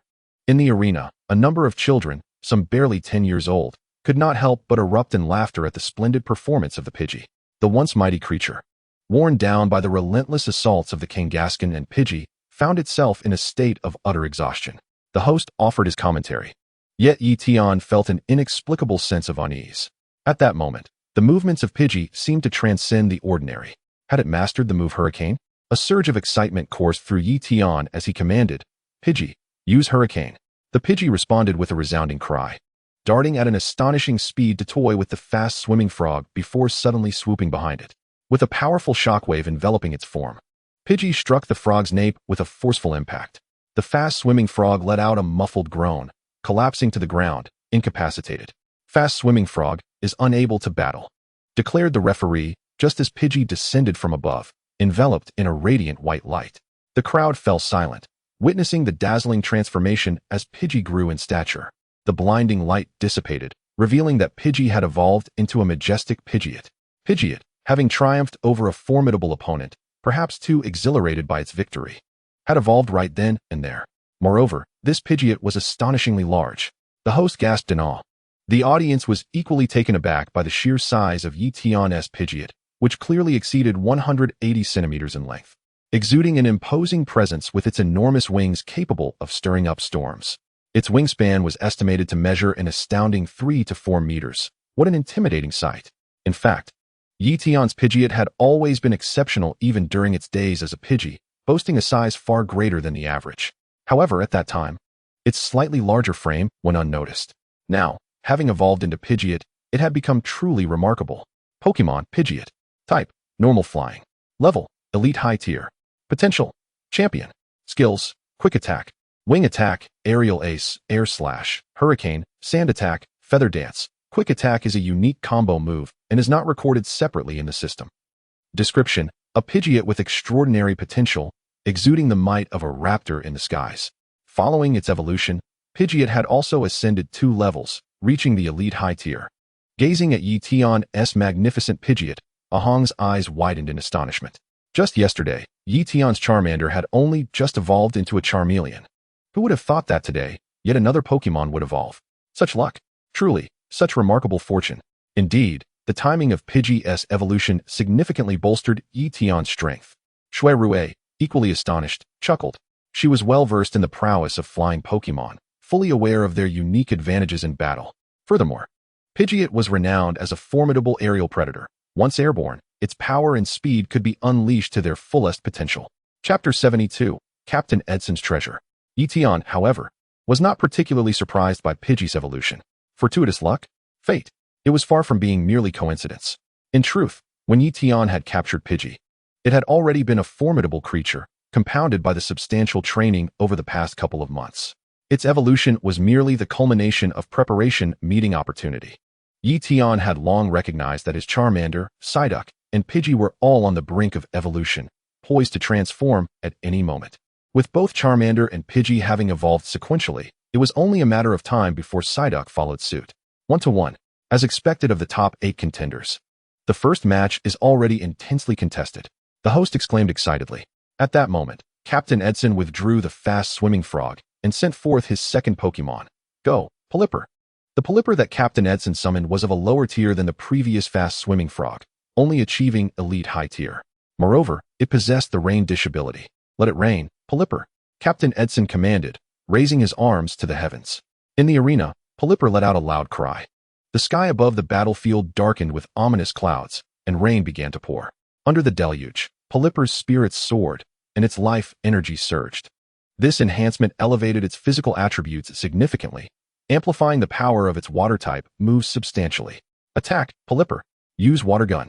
Captain Edson's Pelipper, unlike Shui Rue's, launched a water gun immediately upon entering the fray. Of course, Captain Edson's Pelipper was indeed stronger, boasting a higher level than Shui Rue's. With a thunderous crash, the powerful water gun surged forth, comparable in width to a barrel. The sheer force was evident to the naked eye. Yet, Ye Tian remained unfazed. Though your Pelipper's life energy may be enhanced in the rain, my Pidgeot will not diminish. Fly, Pidgeot. Use Hurricane. With Ye Tian's command, Pidgeot immediately showcased its remarkable speed, maneuvering around the water gun with ease, teasing its opponent. As Pelipper's patience waned, Pidgeot executed a sharp turn, unleashing a powerful shockwave that collided forcefully with Pelipper. With a pained cry, Pelipper faltered in midair, its stability compromised. Ye Tian's Pidgeot, endowed with strength, speed, and an imposing size, delivered a devastating hurricane that proved overwhelmingly effective. Now, unleash quick attack for a flurry of strikes. Ye Tian shouted. In a blur, Pidgeot transformed into streaks of white lightning, darting rapidly across Polyper's form. Polyper was struck repeatedly, letting out anguished cries before finally succumbing, its body weakening and plummeting to the ground. With a resounding thud, Polyper crashed into the earth, splashing water everywhere, unable to rise again. Polyper is unable to battle. What a formidable Pidgeot! Having just evolved, it instantly demonstrated the power of a true aerial predator. As the referee announced the result, the host could not contain their astonishment. Ye Tian has claimed 2 victories in quick succession, his momentum unstoppable. Now, Captain Edson is left with only 1 Pokémon. What rare Pokémon will Captain Edson summon next? The hosts, skilled in their craft, effortlessly ignited the atmosphere, leaving the audience brimming with anticipation as they gazed expectantly at the captain. True to form, Captain Edson produced a treasured luxury ball and hurled it onto the battlefield. Come forth, old friend. As the brilliant light flickered, a massive, serpentine creature emerged. Its body, reminiscent of a dragon or serpent, was adorned with blue scales. Its eyes wide and its mouth agape in a fierce roar. With a thunderous bellow, it unleashed a powerful shockwave, instilling a profound sense of pressure upon the crowd. Gazing at this formidable figure, many spectators gasped in disbelief. The enormous creature was none other than the fearsome Pokémon, Gyarados. No one could fathom that the frail Magikarp had evolved into such a monstrous force. Indeed, while Magikarp was notoriously weak and seemingly useless, Gyarados was an embodiment of strength, possessing astonishing power. The juxtaposition of opposing forces creates an extraordinary contrast that is almost beyond belief. Indeed, due to the inherent frailty and inadequacy of the Magikarp, nurturing it proves to be a formidable challenge. The vast majority of Magikarp possess negligible combat capabilities, leading most trainers to lack the patience required for their development. It is precisely for this reason that the rarity and preciousness of Gyarados are accentuated, reflecting the unwavering dedication of its trainer. The final Pokémon revealed is indeed Gyarados, a fitting testament to the captain's cherished collection, undeniably possessing significant weight in this competition. As the host gazes upon Captain Edson's Gyarados, he exclaims in awe, delivering a modest compliment. The crowd erupts with immense reactions, with many gasping in astonishment, and some even pulling out cameras to capture the moment. This clearly illustrates that, at least in this world, Gyarados is considered an exceedingly rare Pokémon. Unlike in the games where one can easily evolve even the most mediocre Magikarp with the aid of candies or training devices. Pokémon Gyarados. Type, water flying. Level, initial commander. Potential, Lord. Description, the ace in Captain Edson's collection, possessing formidable strength. The rain pours down heavily. Indeed, while the Wingull has fallen, it does not affect the weather that has already manifested. This torrential downpour is set to continue for a while longer. Amidst the rain, Gyarados revels in its elevated spirits and vitality. Wingull, use water gun. Captain Edson commands. In the arena, Gyarados unleashes a stream of water, piercing through the curtain of rain towards Wingull. The speed is astonishing. Ye Tian is taken aback, although both are using water gun. Gyarados' attack is significantly swifter than that of the previous Frogadier and Wingull. The rapid firing of the water gun not only increases the likelihood of hitting its target, but also amplifies its impact. Boom. Gyarados' water gun is so rapid that Wingull barely has time to react, resulting in a direct hit. With a mournful cry, Wingull is sent flying backward. Upon landing, its eyes glaze over, and it falls into unconsciousness. Gyarados' overwhelming power has indeed resulted in a swift defeat of Wingull. Chapter 73, Charmeleon vs. Gyarados. Wingull is unable to continue fighting. Following Wingull's fall, the referee promptly announces the verdict. The score is now tied at 2 for Ye Tian and Captain Edson. Each side has but 1 Pokémon remaining. Wingull, you did well. Ye Tian reassures as he recalls Wingull. It is entirely reasonable that Wingull, having only just evolved, would fall short of the strength of Captain Edson's prized Pokémon. There remains ample room for improvement in the future, and Ye Tian is not overly concerned. Step 4, Charmeleon. With determination, Ye Tian sends out his final Pokémon. Notably, since its evolution, Charmeleon has entirely shed its previous adorable appearance, now exuding a fierce demeanor.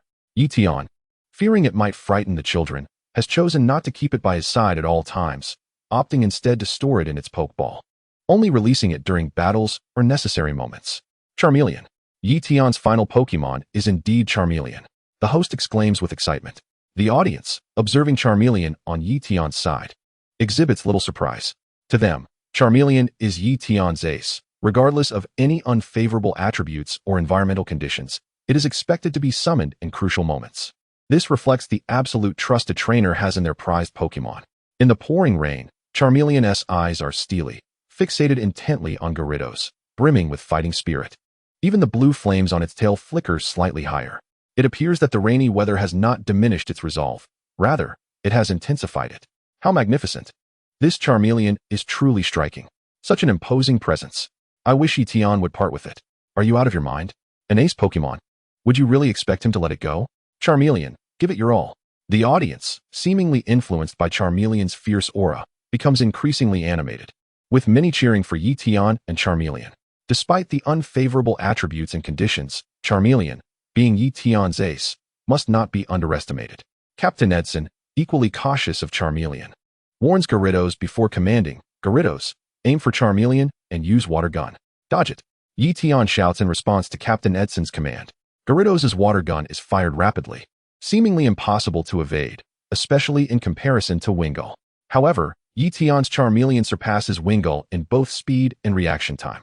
At Ye Tian's command, Charmeleon leaps high into the air, narrowly avoiding the oncoming water gun. Hold that position. Charge up Flame Burst. Ye Tian instructs once more. Whoosh. Charmeleon ignites with flames, transforming into a blazing red fireball midair, scorching through the rain and air as it hurtles towards Gyarados. Captain Edson appears to be prepared for this, responding without hesitation. Gyarados, use Aqua Tail. In the arena, Gyarados' tail morphs into a liquid azure appendage, striking fiercely against the fireball in midair. The collision of water and fire instantly generates a massive cloud of steam. Both Charmeleon and Gyarados are pushed back from the impact, with Gyarados displaying evident superiority, causing Charmeleon to retreat repeatedly, its feet scraping deep grooves into the ground. Suffering a heavy blow, Charmeleon lets out a muffled groan, a fleeting expression of pain crossing its face. However, this very pain ignites Charmeleon's fighting spirit. Whoosh! The blue flames atop Charmeleon's tail suddenly surge fivefold, growing immensely, almost overshadowing Charmeleon itself.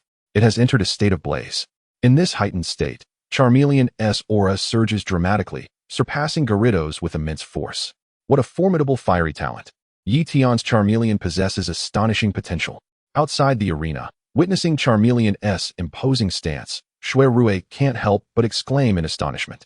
In this era, the concept of abilities remains undiscovered. Everyone merely perceives it as an innate talent possessed by certain Pokémon.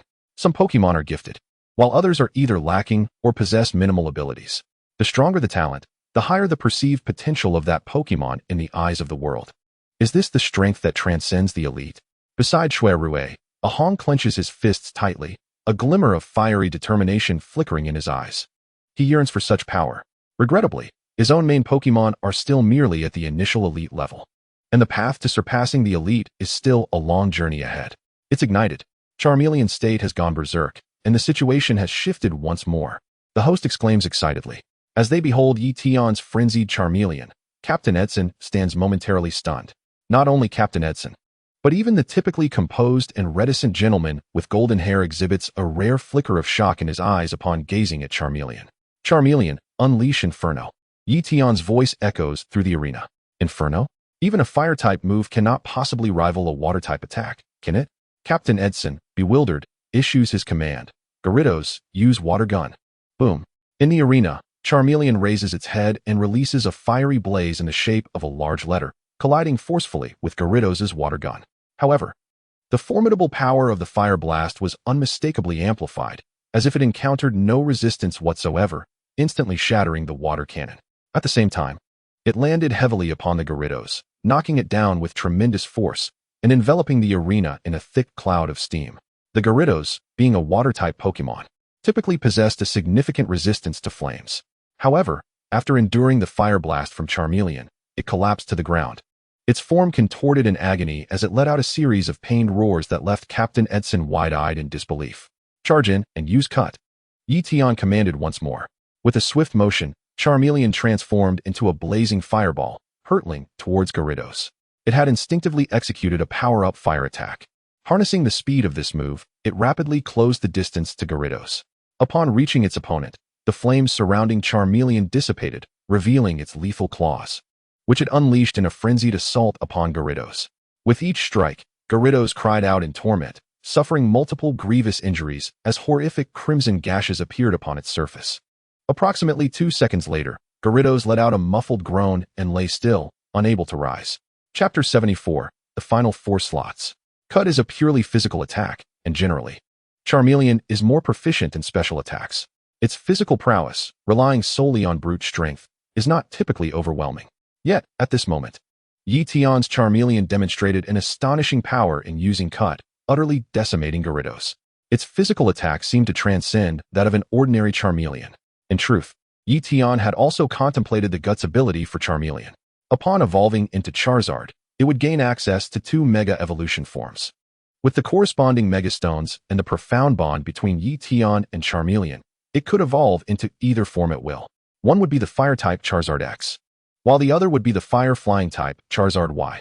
Charizard Y represents an enhanced version of Charizard, boasting superior special attack and speed compared to the standard Charizard. In contrast, Charizard X becomes a physically oriented powerhouse, and with its Tough Claws ability, its physical attack power would be extraordinarily formidable. Moreover, unlike the frail Charizard Y, Charizard X is muscular and robust, possessing incredible strength and durability. Coupled with its dragon typing, which grants it remarkable resistances, Charizard X can be described as both resilient and ferocious. If it were to also possess the Guts ability, its strikes would be devastatingly precise and incredibly potent. With a formidable base attack power, augmented by Tough Claws and Guts, any move, be it Fire Punch, Thunder Punch, or Dragon Claw, would yield astonishing results. However, after careful consideration, Ye Tian ultimately opted for the Blaze ability instead of Guts. To him, fire embodies the essence of Charmeleon and, by extension, the future Charizard. As long as the flames are ignited, its fundamental qualities will undoubtedly be enhanced. Under the state of Blaze, the power boost it provides is likely on par with that of Guts. This enhancement affects all physical attributes, including stamina, strength, defense, firepower, and speed. It is precisely for this reason that Ye Tian chose Blaze. Even if Charmeleon were to unlock more abilities in the future, there would be no need to contemplate alternatives. He could simply enhance Blaze without hesitation. With Gyarados rendered incapable of battle, the match concluded. As Captain Edson lost all his Pokémon, Ye Tian emerged victorious. The referee announced the result. The first match of the top 8 concluded with Ye Tian's victory, successfully advancing to the final 4. Congratulations on your victory, Ye Tian. I never expected someone so young to possess such extraordinary strength. I hope you can go even further in the competition. Captain Edson remarked with a smile while shaking Ye Tian's hand. Thank you, Captain. I too hope to go further, Ye Tian replied humbly with a smile. After parting ways with Captain Edson, Ye Tian descended from the arena and reunited with Ahong and Shui Rui to watch the remaining matches together. As time passed, the final 4 contenders were soon revealed: Ye Tian, the golden-haired gentleman, the bald wanderer, and a girl named Hong Yi. True to her name, Hong Yi sported a striking fiery red ponytail, exuding an air of confidence, and was adept at utilizing fire-type Pokémon.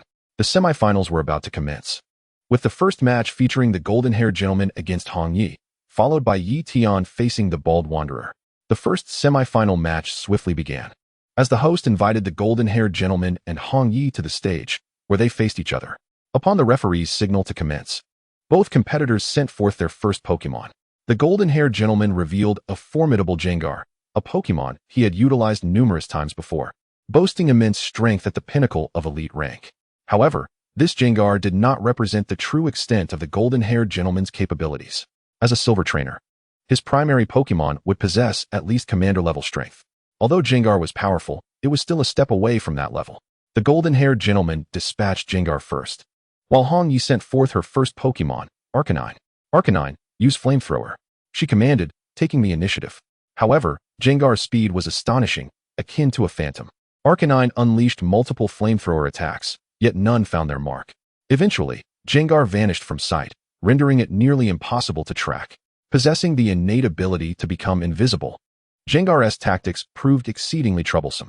When it reappeared, it was already beside Arcanine, its signature eerie grin and the chilling aura that enveloped it causing Arcanine to tremble in fear, its fur standing on end.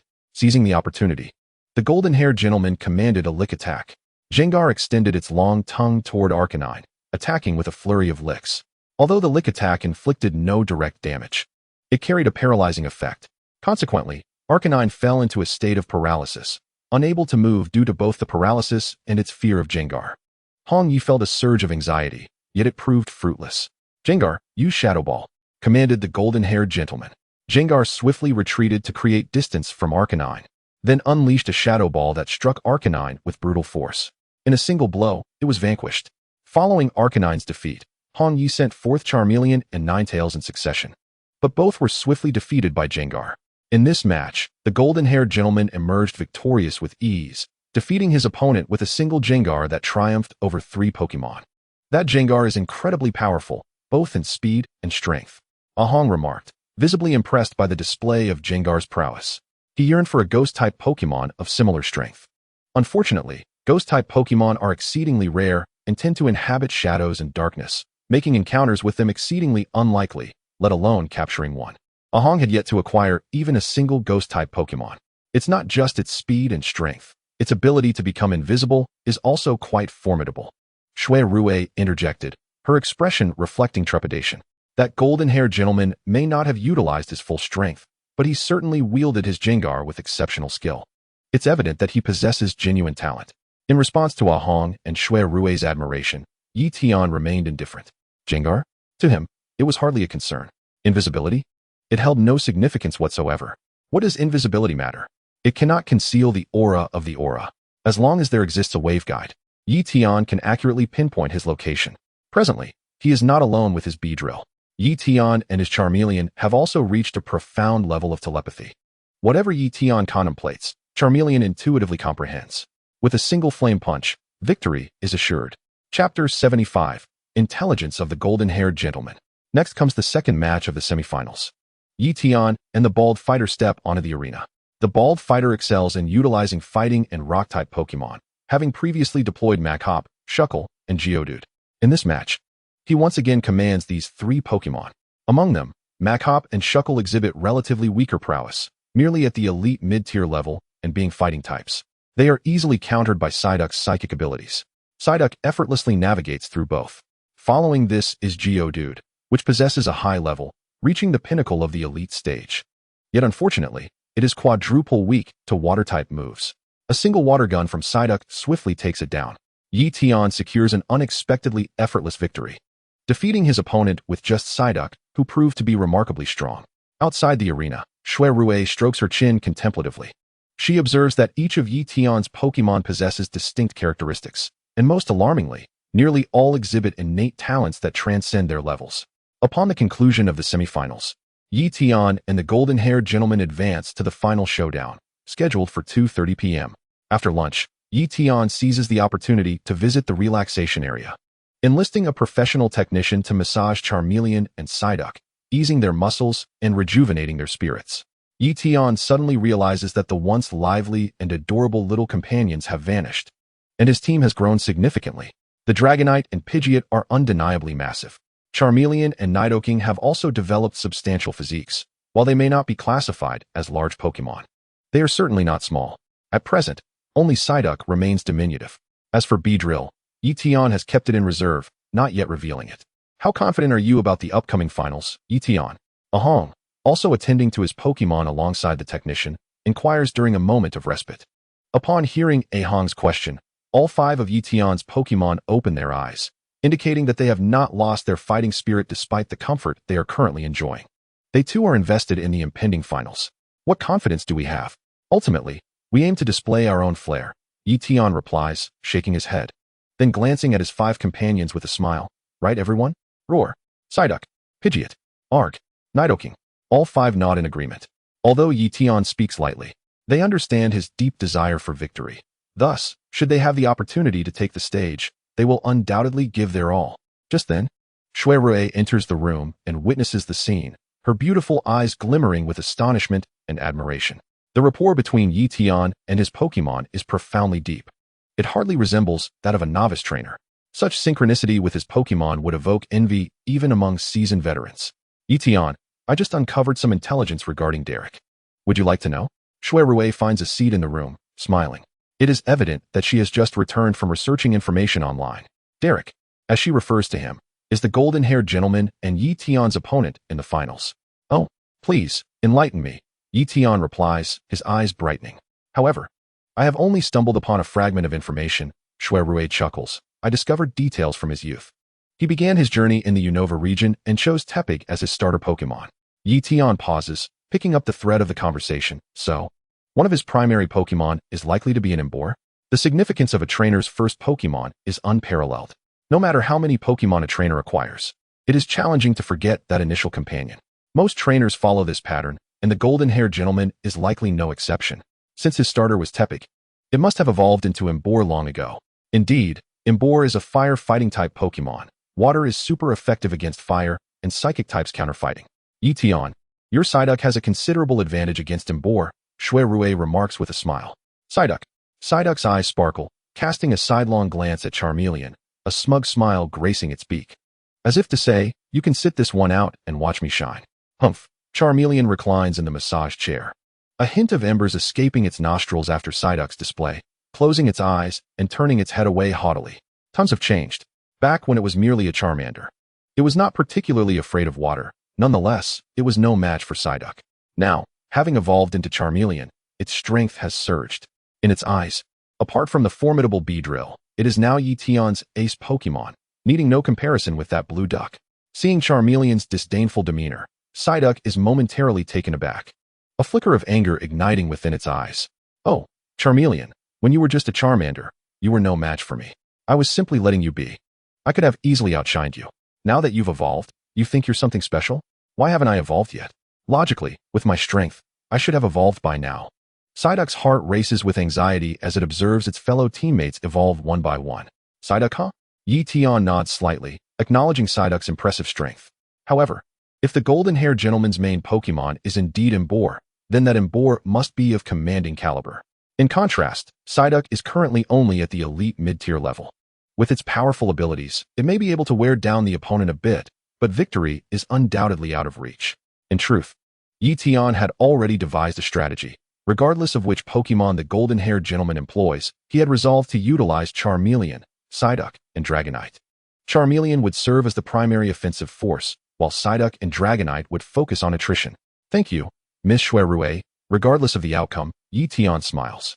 Shuirue shakes her head with a smile. I have merely uncovered a fragment of information, and it may not even be Embor. Ye Tian nods, refraining from further comments. Awaiting the commencement of the match. At 2:30 p.m., the final showdown of the cruise tournament finally begins. With the host's grand invitation, Ye Tian and the golden-haired gentleman step onto the stage, standing opposite each other in the arena. Chapter 76. A mere Jengar dares to approach my Macamp?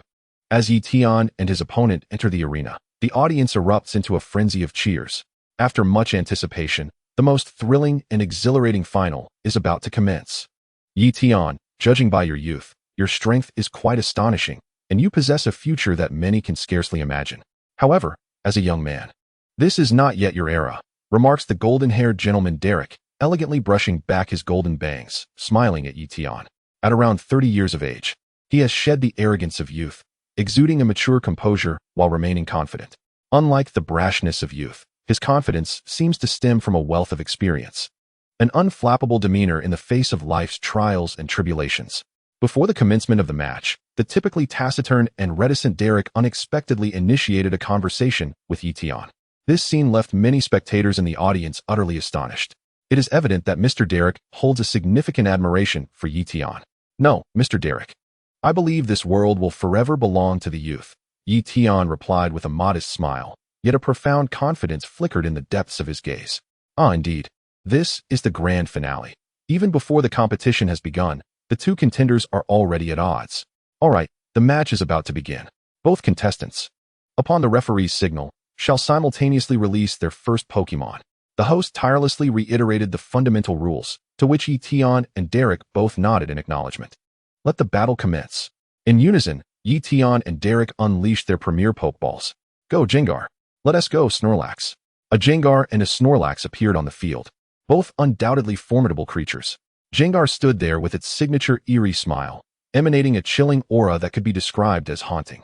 However, Snorlax exuded an overwhelming presence, showing no fear of Jengar's ghostly demeanor. Snorlax? Did you anticipate my use of Jengar, thus opting for Snorlax? Derek remarked with curiosity as he glanced at Snorlax, chuckling. The attributes of Jengar and Snorlax counteract each other, They are not merely counteractive but immune to one another's attacks. Gengar, a ghost and poison-type Pokémon, is immune to normal-type attacks, while normal-type Pokémon are equally immune to ghost-type assaults. It is a mutual immunity. Of course, this notion of immunity is merely a facet of the game.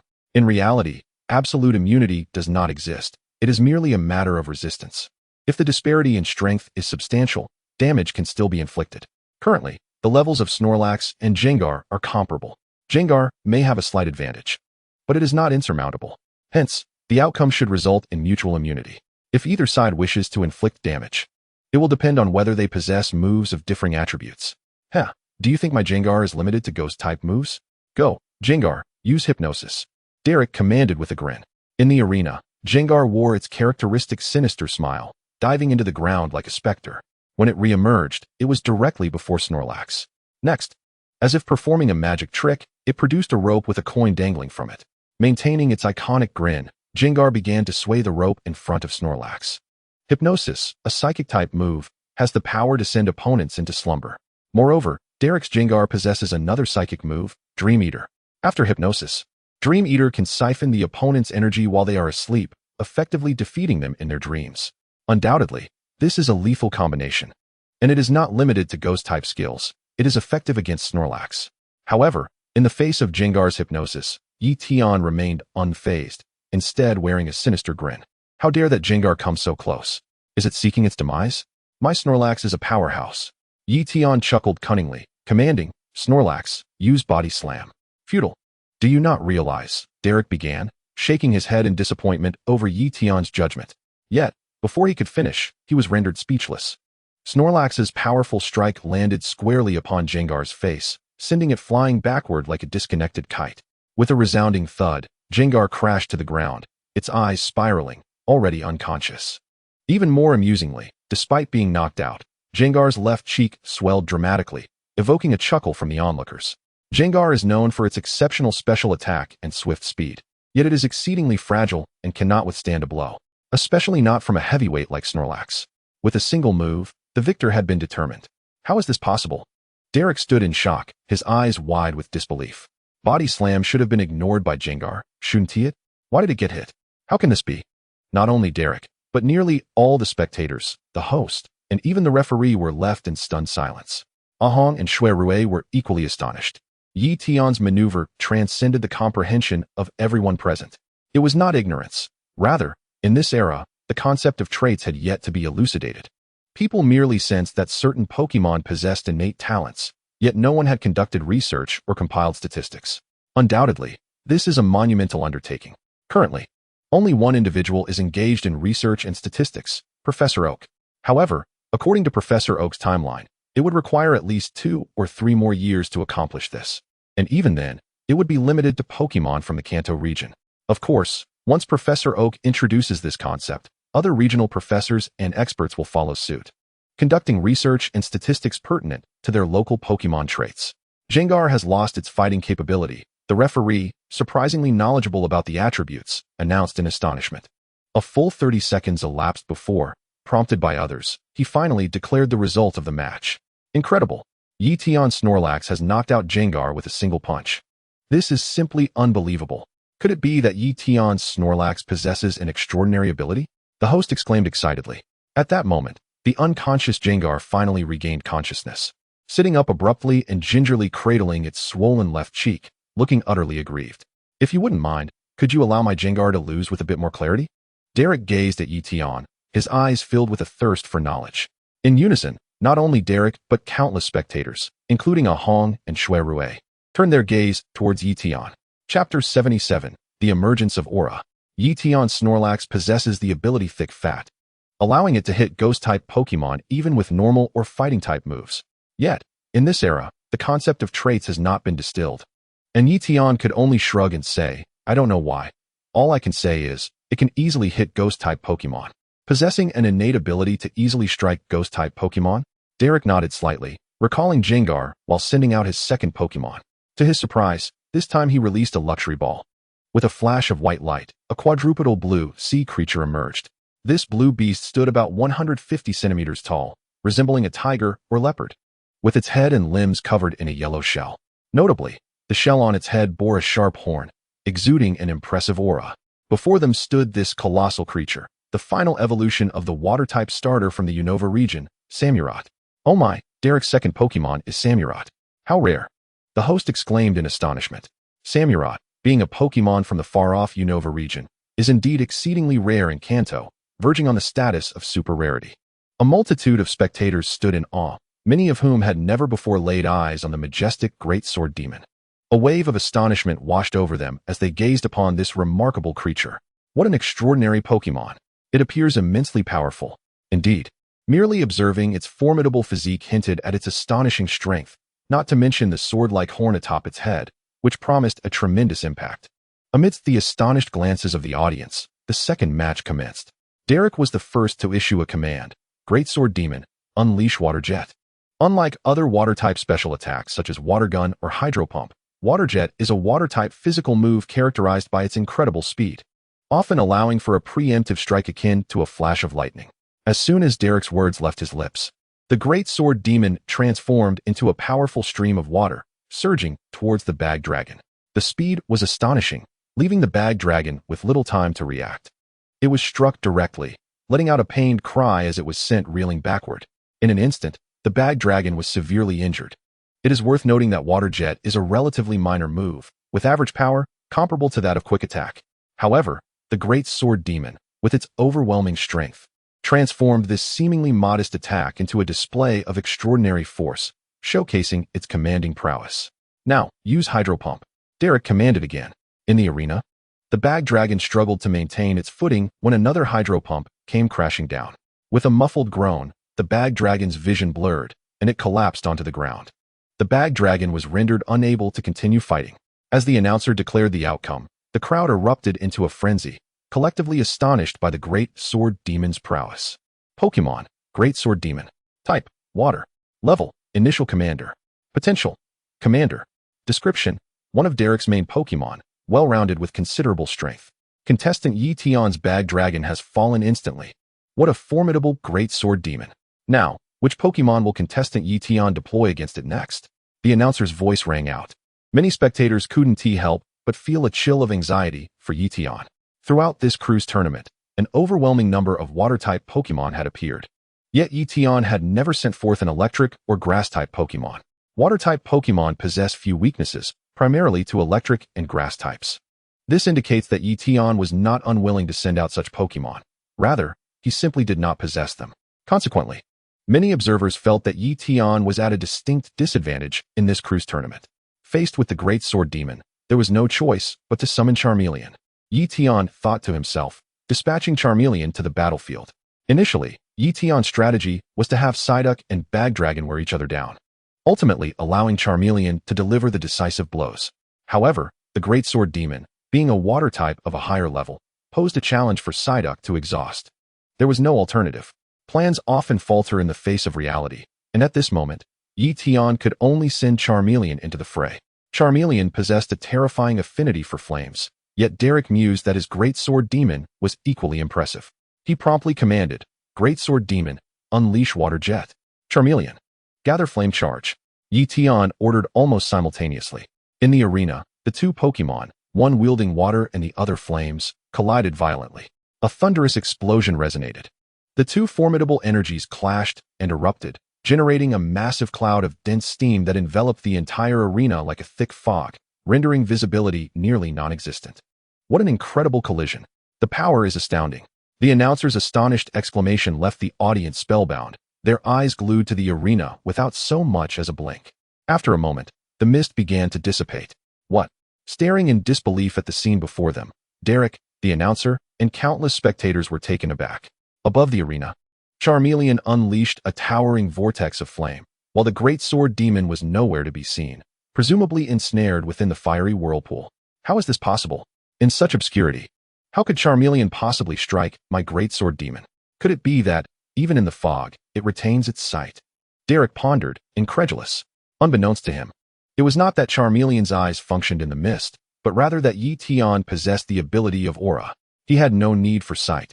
He could directly perceive the aura, disregarding all environmental factors to ascertain his opponent's position. This innate skill had resided within Ye Tian from the very beginning. Recently, however, the bond formed with Charmeleon had deepened, allowing for a shared consciousness. Through this heightened connection, Charmeleon often acted without the need for explicit verbal commands from Ye Tian, instinctively executing the most precise and effective actions. Furthermore, this profound bond had dramatically enhanced Charmeleon's combat capabilities, effectively doubling its prowess. Great Sword Demon. Quickly use Water Pulse to extinguish the flames. The vortex of flames had persisted for some time, and Derek, growing anxious, shouted, "Flame burst, Charmeleon!" Ye Tian called out in unison. In the arena, just as the Great Sword Demon extinguished the flames and freed itself from its predicament, it suddenly widened its eyes. A terrifying, intensely heated flame burst rushed towards it. Chapter 78, Flame Monarch. The ferocious flame burst bore down upon the Great Sword Demon, causing it to widen its eyes in sheer terror. At this moment, the opponent's ultimate move was nearly upon it. No matter how quickly the Great Sword Demon reacted, it was utterly impossible to evade. Boom. Ultimately, Flame Burst struck the Great Sword Demon with unerring precision, sending flames soaring into the sky. The Great Sword Demon was left charred and severely injured, its body swaying precariously. "What a terrifying force!" exclaimed Ah Hong and Shui Rue from the sidelines, their hearts racing. To them, the Great Sword Demon was a water-type Pokémon, typically resistant to fire-type moves. Yet, despite this inherent advantage, Charmeleon had still managed to inflict grave injuries, demonstrating the sheer power of its flames. Moreover, judging by the flames dancing atop Charmeleon's tail, it was evident that Charmeleon had yet to enter a state of frenzy. Otherwise, its power would have been even more formidable. Casting a glance at the Thunderstone necklace hanging around Charmeleon's neck, which had absorbed a significant portion of energy and now appeared somewhat dim, Derek's heart raced. Thank goodness Charmeleon has yet to master electric-type moves. Otherwise, with its strength, my Great Sword Demon would be in an even more precarious situation. Charmeleon, gather Flame Charge. As Derek was still in shock, Ye Tian launched an unexpected offensive. In the arena, Charmeleon was engulfed in flames, its form darting forward like a fiery sphere aimed at the Great Sword Demon. Flame Charge, like Water Jet and Quick Attack, was a linear attack that could not change direction mid-flight. Derek's thoughts raced as he ordered, "Great Sword Demon, use Hydro Pump to bring it down." However, upon hearing Derek's command, Ye Tian swiftly altered his strategy, dodge it, and execute a slash attack. In the arena, as the Great Sword Demon's powerful Hydro Pump surged forth, Charmeleon halted, extinguishing its flames. Taking advantage of the moment, Charmeleon deftly sidestepped to the left, narrowly avoiding the Great Sword Demon's attack. It continued its advance, claws drawn, exuding an air of cold determination as it charged toward the Great Sword Demon. From this point onward, there was no need for Derek to issue further commands. The Great Sword Demon instinctively unleashed Hydro Pump repeatedly, but alas, Charmeleon effortlessly evaded each one, growing increasingly adept at dodging. The Great Sword Demon, having sustained severe injuries previously, was now running low on stamina. Its Hydro Pump attacks not only lacked power, but had also slowed considerably.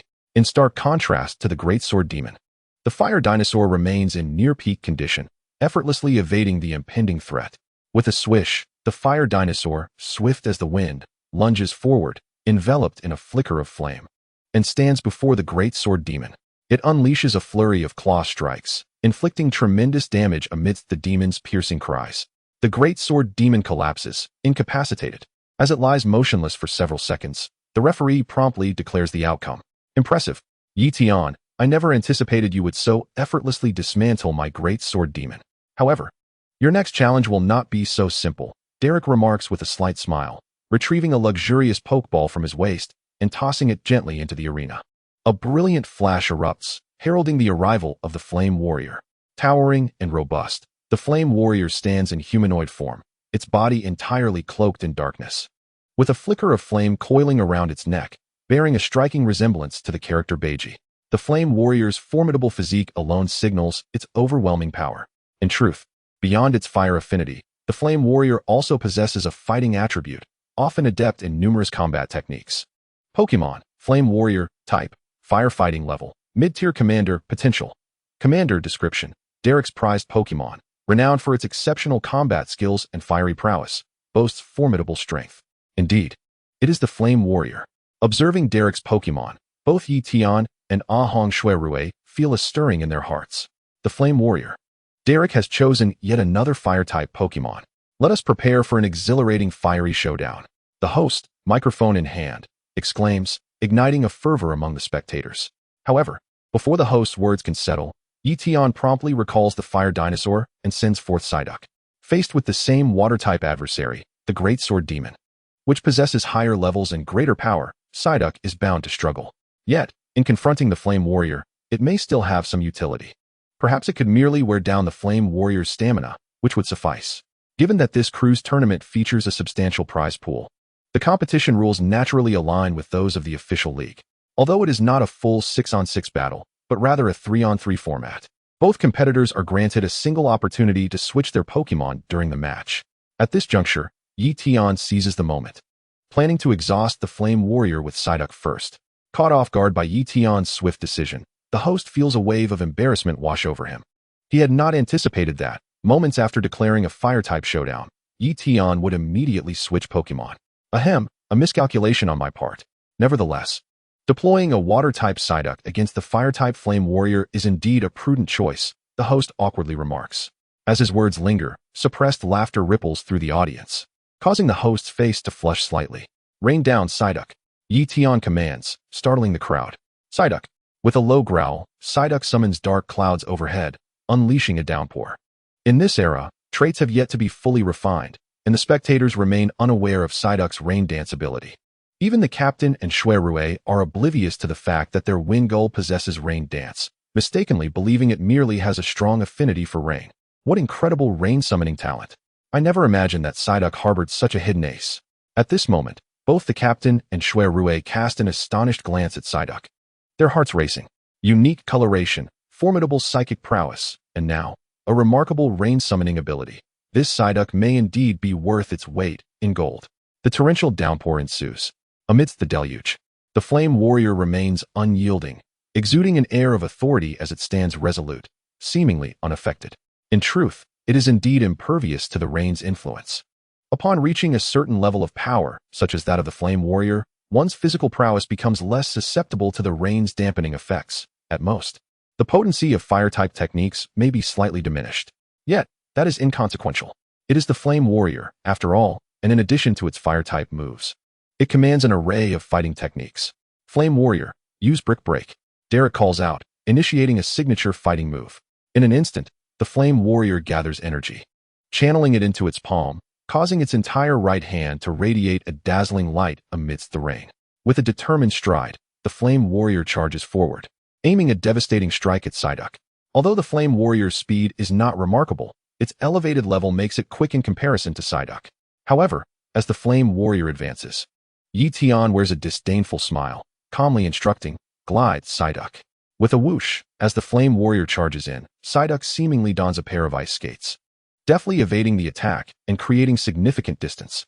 The Flame Warrior, momentarily bewildered, freezes in place, hands still poised to execute Brick Break, caught in the rain. How swift! Derek exclaims, his eyes widening in disbelief. Not only he, but Ah Hong, Charmeleon, the host, and the audience are all left speechless, astonished by Psyduck's newfound agility. Previously, they had witnessed Ye Tian's Psyduck in action, and while it had displayed decent speed, it was never to the extent that it became nearly imperceptible. Could it be that Psyduck possesses a unique ability to accelerate in the rain? If so, could this Psyduck truly be the chosen one? Well done, Psyduck. Ye Tian beams with satisfaction, recognizing that while the downpour may not have significantly weakened the Flame Warrior, it has certainly amplified Psyduck's capabilities, particularly its speed. With the swift swim ability, Psyduck's speed doubles in the rain. What does that entail? Psyduck, petite and already possessing commendable speed, now accelerates to a terrifying degree. Although Psyduck is currently at the elite mid-tier level, the speed it manifests now could rival even the most elite of commanders. Psyduck, unleash Water Gun to wear it down. Ye Tian commands once more. With its newfound agility, Psyduck dashes across the arena, playfully skirting around the Flame Warrior while launching powerful water guns that inflict damage. In a matter of moments, Psyduck manages to unleash 8 water guns upon the Flame Warrior. Given the vast disparity in their levels and physical attributes, a couple of water guns alone would not effectively harm the Flame Warrior. Yet, after a relentless barrage, the Flame Warrior finally begins to show signs of strain, glaring fiercely and panting heavily. Excellent. That Psyduck is extraordinary. Ye Tian exclaims, his excitement palpable. Indeed, Such a small creature inflicts tremendous damage on Derek's ace Pokémon. Psyduck is unmatched. No, I must say, while Psyduck is impressive, I have a soft spot for Golduck, now that is truly dashing. Go Psyduck. Defeat the Flame Warrior. Psyduck, despite its diminutive stature, stood resolutely against the towering and muscular Infernape, not only lacking any disadvantage, but rather establishing a significant advantage. In an instant, the audience erupted in fervent cheers for Psyduck. Amidst the torrential downpour, Psyduck's speed was astonishing. Could it be that Infernape was on the verge of defeat? The host's anxious voice resonated, causing Derek's brow to furrow deeply. Throughout his journey, he had certainly faced failures. In fact, he had suffered defeats countless times. He understood all too well that compared to the true powerhouses, such as the exalted Elite Four trainers, he was hardly a contender. Yet, his opponent, Ye Tian, was merely a junior, a youth, a novice trainer who had only recently embarked on his journey. It must be said, despite his inexperience, his strength was undeniably formidable. If my Infernape were not equipped with that particular move, it might genuinely fall to him. A thought struck Derek, and he bellowed, "Infernape, unleash Earthquake." Each Pokémon possesses distinct powers and methods of exertion. Thus, even the same move manifests differently. For instance, when Geodude employs Earthquake, it often leaps to utilize its body weight to create tremors. In contrast, Infernape simply roared, and the ground reacted with a white shockwave that radiated outward like ripples across the earth. Boom! With a single strike, Psyduck was sent flying, its eyes glazing over as it crashed heavily to the ground. Psyduck has lost the ability to battle. The referee's cold announcement silenced many in the audience who had supported Psyduck. In a shocking turn, Infernape had dispatched Psyduck in an instant, leaving the battle's outcome shrouded in uncertainty once more. Now, both Ye Tian and Derek are left with but one Pokémon each. Thus, this cruise tournament approaches its climax. Stay tuned for the final results, the host exclaimed with excitement. Meanwhile, Ye Tian recalled Psyduck and sent forth Charmeleon once more. Psyduck, despite its small frame, had exhausted Infernape significantly due to its valiant efforts. Ye Tian was immensely satisfied with this outcome. Now, he would entrust everything to Charmeleon. The long-awaited battle of the fiery titans was upon them. As the audience beheld the two formidable figures on the battlefield, the host shouted in exhilaration. Under the relentless rain, Charmeleon and Infernape stood proud and undeterred, seemingly impervious to their surroundings. Notably, Charmeleon showed no signs of distress. In fact, the blue flames atop its tail flickered even more vibrantly. With the surge of life energy, Charmeleon's overall physical prowess saw a slight enhancement. On the other hand, although Infernape remained unaffected by the downpour, its stamina had been diminished by at least half due to Psyduck's relentless assault, while its gaze remained indifferent. To Ye Tian's trained eyes, the aura emanating from Infernape had noticeably weakened. Chapter 80, The Fiery Titans Duel. Charge up and unleash Flamethrower. Simultaneously, Ye Tian and Derek commanded, marking the official commencement of this fiery showdown. Boom! A thunderous explosion echoed as two fireballs, one large and one small, collided fiercely, resulting in a magnificent eruption that sent flames soaring into the sky. The enormous conflagration enveloped both Pokémon, obscuring the scene within. In that moment, not only were Ye Tian and Derek on edge, but the audience too, with bated breath, anxiously awaited the flames to subside. After a full 3 seconds, the colossal blaze finally dissipated, revealing Charmeleon and Infernape locked in a fierce struggle, each exuding an aura of ferocity as they vied for primal supremacy. The electrifying spectacle ignited a wave of cheers from the crowd. However, in contrast to Charmeleon, Infernape, despite its recent exhaustion from Psyduck's assaults, still retained superior strength due to its larger, muscular frame. With every ounce of its being, Infernape pressed forward, overpowering Charmeleon. Under the immense pressure from both Pokémon, the specially crafted battlefield began to crack and splinter. Charmeleon's feet sank into the ground, being pushed back by Infernape, carving a deep trench in its wake. This is bad. Charmeleon's feet are stuck in the ground. It may struggle to move, the host exclaimed in astonishment. A smirk crossed Derek's face as he shouted, "Now, Infernape, unleash Thunder Punch with all your might." Thunder Punch? The crowd gasped in surprise, not expecting Infernape to wield such a move. It is well known that as a fire-type Pokémon, Infernape has a natural aversion to water. However, this very weakness often places fire types against water-type opponents. Understanding this dynamic, Derek had ensured that his strongest ally, Infernape, mastered Thunder Punch throughout their extensive travels. Fire against fire, Infernape's fiery attacks would have minimal effect on Charmeleon, a fellow fire type. Yet, The electric-type moves were another story, especially under the relentless rain, which would amplify the damage Charmeleon would sustain. Boom, boom, boom. Infernape's fists crackled with electricity, launching a barrage of strikes upon Charmeleon. In an instant, Charmeleon let out muffled groans of agony as vivid crimson wounds marred its surface. Yet simultaneously, Charmeleon's indomitable spirit and latent potential surged forth. In that moment, its eyes sharpened with focus, flames igniting within its pupils.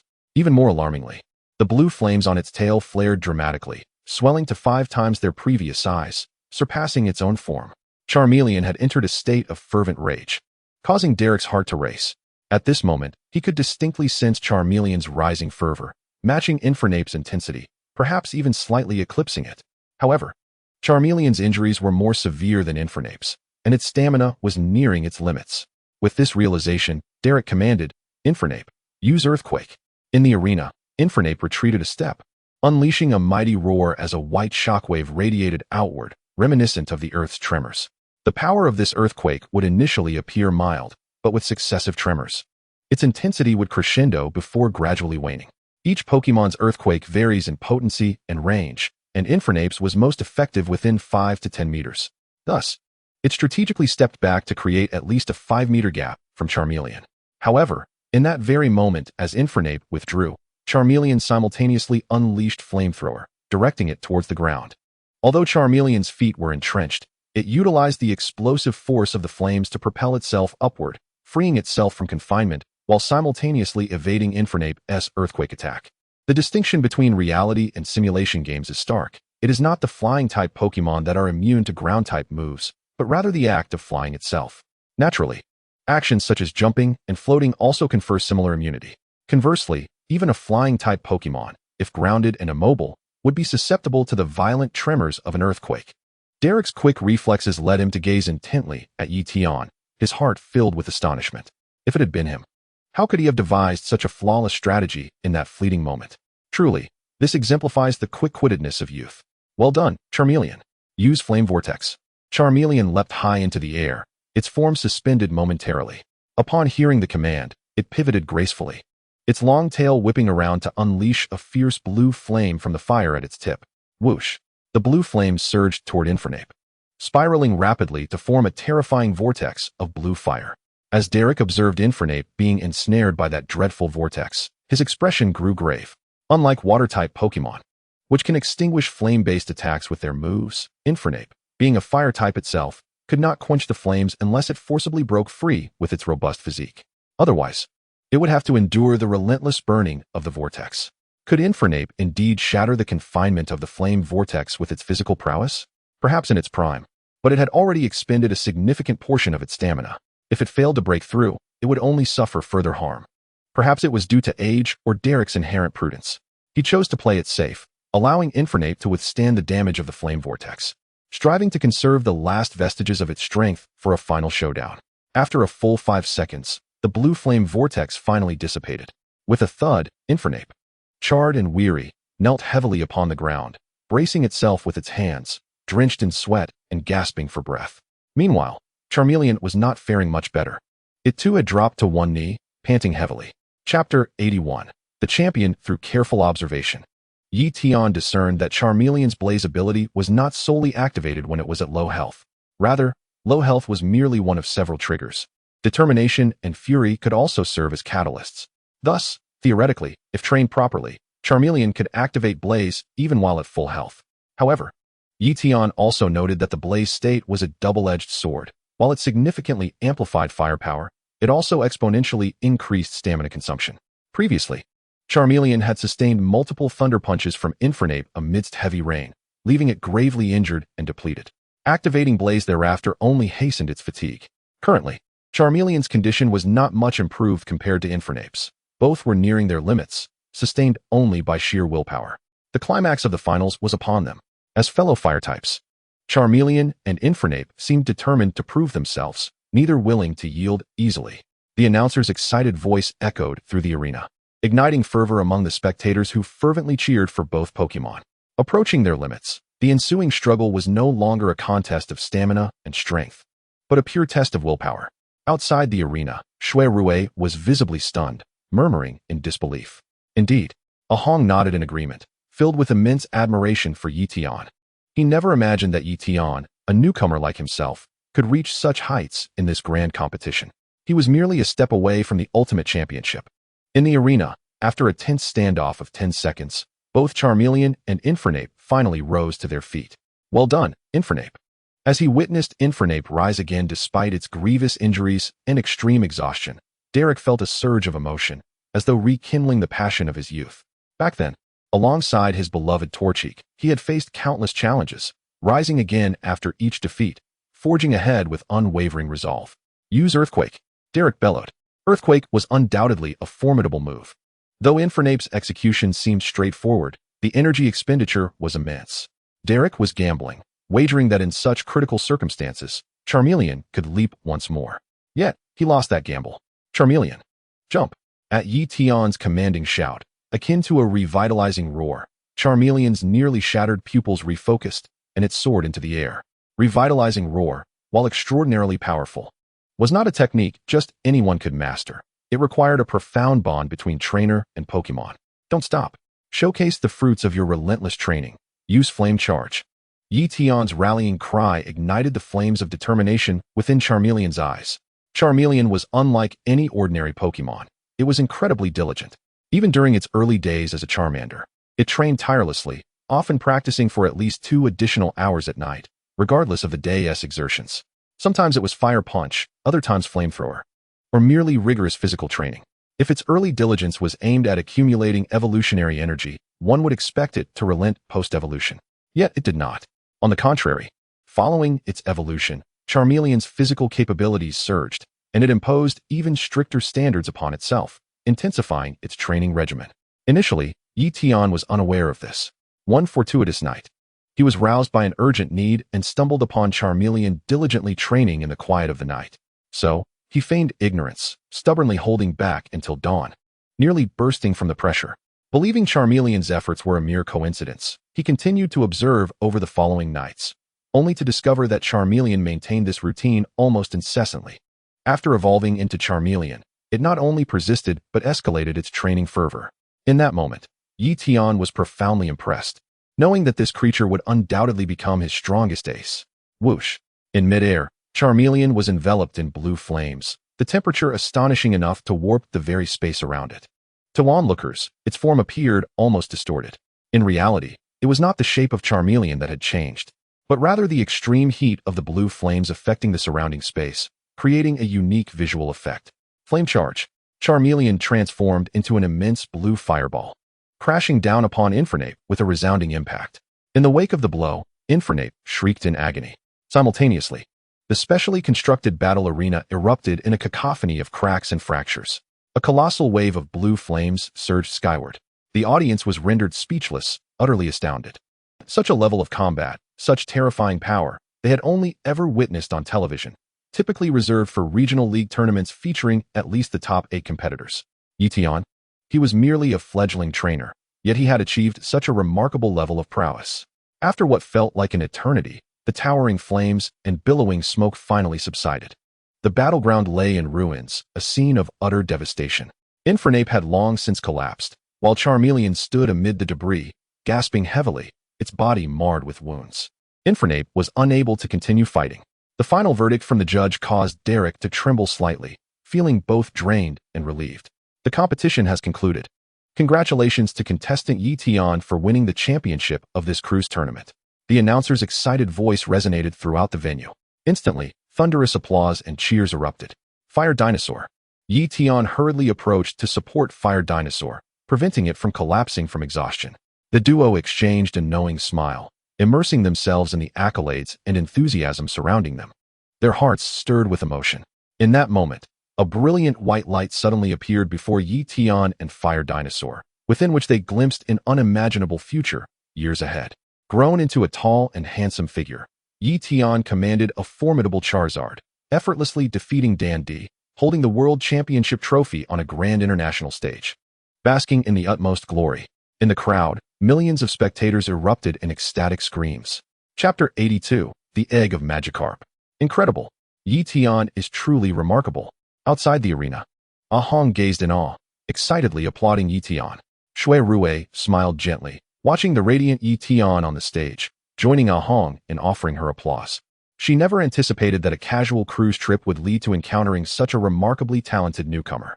Not to mention Ye Tian, even Ah Hong, in her view, was endowed with extraordinary talent and boundless potential. As for Ye Tian, calling him a super rookie would be no exaggeration. With the competition concluded, the award ceremony commenced. At the enthusiastic invitation of the host, all finalists, including the champions and runners-up, took the stage to receive their rewards and accolades. The top 8 competitors, totaling 4 individuals, each received a subpar water stone. In truth, given their status, such trifling stones would typically not even warrant a glance. Yet at this moment, they raised the subpar water stones high, displaying immense excitement. The top 4 competitors, 2 in total, each received a mid-tier water stone. The runner-up, Derek, was awarded 3 mid-tier stones: Firestone, Thunderstone, and Waterstone. As for the champion, Ye Tian, Captain Edson personally presented the award to him. With a beaming smile, Captain Edson carefully placed a precious Pokémon egg, housed in a transparent incubator, into Ye Tian's hands. At this moment, the applause swelled to a thunderous roar. Ye Tian's astounding prowess rightfully earned him the title of champion. Congratulations, Ye Tian. Your strength and potential are truly commendable, Derek remarked with a smile, extending his hand toward Ye Tian. Senior, your strength is genuinely formidable. If not for a stroke of luck and a slight breakthrough in my potential, I would have been no match for you. Ye Tian shook his hand, offering a humble smile. Upon hearing Ye Tian's response and sensing his sincere demeanor, Derek laughed heartily. He never expected that such a young individual could exhibit such humility and politeness, signifying a future of limitless possibilities. Patting Ye Tian's shoulder appreciatively, Derek turned to Captain Edson and said, "Captain, you can surely reveal it now, right? Tell us, what kind of precious Pokémon egg do you have?" Captain Edson smiled slightly at the inquiry, opting not to answer directly. Instead, he turned to Ye Tian and remarked, "Contestant Ye Tian, why don't you take a guess? I'll give you a hint. The Pokémon egg in your hands is the offspring of one of my 3 old companions, Gyarados, Frogadier, or Pelipper." Ye Tian nodded slightly, focusing intently on the egg he held. Pokémon egg, Magikarp. Type, water. Ability, level, not yet hatched. Potential, king. Description, a Magikarp of exceptional talent, possessing powerful genetic traits and inherited skills. Magikarp? Ye Tian exclaimed in surprise. Captain Edson's eyes lit up, and he laughed heartily. Haha, indeed it is Magikarp. Truly deserving of the championess title, your guess was spot on. Captain Edson was genuinely delighted, filled with admiration for Ye Tian. However, the audience displayed a rather peculiar expression. No way, a Magikarp egg? Captain, you truly have a remarkable prize. A mere Magikarp egg is presented as the champion's reward. After the initial shock, Ye Tian quickly regained his composure. A Magikarp can evolve into a Gyarados, which is far from undesirable. Moreover, this egg possesses the potential of a king, making it entirely worthy of focused cultivation. Ye Tian, this is indeed an egg of king potential.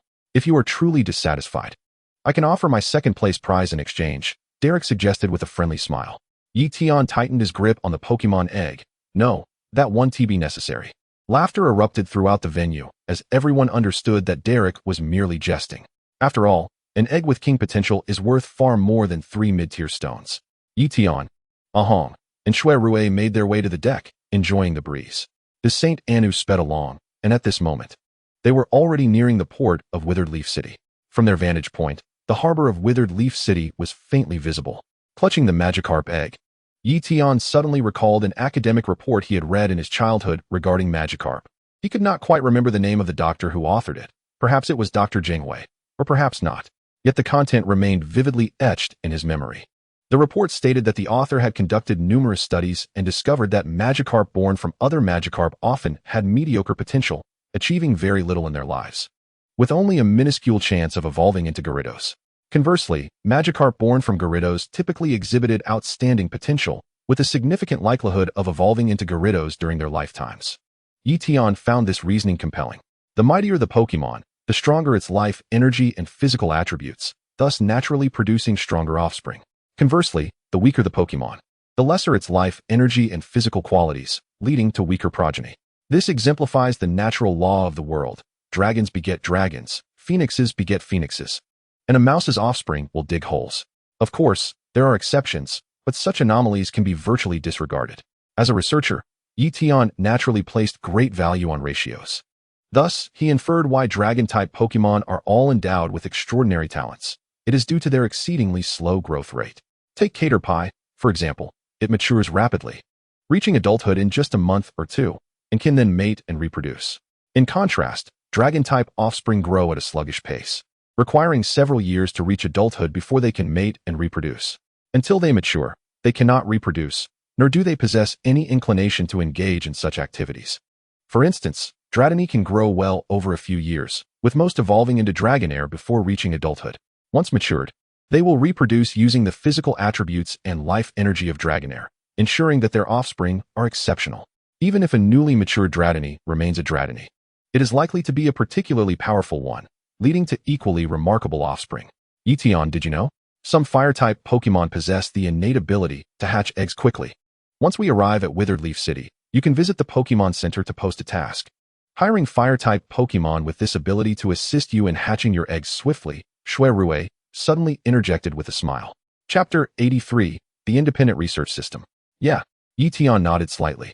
The so-called talent for rapid egg hatching is, in fact, a characteristic of the flame body.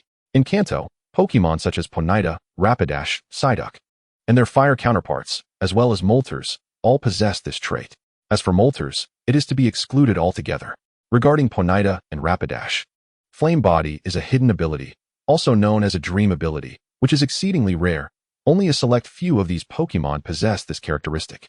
For Psyduck and its fire evolution, Flame Body is a standard ability, and the vast majority of Psyducks and their evolutionary forms exhibit this trait. Additionally, there is also the fire variant of Psyduck. However, even in Kanto, this variant is quite uncommon.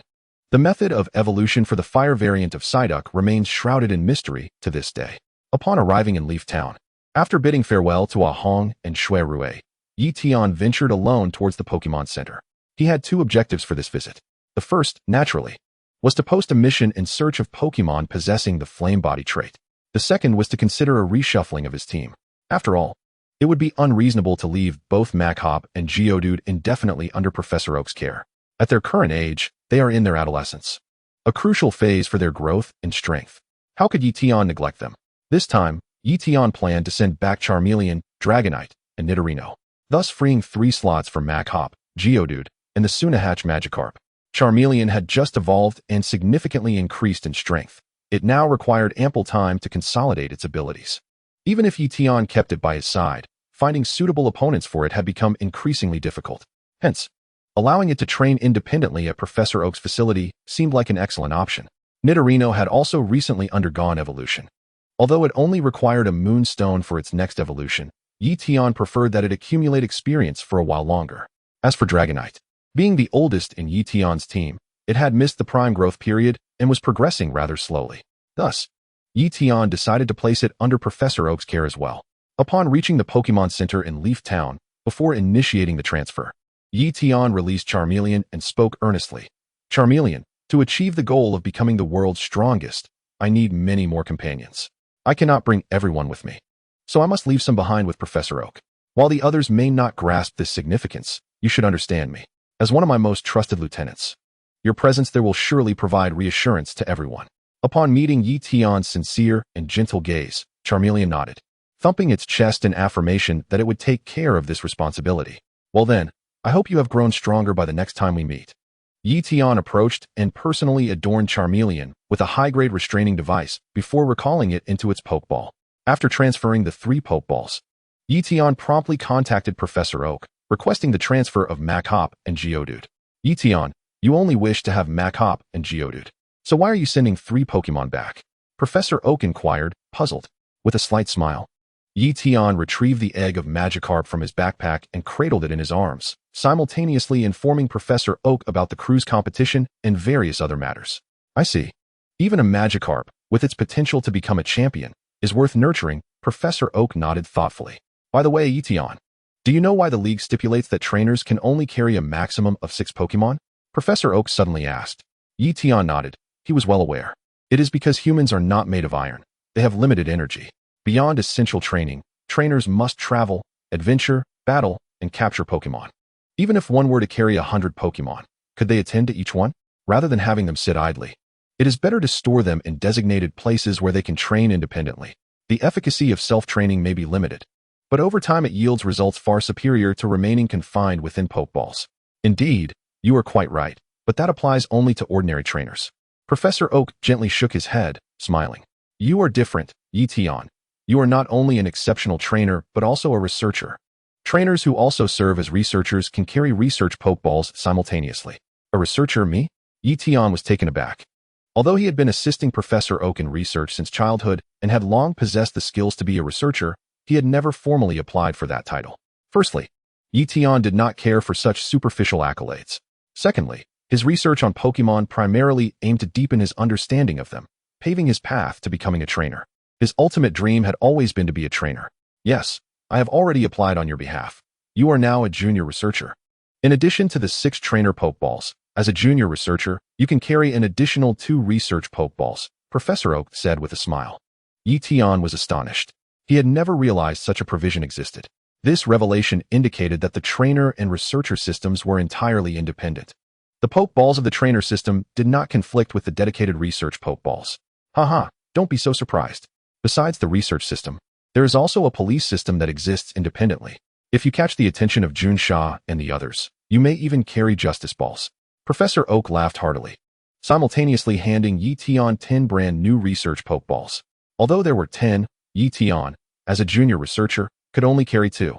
Upon capturing a Pokemon with a 3rd research Pokeball, it would be automatically transferred. Even so, 6 plus 2 equals 8. Now, Ye Tian's team had a total of 8 slots. He was exceedingly pleased with this arrangement. At this time, he did not desire any more Pokemon. After all, he was not made of iron and could not manage too many Pokemon effectively. All right, Ye Tian, if you have no further matters, I shall take my leave. I still have research to attend to, Professor Oak said with a smile. Very well, Doctor, please take care of yourself and don't stay up too late. Ye Tian chuckled, ending the call with Professor Oak. He harbored no resistance towards having his 3 Pokemon, Charmeleon, Dragonite, and Nidorino, studied by Professor Oak. Chapter 84, Type Enhancement. In this world, there are countless genius trainers and exceptionally gifted Pokemon. Take Professor Oak, for instance. In his youth, he reached the level of champion, and thus his Pokemon are certainly not to be underestimated. Moreover, for Ye Tian, Professor Oak is a figure of elder status, whom he trusts implicitly. So there was no issue whatsoever. Just after concluding the call, the sky outside darkened. The Pokemon Center was relatively deserted, so Ye Tian decided to release Beedrill, Psyduck, Pidgeotto, Machop, and Geodude. Machop, Machop. Upon seeing Ye Tian, both Machop and Geodude erupted in delighted laughter, their eyes crescent-shaped with joy. Hello, Machop and Geodude. We are going to travel together from now on, Ye Tian replied, crouching down to pat Machop's shoulder with one hand while affectionately stroking Geodude's head with the other, fostering a harmonious bond with the 2 little companions. Meanwhile, Psyduck was quacking and gazing around, seemingly searching for something. Psyduck, are you searching for Charmeleon, Dragonite, and Nidoking? Ye Tian inquired with a smile. Psyduck nodded earnestly. They have been assigned to train in different locations, so there is no need for concern. You shall reunite with them in due time. With that reassurance, Psyduck quieted down. Next, Ye Tian turned his attention to Machop and Geodude, grinning as he said, Let me see if you have been diligently training under Professor Oak. Pokemon, Machop type, fighting primary ability, no guard secondary ability, none tertiary ability, none level, advanced potential, gym leader moves, focus energy, leer, scary face, brick break, bodybuilding. Description, eager and combative, always ready to champion the underdog, exuding a strong leadership aura. Pokemon, Geodude type, rock ground primary ability, rock head, ignores recoil damage when using moves that cause recoil. Secondary ability, none tertiary ability, none level, advanced potential, elite moves, rollout. Tackle, sand attack, rock slide, endure, stealth rock, headbutt. Description, a naturally gifted Geodude. The more spherical its body becomes, the easier it evolves. Ye Tian not only examined the panels of the 2 Pokemon, but also assessed their aura. He discovered that while Machop remained at an advanced Pokemon level, its aura had evidently strengthened. This indicated that it had undergone rigorous training under Professor Oak, significantly enhancing its strength, and it was likely not far from reaching the elite tier. Geodude, on the other hand, had shown marked improvement, elevating from a mid-level to an advanced level. Furthermore, it had noticeably increased in size and roundness. Its texture felt remarkably pleasing, especially with its luxurious golden skin. Ye Tian felt an unparalleled sense of comfort while stroking it. Next, arrangements for abilities were to be made. Since completing the newcomer debut achievement task, all the Pokémon under Ye Tian's command had acquired 3 ability slots. However, both Machop and Geodude still retained only their initial abilities, leaving the latter 2 slots vacant. Machop's initial ability, No Guard, characterized it as a straightforward brawler, engaging in battles without evasion or retreat until it succumbed. Thus, speed held little significance for it. Ye Tian contemplated enhancing its strength and defense. When it comes to strength, the first thought that comes to mind is the Guts ability. Ye Tian was well aware of the might of the Guts ability, having defeated countless Marill with his Beedrill in previous years, and he had quite a stockpile. Upon affixing the Guts ability to Machop, its potential instantly surged to the elite tier. Machop has access to a wide array of skills, such as the Farmer's 3 punches, providing versatility that could allow for the adaptation of the Swapper or Freelancer abilities. Ye Tian mused internally. It is crucial to recognize that the types of Pokémon are extremely important, not only in terms of strengths and weaknesses, but also the inherent power of each Pokémon's type. From a gaming perspective, there exists a term, same type attack bonus, stab. Each Pokémon inflicts a 50 power increase when utilizing moves of its own type. For instance, when Charmeleon uses Fire Punch, it may also wield Thunder Punch in the future. While both moves are of equivalent power level, with Fire being a Fire type and Thunder being an Electric type, Charmeleon's Fire Punch will inherently be stronger due to its Fire type nature, exemplifying the stab effect. Conversely, what if Electabuzz were to use Fire Punch and Thunder Punch? Clearly, the Thunder Punch would be more potent, as Electabuzz is an Electric type. Transformative, when attacking, the user's type changes to that of the move's type. Freelancer, when attacking, the user's type changes to that of the move's type. The Transformative and Freelancer abilities are identical in function. Possessing such abilities means that all moves become stab moves, thus benefiting from the stab effect. Undoubtedly, both abilities are immensely powerful and exceedingly rare. Currently, only 4 Pokémon possess the Transformative ability: the Hoenn region's Shedinja and the Kalos region's Water-type starters, including Froakie and its evolutions. Moreover, all are hidden abilities, meaning only a minuscule number of Shedinja and Froakie possess the Transformative ability. As for Ash's Greninja in the original story, it is even more unique, endowed with the special Bond Phenomenon ability. This ability is akin to Mega Evolution, providing a temporary transcendence of potential to gain greater power and form. However, while the Bond Phenomenon enhances strength, it lacks an augmenting ability. For example, a Greninja with the Torrent ability would have access to an additional boost, while a Greninja with the Bond Phenomenon effectively has no ability. In some respects, this is less than ideal. Of course, Greninja does not possess a dedicated Mega Evolution form, so a Greninja with the Bond Phenomenon is naturally stronger compared to other Greninja of its lineage. The Freelancer ability is even rarer, currently held by only 3 Pokémon, the Galar region's Fire-type starters, namely the Scorbunny line. Like Transformative, it is also a hidden ability, meaning only a select few Scorbunny, Raboot, and Cinderace possess the Freelancer ability, while the majority have the Blaze ability. Due to the rarity of Transformative and Freelancer, Ye Tian finds himself with no stockpiles of these abilities, and acquiring them would, truthfully, be a formidable challenge. Chapter 85, Xiaochun. Their rarity means that obtaining them is not merely a matter of desire. Oftentimes, luck plays a significant role. What if he were to journey to Kalos or Galar? Even if he encounters a Greninja or Scorbunny, the vast majority would still have Torrent or Blaze. Transformative and Freelancer are, after all, dream abilities, exceedingly rare. Shedinja is also a dream ability, similarly scarce. If he were to attach either Transformative or Freelancer, then naturally, adaptability would also need to be arranged accordingly. Adaptability. When using moves of the same type as one's own, that is, stab moves, the stab bonus increases from 50 to 100. The adaptability ability is also quite rare. In Kanto, only Eevee possesses this ability. It is important to note that Eevee is not to be confused with Pikachu, as Eevee is a genuine rarity. It is seldom encountered in the wild, with a value comparable to the starter Pokémon. Fortunately, for Eevee, adaptability is merely a standard ability, not a hidden one. Thus, at least half of the EVs in the world possess the adaptability ability. Following the cruise tournament, Ye Tian has also defeated a few EVs, accumulating a considerable stock. However, without the Transformative or Freelancer abilities, the significance of adaptability is rather limited. Although its significance may be diminished, it will eventually be arranged. Thus, it would be prudent to directly assign it now, with the hope of later incorporating Transformative or Freelancer. Ye Tian contemplated as he affixed the third ability, adaptability, to Mach-Hop. Mach-Hop, no guard, guts, adaptability, advanced, elite potential. After completing matchups arrangements, Ye Tian glanced at its attribute panel once more. Indeed, without transformative or freelancer, the isolated adaptability held little merit. Consequently, Mach-Hop remained at elite potential, unable to break through to champion potential. Yet Ye Tian firmly believed that with the right arrangement of a versatile or free-spirited Pokémon, the potential of his arm strength would undoubtedly reach the level of a champion, and perhaps even transcend that, ascending to greater heights. Having addressed the arm strength, he then turned his attention to Geodude. The task ahead was considerably simpler due to its attributes, being 4 times weak to water and 4 times weak to grass. Thus, Ye Tian decisively equipped it with the abilities Water Absorb and Herbivore. Water Absorb, not only does this ability render it immune to water-type moves, but it also restores a portion of its health, effective against opponents of the same level or weaker. The effect diminishes against stronger foes. Herbivore. This ability not only protects it from grass-type moves, but also boosts its attack power by 30%. Again, effective against opponents of the same level or weaker. The effect weakens against stronger opponents.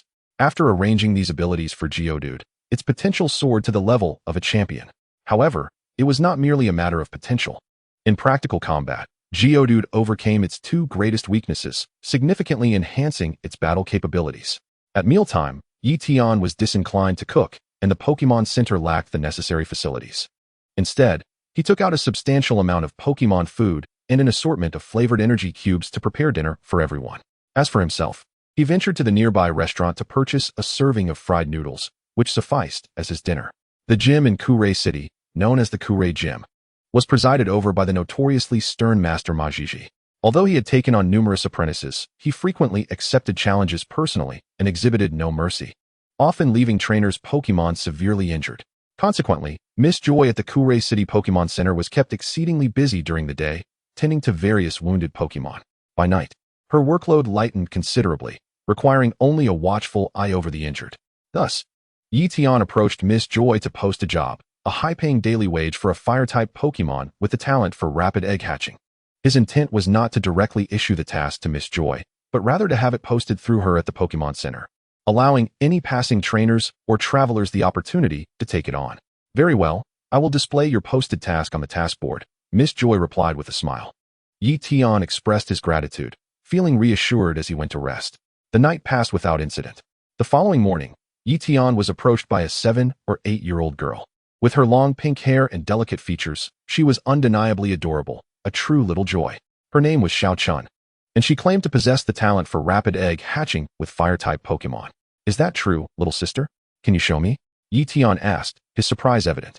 Xiao Chun nodded eagerly, removing a Pokeball hanging from her neck, pressing the button to release the Pokémon inside, a delightful little Ponyta. Upon its emergence, the Ponyta nuzzled against Xiao Chun affectionately. Ponyta, Flame Body Intermediate, Gym Potential. Ye Tian scrutinized the Pokémon briefly, confirming the undeniable Flame Body ability. Flame Body. Engaging in battle with physical contact has a high likelihood of inflicting a burn status on the opponent.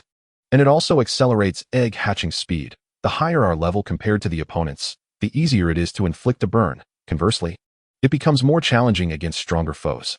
Feigning a gentle caress over Ponyta's warm body, Ye Tian nodded in satisfaction and remarked, "This Ponyta meets my requirements, Xiao Chun.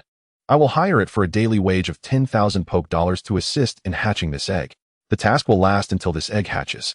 What do you think?" Xiao Chun nodded enthusiastically, her eyes fixed on the egg. "Big brother, I would like to help care for the egg with Ponyta. Would that be all right?" Ye Tian paused momentarily, impressed by her enthusiasm for nurturing Pokémon at such a young age. "I have no objections, but I will be camping outside soon. It will depend on your willingness to join me," he chuckled. After 3 consecutive battles aboard the St. Anno, Ye Tian felt somewhat fatigued and yearned for a restful time outdoors, fishing, training Pokémon, and hatching eggs. He was in no rush to challenge the Kuray Gym, for now. His priority was to hatch the Magikarp. "I have no problem with that. Camping? That is my favorite," Xiao Chun exclaimed joyfully. Ye Tian smiled slightly. "Very well. Then go prepare. We shall depart in 2 hours. Xiao Chun nodded vigorously, riding off on Ponyta like the wind to gather camping supplies. In less than an hour, Xiao Chun returned to the Pokémon Center, her face flushed with excitement, a small pink backpack slung over her shoulder. Though small, The backpack was a spatial item, capable of holding numerous belongings. Chapter 86. Camping in the Wild. Ye Tian, please take good care of Xiao Chun. She can be a bit mischievous. Miss Joy personally escorted them out, bowing slightly to Ye Tian. This gesture indicated a special bond between her and Xiao Chun, likely familial, though all Joy shared a kinship in some manner. However, Ye Tian perceived that this particular Miss Joy appeared quite youthful, perhaps in her early 20s. At such a tender age, she likely had not yet married, and even if she had, it would be improbable for her to have a daughter as old as Xiao Chun. Ye Tian surmised that Xiao Chun was likely a niece rather than her daughter. Don't worry, sister. I will be very obedient, Xiao Chun replied, naturally grasping Ye Tian's arm with a sweet smile. Ye Tian felt a touch of awkwardness. It turned out she was a younger sister. Upon arriving in the wild, Ye Tian promptly dispatched his Pidgeot to search for a river.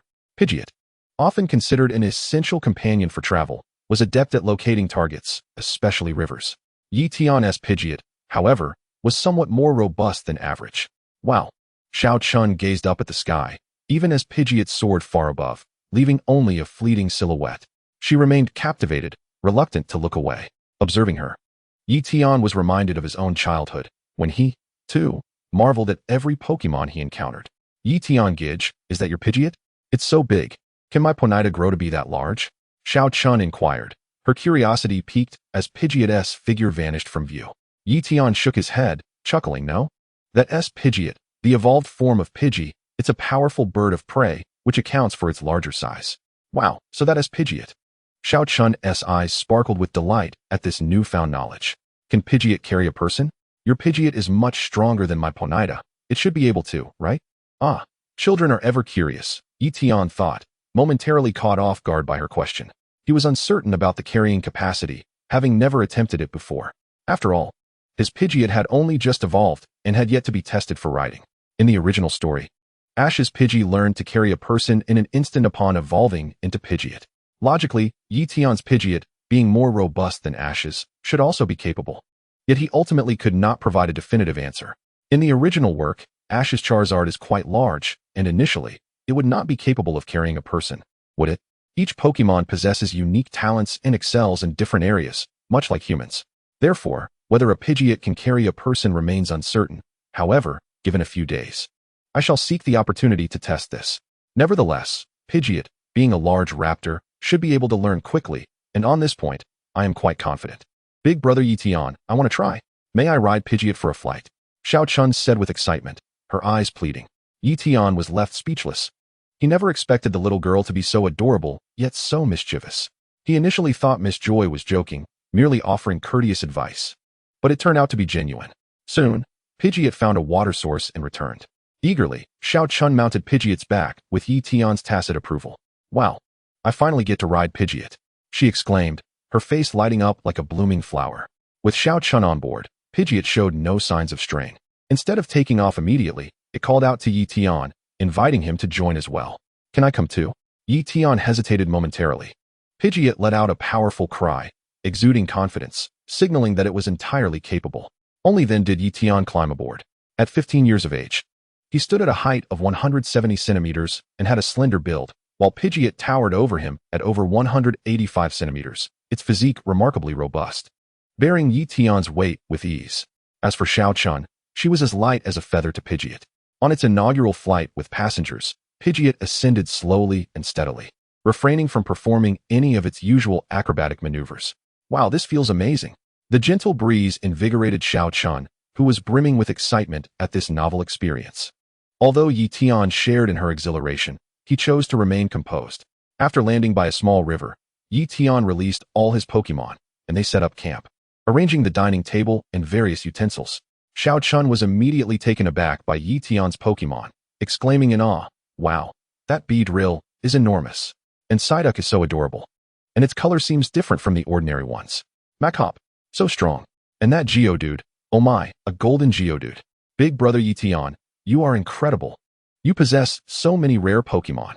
After marveling at each of Ye Tian's Pokémon, Xiao Chun gazed at him with admiration, her eyes sparkling like stars.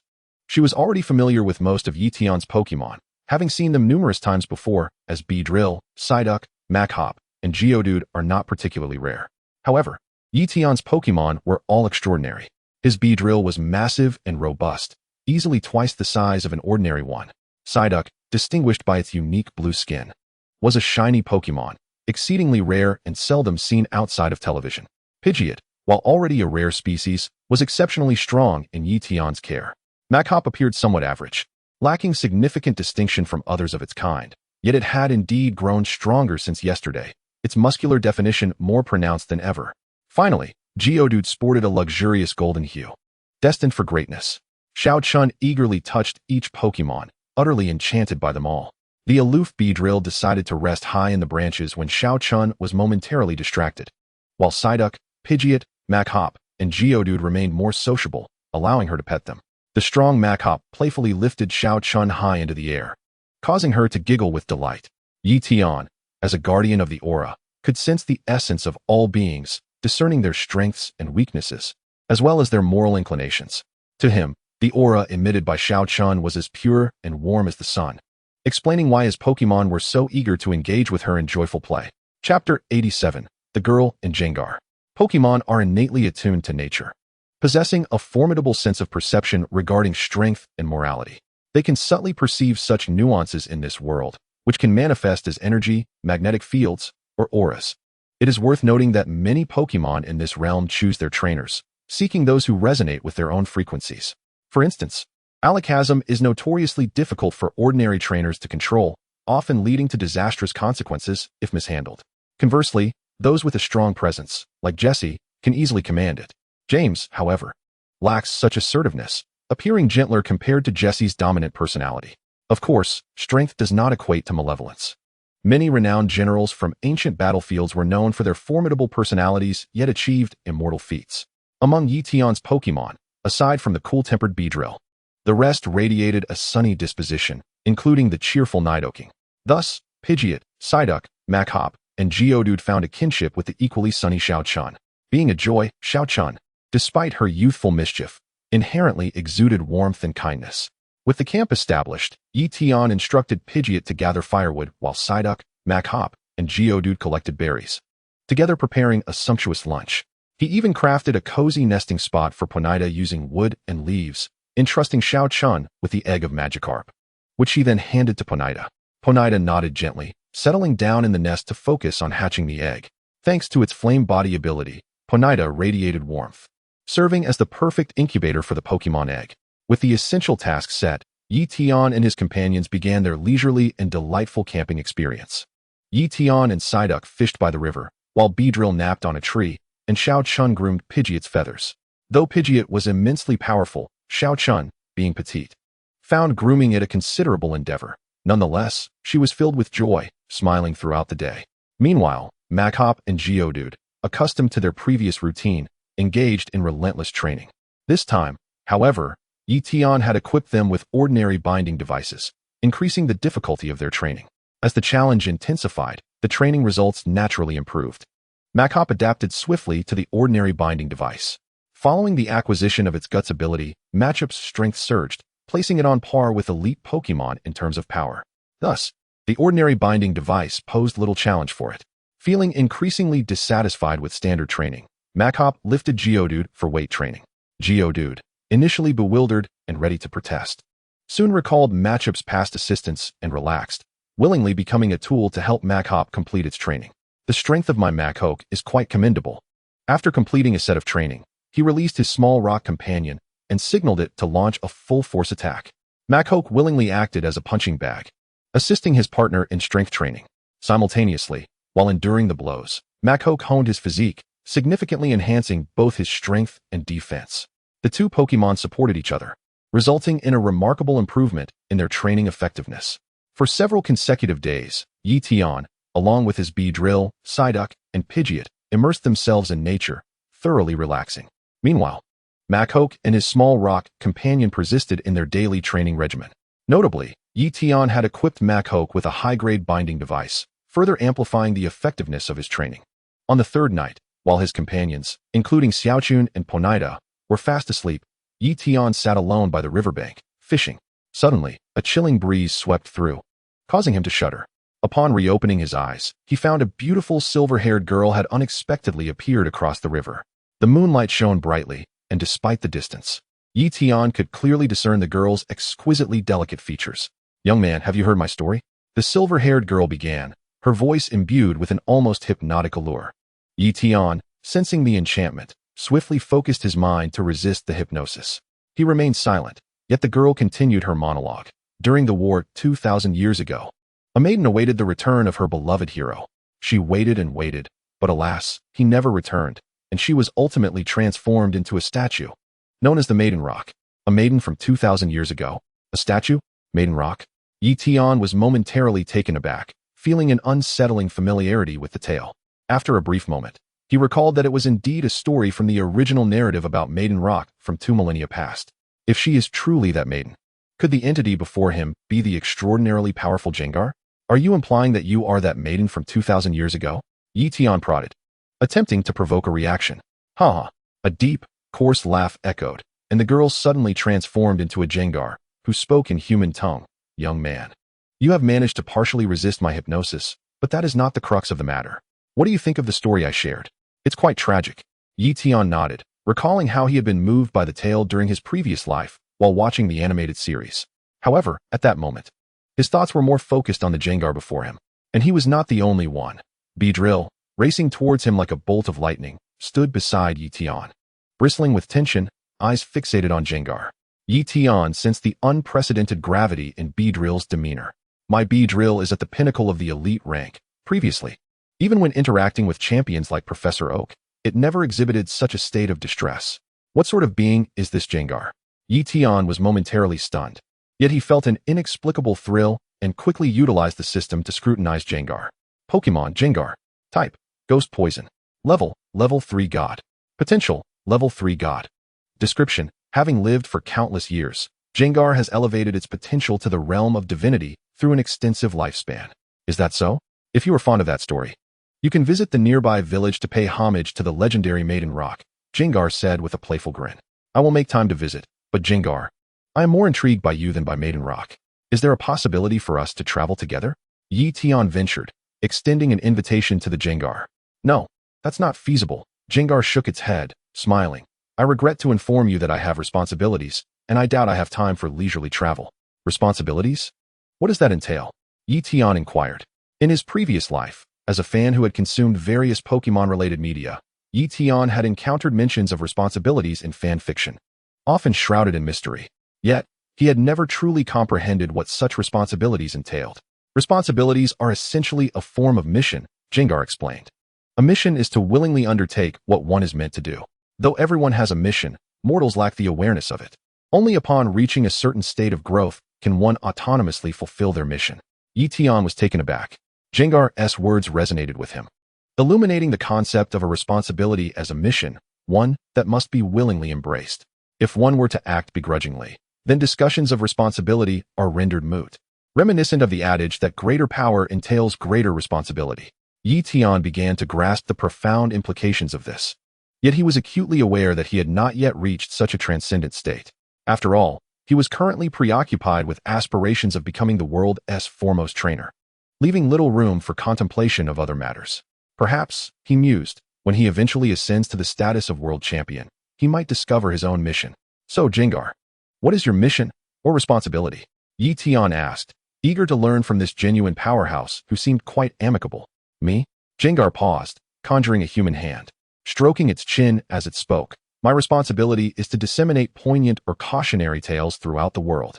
Jengar continued, "At first glance, it may seem a fruitless endeavor, thankless in nature. However, if neither you nor I undertake this task, and if no one else does either, one day, humanity will lose its history." Ye Tian was momentarily stunned. Jengar's insights deepened his understanding. Each individual possesses their own unique mission, each as peculiar as the next. "In my youth, I traveled the world and met a peculiar entity named Darkrai, who instilled nightmares in others, causing them to awaken in cold sweats. Initially, I found it rather twisted and tedious. Yet one day, when I observed that individuals began to reflect seriously due to their frequent nightmares, I felt a profound respect for it." Jengar's words led Ye Tian to regard Darkrai with newfound respect. Naturally, he understood that the Darkrai Jengar had encountered was undoubtedly of a divine caliber. While Darkrai is considered a legendary Pokémon, it is not singular, there are many. Ordinary Darkrai may merely use their abilities as the god of nightmares to frighten people. Yet, there are those who are more mature and insightful, using nightmares as a means to impart cautionary wisdom. Just as humanity comprises individuals of varying moral character, so too do Pokémon, even legendary ones, embody both good and evil. Engaging in an extensive dialogue with Gengar throughout the night, Ye Tian's comprehension of the world deepened significantly. At dawn, Gengar quietly departed, and the timing of their next encounter remained uncertain. After a week of camping, one morning, Ponyta suddenly let out a cry. Ye Tian and Xiaochun hurried over to investigate, discovering that the Pokémon egg had finally begun to react, emitting a glow, a clear sign of impending hatching. Brother Ye Tian, this is a Magikarp egg. It should hatch more effectively in water, Xiaochun proposed. Indeed, that makes sense. Ye Tian chuckled softly as he gently ruffled Xiaochun's hair, carefully retrieving the Pokémon egg from the embrace of the Ponyta. Approaching the riverbank, he delicately placed the egg into the water. The egg floated gracefully, shimmering with an extraordinary brilliance. Psyduck and Mach, awakened by the commotion, hurriedly gathered by the river, their faces alight with anticipation as they observed the hatching process of the little creature. At long last, after a brief half-minute, the egg erupted in a blinding flash of light, dazzling to behold. Ye Tian, Xiaochun, and even Psyduck and Mach squinted their eyes and raised their hands to shield themselves from the radiance. As the white light dissipated, they eagerly peered into the water. To their astonishment, the egg had vanished, replaced by a palm-sized, adorably naive Magikarp. Remarkably, this little Magikarp possessed golden skin. Wow, a golden skin Magikarp. How rare. I've never encountered one of this hue before.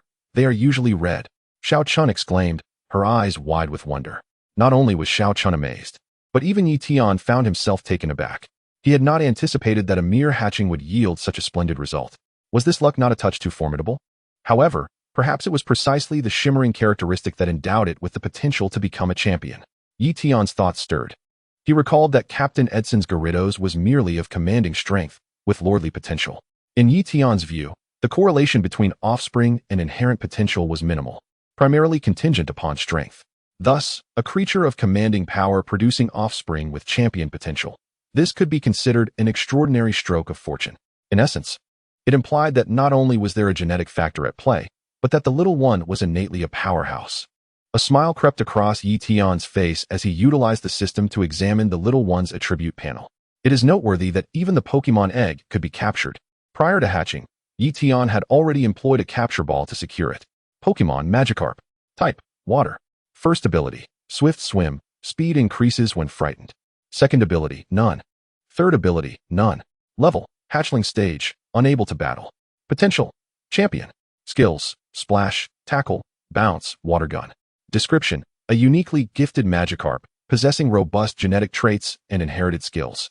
Chapter 89. The Golden Magikarp. Swift Swim, is it? Quite commendable. Ye Tian smiled lightly upon observing that the little one's initial ability was Swift Swim. Magikarp typically has two abilities. One is standard, and the other is a hidden ability, which is exceedingly rare within this species. The standard ability is Swift Swim, while the hidden ability is Swift Swim. Upon evolving into Gyarados, Swift Swim transforms into Intimidate, and Swift Swim becomes Overconfidence. Intimidate unleashes a formidable aura to intimidate opponents, reducing their damage output. The stronger the user compared to the opponent, the more pronounced the effect. Conversely, if the user is weaker, the effect diminishes significantly. Overconfidence. In battle, each victory against an opponent enhances both strength and energy. In the realm of gaming, Intimidate is essentially a divine ability, unparalleled in power. In this world, it appears that the effect of Intimidate has been amplified. In the game, Intimidate merely weakens the opponent's physical attacks, but here it directly diminishes all damage. What does this signify? It equates to simultaneously reducing both physical and special attack power. However, there exists a significant flaw. In the game, a level 1 Poochyena can intimidate a level 100 Zapdos, but this is evidently not the case in reality. The potency of presence generally increases with strength. When facing an opponent of equal level, one's aura cannot suppress the other. Thus, Intimidate proves ineffective. Should one be of a lower level and weaker, the aura diminishes further, rendering intimidation almost impossible. Unless one encounters a naturally timid Pokémon, otherwise, at equal levels, Intimidate is largely ineffective. What use is that? For Ye Tian, challenging opponents of higher levels is a fundamental aspect. At equal levels, it is merely a matter of overwhelming dominance. Is there a need for Intimidate? Absolutely not. Unless multiple instances of Intimidate are stacked to surpass one's own level, then perhaps one might intimidate a stronger opponent. Ye Tian's mind flickered with this possibility, contemplating a future attempt. This Magikarp, however, could not be experimented upon, as its swift swim ability would transform into overconfidence upon evolving into Gyarados. If the initial ability is not Intimidate, then the additional ability cannot stack with it. Next time, he would seek a Pokémon with an initial Intimidate ability to experiment, such as Poochyena or Manectric, which would be excellent choices. With this thought crossing Ye Tian's mind, he turned his attention to the Magikarp's skill pool. Good heavens! He could hardly believe that this Magikarp was born with 4 skills. It is known that countless Magikarp, even at the end of their lives, would possess only the utterly useless Splash. A Magikarp with a slightly higher talent would know Tackle in addition to Splash. Yet this Magikarp, astonishingly, possessed Bounce and Water Gun alongside Splash and Tackle. Water Gun, how terrifying. Even if Magikarp's base stats are poor, using Water Gun would surely inflict a modicum of damage. Come, little one. Ye Tian extended his hand into the water, gently stroking the Magikarp's body. The little creature showed no resistance, instead reveling in Ye Tian's touch. Its eyes curving into crescent shapes, its tail wagging joyfully, radiating sheer delight. Ye Tian was closest, having been the first being the Magikarp saw upon hatching. It is said that newly born Pokémon often regard the first individual they encounter as their closest companion. Perhaps this bond is why the little one feels such closeness to Ye Tian. Come, little one, let us give Water Gun a try. Aim at my palm and unleash a Water Gun, Ye Tian said with a smile, withdrawing his palm from the water. The little one, eager to please, promptly surfaced, valiantly expelling a feeble, thin stream of water that barely reached 10 centimeters in length. Yet it did manage to touch Ye Tian's palm. Splish, splash. As if aware of its accomplishment, the little creature's eyes formed crescents as it beamed with joy. Psyduck, Mach-Hop. The enthusiastic trio of Psyduck, Mach-Hop, and Geodude all raised their thumbs in encouragement for the little one. Well done, little one. Ye Tian smiled with satisfaction. After all, the little creature had just been born. It had not yet developed combat capabilities, and achieving this much was already commendable. The entire day following the hatching of the Magikarp was filled with joy for Ye Tian. Had it been an ordinary red Magikarp, he likely would not have felt such elation. However, the golden Magikarp alone lifted his spirits, inexplicably imbuing him with patience.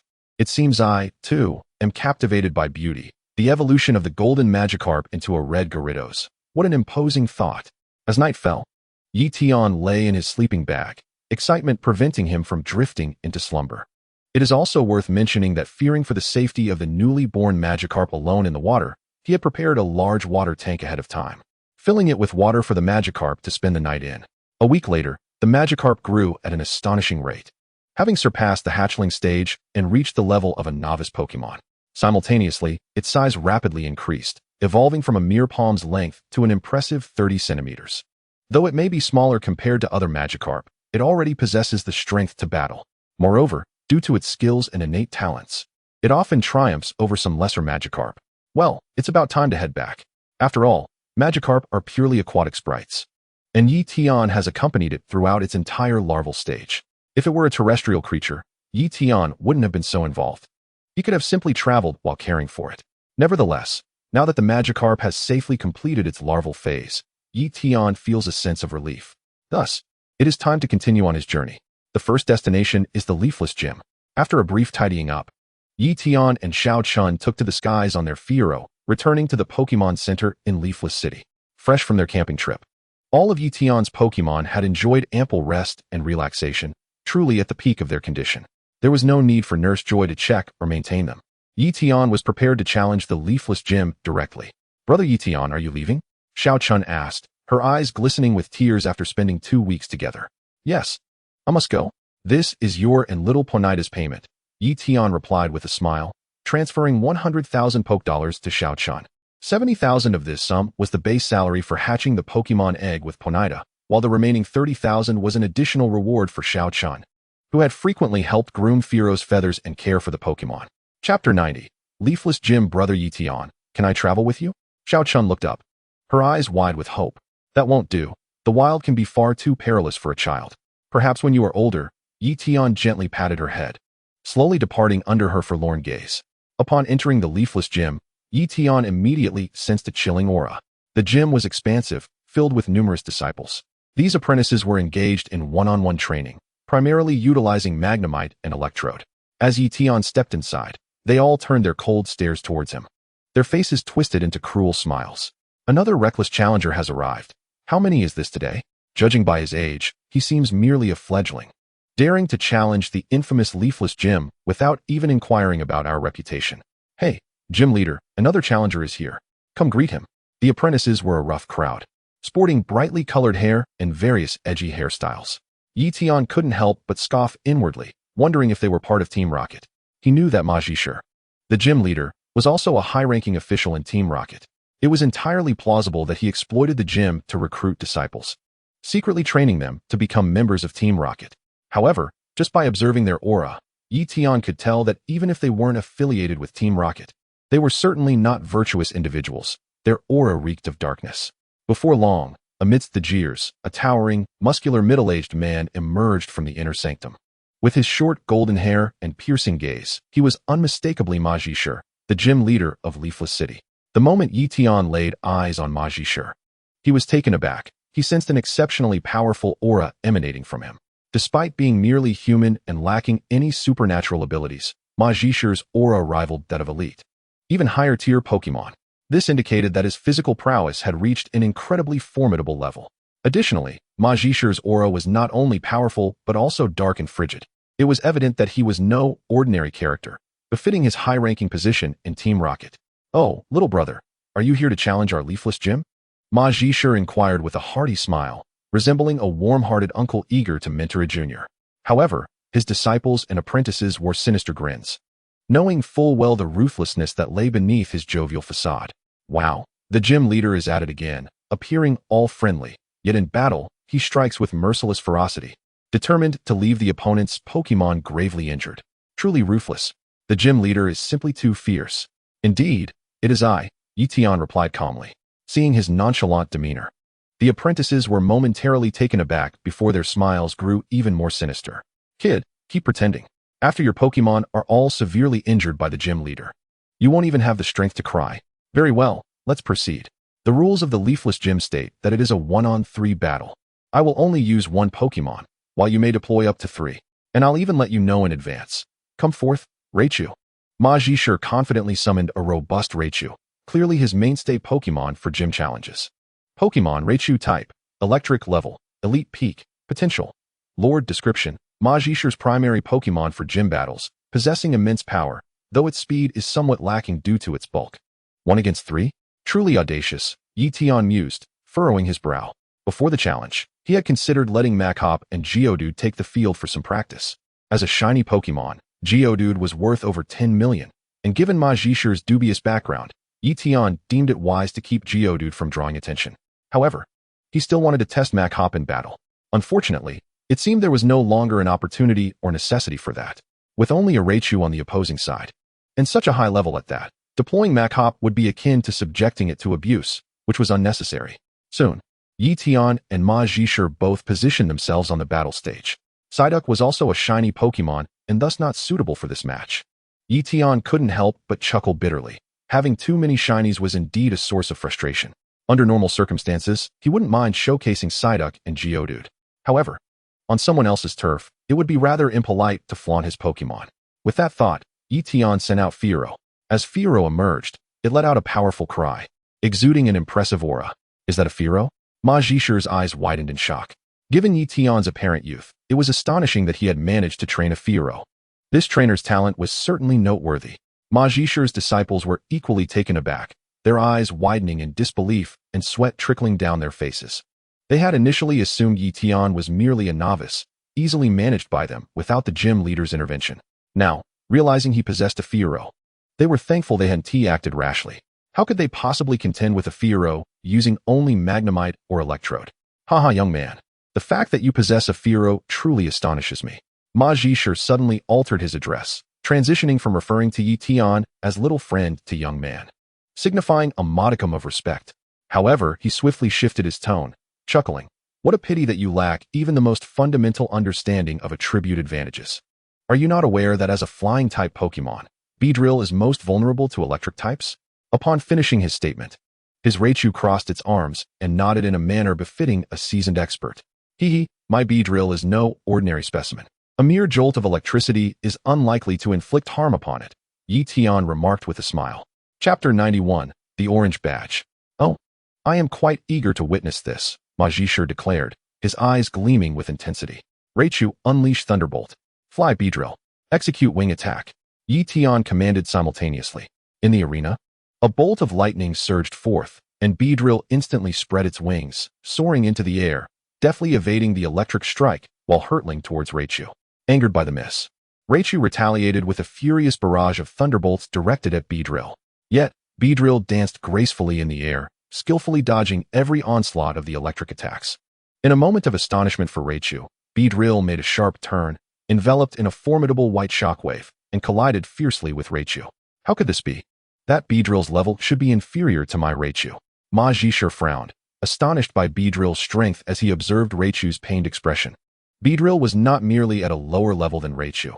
More importantly, as an electric-type Pokémon, Raichu possessed a robust resistance to flying-type moves, rendering the damage it endured halved. Fixating on Beedrill, a flicker of admiration crossed Majishur's gaze. Despite its disadvantage in level and type, Beedrill had managed to inflict significant damage to Raichu with a single blow, truly remarkable. It seemed that the adaptability ability he had bestowed upon Beedrill prior to this encounter was indeed a prudent choice.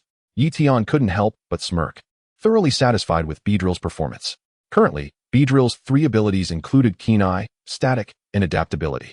It was classified as an elite with champion potential. Ye Tian had initially intended to assign the Speed Boost ability, but due to its rarity, he settled for Adaptability in the meantime. The ability Huge Power enhances physical attack by 100%, while Adaptability boosts the damage of same-type moves by 50%. If one were to pursue a purely physical attack strategy, Huge Power would be the optimal choice. However, Beedrill, while excelling in speed, maintained a balanced, moderate distribution in other attributes. Its physical attack was not particularly outstanding, making Huge Power less suitable. Hence, Adaptability was chosen for a more balanced development. Furthermore, it is noteworthy that upon Mega Evolution, Beedrill's special attack attribute would see a significant enhancement, at which point, combined with the power of Adaptability, it could adopt a purely special attack-oriented strategy. At that moment, Wing Attack, also known as Aerial Ace, was a flying-type move. With a 50% boost from its same type advantage, and an additional 50% from Adaptability. Even with Raichu's commendable resistance to flying-type moves, which only mitigated the damage by half, it was evident that Beedrill's wing attack still dealt a full base damage to Raichu. Moreover, due to Majishur's training approach, which focused solely on augmenting Raichu's strength while neglecting its defense and speed, these factors collectively enabled Beedrill to severely wound Raichu with a single strike. How intriguing! It appears that Beedrill possesses remarkable talent and potential truly worthy of attention. Majishur mused, a glimmer of inexplicable excitement flashing in his eyes. Ye Tian's Beedrill had been endowed with multiple abilities. Unbeknownst to Majishur, he merely perceived Beedrill as possessing exceptional potential. In reality, he was not far from the truth.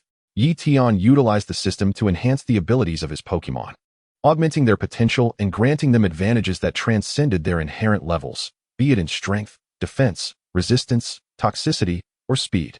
However, Pokémon endowed with extraordinary talent and innate high potential already possessed powers or advantages that surpassed their levels.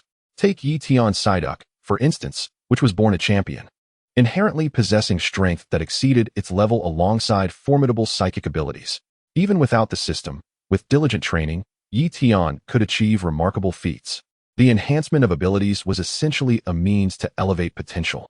However, the more compatible the ability, the greater the enhancement in potential. This was somewhat of a technical endeavor. Raichu, remain calm. The opponent is swift. Reckless attacks will only waste stamina. Wait for the perfect opportunity to strike. Majishur commanded loudly. In the arena, Raichu nodded, refraining from hasty attacks and opting instead to observe calmly. Then, Beedrill, employ Blade of Light. Ye Tian ordered, and Beedrill let out a powerful cry, launching itself as a massive white blade aimed directly at Raichu. What a fast move! Majishur exclaimed, his eyes widening in astonishment as he shouted, Raichu, use Thunder. Faced with Beedrill's Blade of Light attack, Raichu too was momentarily taken aback, but managed to unleash Thunder. Thanks to Majishur's long-standing training regimen for Raichu, It had become adept at executing various powerful moves, allowing it to release thunder in an instant. Boom. In an instant, the two formidable moves collided violently, resulting in a tremendous explosion that engulfed the arena in a cloud of dust. After a prolonged moment, as the dust settled, it became clear that Ma Zhishi's Raichu had succumbed, while Ye Tian's Beedrill, though battered, remained steadfastly upright. Raichu has lost its fighting capability. The match concludes. The challenger is victorious. The referee, momentarily stunned, promptly declared the outcome. Impressive. A flying-type Beedrill enduring a thunder attack and still standing strong. Ma Zhishi's eyes sparkled with increasing excitement as he gazed at Beedrill. Very well, young man. Your strength has left me in awe. This is the orange badge. It now belongs to you. Post-match, Ma Zhishi presented the badge to Ye Tian and bid him farewell. Continue your training. After relaying a few words to my disciples, I shall return to the cabinet. Not long after, a young man clad in a white tank top and black trousers entered the room, standing at 180 centimeters. Though not as muscular as Ma Zhishi, he was nonetheless quite robust. With a buzz cut and a resolute face, his hair was an uncommon shade of white. His name was Bai, Ma Zhishi's prized disciple, who officially served as the trainer at the Kuroha dojo. In Ma Zhishi's absence, Bai assumed the role of acting dojo master, holding a status akin to that of Brock and Misty. However, in secret, Bai was a high-ranking elite of Team Rocket, his prowess rivaling that of an average dojo master. Bai, what are your thoughts on that young boy from earlier? Ma Zhishi inquired. Bai responded nonchalantly, trash.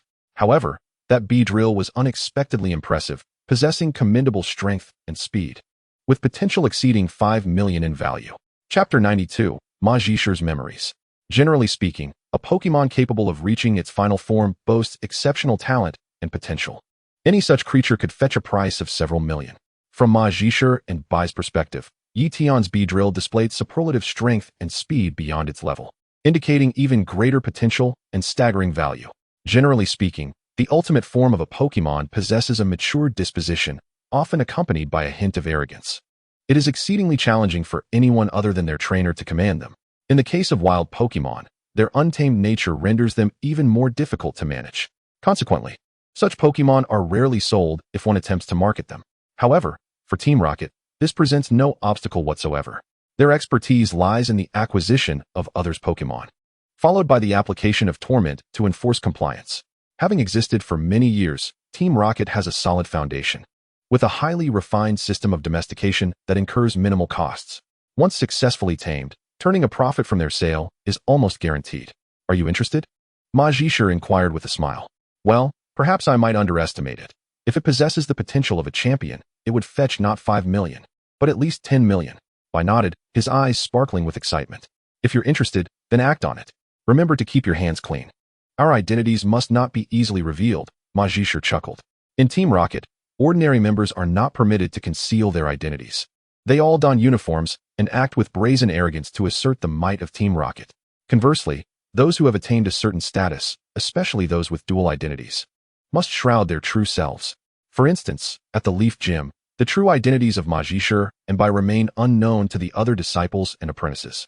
Rest assured, I always conduct my affairs with discretion, Bai replied with a smile, bowing before taking his leave.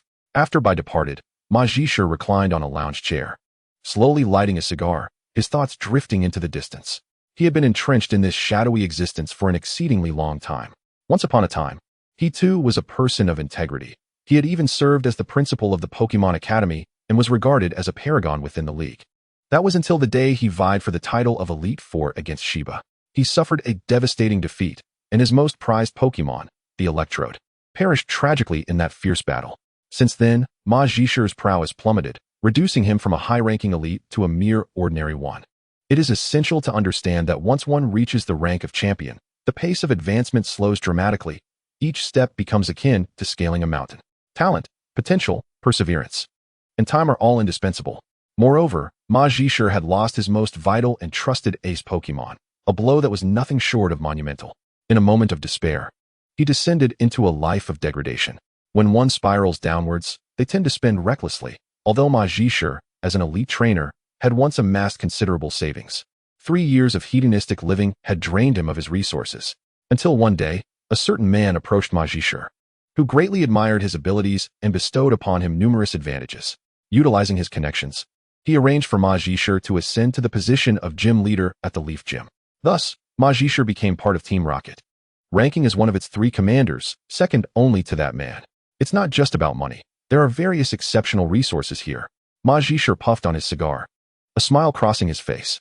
Recently, that noble and grand man informed him that Team Rocket had discovered another lair of a legendary Pokémon. Indeed, this was not their first discovery. This time, it was the lair of Articuno. Based on past experiences, there would be at least 1,000 ice stones within. Unlike the inferior ice gems, which only allow a select few Pokémon to evolve and enhance their potential, ice stones can directly elevate the power and potential of any ice-type Pokémon that absorbs them. Each ice gem is valued at over 10 million, while each ice stone is worth over 30 million. The difference between the two is incomparable. 1,000 ice stones equates to a staggering 300 billion. Not only that, but Team Rocket is also brimming with a plethora of precious resources. Has it been 10 years? My strength has finally surpassed my former self, reaching new heights. Shiba, prepare to meet your downfall. It won't be long before you experience the taste of defeat. Ma Zhishe's smile turned sinister. Upon leaving Leaf City and venturing into the wild, Ye Tian felt an unsettling sensation of being followed. This was not a result of his acute senses or any sixth sense, but rather due to his connection to the aura. Is it that white-haired fellow? Ye Tian mused. He had noticed during his time at the Leaf Gym, while Bai's aura was not as potent as Ma Zhishe's, it was still formidable, comparable to that of an elite Pokémon. In truth, Ye Tian's own aura was quite powerful as well. However, it was an internal energy, allowing him to unleash aura spheres. In terms of raw physical strength, Ye Tian was rather ordinary. He often trained with restraint devices, giving him a slight edge in stamina and strength over his peers. But that was the extent of it.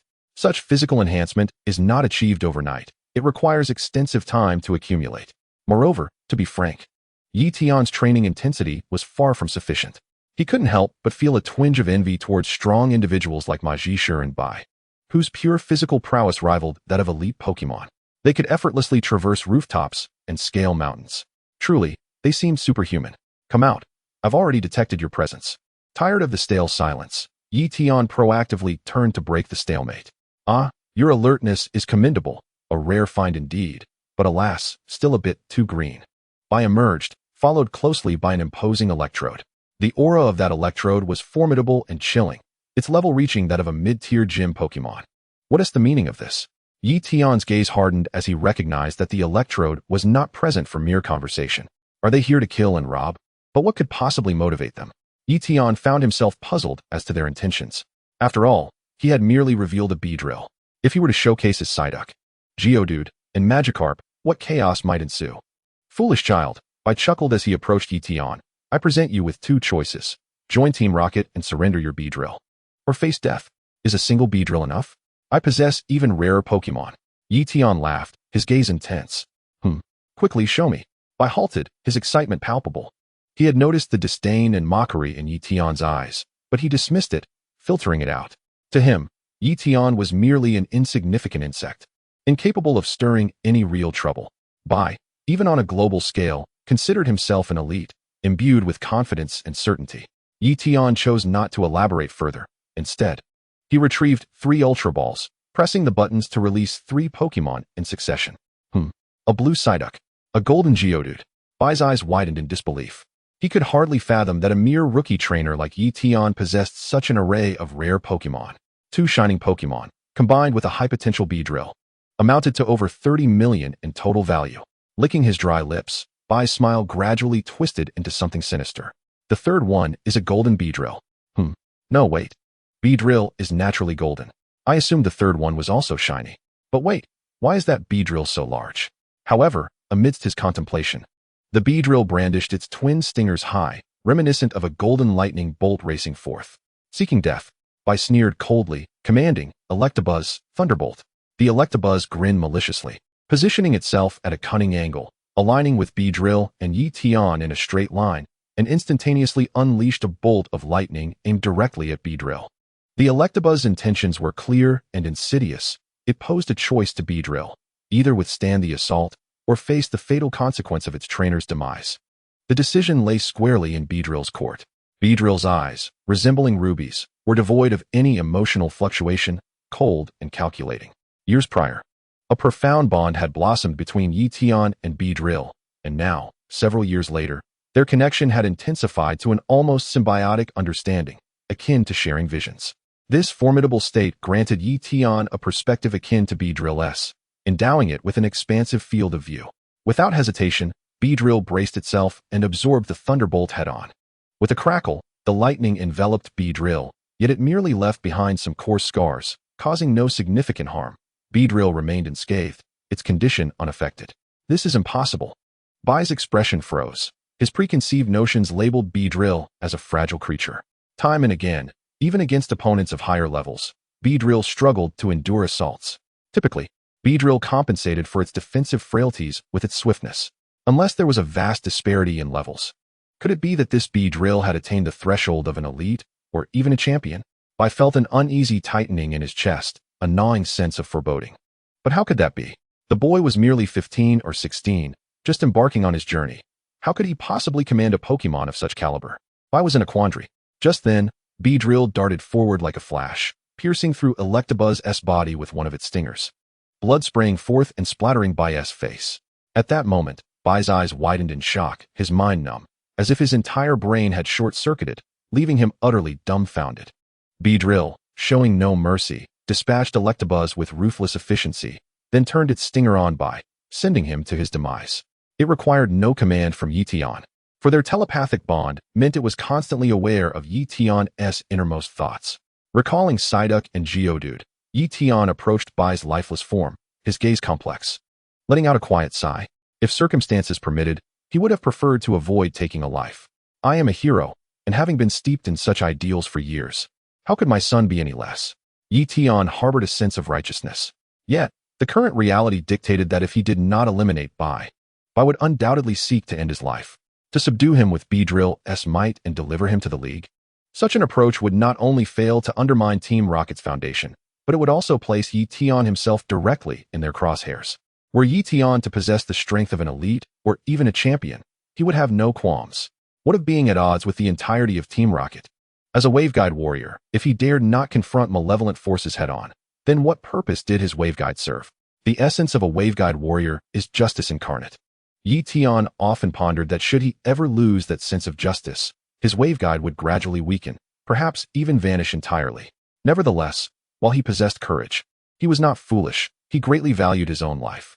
Until he had fully matured, he would never act recklessly, triggering consequences that could affect everything. Ultimately, it was a matter of insufficient strength. Ye Tian mused heavily. Presently, in the face of a true adversary, he could rely solely on Beedrill. His other companions, while each endowed with extraordinary potential, required time to fully develop. Thus, he resolved to push Beedrill's abilities to their utmost limits, to shield against the myriad of unknown dangers. At present, Beedrill stood at the pinnacle of elite status. In terms of raw power, it was already comparable to a champion. Furthermore, Beedrill's speed was also one of its strong suits, having reached the average standard of a champion. Its vulnerability lay in its defense. Though Beedrill was at the peak of elite, its defensive capabilities ranked among the lowest within that tier. This was an unavoidable innate flaw. While inadequate defense could be partially compensated for by speed, what of widespread attacks? As levels increase and power intensifies, various powerful moves, such as Hurricane and Surf, amount to indiscriminate assaults. They are nearly unavoidable. No amount of speed could prove effective against them. Thus, it was imperative for Beedrill to enhance its defense, or rather, its durability. Mysterious Guardian? Ineffective. There exists no absolute immunity in this world, at best only increased resistance, and even that only works against equally or lesser-leveled opponents. Against those of higher levels, resistance wanes. Moreover, Beedrill lacked the invulnerable traits of Pokémon like Kingler or Torterra, possessing numerous weaknesses that Mysterious Guardian could not shield against. Therefore, for Beedrill, Mysterious Guardian bore little significance. Beedrill's essence was akin to a high-attack, high-speed assassin, with both power and speed maxed out. What more was lacking? A shield or a revival armor? A shield, if utilized wisely, could mitigate damage and potentially save a life. Meanwhile, revival armor would bestow an additional life. Each possessed its merits and unique advantages. In Ye Tian's view, for Beedrill, possessing both a shield and a revival armor would be ideal. Chapter 94, The Soul of War Cloak. The multi-scale ability serves as an excellent and formidable shield. Regrettably, it is exceedingly rare, a hidden trait of Dragonite and Lugia. The legendary first-tier deity, Lugia, with its hidden trait, is indeed a marvel. Ye Tian dismissed it, thus his sights were set on Dragonite. If multiscale functions as a shield, then the ability Sturdy serves as a revival armor. Sturdy, when struck by a fatal attack, a sliver of health remains. In this world, perfect revival armor does not exist. Sturdy is already quite remarkable. However, Ye Tian refrained from bestowing the Sturdy ability upon Beedrill, for revival armor possesses an item that serves the same purpose, making it unnecessary to waste an ability slot. That item is the Power Band. It functions almost identically to the Sturdy ability, yet as an item. Beedrill merely needs to carry it without consuming an ability slot. Of course, the Power Band is an item from the game, and such a thing does not exist in this world. However, there is another item with identical effects known as the Soul of War Cloak. It is a cloak left behind by warriors who perished in ancient battles, said to be imbued with the spirits of those fighters, thus possessing remarkable effects. Pokémon Beedrill. Type: Bug Poison. First ability: Sniper. When hitting a critical, damage increases from 15x to 25x. Second ability: Sheer Force. Physical attacks double in power. Third ability: Glasses. When an attack is resisted, damage is doubled if it deals half damage, quadrupled if it deals a quarter damage. Fourth ability: None. Level: Pinnacle Elite. Potential: Semi-Divine. Skills: Twin Needle Attack, Fury Attack, Focus Energy, Poison Sting, Agility, Substitute, Shadow Clone. Introduction: The exceptionally gifted Beedrill possesses formidable power, capable of exerting its full strength even against adversaries with advantageous attributes. Bond achieved. The additional characteristic column has been unlocked. Beedrill's third ability, bestowed by Ye Tian, is the Colored Glasses, allowing it to disregard type advantages, inflicting at least 15 times the damage on any opponent. The base damage is multiplied by 15 due to its own type. As for the fourth ability, Ye Tian has reserved it for the multi-scale trait. Consequently, what Ye Tian now urgently requires is the multi-scale trait and the Spirit Cloak. If he obtains both, Beedrill's might will ensure that it can stand firm even against the Elite Four. Ye Tian paid no heed to Bai's corpse and departed without a second thought. Logically, Bai was immensely powerful and likely had considerable resources due to his dark affiliations. However, Ye Tian refrained from acting, not wishing to leave behind any incriminating fingerprints that could implicate him with both the League and Team Rocket. That very evening, Ye Tian arrived in the village where the girl from the original story resided. After visiting the girl, he sought out the village elder to inquire about clues regarding the Spirit Cloak. The Spirit Cloak is often buried within the spirit realm, which, in ancient times, was abundant across the globe. However, with the advancement of modern technology and the rise of skyscrapers, such realms have become increasingly scarce. As far as I know, in the Kanto region, only the outskirts of Golden City still harbor a relatively intact spirit realm. An elderly man, nearing his 70s, patiently explained. So, Elder, if I venture to that spirit realm, I can unearth the Spirit Cloak? Ye Tian inquired, visibly excited. Unearth? No, that would be quite difficult. Rather, it is the Pokémon that are more sensitive than us. The elder chuckled, adding, Young man, you must understand that the spirit realm is steeped in Yin energy, making it an ideal habitat for ghost-type Pokémon. Therefore, it is likely to be inhabited by many ghost-type Pokémon, and if fortune smiles upon you, you may even encounter a wild ghost-type Pokémon adorned with a Spirit Cloak. Ye Tian was taken aback. Could it be that with a stroke of luck, he might directly encounter a wild ghost-type Pokémon carrying the Spirit Cloak? Indeed, this world is rife with serendipity. Even commoners, if blessed with good fortune, often stumble upon extraordinary adventures, enabling them to rise to prominence. After resting through the night in the village, Ye Tian set forth at dawn towards the spirit realm located on the outskirts of Golden City. Following the incident at the Leaf Gym, Ye Tian initially intended to bypass Golden City and forego challenging the Golden Gym. After all, the gym leader, Naji, holds a prominent position within Team Rocket, on par with the likes of Ma Jishur. Ye Tian was reluctant to entangle himself further with Team Rocket, especially its upper echelons. Regardless, in the Kanto region, there are not merely 8 gyms as in the games. In fact, there are over 20 gyms scattered throughout. Ye Tian only needs to collect 8 badges, so missing out on the Golden Gym's badge is of little consequence. However, plans often change. Since Golden City is home to the Spirit Realm, Ye Tian felt compelled to visit. Moreover, Golden City is one of the most prosperous metropolises in Kanto, boasting the largest and most luxurious department store in the region, where rare items and precious Pokeballs abound. Naturally, Ye Tian was eager to witness this spectacle, although he intended merely to observe, ideally avoiding any confrontation with the Golden Gem. A week later, Ye Tian successfully arrived at the outskirts of Golden City's forest, with the map indicating that the spirit realm lay just ahead. Meanwhile, in Leaf City, Ma Zhishe, upon receiving a call from Junsha, hurried to the police station. "What happened, Miss Junsha? My prized disciple Bai is dead?"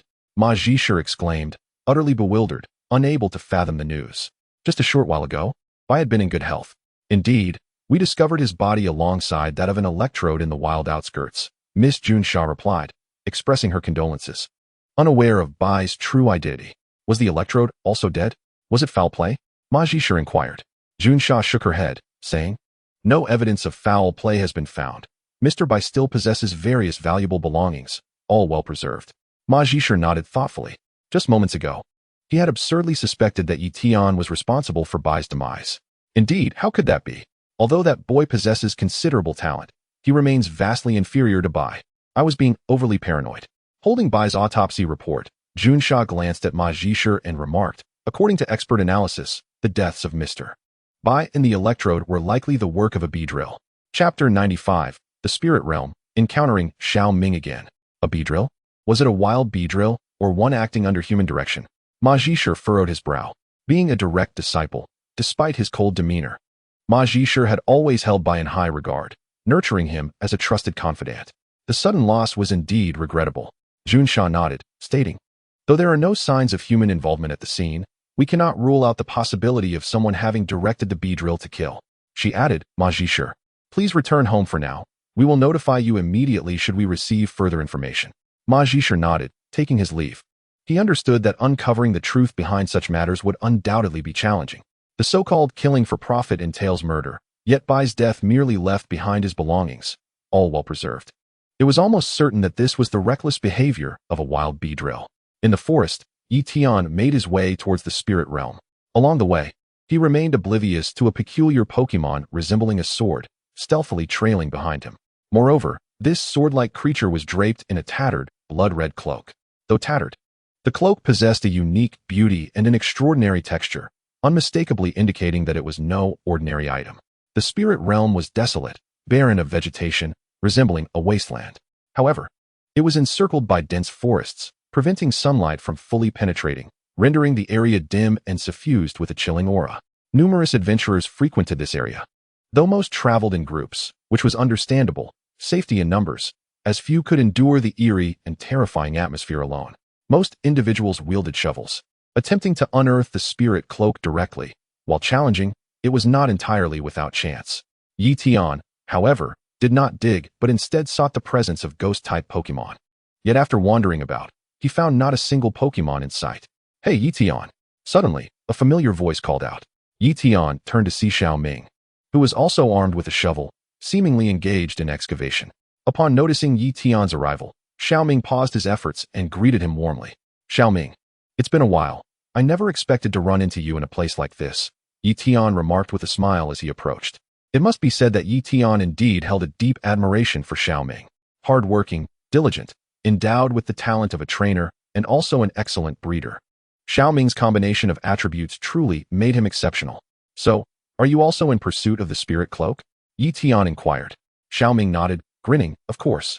Who wouldn't want such a valuable item as the spirit cloak, which is nearly impossible to purchase?" Ye Tian nodded slightly in agreement. The war spirit cloak is a highly coveted item in the market, fetching around 5 million. However, monetary value is not the primary concern. Rather, its rarity is what truly matters. Often, even those with ample wealth find it challenging to procure such an item due to its scarcity. By the way, Xiao Ming, I've heard that the land of war spirits is typically inhabited by numerous ghost-type Pokémon. Yet, after wandering around for a while, I haven't encountered a single one. Ye Tian observed Xiao Ming's somewhat unkempt appearance and deduced that he had been here for quite some time, prompting him to voice his curiosity. "Indeed." Xiao Ming replied with a slight nod and a smile. "The ghost-type Pokémon here prefer to be active at night. At this hour, they are still fast asleep. We can wait until dusk. Once the sun sets, they will all emerge." Ye Tian inquired, "You must have been here for a while. Have you come across any individuals carrying the war spirit cloak?" Xiao Ming nodded affirmatively, saying, "Yes, in fact, one appeared last night, a Jengar. However, it was not inclined to battle. It merely played tricks on everyone before vanishing. Ye Tian understood. Jengar's ability to become invisible is indeed quite troublesome. If it chooses not to engage in combat and merely seeks to tease humans, the situation becomes even more complicated. Daytime here is rather dull. It's been a while since we last met. Shall we have a battle? I am undefeated in this vicinity, Xiaoming suddenly suggested. Ye Tian smiled gently and agreed. Of course, that sounds splendid. So, shall we do one-on-one, or let's make it 3 against 3, Xiaoming replied with a grin. This way, you can see the partners I've recently captured. With that, a 3-on-3 battle quickly commenced. In broad daylight, the onlookers, feeling rather bored, gathered around with enthusiasm to watch. In the first match, Ye Tian sent out his Machoke, while Xiaoming dispatched a Scyther. Impressive, a Scyther, Ye Tian exclaimed with a smile. However, upon noting that the Scyther possessed only elite potential, he frowned inwardly. Xiaoming's luck seemed somewhat lacking. He had managed to capture a rare Pokémon, yet its potential was rather mediocre. While elite potential Pokémon are not uncommon in the wild, they certainly are not plentiful. In Ye Tian's eyes, given Xiaoming's abilities, he deserved to have Pokémon with higher potential. Even if not a gym leader, capturing 1 or 2 with master-level potential would suffice, he mused. Regrettably, Xiaoming seemed to possess strength, but lacked fortune. Ye Tian recalled his own Sandslash, which also had elite potential. When his Sandshrew evolved into Sandslash, it reached the pinnacle of elite potential, but subsequently exhausted its capabilities. Without fortuitous encounters or exceptional resources, such as Earthstones for investment, Sandslash would remain stagnant for its entire life. I'm just lucky for the moment, Xiaoming chuckled, holding a whip in one hand while scratching the back of his head. Ye Tian couldn't help but feel a pang of sympathy. It appeared that Xiaoming was genuinely pleased with his Scyther. Yet, reflecting on the mediocre Pokémon Xiaoming had previously captured, such as Rattata, Beedrill, and Butterfree, all possessing merely intermediate potential, one could hardly deny that the current Scyther was indeed a notable improvement. It was a rather disheartening situation, almost tear-inducing. Alas, Ye Tian's system allowed for only one use. Otherwise, he would not have minded secretly lending Xiaoming a hand. Suddenly, a whip crack interrupted Ye Tian's thoughts, the sound marking Xiaoming's unique command style. Upon hearing the whip crack, Scyther flapped its wings and swiftly charged toward Machoke, brandishing its scythes and unleashing a flurry of slashes. Machoke, use bulk up, Ye Tian commanded instantly. Chapter 96, The Unyielding Blade. The no-guard ability is not to be taken literally as a lack of defense. Rather, it signifies an impulsive nature, rushing headlong into battle, disdainful of evasion, much like a headstrong individual who would rather endure damage than shy away. At Ye Tian's command, Machoke crossed its arms, tensing its muscles to withstand Scyther's relentless assault. Bulk up is merely a transformation move. Once mastered, it does not require elaborate movements. Simply tensing the body suffices. In that moment, a golden aura enveloped Machoke, signaling the activation of bulk up, enhancing its strength and defense by 30%. If used consecutively, the effects would amplify even further. However, it was unnecessary, as Xiaoming's Scyther was currently only at the level of a high-tier Pokémon, and Machoke's bolstered strength was more than sufficient to overpower it. As Scyther continued its relentless strikes, it inflicted minimal damage on Machoke. Suddenly, Machoke let out a roar, swinging its arms to unleash a shockwave that sent Scyther hurtling backward. The disparity in power was glaringly evident. Finish it with Brick Break, Ye Tian commanded. With a whoosh, Machoke charged at Scyther, gathering tremendous force and releasing a brilliant white light from its palm, delivering a devastating blow to Scyther. The latter cried out in pain, soaring through the air, incapacitated. Following Scyther's defeat, Xiaoming promptly sent out his Beedrill, only for it to meet the same fate at the hands of Machoke. Your Machoke is impressively strong, Xiaoming praised, then sent out his third Pokémon, a Heracross. Xiaoming refrained from deploying his ace, viewing this battle merely as a friendly spar rather than a must-win scenario. Rather than have his Sandslash, which was trapped in a bottleneck, take the field, he preferred to train with other Pokémon. Unbeknownst to him, Sandslash was not merely bottlenecked, it had utterly exhausted its potential. Brick Break, Ye Tian commanded. As Machoke charged with formidable intensity, Xiaoming quickly cracked his whip, instructing Heracross to evade. After 2 consecutive defeats, with both of Xiaoming's Pokémon felled by Machoke's single strikes, he recognized the terrifying strength of Machoke and dared not engage directly any longer. Thus, he opted for a more agile approach to avoid confrontation. However, he failed to notice that, under an imperceptible, vicious magnetic field akin to a battlefield, Heracross's eyes had turned blood red. Due to Machoke's ability, Heracross was similarly ensnared in a state of no guard. Heracross, of course, did not evade, resulting in it being struck down by Mashoki's brick break. In an instant, Heracross was defeated, leaving Xiao Ming bewildered. What just happened? Among Scyther, Beedrill, and Heracross, the latter has the gentlest disposition. Why did it not heed my command? Xiao Ming lamented. Ye Tian burst into laughter, explaining, it isn't that your Heracross is disobedient. Rather, Machoke's innate ability renders opponents incapable of evasion. Making opponents unable to evade? That seems rather unfair. Xiao Ming's eyes widened, understanding that some Pokémon indeed possess formidable innate abilities. Yet, Mashoki's one-sided ability to incapacitate opponents was undeniably unscrupulous. Ye Tian shrugged with a smile. No? Machoke also finds itself in the same predicament, unable to evade attacks from its opponents. Upon hearing this, Xiao Ming was taken aback. The spectators around them were equally astonished, staring incredulously at Machoke. Essentially, this creature not only charged headlong into battle, but also dragged its opponents into the fray with it. If it were to encounter a stronger adversary, would Machoke not be destined for defeat? Xiao Ming furrowed his brows and inquired. Well, more or less. That's why I continuously strive to enhance Mashoki's strength. Ye Tian nodded in agreement. Indeed, in the absence of defenses, there was little strategy to speak of, only a raw clash of strength and physicality. The victor would be determined by sheer power and physical robustness. Of course, attributes also played a significant role. If one's attributes were countered, it could lead to considerable disadvantage. Thus, Ye Tian's next step was to expand the offensive capabilities of his arm strength. The range of arm strength is quite broad, allowing for the mastery of the farmer's three fists, which include the Thunder Punch, Flame Punch, and Ice Punch. Mastering these three techniques would undoubtedly enhance his combat prowess significantly. However, the electrical, fire, and ice energies within his arm strength were exceedingly weak, making direct development nearly impossible. He needed to absorb sufficient energy first, specifically medium-grade Thunderstones, Fire Stones, and Ice Stones. Although he did not possess them at the moment, the proximity to Golden City provided hope.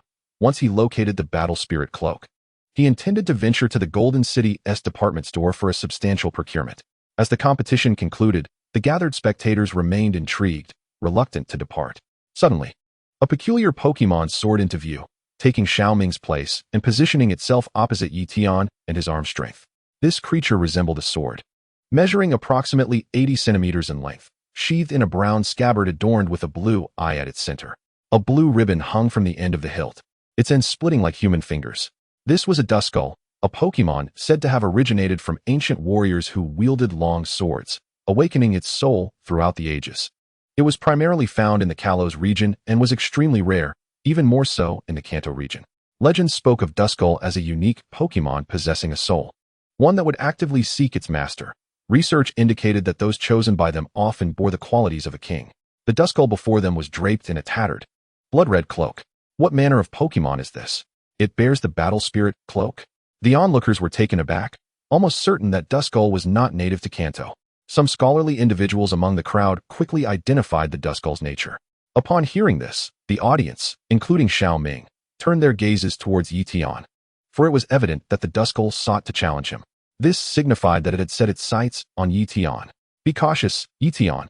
In this realm of battle spirits, only the most formidable ghost-type Pokémon can bear the Battle Spirit Cloak. Xiao Ming cautioned.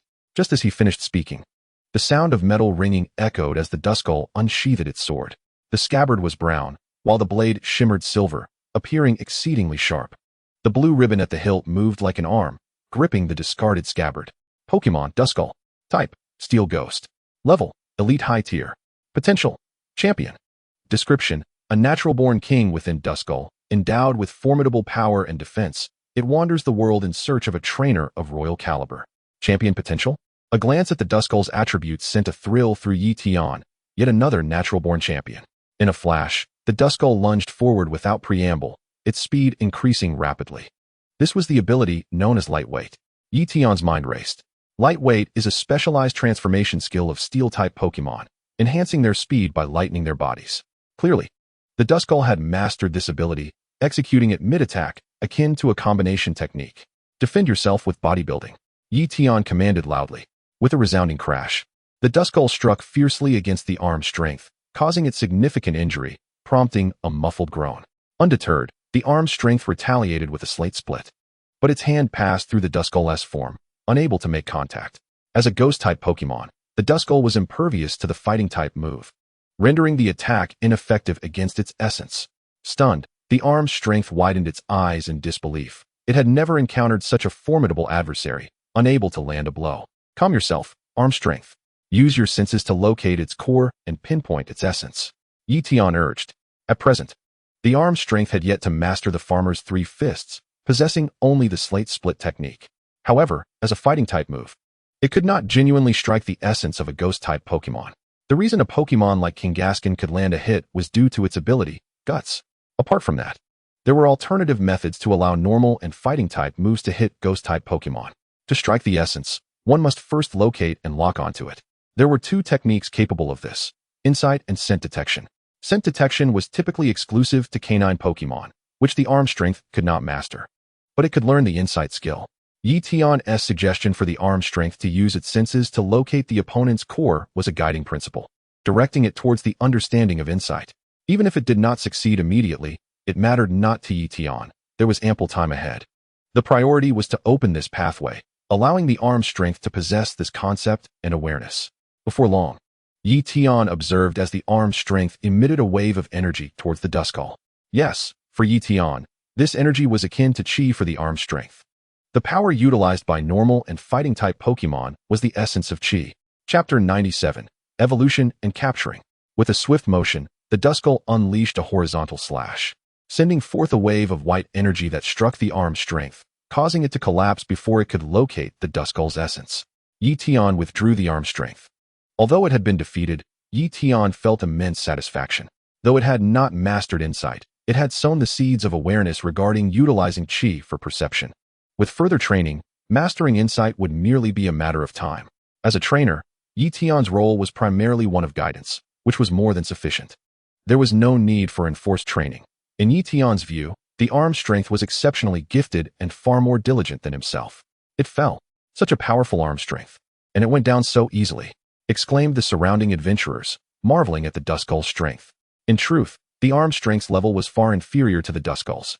Had the arm strength not bolstered its defenses through repeated bodybuilding prior to the confrontation, it would have been unable to withstand even one blow from the Duskull.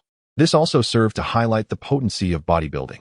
After multiple uses, the arm strength's power and defense had more than doubled within a short span. Clang. Sensing that Ye Tian had not lost his spirit despite the arm strength's defeat, the Duskull clashed its blade against its scabbard, signaling Ye Tian to continue sending out other Pokémon. Hee, what an intriguing creature. Ye Tian couldn't help but chuckle. The Duskull's final evolution was the unparalleled Charmeleon, and now it approached him willingly, endowed with natural champion potential. How could Ye Tian let such an opportunity slip away? Go, Psyduck. It's your turn to take the stage. Ye Tian declared, sending out Psyduck. A shiny Psyduck? As he gazed at the Psyduck, all the surrounding adventurers were taken aback. Who would have thought that Ye Tian, possessing such formidable strength, would also have a shiny Psyduck? Could this be the legendary child of fortune? Psyduck, summon the rain. With a command from Ye Tian, the heavens opened, and torrential rain poured down, swiftly soaking the land.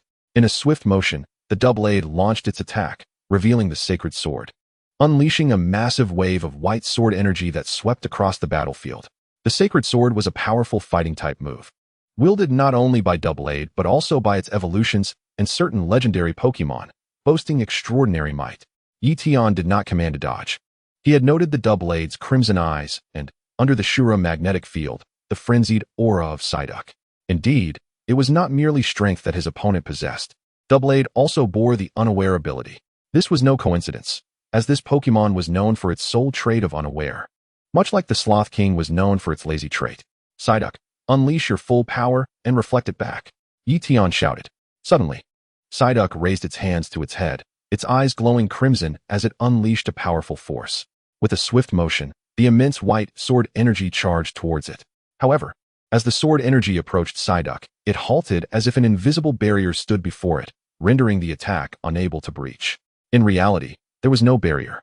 It was merely the psychic power of Psyduck at work. Psyduck managed to block the sword energy, but it did not reflect it back. Had Ye Tian overestimated Psyduck's strength? Impossible. He was well aware of Psyduck's capabilities. Rather, he had underestimated the power of Doublade and the sacred sword. With a swift movement, as Psyduck continued to brace itself, Doublade struck again with another sacred sword, sending a colossal white sword energy slicing through the air towards Psyduck. A thunderous roar erupted, akin to thunder on a clear day. With clouds of dust billowing upward, the surrounding adventurers were left dumbfounded.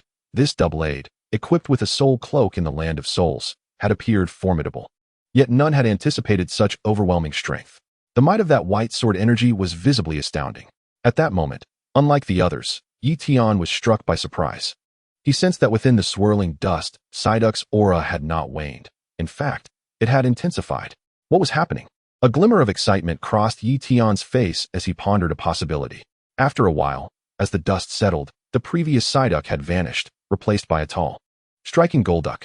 After evolving, Golduck retained its blue skin, though it appeared deeper and more lustrous than the typical Golduck. Simultaneously, Golduck's aura surged, surpassing that of Doublade by a considerable margin. Golduck, Elite Peak, Level 3 God Potential. Golduck, facing away from Ye Tian, gave a thumbs up, radiating an air of confidence. All right, Golduck, it's your turn now, Ye Tian replied, also giving a thumbs up with a smile. No sooner had he spoken than Doublade launched another sacred sword attack. This time, there was no need for further instruction. Golduck immediately used its psychic powers to reflect the sacred sword back. The white sword energy flashed past, and Doublade fell instantly. The sacred sword was a fighting-type move, and as a ghost-type Pokémon, Doublade should have been immune to it. However, the reflected sacred sword, enhanced by Golduck's psychic energy, was no longer simply a sacred sword. It bore the might of psychic power. Thus, it struck true, resulting in an instant knockout. Impressive. So stylish. The onlookers marveled at Golduck, their eyes wide with awe and admiration. A few girls even squealed, their eyes sparkling with infatuation as they gazed at Golduck, wishing to claim it for themselves. Yet, at that moment, a flash of light emanated from the soul cloak behind Doublade, and in the next instant, Doublade soared back into the air. Its eyes reflected exhaustion, yet there was also a flicker of determination and unwillingness to yield. Was this the power of the soul cloak? Ye Tian's eyes brightened, but he did not concern himself with Doublade. It was futile. After all, Doublade had the unaware ability and would not evade. On that basis, the soul cloak provided little advantage. Golduck, finish it with psychic, Ye Tian commanded. Upon hearing this, Golduck promptly placed its hands on its forehead, concentrating as it channeled its psychic energy into the ruby at its brow. In the next moment, Golduck seized control of Doublade with its psychic powers, forcefully slamming it against the ground. After several such throws, Doublade was sent flying, completely losing consciousness. Ye Tian's lips twitched. Goodness, after reviving with the soul cloak, Doublade was left with but a sliver of health. And you, Golduck, dished out quite the punishment. Despite his quips, Ye Tian seized the opportunity to capture Doublade. After all, it was a born champion, and such chances must not be missed. Moments later, Ye Tian successfully caught Doublade. Congratulations, Ye Tian, you have gained another formidable ally. Xiaoming approached to offer his congratulations. Ye Tian smiled slightly. Are you referring to Golduck or Doublade? Xiaoming paused, then chuckled. Well, it's not just one, but two formidable allies. Truly a double delight. Ye Tian too smiled with satisfaction. Capturing Doublade was indeed joyous. But Golduck's evolution and subsequent power surge was equally commendable. With Doublade now under his command, Ye Tian's team was once again complete, comprising Beedrill, Golduck, Pidgeot, Machop, Geodude, and Doublade. As for Magikarp, it was safely contained within an extra research ball. With only one research ball left, Ye Tian was reluctant to use it lightly, believing that 6 Pokémon were already sufficient. He intended to reserve that final research ball for a Pokémon egg or a newly hatched, powerless infant. In fact, as Magikarp had already matured beyond its juvenile stage, Ye Tian was prepared to send it back at any moment. After all, Magikarp was a purely aquatic Pokémon, and caring for it had proven quite challenging. Opportunities to utilize it were scarce. It would be better to return it to Professor Oak's care, allowing it to swim freely in the rivers, perhaps accelerating its growth. Xiaoming, now that I have secured the soul cloak, I must take my leave. Ye Tian bid farewell. I truly envy you. You arrived and immediately acquired it, along with a powerful Pokémon. Xiaoming chuckled, watching Ye Tian depart. The land of souls was not vast, and Ye Tian soon exited, ready to traverse the woods ahead to reach Golden City. Come forth, Doublade. Ye Tian released Doublade from its ball. Now at the elite high tier, Doublade possessed impressive self-healing abilities. After resting in the Ultra Ball for a while, Doublade had nearly restored its condition. Upon emerging, Doublade circled Ye Tian joyfully, clearly having accepted him as its trainer. Truly, it was a remarkable Pokémon that sought out trainers. And once found, it displayed unwavering loyalty. Pokémon Doublade. Type, Steel Ghost. First ability, Unaware. Second ability, Heavy Metal. Third ability, None. Level, Elite High Tier. Potential, Semi-Legendary. Skills, Shadow Strike, Aerial Ace, Critical Hit, Sacred Sword, Body Lightning, Iron Wall, Metallic Sound, Sword Dance. Description: a gifted singular sword sheath possesses formidable defense prior to drawing its sword and exhibits extraordinary strength once unsheathed. Upon evolving into the Shield Sword Beast, its trait transforms into Combat Switch, enabling two distinct modes, Sword Mode and Shield Mode. Sword Mode boasts immense offensive capability, while Shield Mode offers remarkable defensive strength. In Sword Mode, the physical and special attack capabilities of the Shield Sword Beast are exceptional. However, the skills it can master are predominantly physical in nature. Thus, Ye Tian opted for a physical attack route, directly augmenting it with the Hercules trait. Chapter 98, Light Metal. If it is the Shield Sword Beast, as long as it adeptly utilizes the Combat Switch mode, its power and defense are naturally maximized. After adding the Hercules trait, Ye Tian further enhanced its strength, leading him to contemplate speed next. There are few traits that can reliably enhance speed, most requiring additional conditions such as specific weather or status abnormalities. The two that can reliably boost speed are Accelerate and Light Metal. Accelerate. In battle, speed increases progressively over time. Light Metal, a high-quality light metal that halves its own weight, significantly enhancing speed. Naturally, Accelerate is the optimal choice, as it allows for sustained acceleration, increasing speed by 30% with each activation. Triggering it a couple of times can rival the effects of Light Metal. Of course, Light Metal is also quite commendable. In the game, the Light Metal trait is exceedingly rare, mostly existing as a hidden trait, and its effect merely has weight without any acceleration benefit. This is evidently not very scientific. If there were no additional benefits, why designate it as a prestigious hidden trait? In reality, having weight would inevitably enhance speed. Take the example of Scyther and its evolution, Scizor. Scizor, as an evolved form of Scyther, has the same base stats of 500, showing almost no improvement. Scyther possesses commendable power and exceptionally high speed. Conversely, while Scizor's power has significantly increased, its weight gain has drastically reduced its speed. Thus, many jest that Scizor is merely a transformation and not a true evolution, given that its overall strength has not notably improved. What constitutes evolution in this case? However, Scizor does possess a hidden trait, which is Light Metal. A rare few Scizor have the Light Metal trait, rendering their weight considerably lighter than their counterparts, making them comparable in speed to Scyther and surpassing ordinary Scizor. In the original work, it is undeniable that Shigeru's Scizor possesses the Light Metal trait. With its formidable strength combined with the speed advantage from Light Metal, its overall power naturally far exceeds that of Scyther. Of course, only a select few Scyther with hidden traits can ultimately evolve into Scizor with the Light Metal trait. The average Scyther will not do so. Standard traits remain unchanged post-evolution. Only hidden traits result in hidden traits upon evolution. Due to their rarity, they are referred to as dream traits, characteristics of the fantastical. For the Shield Sword Beast family, speed is significantly lacking. With its unique dual-mode form, it possesses immense strength and defense, yet its speed is exceedingly slow. This imperfection is perhaps its defining flaw. In Ye Tian's view, solely relying on Accelerate may not suffice. The acceleration boost is merely a percentage increase based on its already low speed. Thus, the benefits from Accelerate would be minimal. It is possible that after triggering Accelerate twice, the gain would still be less than a single acceleration from a high-speed Pokémon like Blaziken. In contrast, Light Metal serves to enhance base speed. Assuming the base speed of the Shield Sword Beast is 50, triggering Accelerate would increase speed by 15 points. However, with the Light Metal trait, its base speed might rise to 80 points, allowing each acceleration to boost speed by 24 points. Viewed in this light, Light Metal is indeed essential for the Shield Sword Beast. If forced to choose between Accelerate and Light Metal, Ye Tian would even prefer Light Metal. The Light Metal trait is also quite rare. Ye Tian currently possesses only one. He previously intended to assign it to Pidgey, but that attempt failed. When Pidgey evolved into Pidgeotto, he tried again, but to no avail. At that moment, Ye Tian considered a possibility. Perhaps the Light Metal trait can only be conferred upon Steel-type Pokémon. And indeed, the singular sword sheath is a dual-type Steel Ghost Pokémon. Ye Tian proceeded to apply it. This time, the endeavor was successful, and the singular sword sheath acquired the Light Metal trait. Singular Sword Sheath, No Guard, Hercules. Light Metal Elite High Tier, Semi-Divine Potential. After acquiring the Light Metal trait, the Singular Sword Sheath remains at Semi-Divine Potential, without ascending to Divine Beast Potential. However, this is inconsequential, as Ye Tian firmly believes its combat capabilities have significantly improved.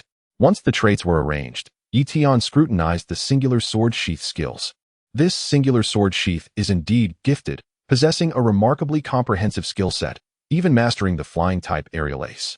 With Ghost-type Shadow Strike, Flying-type Aerial Ace, Dark-type Critical Hit, and Fighting-type Sacred Sword, its offensive coverage is quite impressive, potentially allowing for the assignment of an adaptability trait.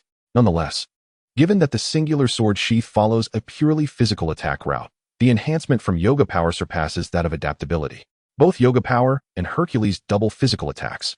However, this is a matter for another time. After all, the Singular Sword Sheath currently has only 3 trait slots, which are already filled. Future considerations for Yoga Power or Accelerate can be postponed. Moreover, Ye Tian does not possess Yoga Power or Accelerate at present. There is no rush. Singular Sword Sheath. Let us test your speed, Ye Tian suddenly declared. The Singular Sword Sheath paused, assuming this was a test from Ye Tian, and accelerated fiercely forward. To its astonishment, its speed had significantly increased. Previously, the Singular Sword Sheath was notably slow. Despite being at the elite high tier, its speed was among the lowest in the elite realm. Naturally, with the No Guard trait, speed was not critical. However, as the Singular Sword Sheath would eventually evolve, becoming the Shield Sword Beast, it would no longer have the No Guard trait, and the importance of speed would soon become apparent. Now, let us test your strength, Ye Tian chuckled. The Singular Sword Sheath nodded and swiftly drew its sword for a slash, cleaving through a massive tree with a resounding crack, causing it to crash down and kick up a cloud of dust.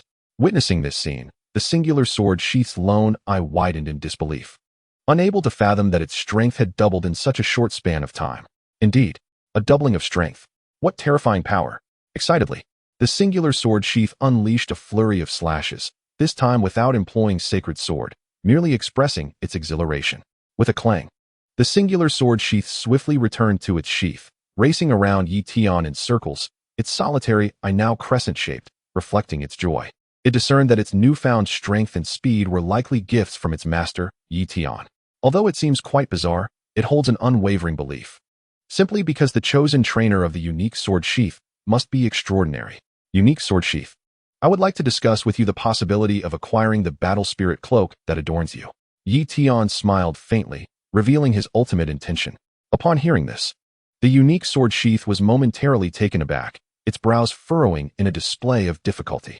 This Battle Spirit Cloak was a hard-earned trophy, obtained after vanquishing numerous formidable foes in the land of battle spirits.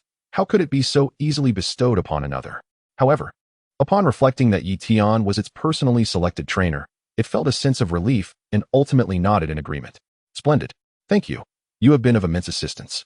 Ye Tian beamed with joy, swiftly removing the Battle Spirit Cloak from the unique sword sheath and promptly draping it over the Beedrill.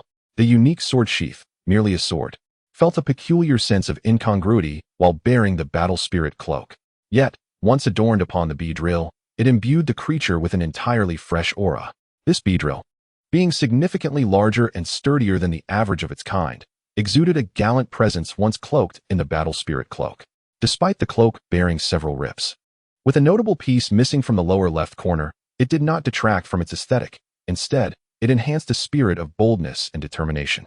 With a clang, the unique sword sheath, sensing the formidable presence emanating from the Beedrill, immediately unsheathed itself and lunged forward with a strike. Truly, it was a creature of relentless aggression, devoid of any defensive attributes. Regrettably, the disparity between the two was insurmountable. The Beedrill casually swept its spear, sending the unique sword sheath flying far away, crashing into a large tree. Return, unique sword sheath. Ye Tian sighed with a wry smile as he called it back. He had dispatched the Beedrill and personally adorned it with the Battle Spirit Cloak. The unique sword sheath, observing this, could hardly be unaware that the Beedrill was a comrade, a partner. In Ye Tian's view, this was merely a playful display of rivalry, as he was the trainer it had selected with great care, investing considerable emotion into their bond. Yet, Ye Tian, oblivious to the sentiment, had removed its cloak and presented it to another Pokémon right before its eyes. How do you feel, Beedrill? This Battle Spirit Cloak allows you to withstand lethal attacks and remain standing. Ye Tian was confident that the unique sword sheath was merely sulking and that there was no lasting harm. Thus he redirected his attention to the Beedrill. The Beedrill darted forward, executing a few rapid thrusts with its spear, nodding in satisfaction. Excellent, I'm glad you like it. Ye Tian nodded, recalling the Beedrill as he set off toward Golden City. With the battle spirit cloak now in place, the only remaining task was to locate a Dragonite with multi-scale. Where could you possibly be? However, if it were indeed a Dragonite with multi-scale, it would likely be of a very high level, much like Professor Oak's, which started at champion rank. The Beedrill would hardly stand a chance. Chapter 99, The Department Store. It is worth noting, however, that the mini Dratini gifted by Professor Oak to Shigeru also possesses a hidden ability. Although it is a hidden ability, the Dratini's ability is not multi-scale. It only gains that upon evolving into Dragonite, and even Dragonair does not possess it. Alas, Shigeru's mini Dratini, which he has raised since he was 7, has yet to evolve after so many years. Ye Tian felt a twinge of helplessness. For the first time, he found himself so concerned about another's Pokémon. The primary challenge for Dratini lies in its first evolution. Once it evolves into Dragonair, the transition to Dragonite becomes considerably easier. Logically speaking, after several years of care, Shigeru's Dratini should have developed a substantial foundation. Coupled with the various challenges he would encounter on his journey, it should surely have evolved by now, Ye Tian pondered. Nonetheless, he was not inclined to place all his hopes on Shigeru's mini Dratini. During his travels, he would certainly keep a watchful eye on Dragonites and their trainers. However, when it comes to multi-scale, Mega Evolution is truly the ultimate trump card. Ye Tian was aware that, due to the profound bond he shared with the Beedrill, he had already met the criteria for Mega Evolution. He merely lacked the necessary stone. The Mega Stones themselves were not exorbitantly priced. If one were to purchase a Mega Stone, merchants typically included a complementary keystone and would craft matching accessories, such as necklaces, rings, or even glasses. The issue, however, is that Mega Stones are quite costly, often starting at a staggering 100 million. After all, Mega Evolution symbolizes the pinnacle of power in this world, and the barrier to entry is set high. For an average individual, irrespective of their bond with their Pokémon, the first step is to acquire 100 million Alliance coins. Presently, Ye Tian's cash reserves amount to approximately 4 to 5 million, alongside a top-tier Thunderstone. The market value of a top-tier Thunderstone ranges between 10 million and 15 million, which Ye Tian does not intend to use for himself, but rather plans to sell for funds. Even so, this leaves him far from his modest goal of 100 million. Furthermore, Megastones are often available at a price, but in limited supply. Sometimes, having the money does not guarantee a purchase. In summary, there is no rush in such matters. Ye Tian can only take it one step at a time. Upon arriving in Golden City, Ye Tian glanced at a signpost and made his way toward the department store. As he passed by a clothing store, with a sudden bang, Psyduck unexpectedly burst forth from its Pokeball. "What is the matter, Psyduck?" Ye Tian inquired with a smile. Psyduck pointed ahead at the clothing store. Ye Tian paused and asked, "Do you wish to don some attire?" Dressing up Pokemon can indeed be a source of enjoyment. Many trainers, particularly coordinators, are quite keen on this.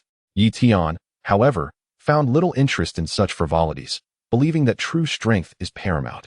Yet, he did not anticipate Psyduck's proactive request. Indeed, Psyduck nodded once more. "Very well, since you are so inclined, we shall proceed." Ye Tian chuckled, leading Psyduck into the clothing store. Psyduck, standing upright like a human, was perfectly suited to wear human clothing. Ye Tian kept his hands in his pockets, quietly following Psyduck's lead, allowing it to choose according to its own preferences. In the end, Psyduck selected a checkered short-sleeved shirt identical to Professor Oak's, paired with black surf shorts and a set of black sunglasses. Although Psyduck has a tail, the surf shorts, being designed for Pokémon, featured a hole at the back, allowing for its tail to emerge. Psyduck donned the black sunglasses, wore the checkered shirt unbuttoned, and beneath, sported the shorts that allowed its tail to show. Its overall appearance bore a striking resemblance to a streetwise youth. After admiring itself in the mirror, Psyduck nodded in satisfaction amidst the enthusiastic applause and flattery of the shop attendant. "Sir, would you like to dress in matching attire with your Psyduck? This could enhance your bond," the attendant coaxed. No thanks." Ye Tian rolled his eyes, thinking, "You are quite the diligent salesperson. Has your boss given you a raise?" However, just as he was about to decline, he caught sight of Psyduck's eager gaze. With a silent sigh, he relented and nodded in agreement. "Very well. Thank you for your patronage." With a chime, over 10,000 was deducted from Ye Tian's account. He winced at the expense. After all, his previous outfit had only cost 3 to 500. As the attendant bowed and thanked him profusely, Ye Tian departed with Psyduck, both clad in matching outfits. Naturally, Ye Tian wore shoes and had his shirt buttoned up. Even so, Ye Tian felt somewhat uncomfortable as he walked down the street, despite the fact that Professor Oak often dressed similarly. However, the age and demeanor of Professor Oak are such that, regardless of the attire he dons, there exists an inherent charm reminiscent of a return to simplicity. Ye Tian felt somewhat overwhelmed by the flamboyant ensemble, feeling rather bashful throughout the journey. Yet, ironically, due to the similarity with the design of the Psyduck, he garnered considerable attention, with some young ladies unable to suppress their laughter upon spotting him. Eventually, unable to endure the embarrassment any longer, Ye Tian decided to retract the Psyduck and put away his sunglasses. In the Golden City, the department store truly lives up to its reputation as the largest in the region, offering a plethora of items ranging from everyday necessities to various Pokemon-related goods. Ye Tian commenced his shopping by acquiring 3 medium-grade stones, a fire stone, a thunder stone, and an ice stone, which he strung together into a necklace for his Machoke to carry. This was intended to enable Machoke to absorb the energy from these stones day and night, hastening the development of the farmer's 3-fist technique. He then ventured into the evolution stone section, where various stones were categorized, and upon spotting the Beedrill Mega Evolution Stone, he was momentarily taken aback. To his astonishment, it truly existed, though it bore a hefty price tag of 12.5 million. With a wry smile, Ye Tian departed after purchasing some high-grade ingredients and healing spray, heading to the counter to settle his bill. In total, Ye Tian spent 3.15 million, receiving 315 golden tokens in return. These tokens, the size of ordinary coins and made of standard plastic, were of significant interest to him. "What is this?" he inquired, gazing at the sales clerk with curiosity. "Good day, sir. At our golden department store, for every 10,000 spent, you receive 1 token. You may exchange these tokens for prizes at the redemption area on the top floor of the store." The sales clerk maintained a professional and sweet smile as she explained. "Thank you." Ye Tian nodded slightly, making his way to the redemption area on the top floor. To his surprise, the redemption area was far more expansive and bustling than he had anticipated, resembling a grand plaza filled with numerous battle arenas. At that moment, countless trainers engaged in fierce battles within the arenas, drawing a large audience around each one. "Isn't this supposed to be the redemption area? Why does it resemble a battle zone?" Ye Tian mused, perplexed. "The redemption area is over there," a young man with blonde hair suddenly interjected, pointing out the area before adding with a grin, "As for these battle arenas, they are essentially gambling platforms where participants wager their tokens for a chance to win even more tokens to exchange for better prizes. Wouldn't you agree?" "Ah, I see." Ye Tian nodded slightly, parting ways with the blonde youth, and began observing the battle arenas. The plaza, though filled with countless arenas, was generally divided into 3 sections: the 1 yuan area, the 10 yuan area, and the 100 yuan area. In the 1 yuan area, wagers typically consisted of 1 or 2 tokens, engaging mostly novice trainers, including children as young as 10 who had yet to officially debut. In this world, one must be at least 15 years old to register as a trainer, and non-trainers are not permitted to capture Pokemon. Nevertheless, it posed no issue for children to train their family Pokemon. For instance, little Shigeru had trained a Dratini since he was about 7 years old. What could be wrong with that? Similarly, at the age of 7, Ye Tian and Little Chi had each obtained a Caterpie and a Tadbulb, as those Pokemon chose to follow them without being captured. In the 10 yuan area, the stakes were 10 tokens, and the trainers displayed noticeably greater skill. The 100 yuan area required a wager of 100 tokens, though more could be wagered at the discretion of both parties, as it was entirely voluntary. No one could be coerced into gambling. Without hesitation, Ye Tian made his way to the 100 yuan section. "Well done, Nidoking. Use Horn Attack," commanded a purple-haired youth, and his Nidoking swiftly knocked down the opposing fire Pokemon. Truly, battles in the 100 yuan area featured final stage Pokemon, showcasing a noticeably higher caliber of competition compared to the 1 and 10 yuan areas. Moreover, the audience here was far more numerous than in the previous sections. Of course, despite both Nidoking and the fire Pokemon being final evolutions, they had evolved via evolution stones rather than through natural training, meaning that possessing the financial means to acquire evolution stones did not wholly equate to strength. Next, as the battle concluded, the trainer who had used the fire Pokemon descended the arena, while the purple-haired youth wore a smug grin, surveying his surroundings. For a moment, the crowd remained silent. After all, in the 100 yuan area, genuine trainers were relatively scarce, and those with true skill were unlikely to act recklessly, as tokens, despite being complimentary, were still quite valuable, requiring 1,000,000 to obtain 100 tokens, a significant cost that one would not wish to squander carelessly. Seeing that no one was stepping forward to challenge him in the arena, Ye Tian boldly approached. "Oh, are you next? I'm Tian Yuan. May I have your name?" he asked. Ye Tian, came the response, and the two exchanged names. Tian Yuan nodded and smiled. Then Ye Tian, please send out your Pokémon. We shall have a one-on-one battle. I will still use this Nidoking. Chapter 100, A Streak of Victories. Elite Intermediate. Ye Tian cast a glance at the Nidoking, mentally assessing its prowess. The aura it emitted was remarkably solid. Unlike the ethereal presence of many Pokémon in the trainer class, this Nidoking was genuinely of elite intermediate caliber. Knowing that this was a wagered match, Ye Tian understood the necessity of taking it seriously. However, this would mean putting off the opportunity to train Machoke and Geodude once more. With a flash of white light, Ye Tian sent out his Doublade. Tian Yuan blinked in surprise at the sight of Doublade, having never encountered one before, and was momentarily taken aback. What Pokémon is that? It looks like a sword, so unique. Could it be a new species? Many spectators widened their eyes in astonishment. However, a few knowledgeable individuals quickly interjected. That's Doublade, a Pokémon from the Kalos region. It's indeed quite rare in our Kanto. Regardless, as long as it's a Pokémon, it shouldn't be a problem. Take it down, Nidoking. Use Horn Attack. Tian Yuan commanded, and Nidoking roared in response, raising its spirits before charging fiercely at Doublade with its sharp, poisonous spikes. From Ye Tian's perspective, he could clearly see the crimson glow in Nidoking's eyes. Likewise, Doublade's eyes also glowed a fierce red. Standing behind Doublade, Ye Tian could not see its eyes, yet he sensed the overwhelming ferocity emanating from it.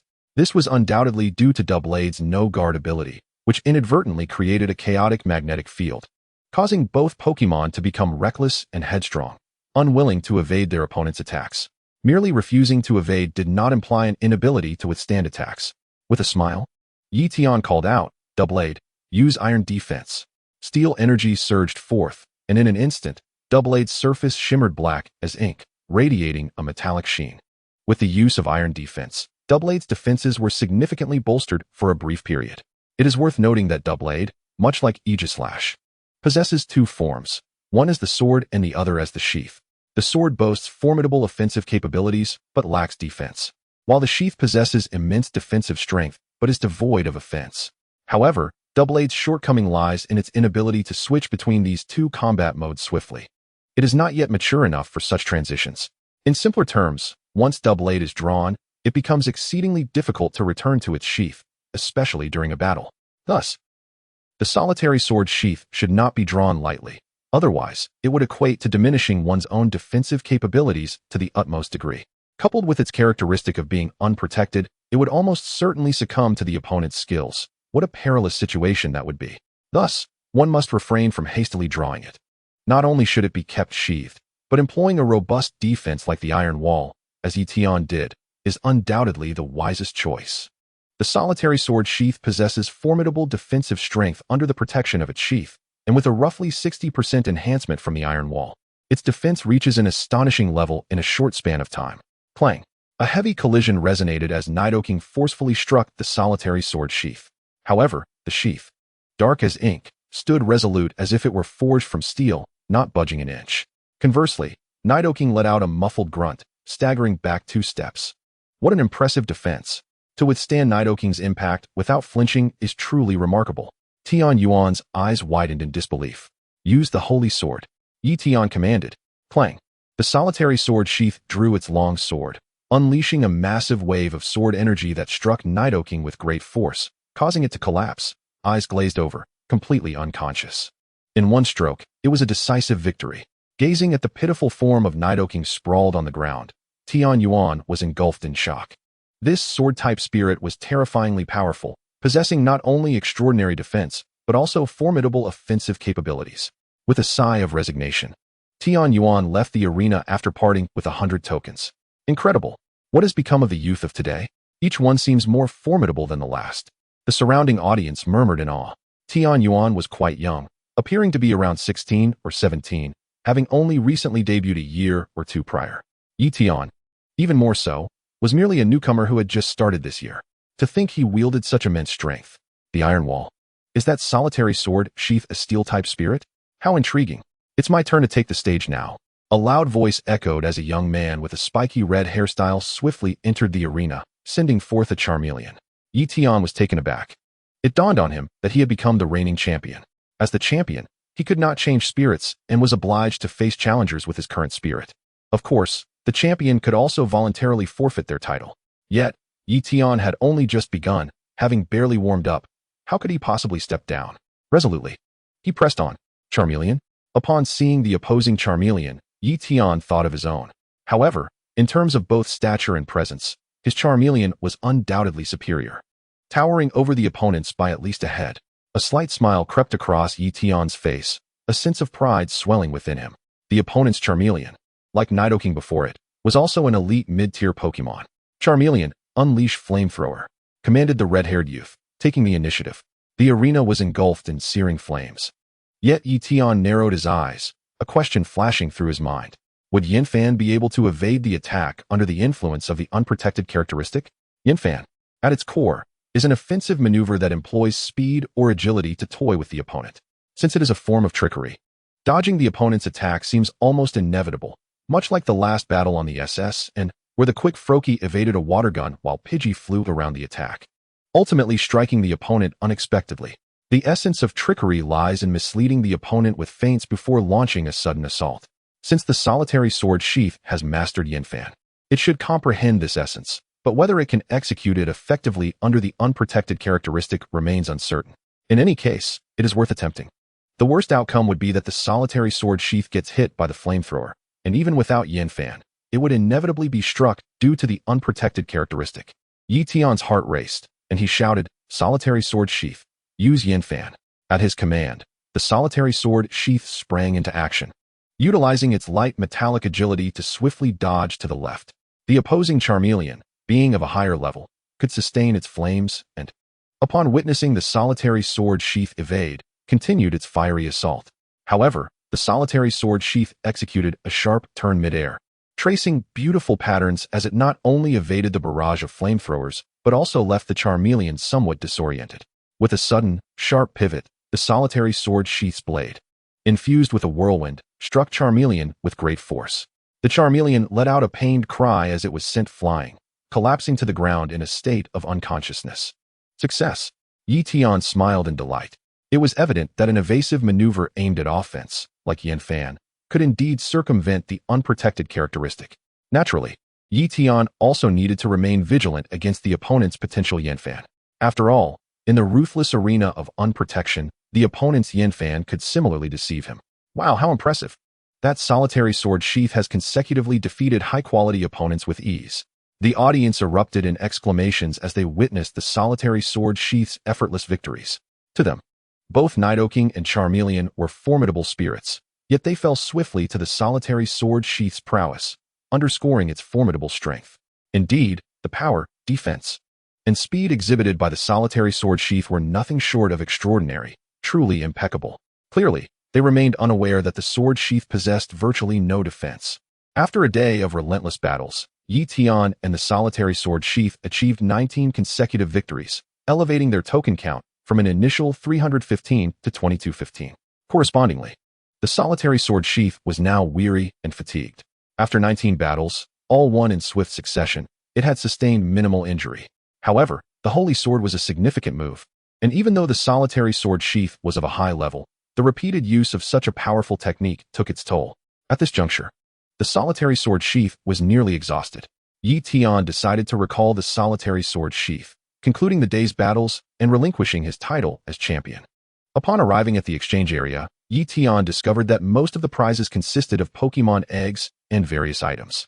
Inferior ores, typically worth 100,000 each outside, could be exchanged here for just 100 tokens.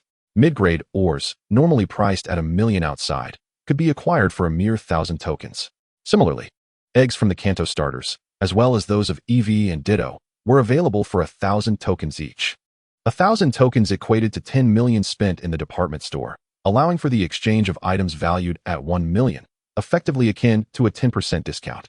Naturally, Ye Tian learned that many seasoned players frequented this department store, often starting with 1 or 10 tokens, and had no idea how much they had accumulated since.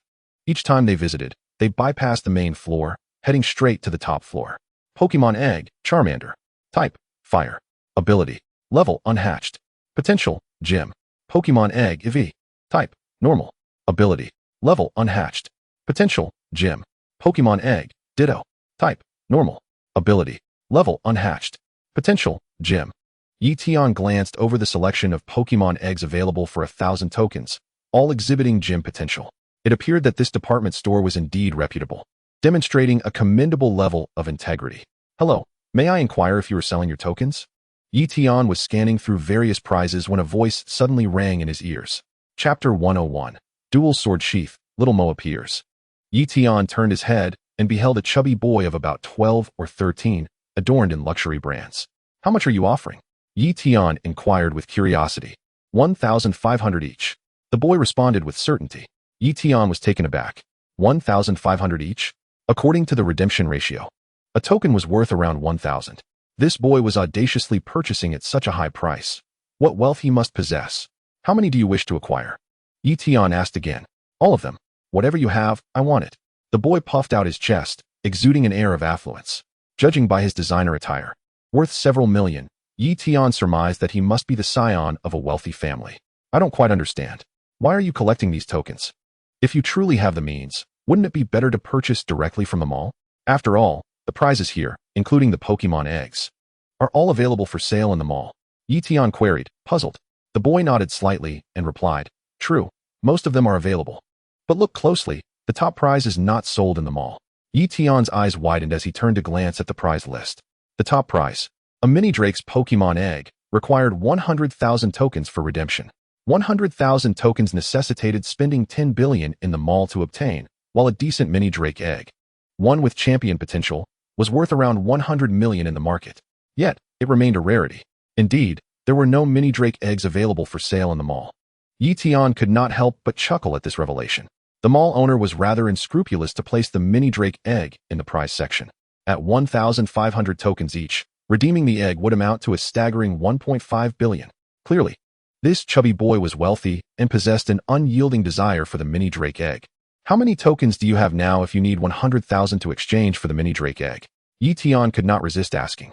The boy cautiously eyed Ye Tian before responding. Over 20,000. Ye Tian was taken aback, sighing. Isn't that still quite far from your goal? Mind your own business. I'll gather them slowly. One day, I'll have enough, the boy retorted, rolling his eyes. All right then, enough about me. How many tokens do you have? Ye Tian replied honestly, a little over 2,000.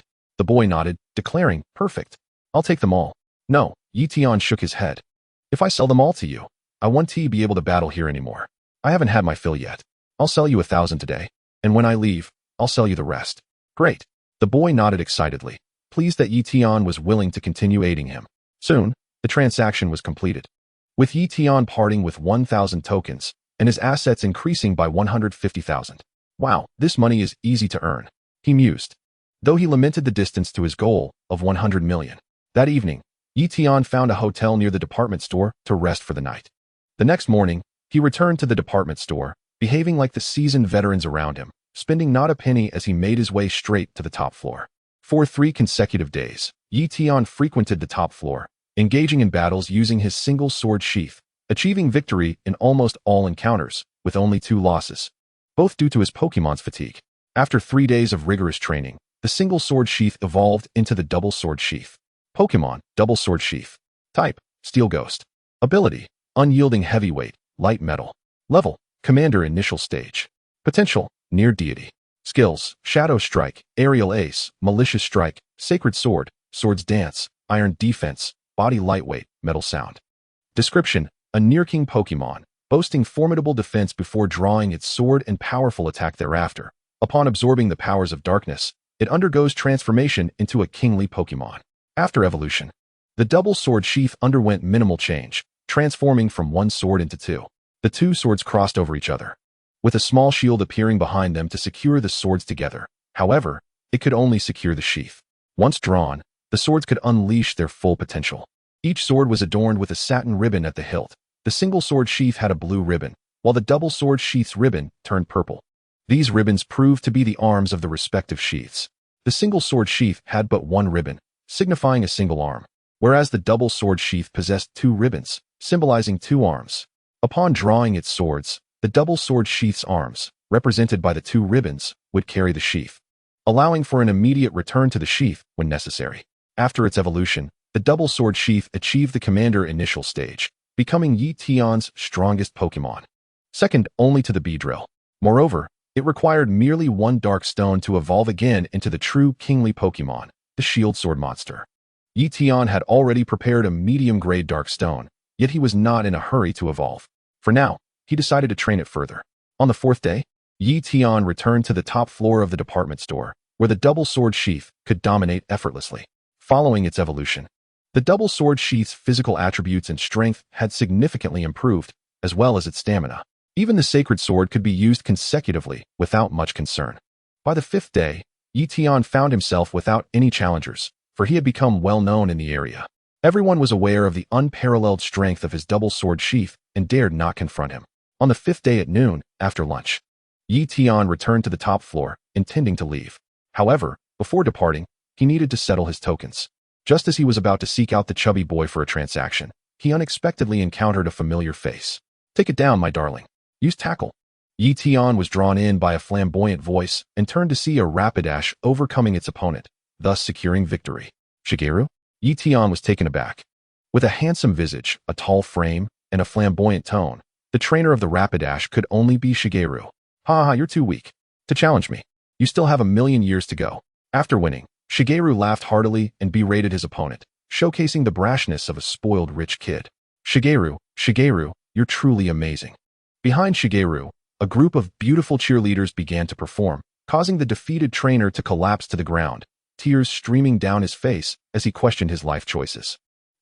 Useless wretch, get off the stage and make room for my next prey," Shigeru declared arrogantly, and soon he spotted Ye Tian not far from the sidelines. "Ye Tian, you're here too? Perfect, come battle me," Shigeru exclaimed with excitement. Throughout their childhood, he had never once bested Ye Tian, yet he approached each challenge with unwavering confidence, convinced he would win. This time was no exception.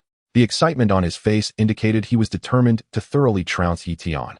Despite the fact that he had always been the one to be bested, Ye Tian smiled and approached, relieved to find a worthy opponent, which would allow him to earn some tokens. "Ye Tian, I don't care how many tokens you have. I'm sure I have more. Let us go all in. We'll have a 3-on-3 match, with each side allowed one substitution, but you cannot use your Beedrill." Shigeru quickly laid out the rules. He even added the stipulation about the Beedrill, well aware of its formidable power from their past encounters. 3-on-3. No problem. Ye Tian nodded in agreement, initially expecting Xiao Mao to propose a full 6-on-6 battle.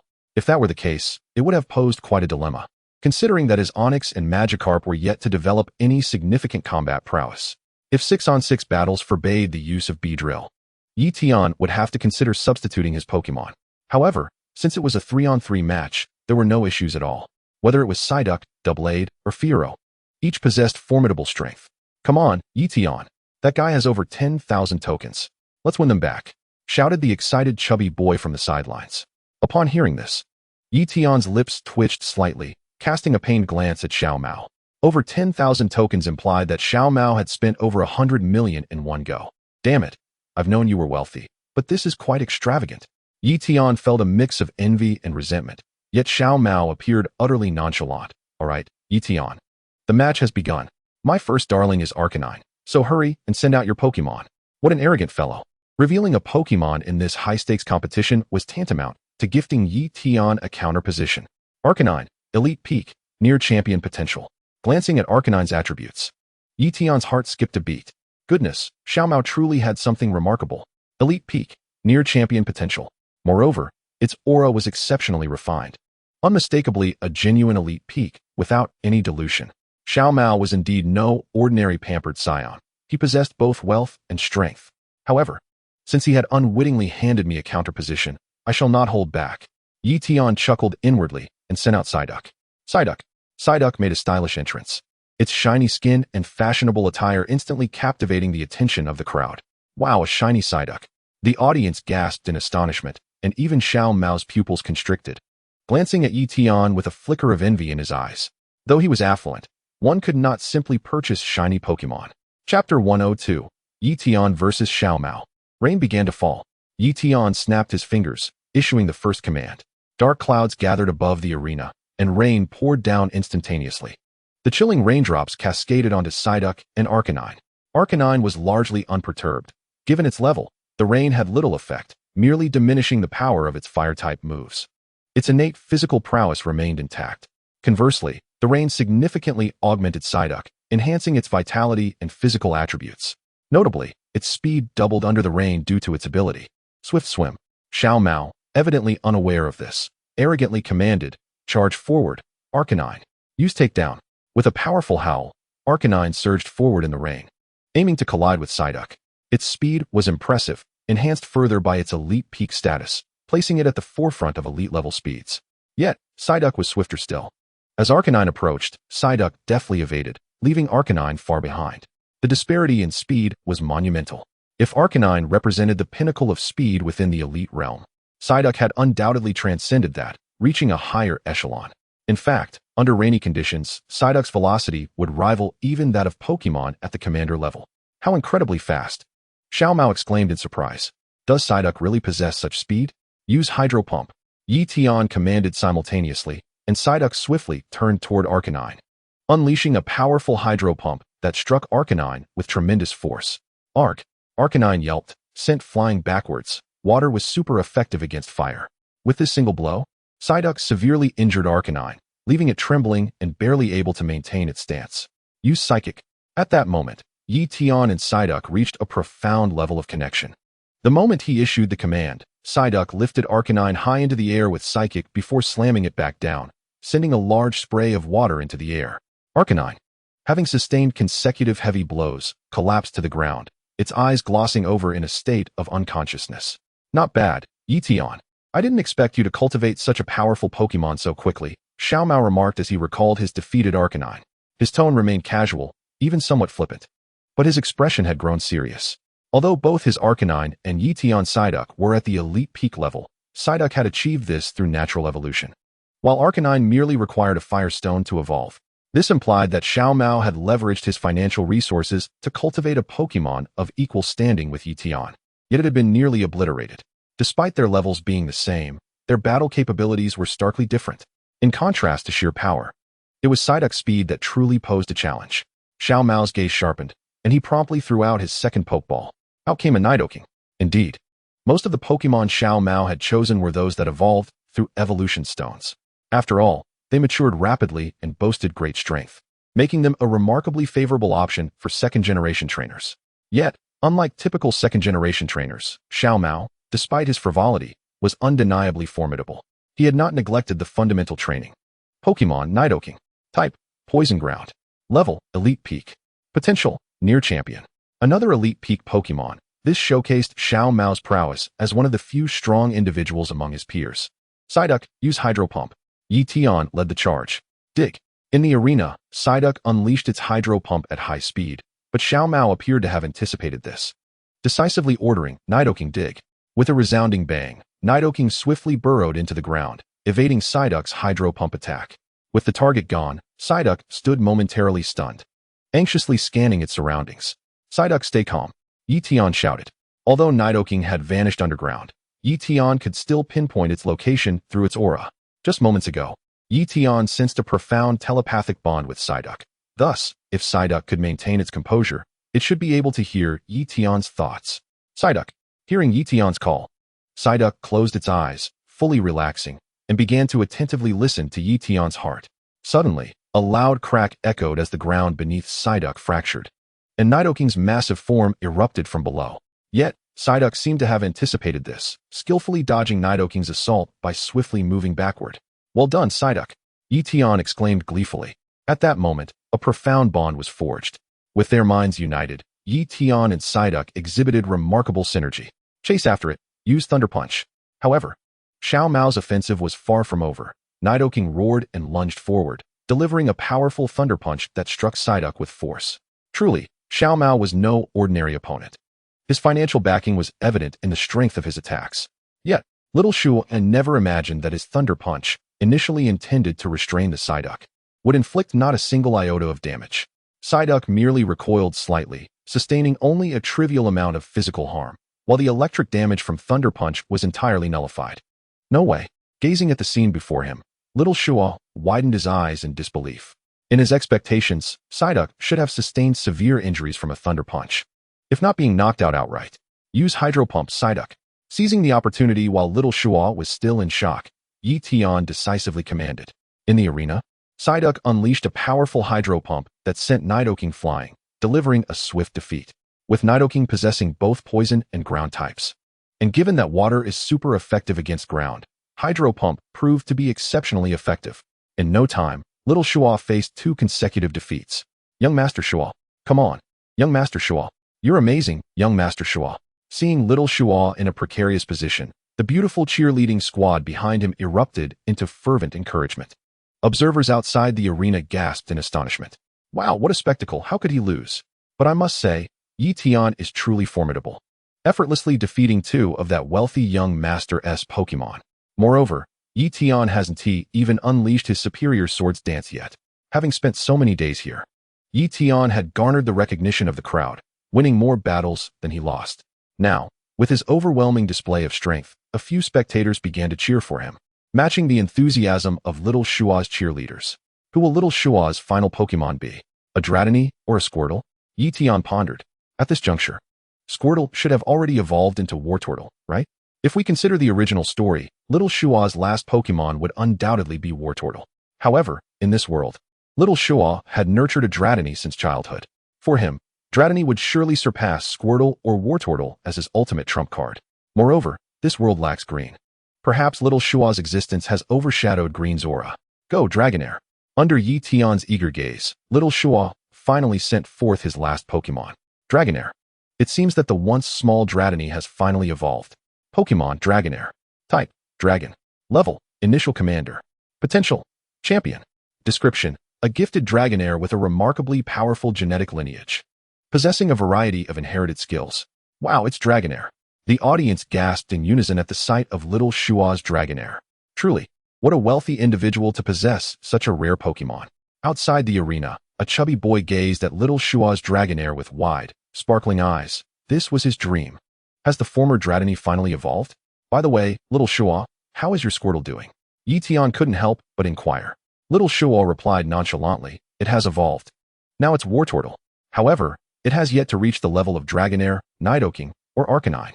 Ye Tian nodded, understanding the implications. Setting aside Dragonair, it was evident that this Pokémon was little Shua's ace, having been nurtured since childhood. Nidoking and Arcanine, on the other hand, were evolved using evolution stones, allowing them to attain power rapidly. Conversely, Squirtle or Wartortle could not utilize evolution stones and had to evolve naturally, making their cultivation considerably more challenging.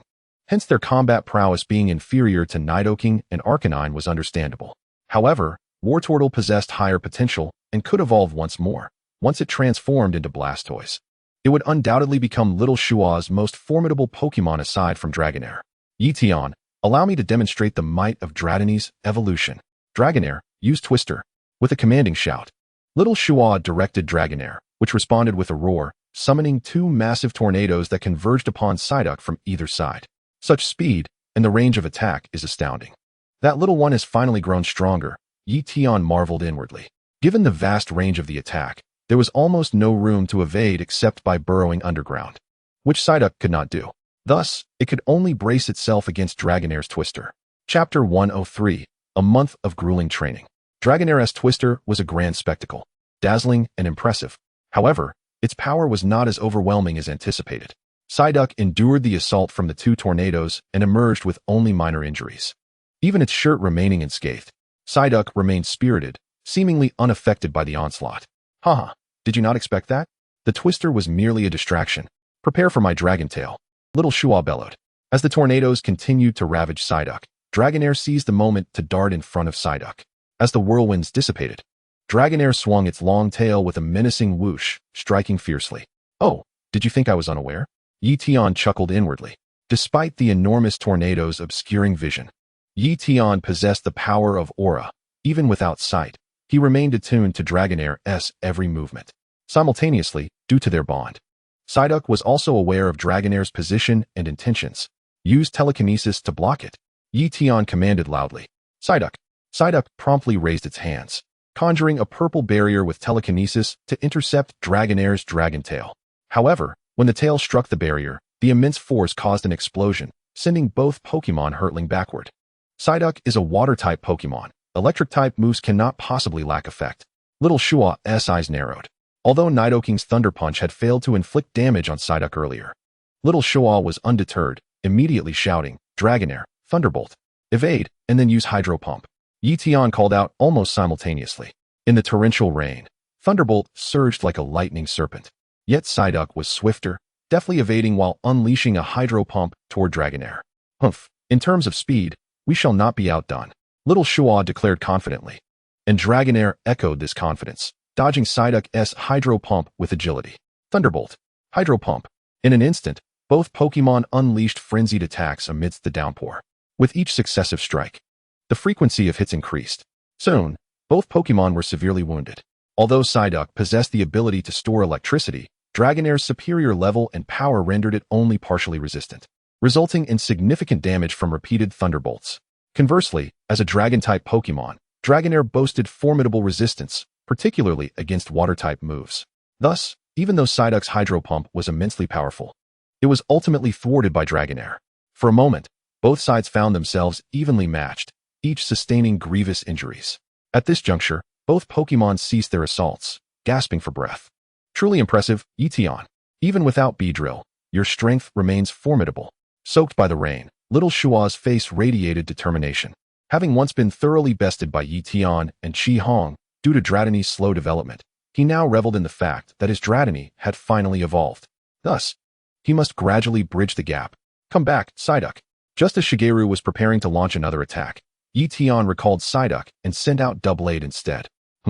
Isn't that a Pokémon native to the Kanto region? Staring at Doublade on Ye Tian's field, Shigeru was momentarily taken aback. As the grandson of Professor Oak, Shigeru had received a superior education from a young age, making him quite knowledgeable. However, his erudition was largely confined to the Kanto region. His understanding did not extend beyond Kanto, although he was somewhat familiar with the Pokémon from Chengdu due to the region's proximity. Doublade primarily thrived in the Kalos region, making its presence in Kanto rather rare. Ye Tian provided a brief explanation to Shigeru's inquiry. Kalos. Shigeru nodded slightly. Although he had never visited Kalos, he was well informed about it. After all, Kalos was the first region to implement Mega Evolution, and it was known for its abundance of Megastones. Most of the Megastones currently in Kanto were imported from Kalos. As for the existence of wild Megastones in Kanto, that remained uncertain. Perhaps they existed. Or perhaps they did not. Doublade, what an intriguing Pokémon.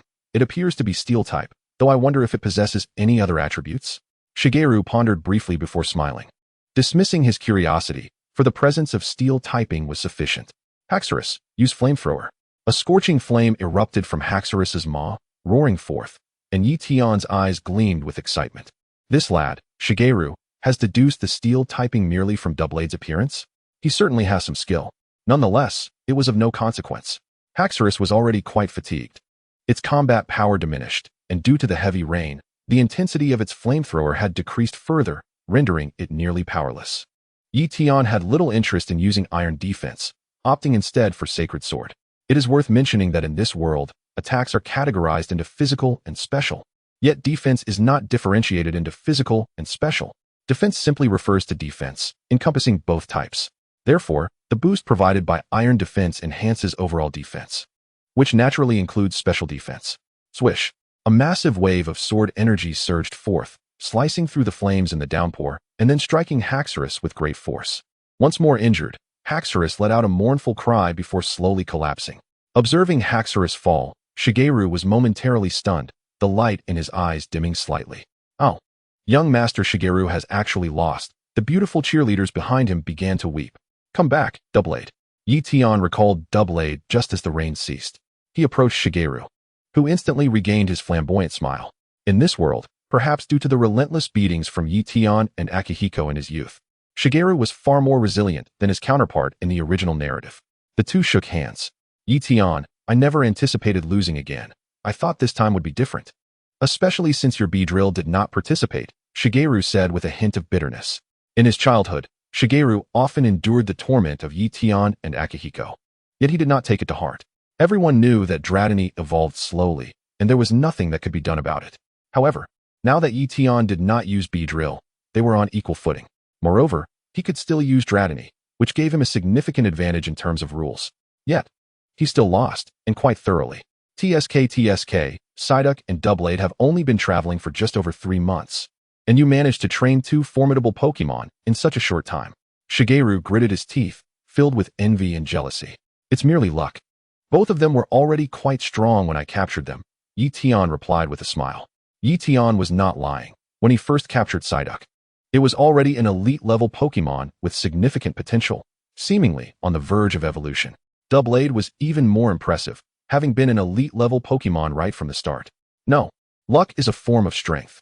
Even if a weak individual encounters a powerful Pokémon, they cannot capture it, Shigeru chuckled, saying, "All right, I must take my leave.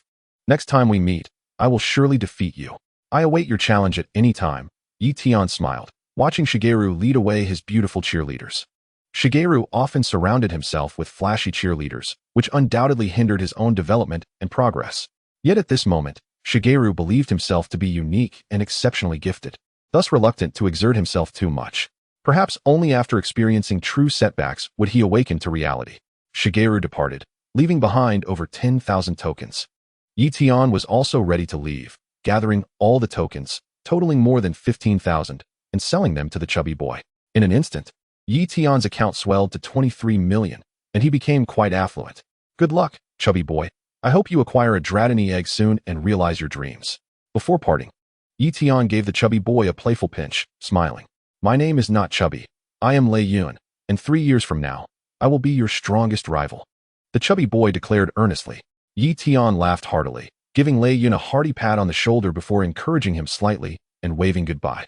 Ye Tian harbored some apprehension regarding Team Rocket, so he did not challenge the Golden Gym, but instead departed Golden City. Presently, Ye Tian possessed 3 badges, with his next objective being the Jade Rainbow Gym in Jade Rainbow City. Glancing at the map, he noted that traveling by water was the most direct route, so he decided to take that path. A month later, on a solitary island nestled between Golden City and Jade Rainbow City, Ye Tian and his companions concluded their training journey. Throughout the month, in addition to basic physical training and special move training, they also incorporated meditation under the waterfall into their regimen. Meditation was inherently a challenging practice, and meditating beneath a waterfall was even more arduous. Fortunately, after a month, everyone made substantial progress. Even Ye Tian himself experienced a significant enhancement in his physique, coming to resemble an elite-level Pokémon, and he even grew a couple of centimeters taller. Of course, compared to Ye Tian's aura, this enhancement was trivial. Over the course of the month, Ye Tian's aura power saw remarkable growth. The aura spheres he released were such that even Beedrill would not dare to take them head-on. Chapter 104, The Kingly Pokémon, Aegislash. Beedrill, powerful sniper with colored glasses near Champion Peak, near God Potential. Psyduck, relaxed in the rain, electric adaptability intermediate leader, level 3 God Potential. Doublade, defenseless powerhouse with light metal intermediate leader, near God Potential. Fearow, keen eyes, electric adaptability elite peak, champion potential. Mach-Hop, defenseless powerhouse with adaptability elite initial stage, king potential. Geodude, hard-headed, water storage herbivore elite initial stage, champion potential. Magikarp, timid, electric adaptability advanced, champion potential. Over the course of a month, Shigeru's companions made considerable progress. Psyduck and Doublade reached the intermediate leader level, while Fearow attained the elite peak. Both Mach-Hop and Geodude reached the elite initial stage, forming a preliminary combat capability. Undoubtedly, the one who made the most significant progress was Magikarp. Compared to a month ago, when it had just transitioned from its juvenile phase, Magikarp had now evolved into an advanced Pokémon. Its physique was considerably more robust than that of an ordinary Magikarp. In the original work, there is an example of a Miss Joy with dark skin who fed a calcium supplement to a Magikarp, resulting in the creature growing to an extraordinary size of 3 meters. The original text did not provide a detailed explanation for this phenomenon. Furthermore, after evolving into Gyarados, the Magikarp remained a standard Gyarados, not a larger variant. Ye Tian speculated that the reason lies in the fact that Magikarp is predominantly composed of bones. Thus, the absorption of calcium supplements could accelerate its growth. However, this would not alter its genetic makeup, and upon evolution, it would manifest as it was destined to be. Unless it were a naturally gifted dominant Magikarp, it would evolve into a dominant Gyarados. Research indicates that dominant Pokémon exhibit immense size even while still encased in their eggs. This is a matter of innate talent and genetics, which are inherently difficult to alter. Nevertheless, calcium supplements can hasten the growth of Magikarp, allowing it to mature rapidly and enhance its combat abilities. This alone is already quite remarkable. Over the past month, Ye Tian has diligently fed his golden Magikarp calcium supplements, and it has now reached a length of 150 centimeters, appearing quite massive and continuing to grow at an astonishing rate. As for Psyduck, ever since Ye Tian established a mental connection with it, its progress has been remarkable, now achieving a mid-tier leadership status. Previously, when it was still a Psyduck, it was rather lethargic, but recently, its demeanor has changed inexplicably. Perhaps it is responding to Ye Tian's expectations or sensing pressure, but it has recently become exceptionally diligent. With even a slight increase in effort, it has made significant strides. Such rapid advancement in a short time is undoubtedly linked to its remarkable potential. The greater the potential, the swifter the growth, a phenomenon that is well established in the realm of Pokémon. Currently, among the many Pokémon under Ye Tian's command, he has achieved a mental connection with Beedrill, Charmeleon, and Psyduck, who are undoubtedly his most trusted companions. Of course, Doublade is also impressive. Even with its innate champion potential, it is not to be underestimated. Moreover, Ye Tian is its chosen trainer, which naturally cultivates a strong bond and synergy. Having assessed Doublade, Ye Tian retrieved a medium-grade dark stone that he had prepared in advance, intending to facilitate its evolution. Unlike Nidorino, Doublade has long since matured, exhibiting considerable strength and a solid foundation. Coupled with a month of rigorous training, Doublade has firmly adapted to its evolved power. Thus, Ye Tian felt it was time to proceed with its evolution into its ultimate form, as that would represent Doublade's most formidable state, a transformation it eagerly desired. The rationale behind Ye Tian's choice of a medium-grade stone rather than a premium one is multifaceted. This is certainly not due to a lack of faith in Doublade or a reluctance to invest. Rather, it is because Doublade already possesses substantial potential, nearing that of a demigod. Such high potential makes it challenging to further enhance with a premium stone. While premium stones are renowned for their extraordinary effects, capable of significantly improving a Pokémon's qualifications and potential, their efficacy is inherently limited. Moreover, the effect tends to diminish for Pokémon with higher potential. Ye Tian once read a report authored by Kanna, one of the Elite Four from Kanto, who conducted an experiment on a young sea lion with only elite potential. Kanna administered a drop of a mysterious liquid worth 30 million, after which the sea lion miraculously attained the potential of a champion. However, subsequent doses yielded diminishing returns, highlighting that the gap between each tier is vast, making it difficult to bridge unless one consumes a considerable quantity, an endeavor that could cost billions. Ye Tian believes that Doublade's demigod potential is already impressive. Rather than merely pursuing potential, the focus should be on developing that potential and enhancing its strength. The question of where the limits lie remains unknown. Pursuing the elusive concept of potential can be rather futile. Presently, Doublade possesses only 3 ability slots, with many more yet to unlock, so Ye Tian is not in a hurry regarding its potential. If the need arises in the future, he can always invest more to seek that ultimate limit. Rare treasures like the mysterious drops or the ice stone hold no relevance for Doublade. But there are resources specifically designed for ghost-type Pokémon to enhance their potential, such as the dark stone, which also costs around 30 million. With the support of his system, Ye Tian is not overly concerned about acquiring such items, especially since he currently lacks substantial funds. His immediate objective is to earn 1 million and secure the Mega Evolution Stone for Beedrill. Only then will he feel truly at ease. When the time comes, what challenge could Team Rocket possibly pose? Alright, Doublade, prepare for evolution, Ye Tian declared, handing the medium-grade dark stone to Doublade. In that instant of contact between Doublade and the stone, a brilliant light of evolution erupted, prompting Ye Tian to step back. Doublade began its metamorphosis. As the radiance dissipated, Doublade transformed into Aegislash, boasting a formidable and robust sword body, with a hilt and blade spine appearing in a striking gold. The sheath transformed into a circular shield, merging seamlessly with its sword form. The blade was serrated, wider at the edge than at the center. Aegislash possessed 2 ribbon-like arms, with deep purple eyes complementing its limbs. It could shift between shield and sword form swiftly. Pokémon Aegislash type, Steel Ghost abilities, Stance Change, Heavy Metal level, High Tier Leader, Potential, Demigod moves, Shadow Sneak, Swords Dance, Sacred Sword, King's Shield, Iron Defense, Metal Sound, Power Trick. Description: a regal Pokémon, capable of swiftly transitioning between sword and shield forms. Congratulations, Aegislash, Ye Tian exclaimed, patting the front of its round shield, which resonated with a solid sound, evidencing the immense defensive capabilities of Aegislash in shield form.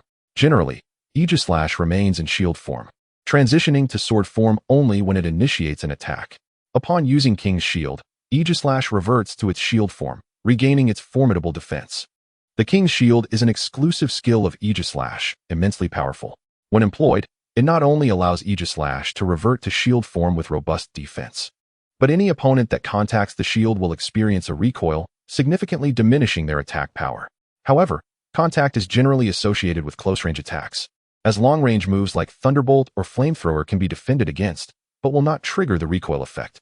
Only possessing close combat skills, such as the Farmer's 3 Fists and powerful charges, one not only faces defense but also suffers from recoil, resulting in a significant reduction in defense.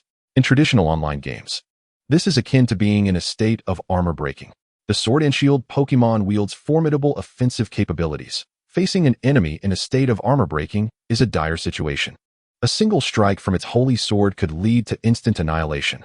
This implies that, against the Sword and Shield Pokémon, even those adept at ranged attacks, such as certain Pokémon, stand a chance. However, for those solely proficient in melee combat, like Machoke, the outcome is almost certain defeat.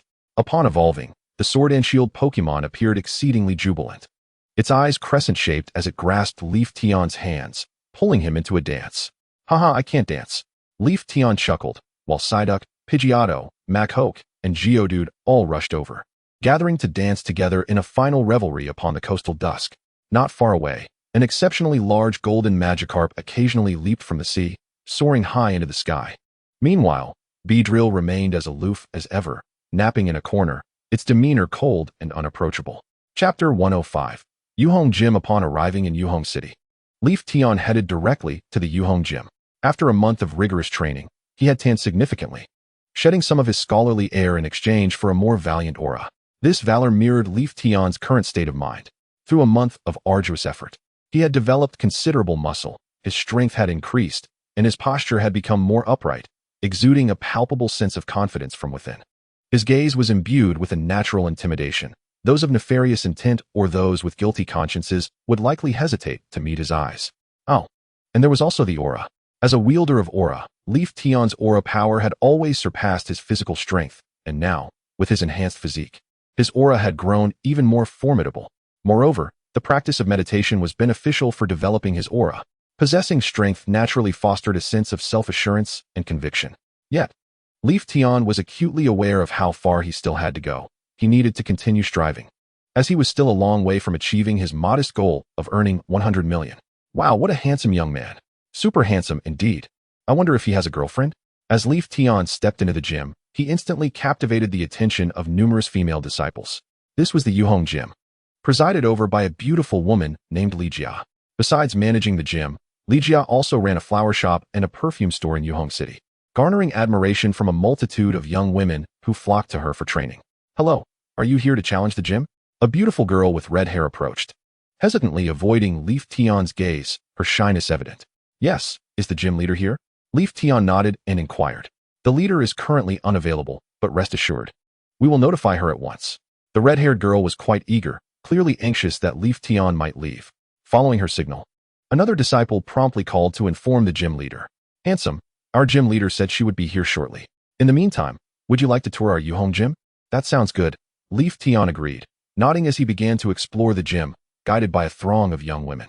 The Yuhong Gym was an enormous spherical structure filled with an array of flowers and plants, housing many grass-type Pokémon, such as Mewtwo and Oddish.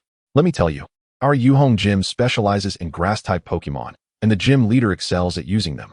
If you use fire-type Pokémon, victory will be quite attainable. Indeed, using flying-type Pokémon would also be very advantageous. If you don't have any fire or flying-type Pokémon, we have a Pokémon exchange station here for your convenience. Perhaps it was due to Ye Tian's striking appearance or some other reason altogether, but the girls surrounded him, offering their strategies and advice. Ye Tian felt a twitch at the corner of his mouth. Aren't you all gym disciples? Is it truly appropriate to assist a challenger in this manner? For a moment, Ye Tian felt overwhelmed, but fortunately, Ligia arrived swiftly, alleviating much of his awkwardness. Ms. Ligia appeared slightly older than her portrayal in the original story.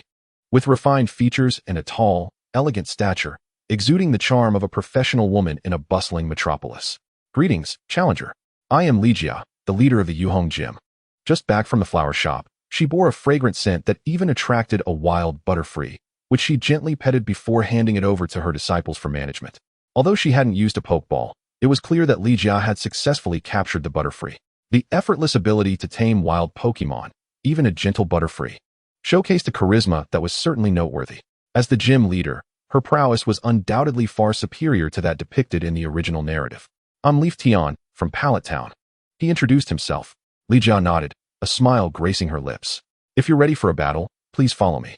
With that, Ye Tian turned to lead the way, and the disciples eagerly followed, as each battle with their leader represented a rare opportunity for them to learn.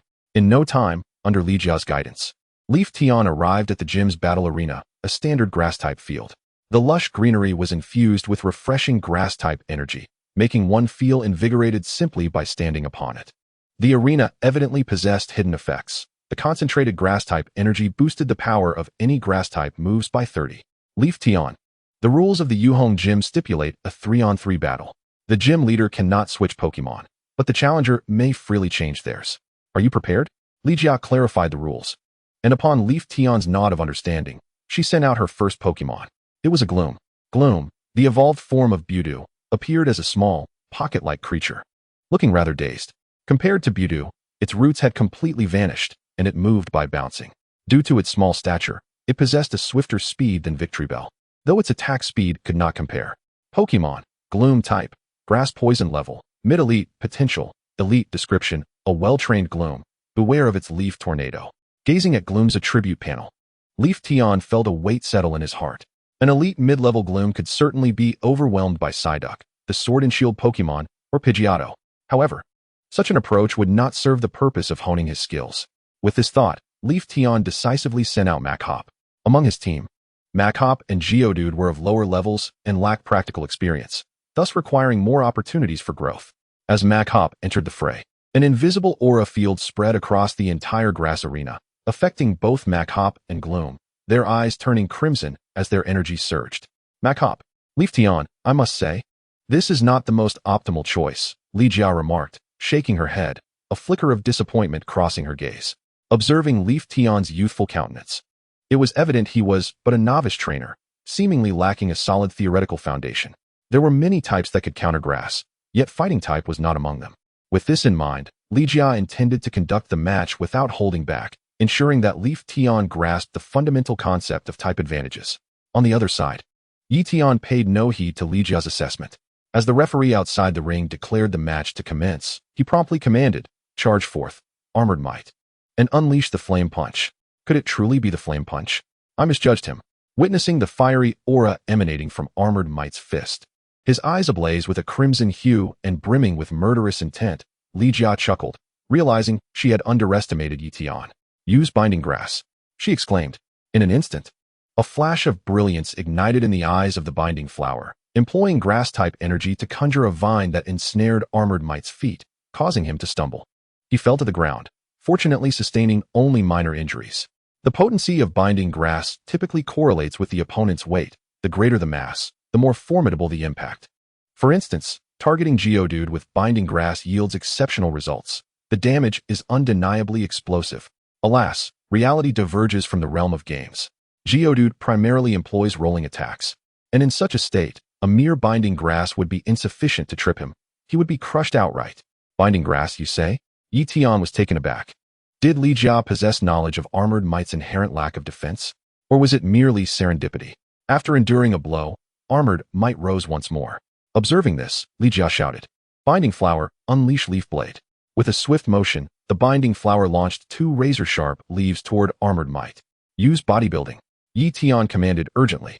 Armored Might halted abruptly, tensing his entire body and extending his hands to block the incoming assault. Bang! Bang! The 2 leaf blades struck fiercely, inflicting substantial damage upon Armored Might. In an instant, his stamina waned, and he began to gasp for breath. The Binding Flower's level was excessively high, and its strength overwhelming. Armored Might struggled to withstand the onslaught. Had it not been for the timely use of bodybuilding to bolster his defense, Armored Might would likely have already succumbed. Ye Tian's Armored Might was essentially a pure brawler.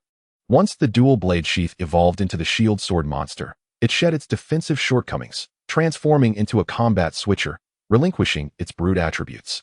However, Armored Might, if it retained its lack of defense, would remain defenseless even upon evolving into a Mach-Hoke or Mach-Amp.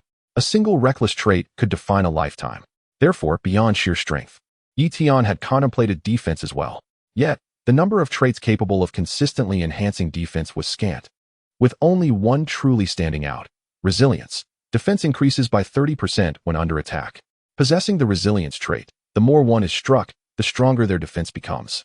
This is an extraordinarily powerful trait, harmonizing perfectly with the reckless nature of a brawler.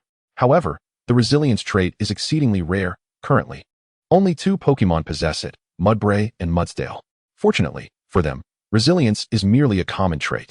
This implies that a multitude of Mudbray and Mudsdale possess the resilience trait, making them relatively easy to encounter. Regrettably, both Mudbray and Mudsdale are native to the Alola region, making them exceptionally rare in Kanto, to the point of near non-existence. Of course, there are none in the wild. However, trainers from Alola or those who have traveled there might possess a Mudbray or Mudsdale. It is just that Ye Tian had yet to encounter such trainers. Did you endure? Seeing Armored Might still standing, Li Jia was slightly taken aback, then called out, once more. Binding Flower, use Leaf Blade. With a whoosh, 2 more Leaf Blades soared toward Armored Might. The miraculous Binding Grass observed the impending Leaf Blades, and Ye Tian felt a wave of frustration wash over him. Initially, he had envisioned Armored Might dispatching the opponent with a single Flame Punch. After all, under the lack of defense trait, Flame Punch was nearly guaranteed to hit with exceptional effect. Especially with Armored Might's terrifying strength as a powerhouse, failing to secure a knockout would be astonishing. Yet, he never anticipated that a mere Binding Grass would disrupt his rhythm. Of course, Armored Might's insufficient level and defense played a role. With adequate defense, it could have weathered a few more blows. In that case, a single punch would still result in a knockout. Use Bodybuilding again. Although the likelihood of Armored Might successfully blocking the second attack from Binding Flower was minuscule, Ye Tian made one final effort. For no other reason than being a trainer, he could not resign himself to defeat. Otherwise, what motivation would his Pokémon have to fight for him? Chapter 106, Herbivorous. A resounding bang erupted, accompanied by a cloud of smoke, as Armored Might's eyes glazed over, and he toppled backward. Despite employing Bodybuilding twice to significantly enhance his defense, he could not withstand the final, lingering blow from Binding Flower's Leaf Blade. Armored Might was rendered unable to battle, and Binding Flower emerged victorious. The referee's declaration echoed outside the arena, and Ye Tian silently recalled Armored Might. Armored Might's lack of defense trait heavily depends on levels and defensive capabilities. It is exceedingly extreme. If unable to overpower, one is instead subdued. If one's strength and defense fall short of their opponents, this trait becomes a detrimental liability, leading to rapid failure. Thus, Armored Might must elevate its level, strength, and defense. However, while the notion sounds simple, the execution is considerably arduous, as leveling up is not something that occurs overnight, but requires continuous accumulation. Ye Tian understood that this defeat was primarily due to the disruption caused by Binding Grass, yet Armored Might's inadequate defense remained a reality. Had Armored Might possessed robust defense, even if distracted by Binding Grass, it could have leveraged its resilience to seek out another opportunity. Now it is your turn. Go forth, Little Stone. Following the initial defeat, Ye Tian promptly dispatched his second Pokémon. However, as soon as Little Stone entered the fray, its golden skin ignited a sensation within the gymnasium. Wow, a shiny little stone. And it's golden, exclaimed the crowd, marveling at the rarity. Could it be painted? Oh please, who would be that bored? Besides, Ye Tian is certainly not that kind of person. The surrounding girls gasped in awe, and even Li Jia, the gym leader, regarded Little Stone with a glimmer of surprise. In this world, shiny Pokémon are not restricted to a single color as depicted in the original narrative. Perhaps the original illustrator was simply too lazy to render a broader spectrum. Thus, it follows that any variant differing in hue from its counterparts qualifies as a shiny Pokémon. For instance, Little Stone, which typically boasts a brownish hue. Besides the golden variant, there exist other colored shiny little stones as well.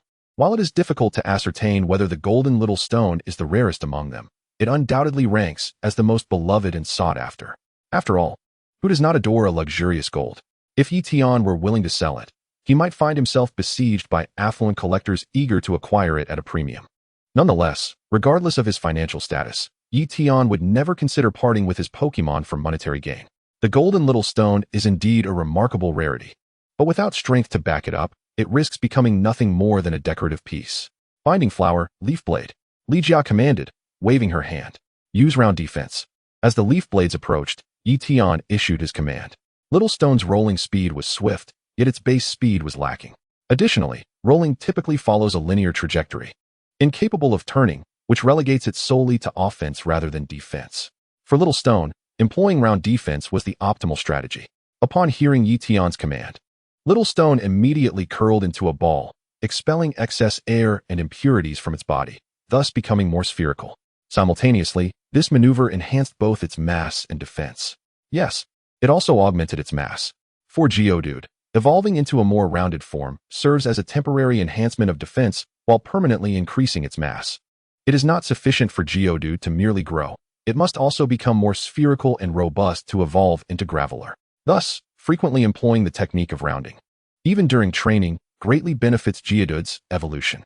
Over the past month, Ye Tian has allowed Geodude to meditate beneath the waterfall, where, concurrently with its introspection, its body has been refined and polished by the cascading water, rendering it more rounded and sturdy than before. Such training under a waterfall would be a mere fantasy for an ordinary Geodude. However, Ye Tian's Geodude effortlessly accomplishes this, showcasing the power of accumulation. With a series of resounding thuds, 2 leaf blades struck Geodude, resulting in an explosion that sent dust swirling into the air. Yet, when the haze dispersed, Geodude remained unscathed, as if it had suffered no harm whatsoever. Could it be? It actually withstood the attack? Li Jia gasped in astonishment upon witnessing Geodude's resilience against the leaf blade. It is well known that Geodude possesses a 4-fold weakness to grass-type moves. In other words, a grass-type attack would inflict quadruple damage upon Geodude. Coupled with the advantage of levels and power, Oddish's leaf blade should have easily defeated Geodude.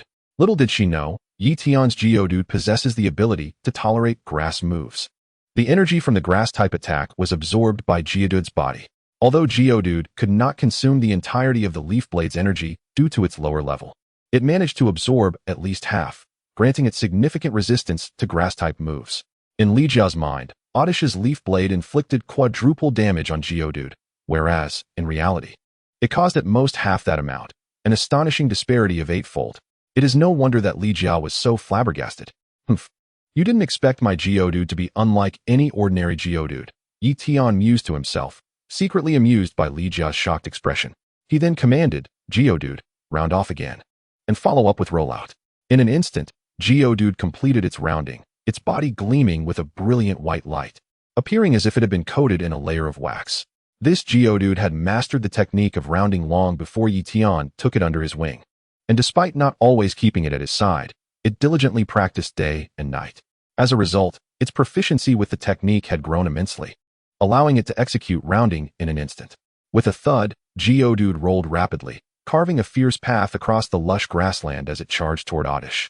Oddish attempted to evade by leaping into the air, but its speed paled in comparison to that of the rolling Geodude.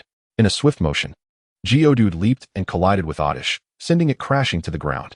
The act of rounding equated to a surge in momentum. With reduced resistance, Geodude's rolling speed increased, thereby amplifying the power of its attack, effectively doubling its impact. The resulting damage was overwhelming, rendering Oddish unconscious. With Oddish incapacitated, Geodude emerged victorious. The referee, a female, exhibited a flicker of astonishment as she rendered her judgment. It was simply unfathomable that a rock-type Geodude had not only survived, but had also triumphed over a grass-type Oddish without being defeated. Wow, you're incredible, cheered the onlookers. A chorus of female disciples unable to contain their excitement, causing Li Jia to furrow her brow in exasperation. These girls, unable to restrain themselves in the presence of a handsome young man, which side are they truly on? You performed admirably, Oddish. Now, take a well-deserved rest. Li Jia gently consoled the defeated Oddish before sending out her next Pokémon, a Ivysaur. Ivysaur, the evolved form of Bulbasaur, was considerably larger, resembling a massive bullfrog with robust limbs. Its back adorned with a budding flower that seemed poised to bloom at any moment. Pokémon, Ivysaur, type, grass poison level, elite high tier, potential, gym leader description. As the gym leader, Li Jia employs this formidable elite to test challengers, utilizing it solely against weaker opponents. Sensing the wave emanating from Ivysaur, Ye Tian remained resolute and chose not to switch Geodude, opting instead to continue the battle. Not switching. Li Jiao pondered, recognizing Geodude's extraordinary defensive capabilities, surpassing its level. But my Ivysaur is no pushover, she declared, issuing the command, Ivysaur, use Vine Whip. Geodude round off. Ye Tian shouted as Ivysaur unleashed its Vine Whip. Geodude once again executed its rounding technique, a flash of white light illuminating its form, rendering it as smooth as a mirror. Thwack! Two Vine Whips, one after the other, struck Geodude with a resounding impact. However, Geodude stood firm, unwavering. Unlike Ye Tian's strength, which stemmed from the ability of his arm to deliver powerful blows, Geodude's defensive prowess was extraordinary, transcending its own level. Although only at the initial elite tier, its defensive capabilities rivaled those of typical elite high-tier Pokémon. Moreover, after executing the rounding technique 3 consecutive times, Geodude's defense almost doubled in a short span, comparable to that of elite peak or even commander-tier Pokémon. However, even so, it was essential to note that a standard elite peak or commander-tier Geodude would still suffer greatly from such fierce Vine Whips, potentially being knocked out in an instant.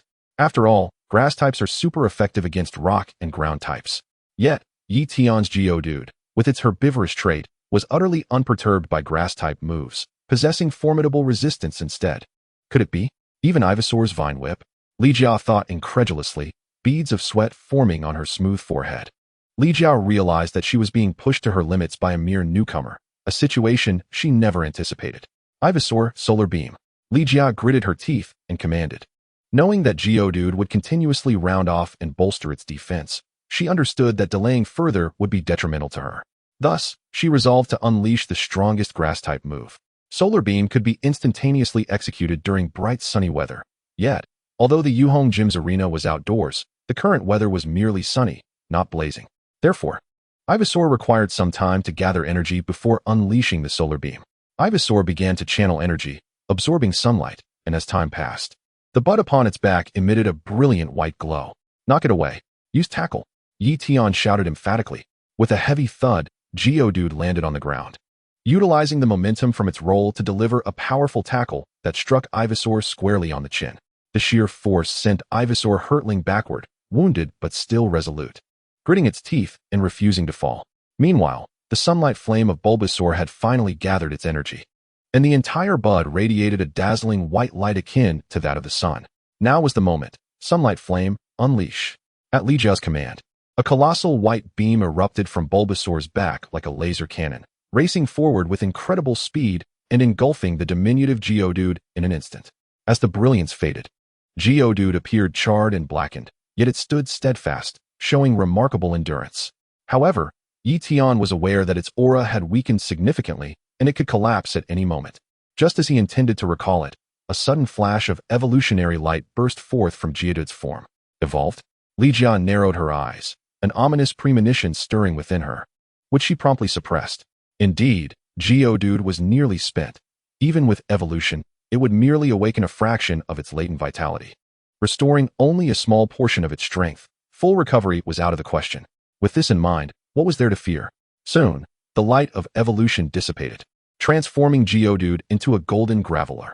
Post-evolution, Graveler's physique expanded considerably. It became rounder, harder, and more rugged. It sprouted 4 arms, primarily utilizing the front pair for offense, while the rear pair, shorter in length, rested against its abdomen for defense. Additionally, it developed a pair of diminutive legs. Geodude possessed a magnetic force that allowed it to hover slightly in the air, but Graveler, now too heavy, could only stand firmly on its small legs. Due to their size, Graveler's speed was sluggish, even inferior to Geodude's. Hence, it preferred to roll about like a ball. Pokémon Graveler. Type: Rock Ground. Ability: Sturdy, Water Absorb. Herbivore. Level: Elite High Tier. Potential: Champion. Moves: Rollout, Tackle, Sand Attack, Defense Curl, Rock Slide, Stealth Rock, Body Slam, Self-Destruct. Description: An exceptionally gifted Graveler with formidable defense and no glaring weaknesses. Graveler had finally evolved, and Ye Tian couldn't help but smile in delight. After its evolution, Graveler's level had ascended to Elite High Tier, matching Bulbasaur on the opposing side, thereby enhancing its defensive capabilities even further.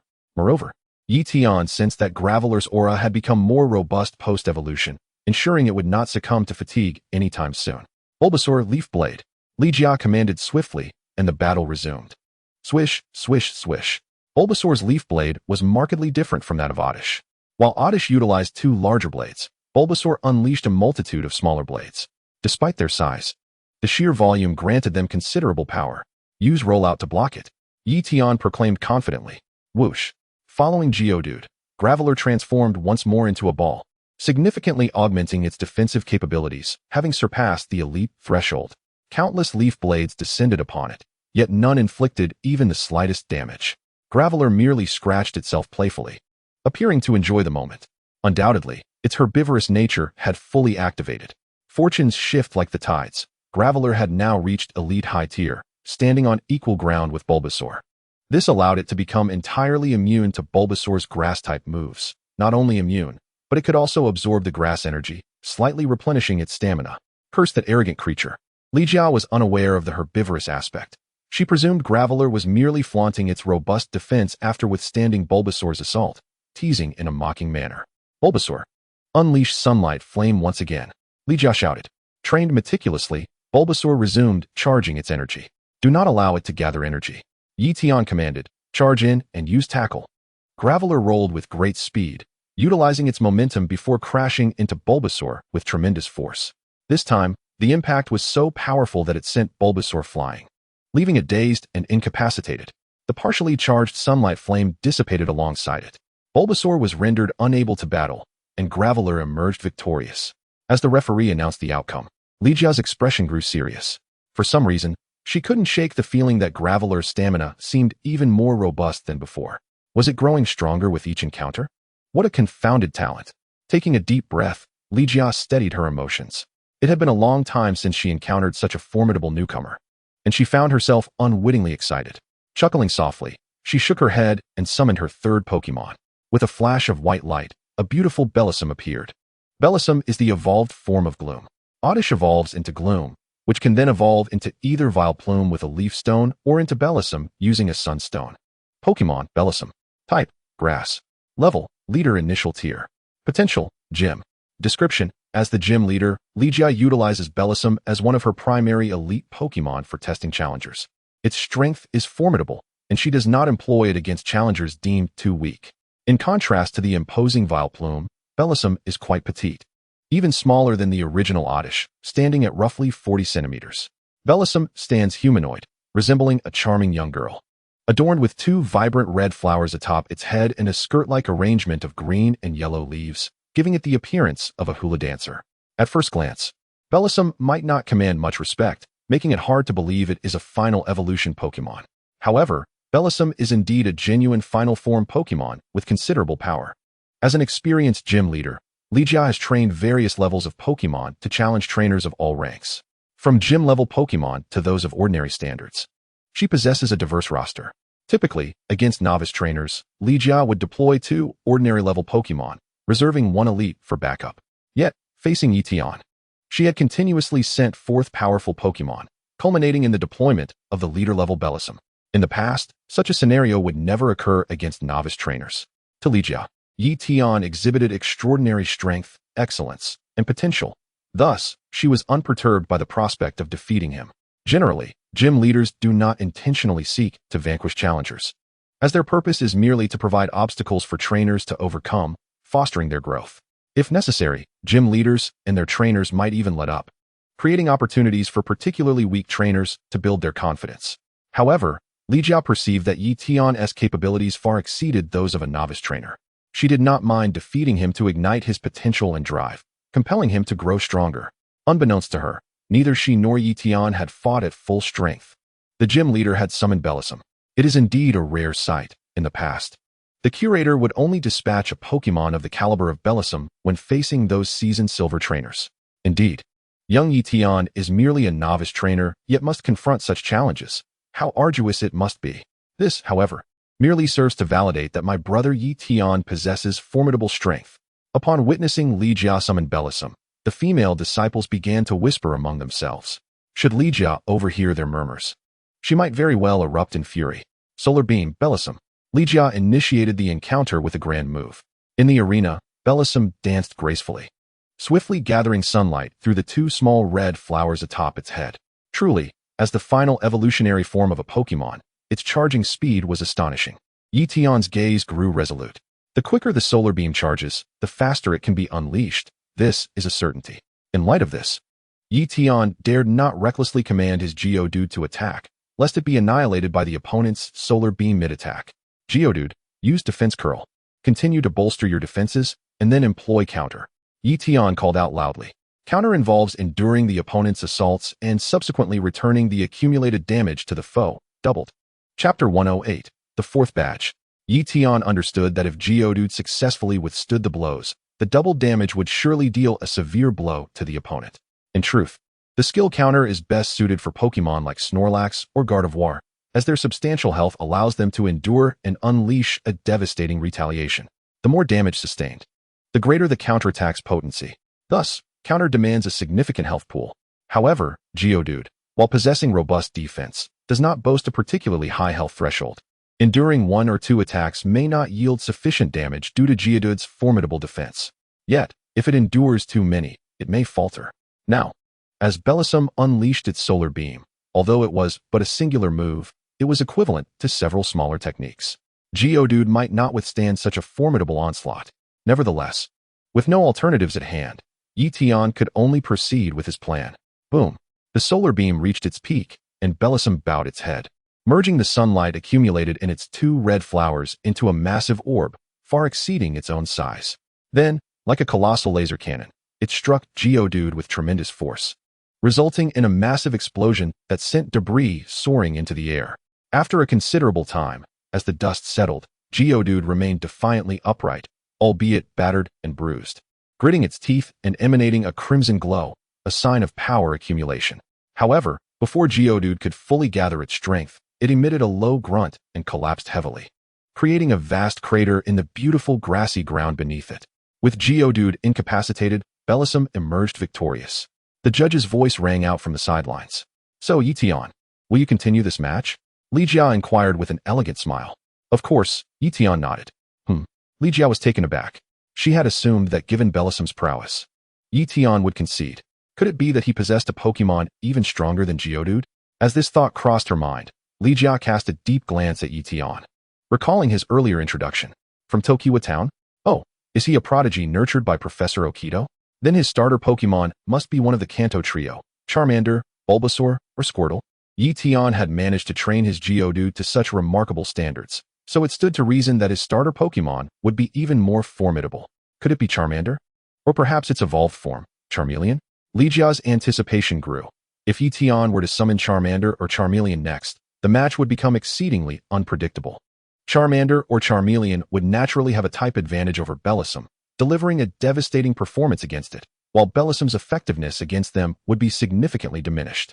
Li Jia pondered various possibilities. Yet Ye Tian ultimately called forth a Charelden. Charelden?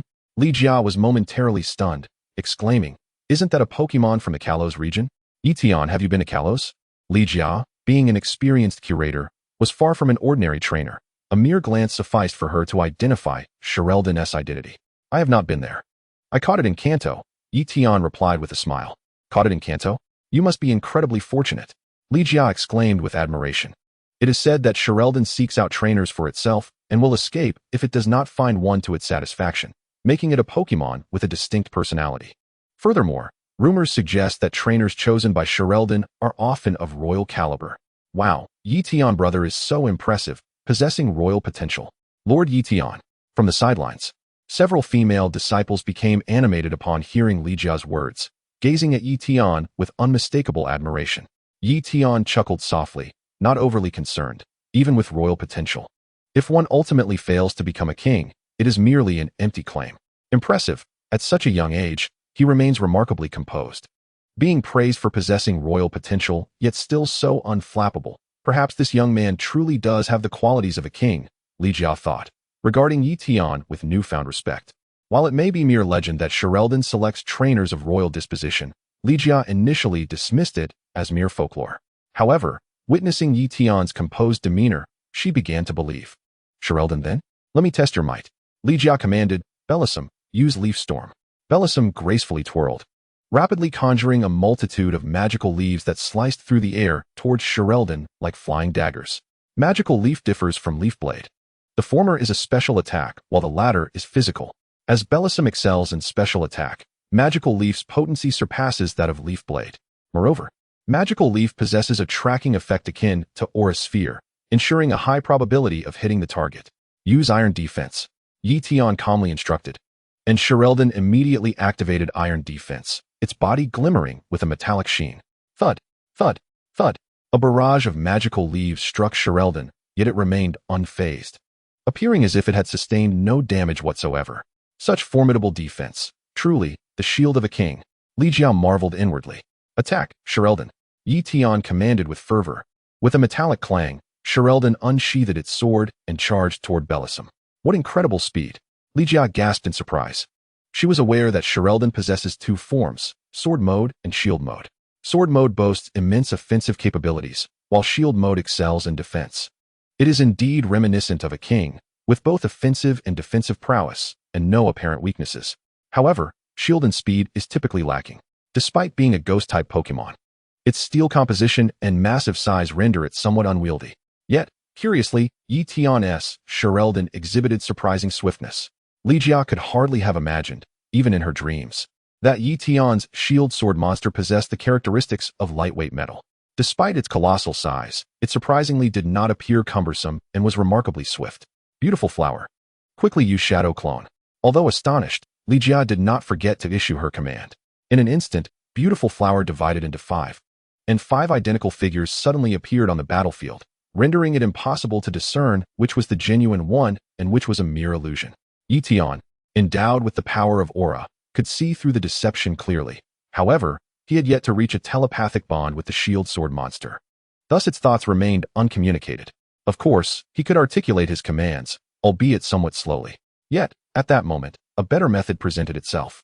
Use the holy sword and attack them all. Ye Tian suddenly shouted. With a swift motion, the shield sword monster slashed its sword, unleashing an immense azure sword wave that swept directly towards the five beautiful flowers. I care not for which is real or fake. I shall take them all down.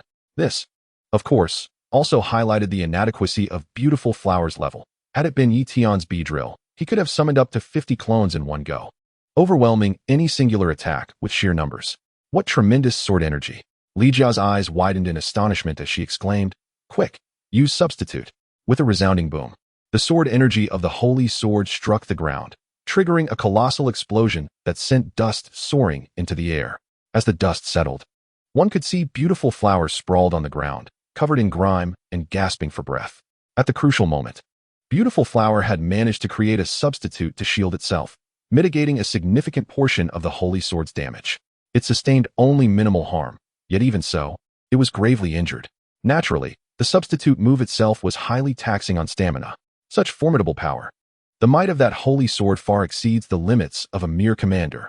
Li Jia inhaled deeply, astonished to discover that such a powerful shield sword monster had chosen Ye Tian, a newcomer. It was truly remarkable. Shadow Strike. As Li Jia marveled, Ye Tian issued another command. Suddenly, the black shadow of the shield sword monster cast upon the ground elongated and, faster than the blink of an eye, darted towards Beautiful Flower, delivering a swift strike. This maneuver successfully took down the severely weakened Beautiful Flower. Shadow Strike, a ghost-type exclusive skill, possessed average power but astonishing speed, often allowing for a preemptive strike. With a soft thud, Beautiful Flower collapsed, its eyes glazed over, utterly dazed. With Beautiful Flower unable to continue the fight, the shield sword monster emerged victorious. The match concluded, and the judge announced the final result. Beautiful Flower, you performed admirably. Now, take some time to rest. Li Jia personally approached, cradling the small, beautiful flower in her arms, offering words of comfort before recalling it. She then turned to Ye Tian, presenting him with a rainbow badge, smiling, "Congratulations, Ye Tian. This rainbow badge is proof of your conquest of the Yuhong Gym." Applause erupted from outside the arena, as a chorus of female disciples applauded Ye Tian.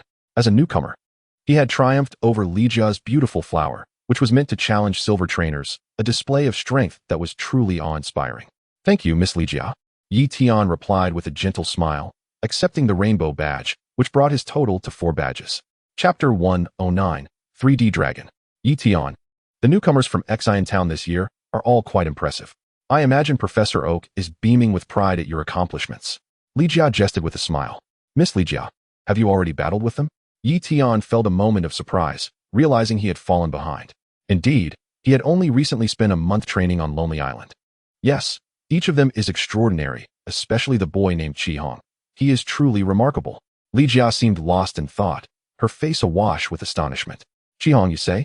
Ye Tian nodded slightly. Qihong was indeed the chosen one, far from ordinary. Ye Tian understood that one day, this individual would become his greatest rival. As the group reached the entrance of the gym, the female disciples, reluctant to see Ye Tian go, showered him with gifts, including several bottles of perfume from the more spirited girls. Ye Tian awkwardly accepted their offerings, bidding farewell as he slowly departed. Upon arriving at the Pokémon Center in Yuhong City, Ye Tian first utilized the transporter to send his Magikarp back, then proceeded to call Professor Oak. It was midday, and as soon as he dialed, the connection was established, and the familiar scene reappeared on the screen. Professor Oak was indeed enjoying instant noodles, steam rising from the bowl. Ah, Ye Tian, I just saw you send over a Pokémon using a research ball. Who is it? Is it Magikarp, or perhaps another extraordinary Pokémon you've recently captured? Professor Oak inquired with eager anticipation. Professor, why not release it and see? Ye Tian replied with a smile. Oh, how mysterious. Are you going to surprise me? Professor Oak's eyes lit up as he stood, taking the research ball into his hands, and promptly activated it to release the Pokémon contained within. With a flash of white light, an enormous Magikarp, over 150 centimeters in length, emerged, and Professor Oak swiftly caught it. The Magikarp flopped and wriggled energetically in Professor Oak's embrace. Though Magikarp was a purely aquatic Pokémon, it possessed an astonishing vitality, capable of surviving in the dirtiest waters. Moreover, it could endure for quite some time without water, at least a day without succumbing.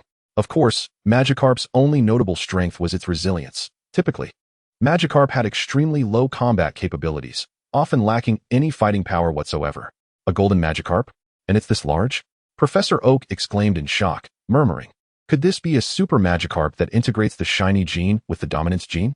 Just as he finished speaking, Professor Oak shook his head, dismissing the notion. Impossible. If this Magikarp hatched from the egg you initially acquired, it should not possess the dominance gene. As a towering figure in academia, Professor Oak certainly understood that only those exceptionally gifted dominant Pokémon would have an egg of remarkable size even before hatching, referred to as a dominant Pokémon egg. This meant that only a dominant Pokémon egg could yield a dominant Pokémon. Although Ye Tian's original Magikarp egg had shown potential for greatness, it was no larger than an ordinary Pokémon egg and lacked the dominance gene. Yet, therein lay the mystery. How had Ye Tian managed to nurture it to such a size despite its lack of the dominance gene? Calcium tablets, Ye Tian chuckled. I feed it a bit of calcium every day, which is how it grew so large. Calcium tablets? Professor Oak paused in surprise before nodding in understanding. Of course, Magikarp is composed largely of bones, so consuming calcium tablets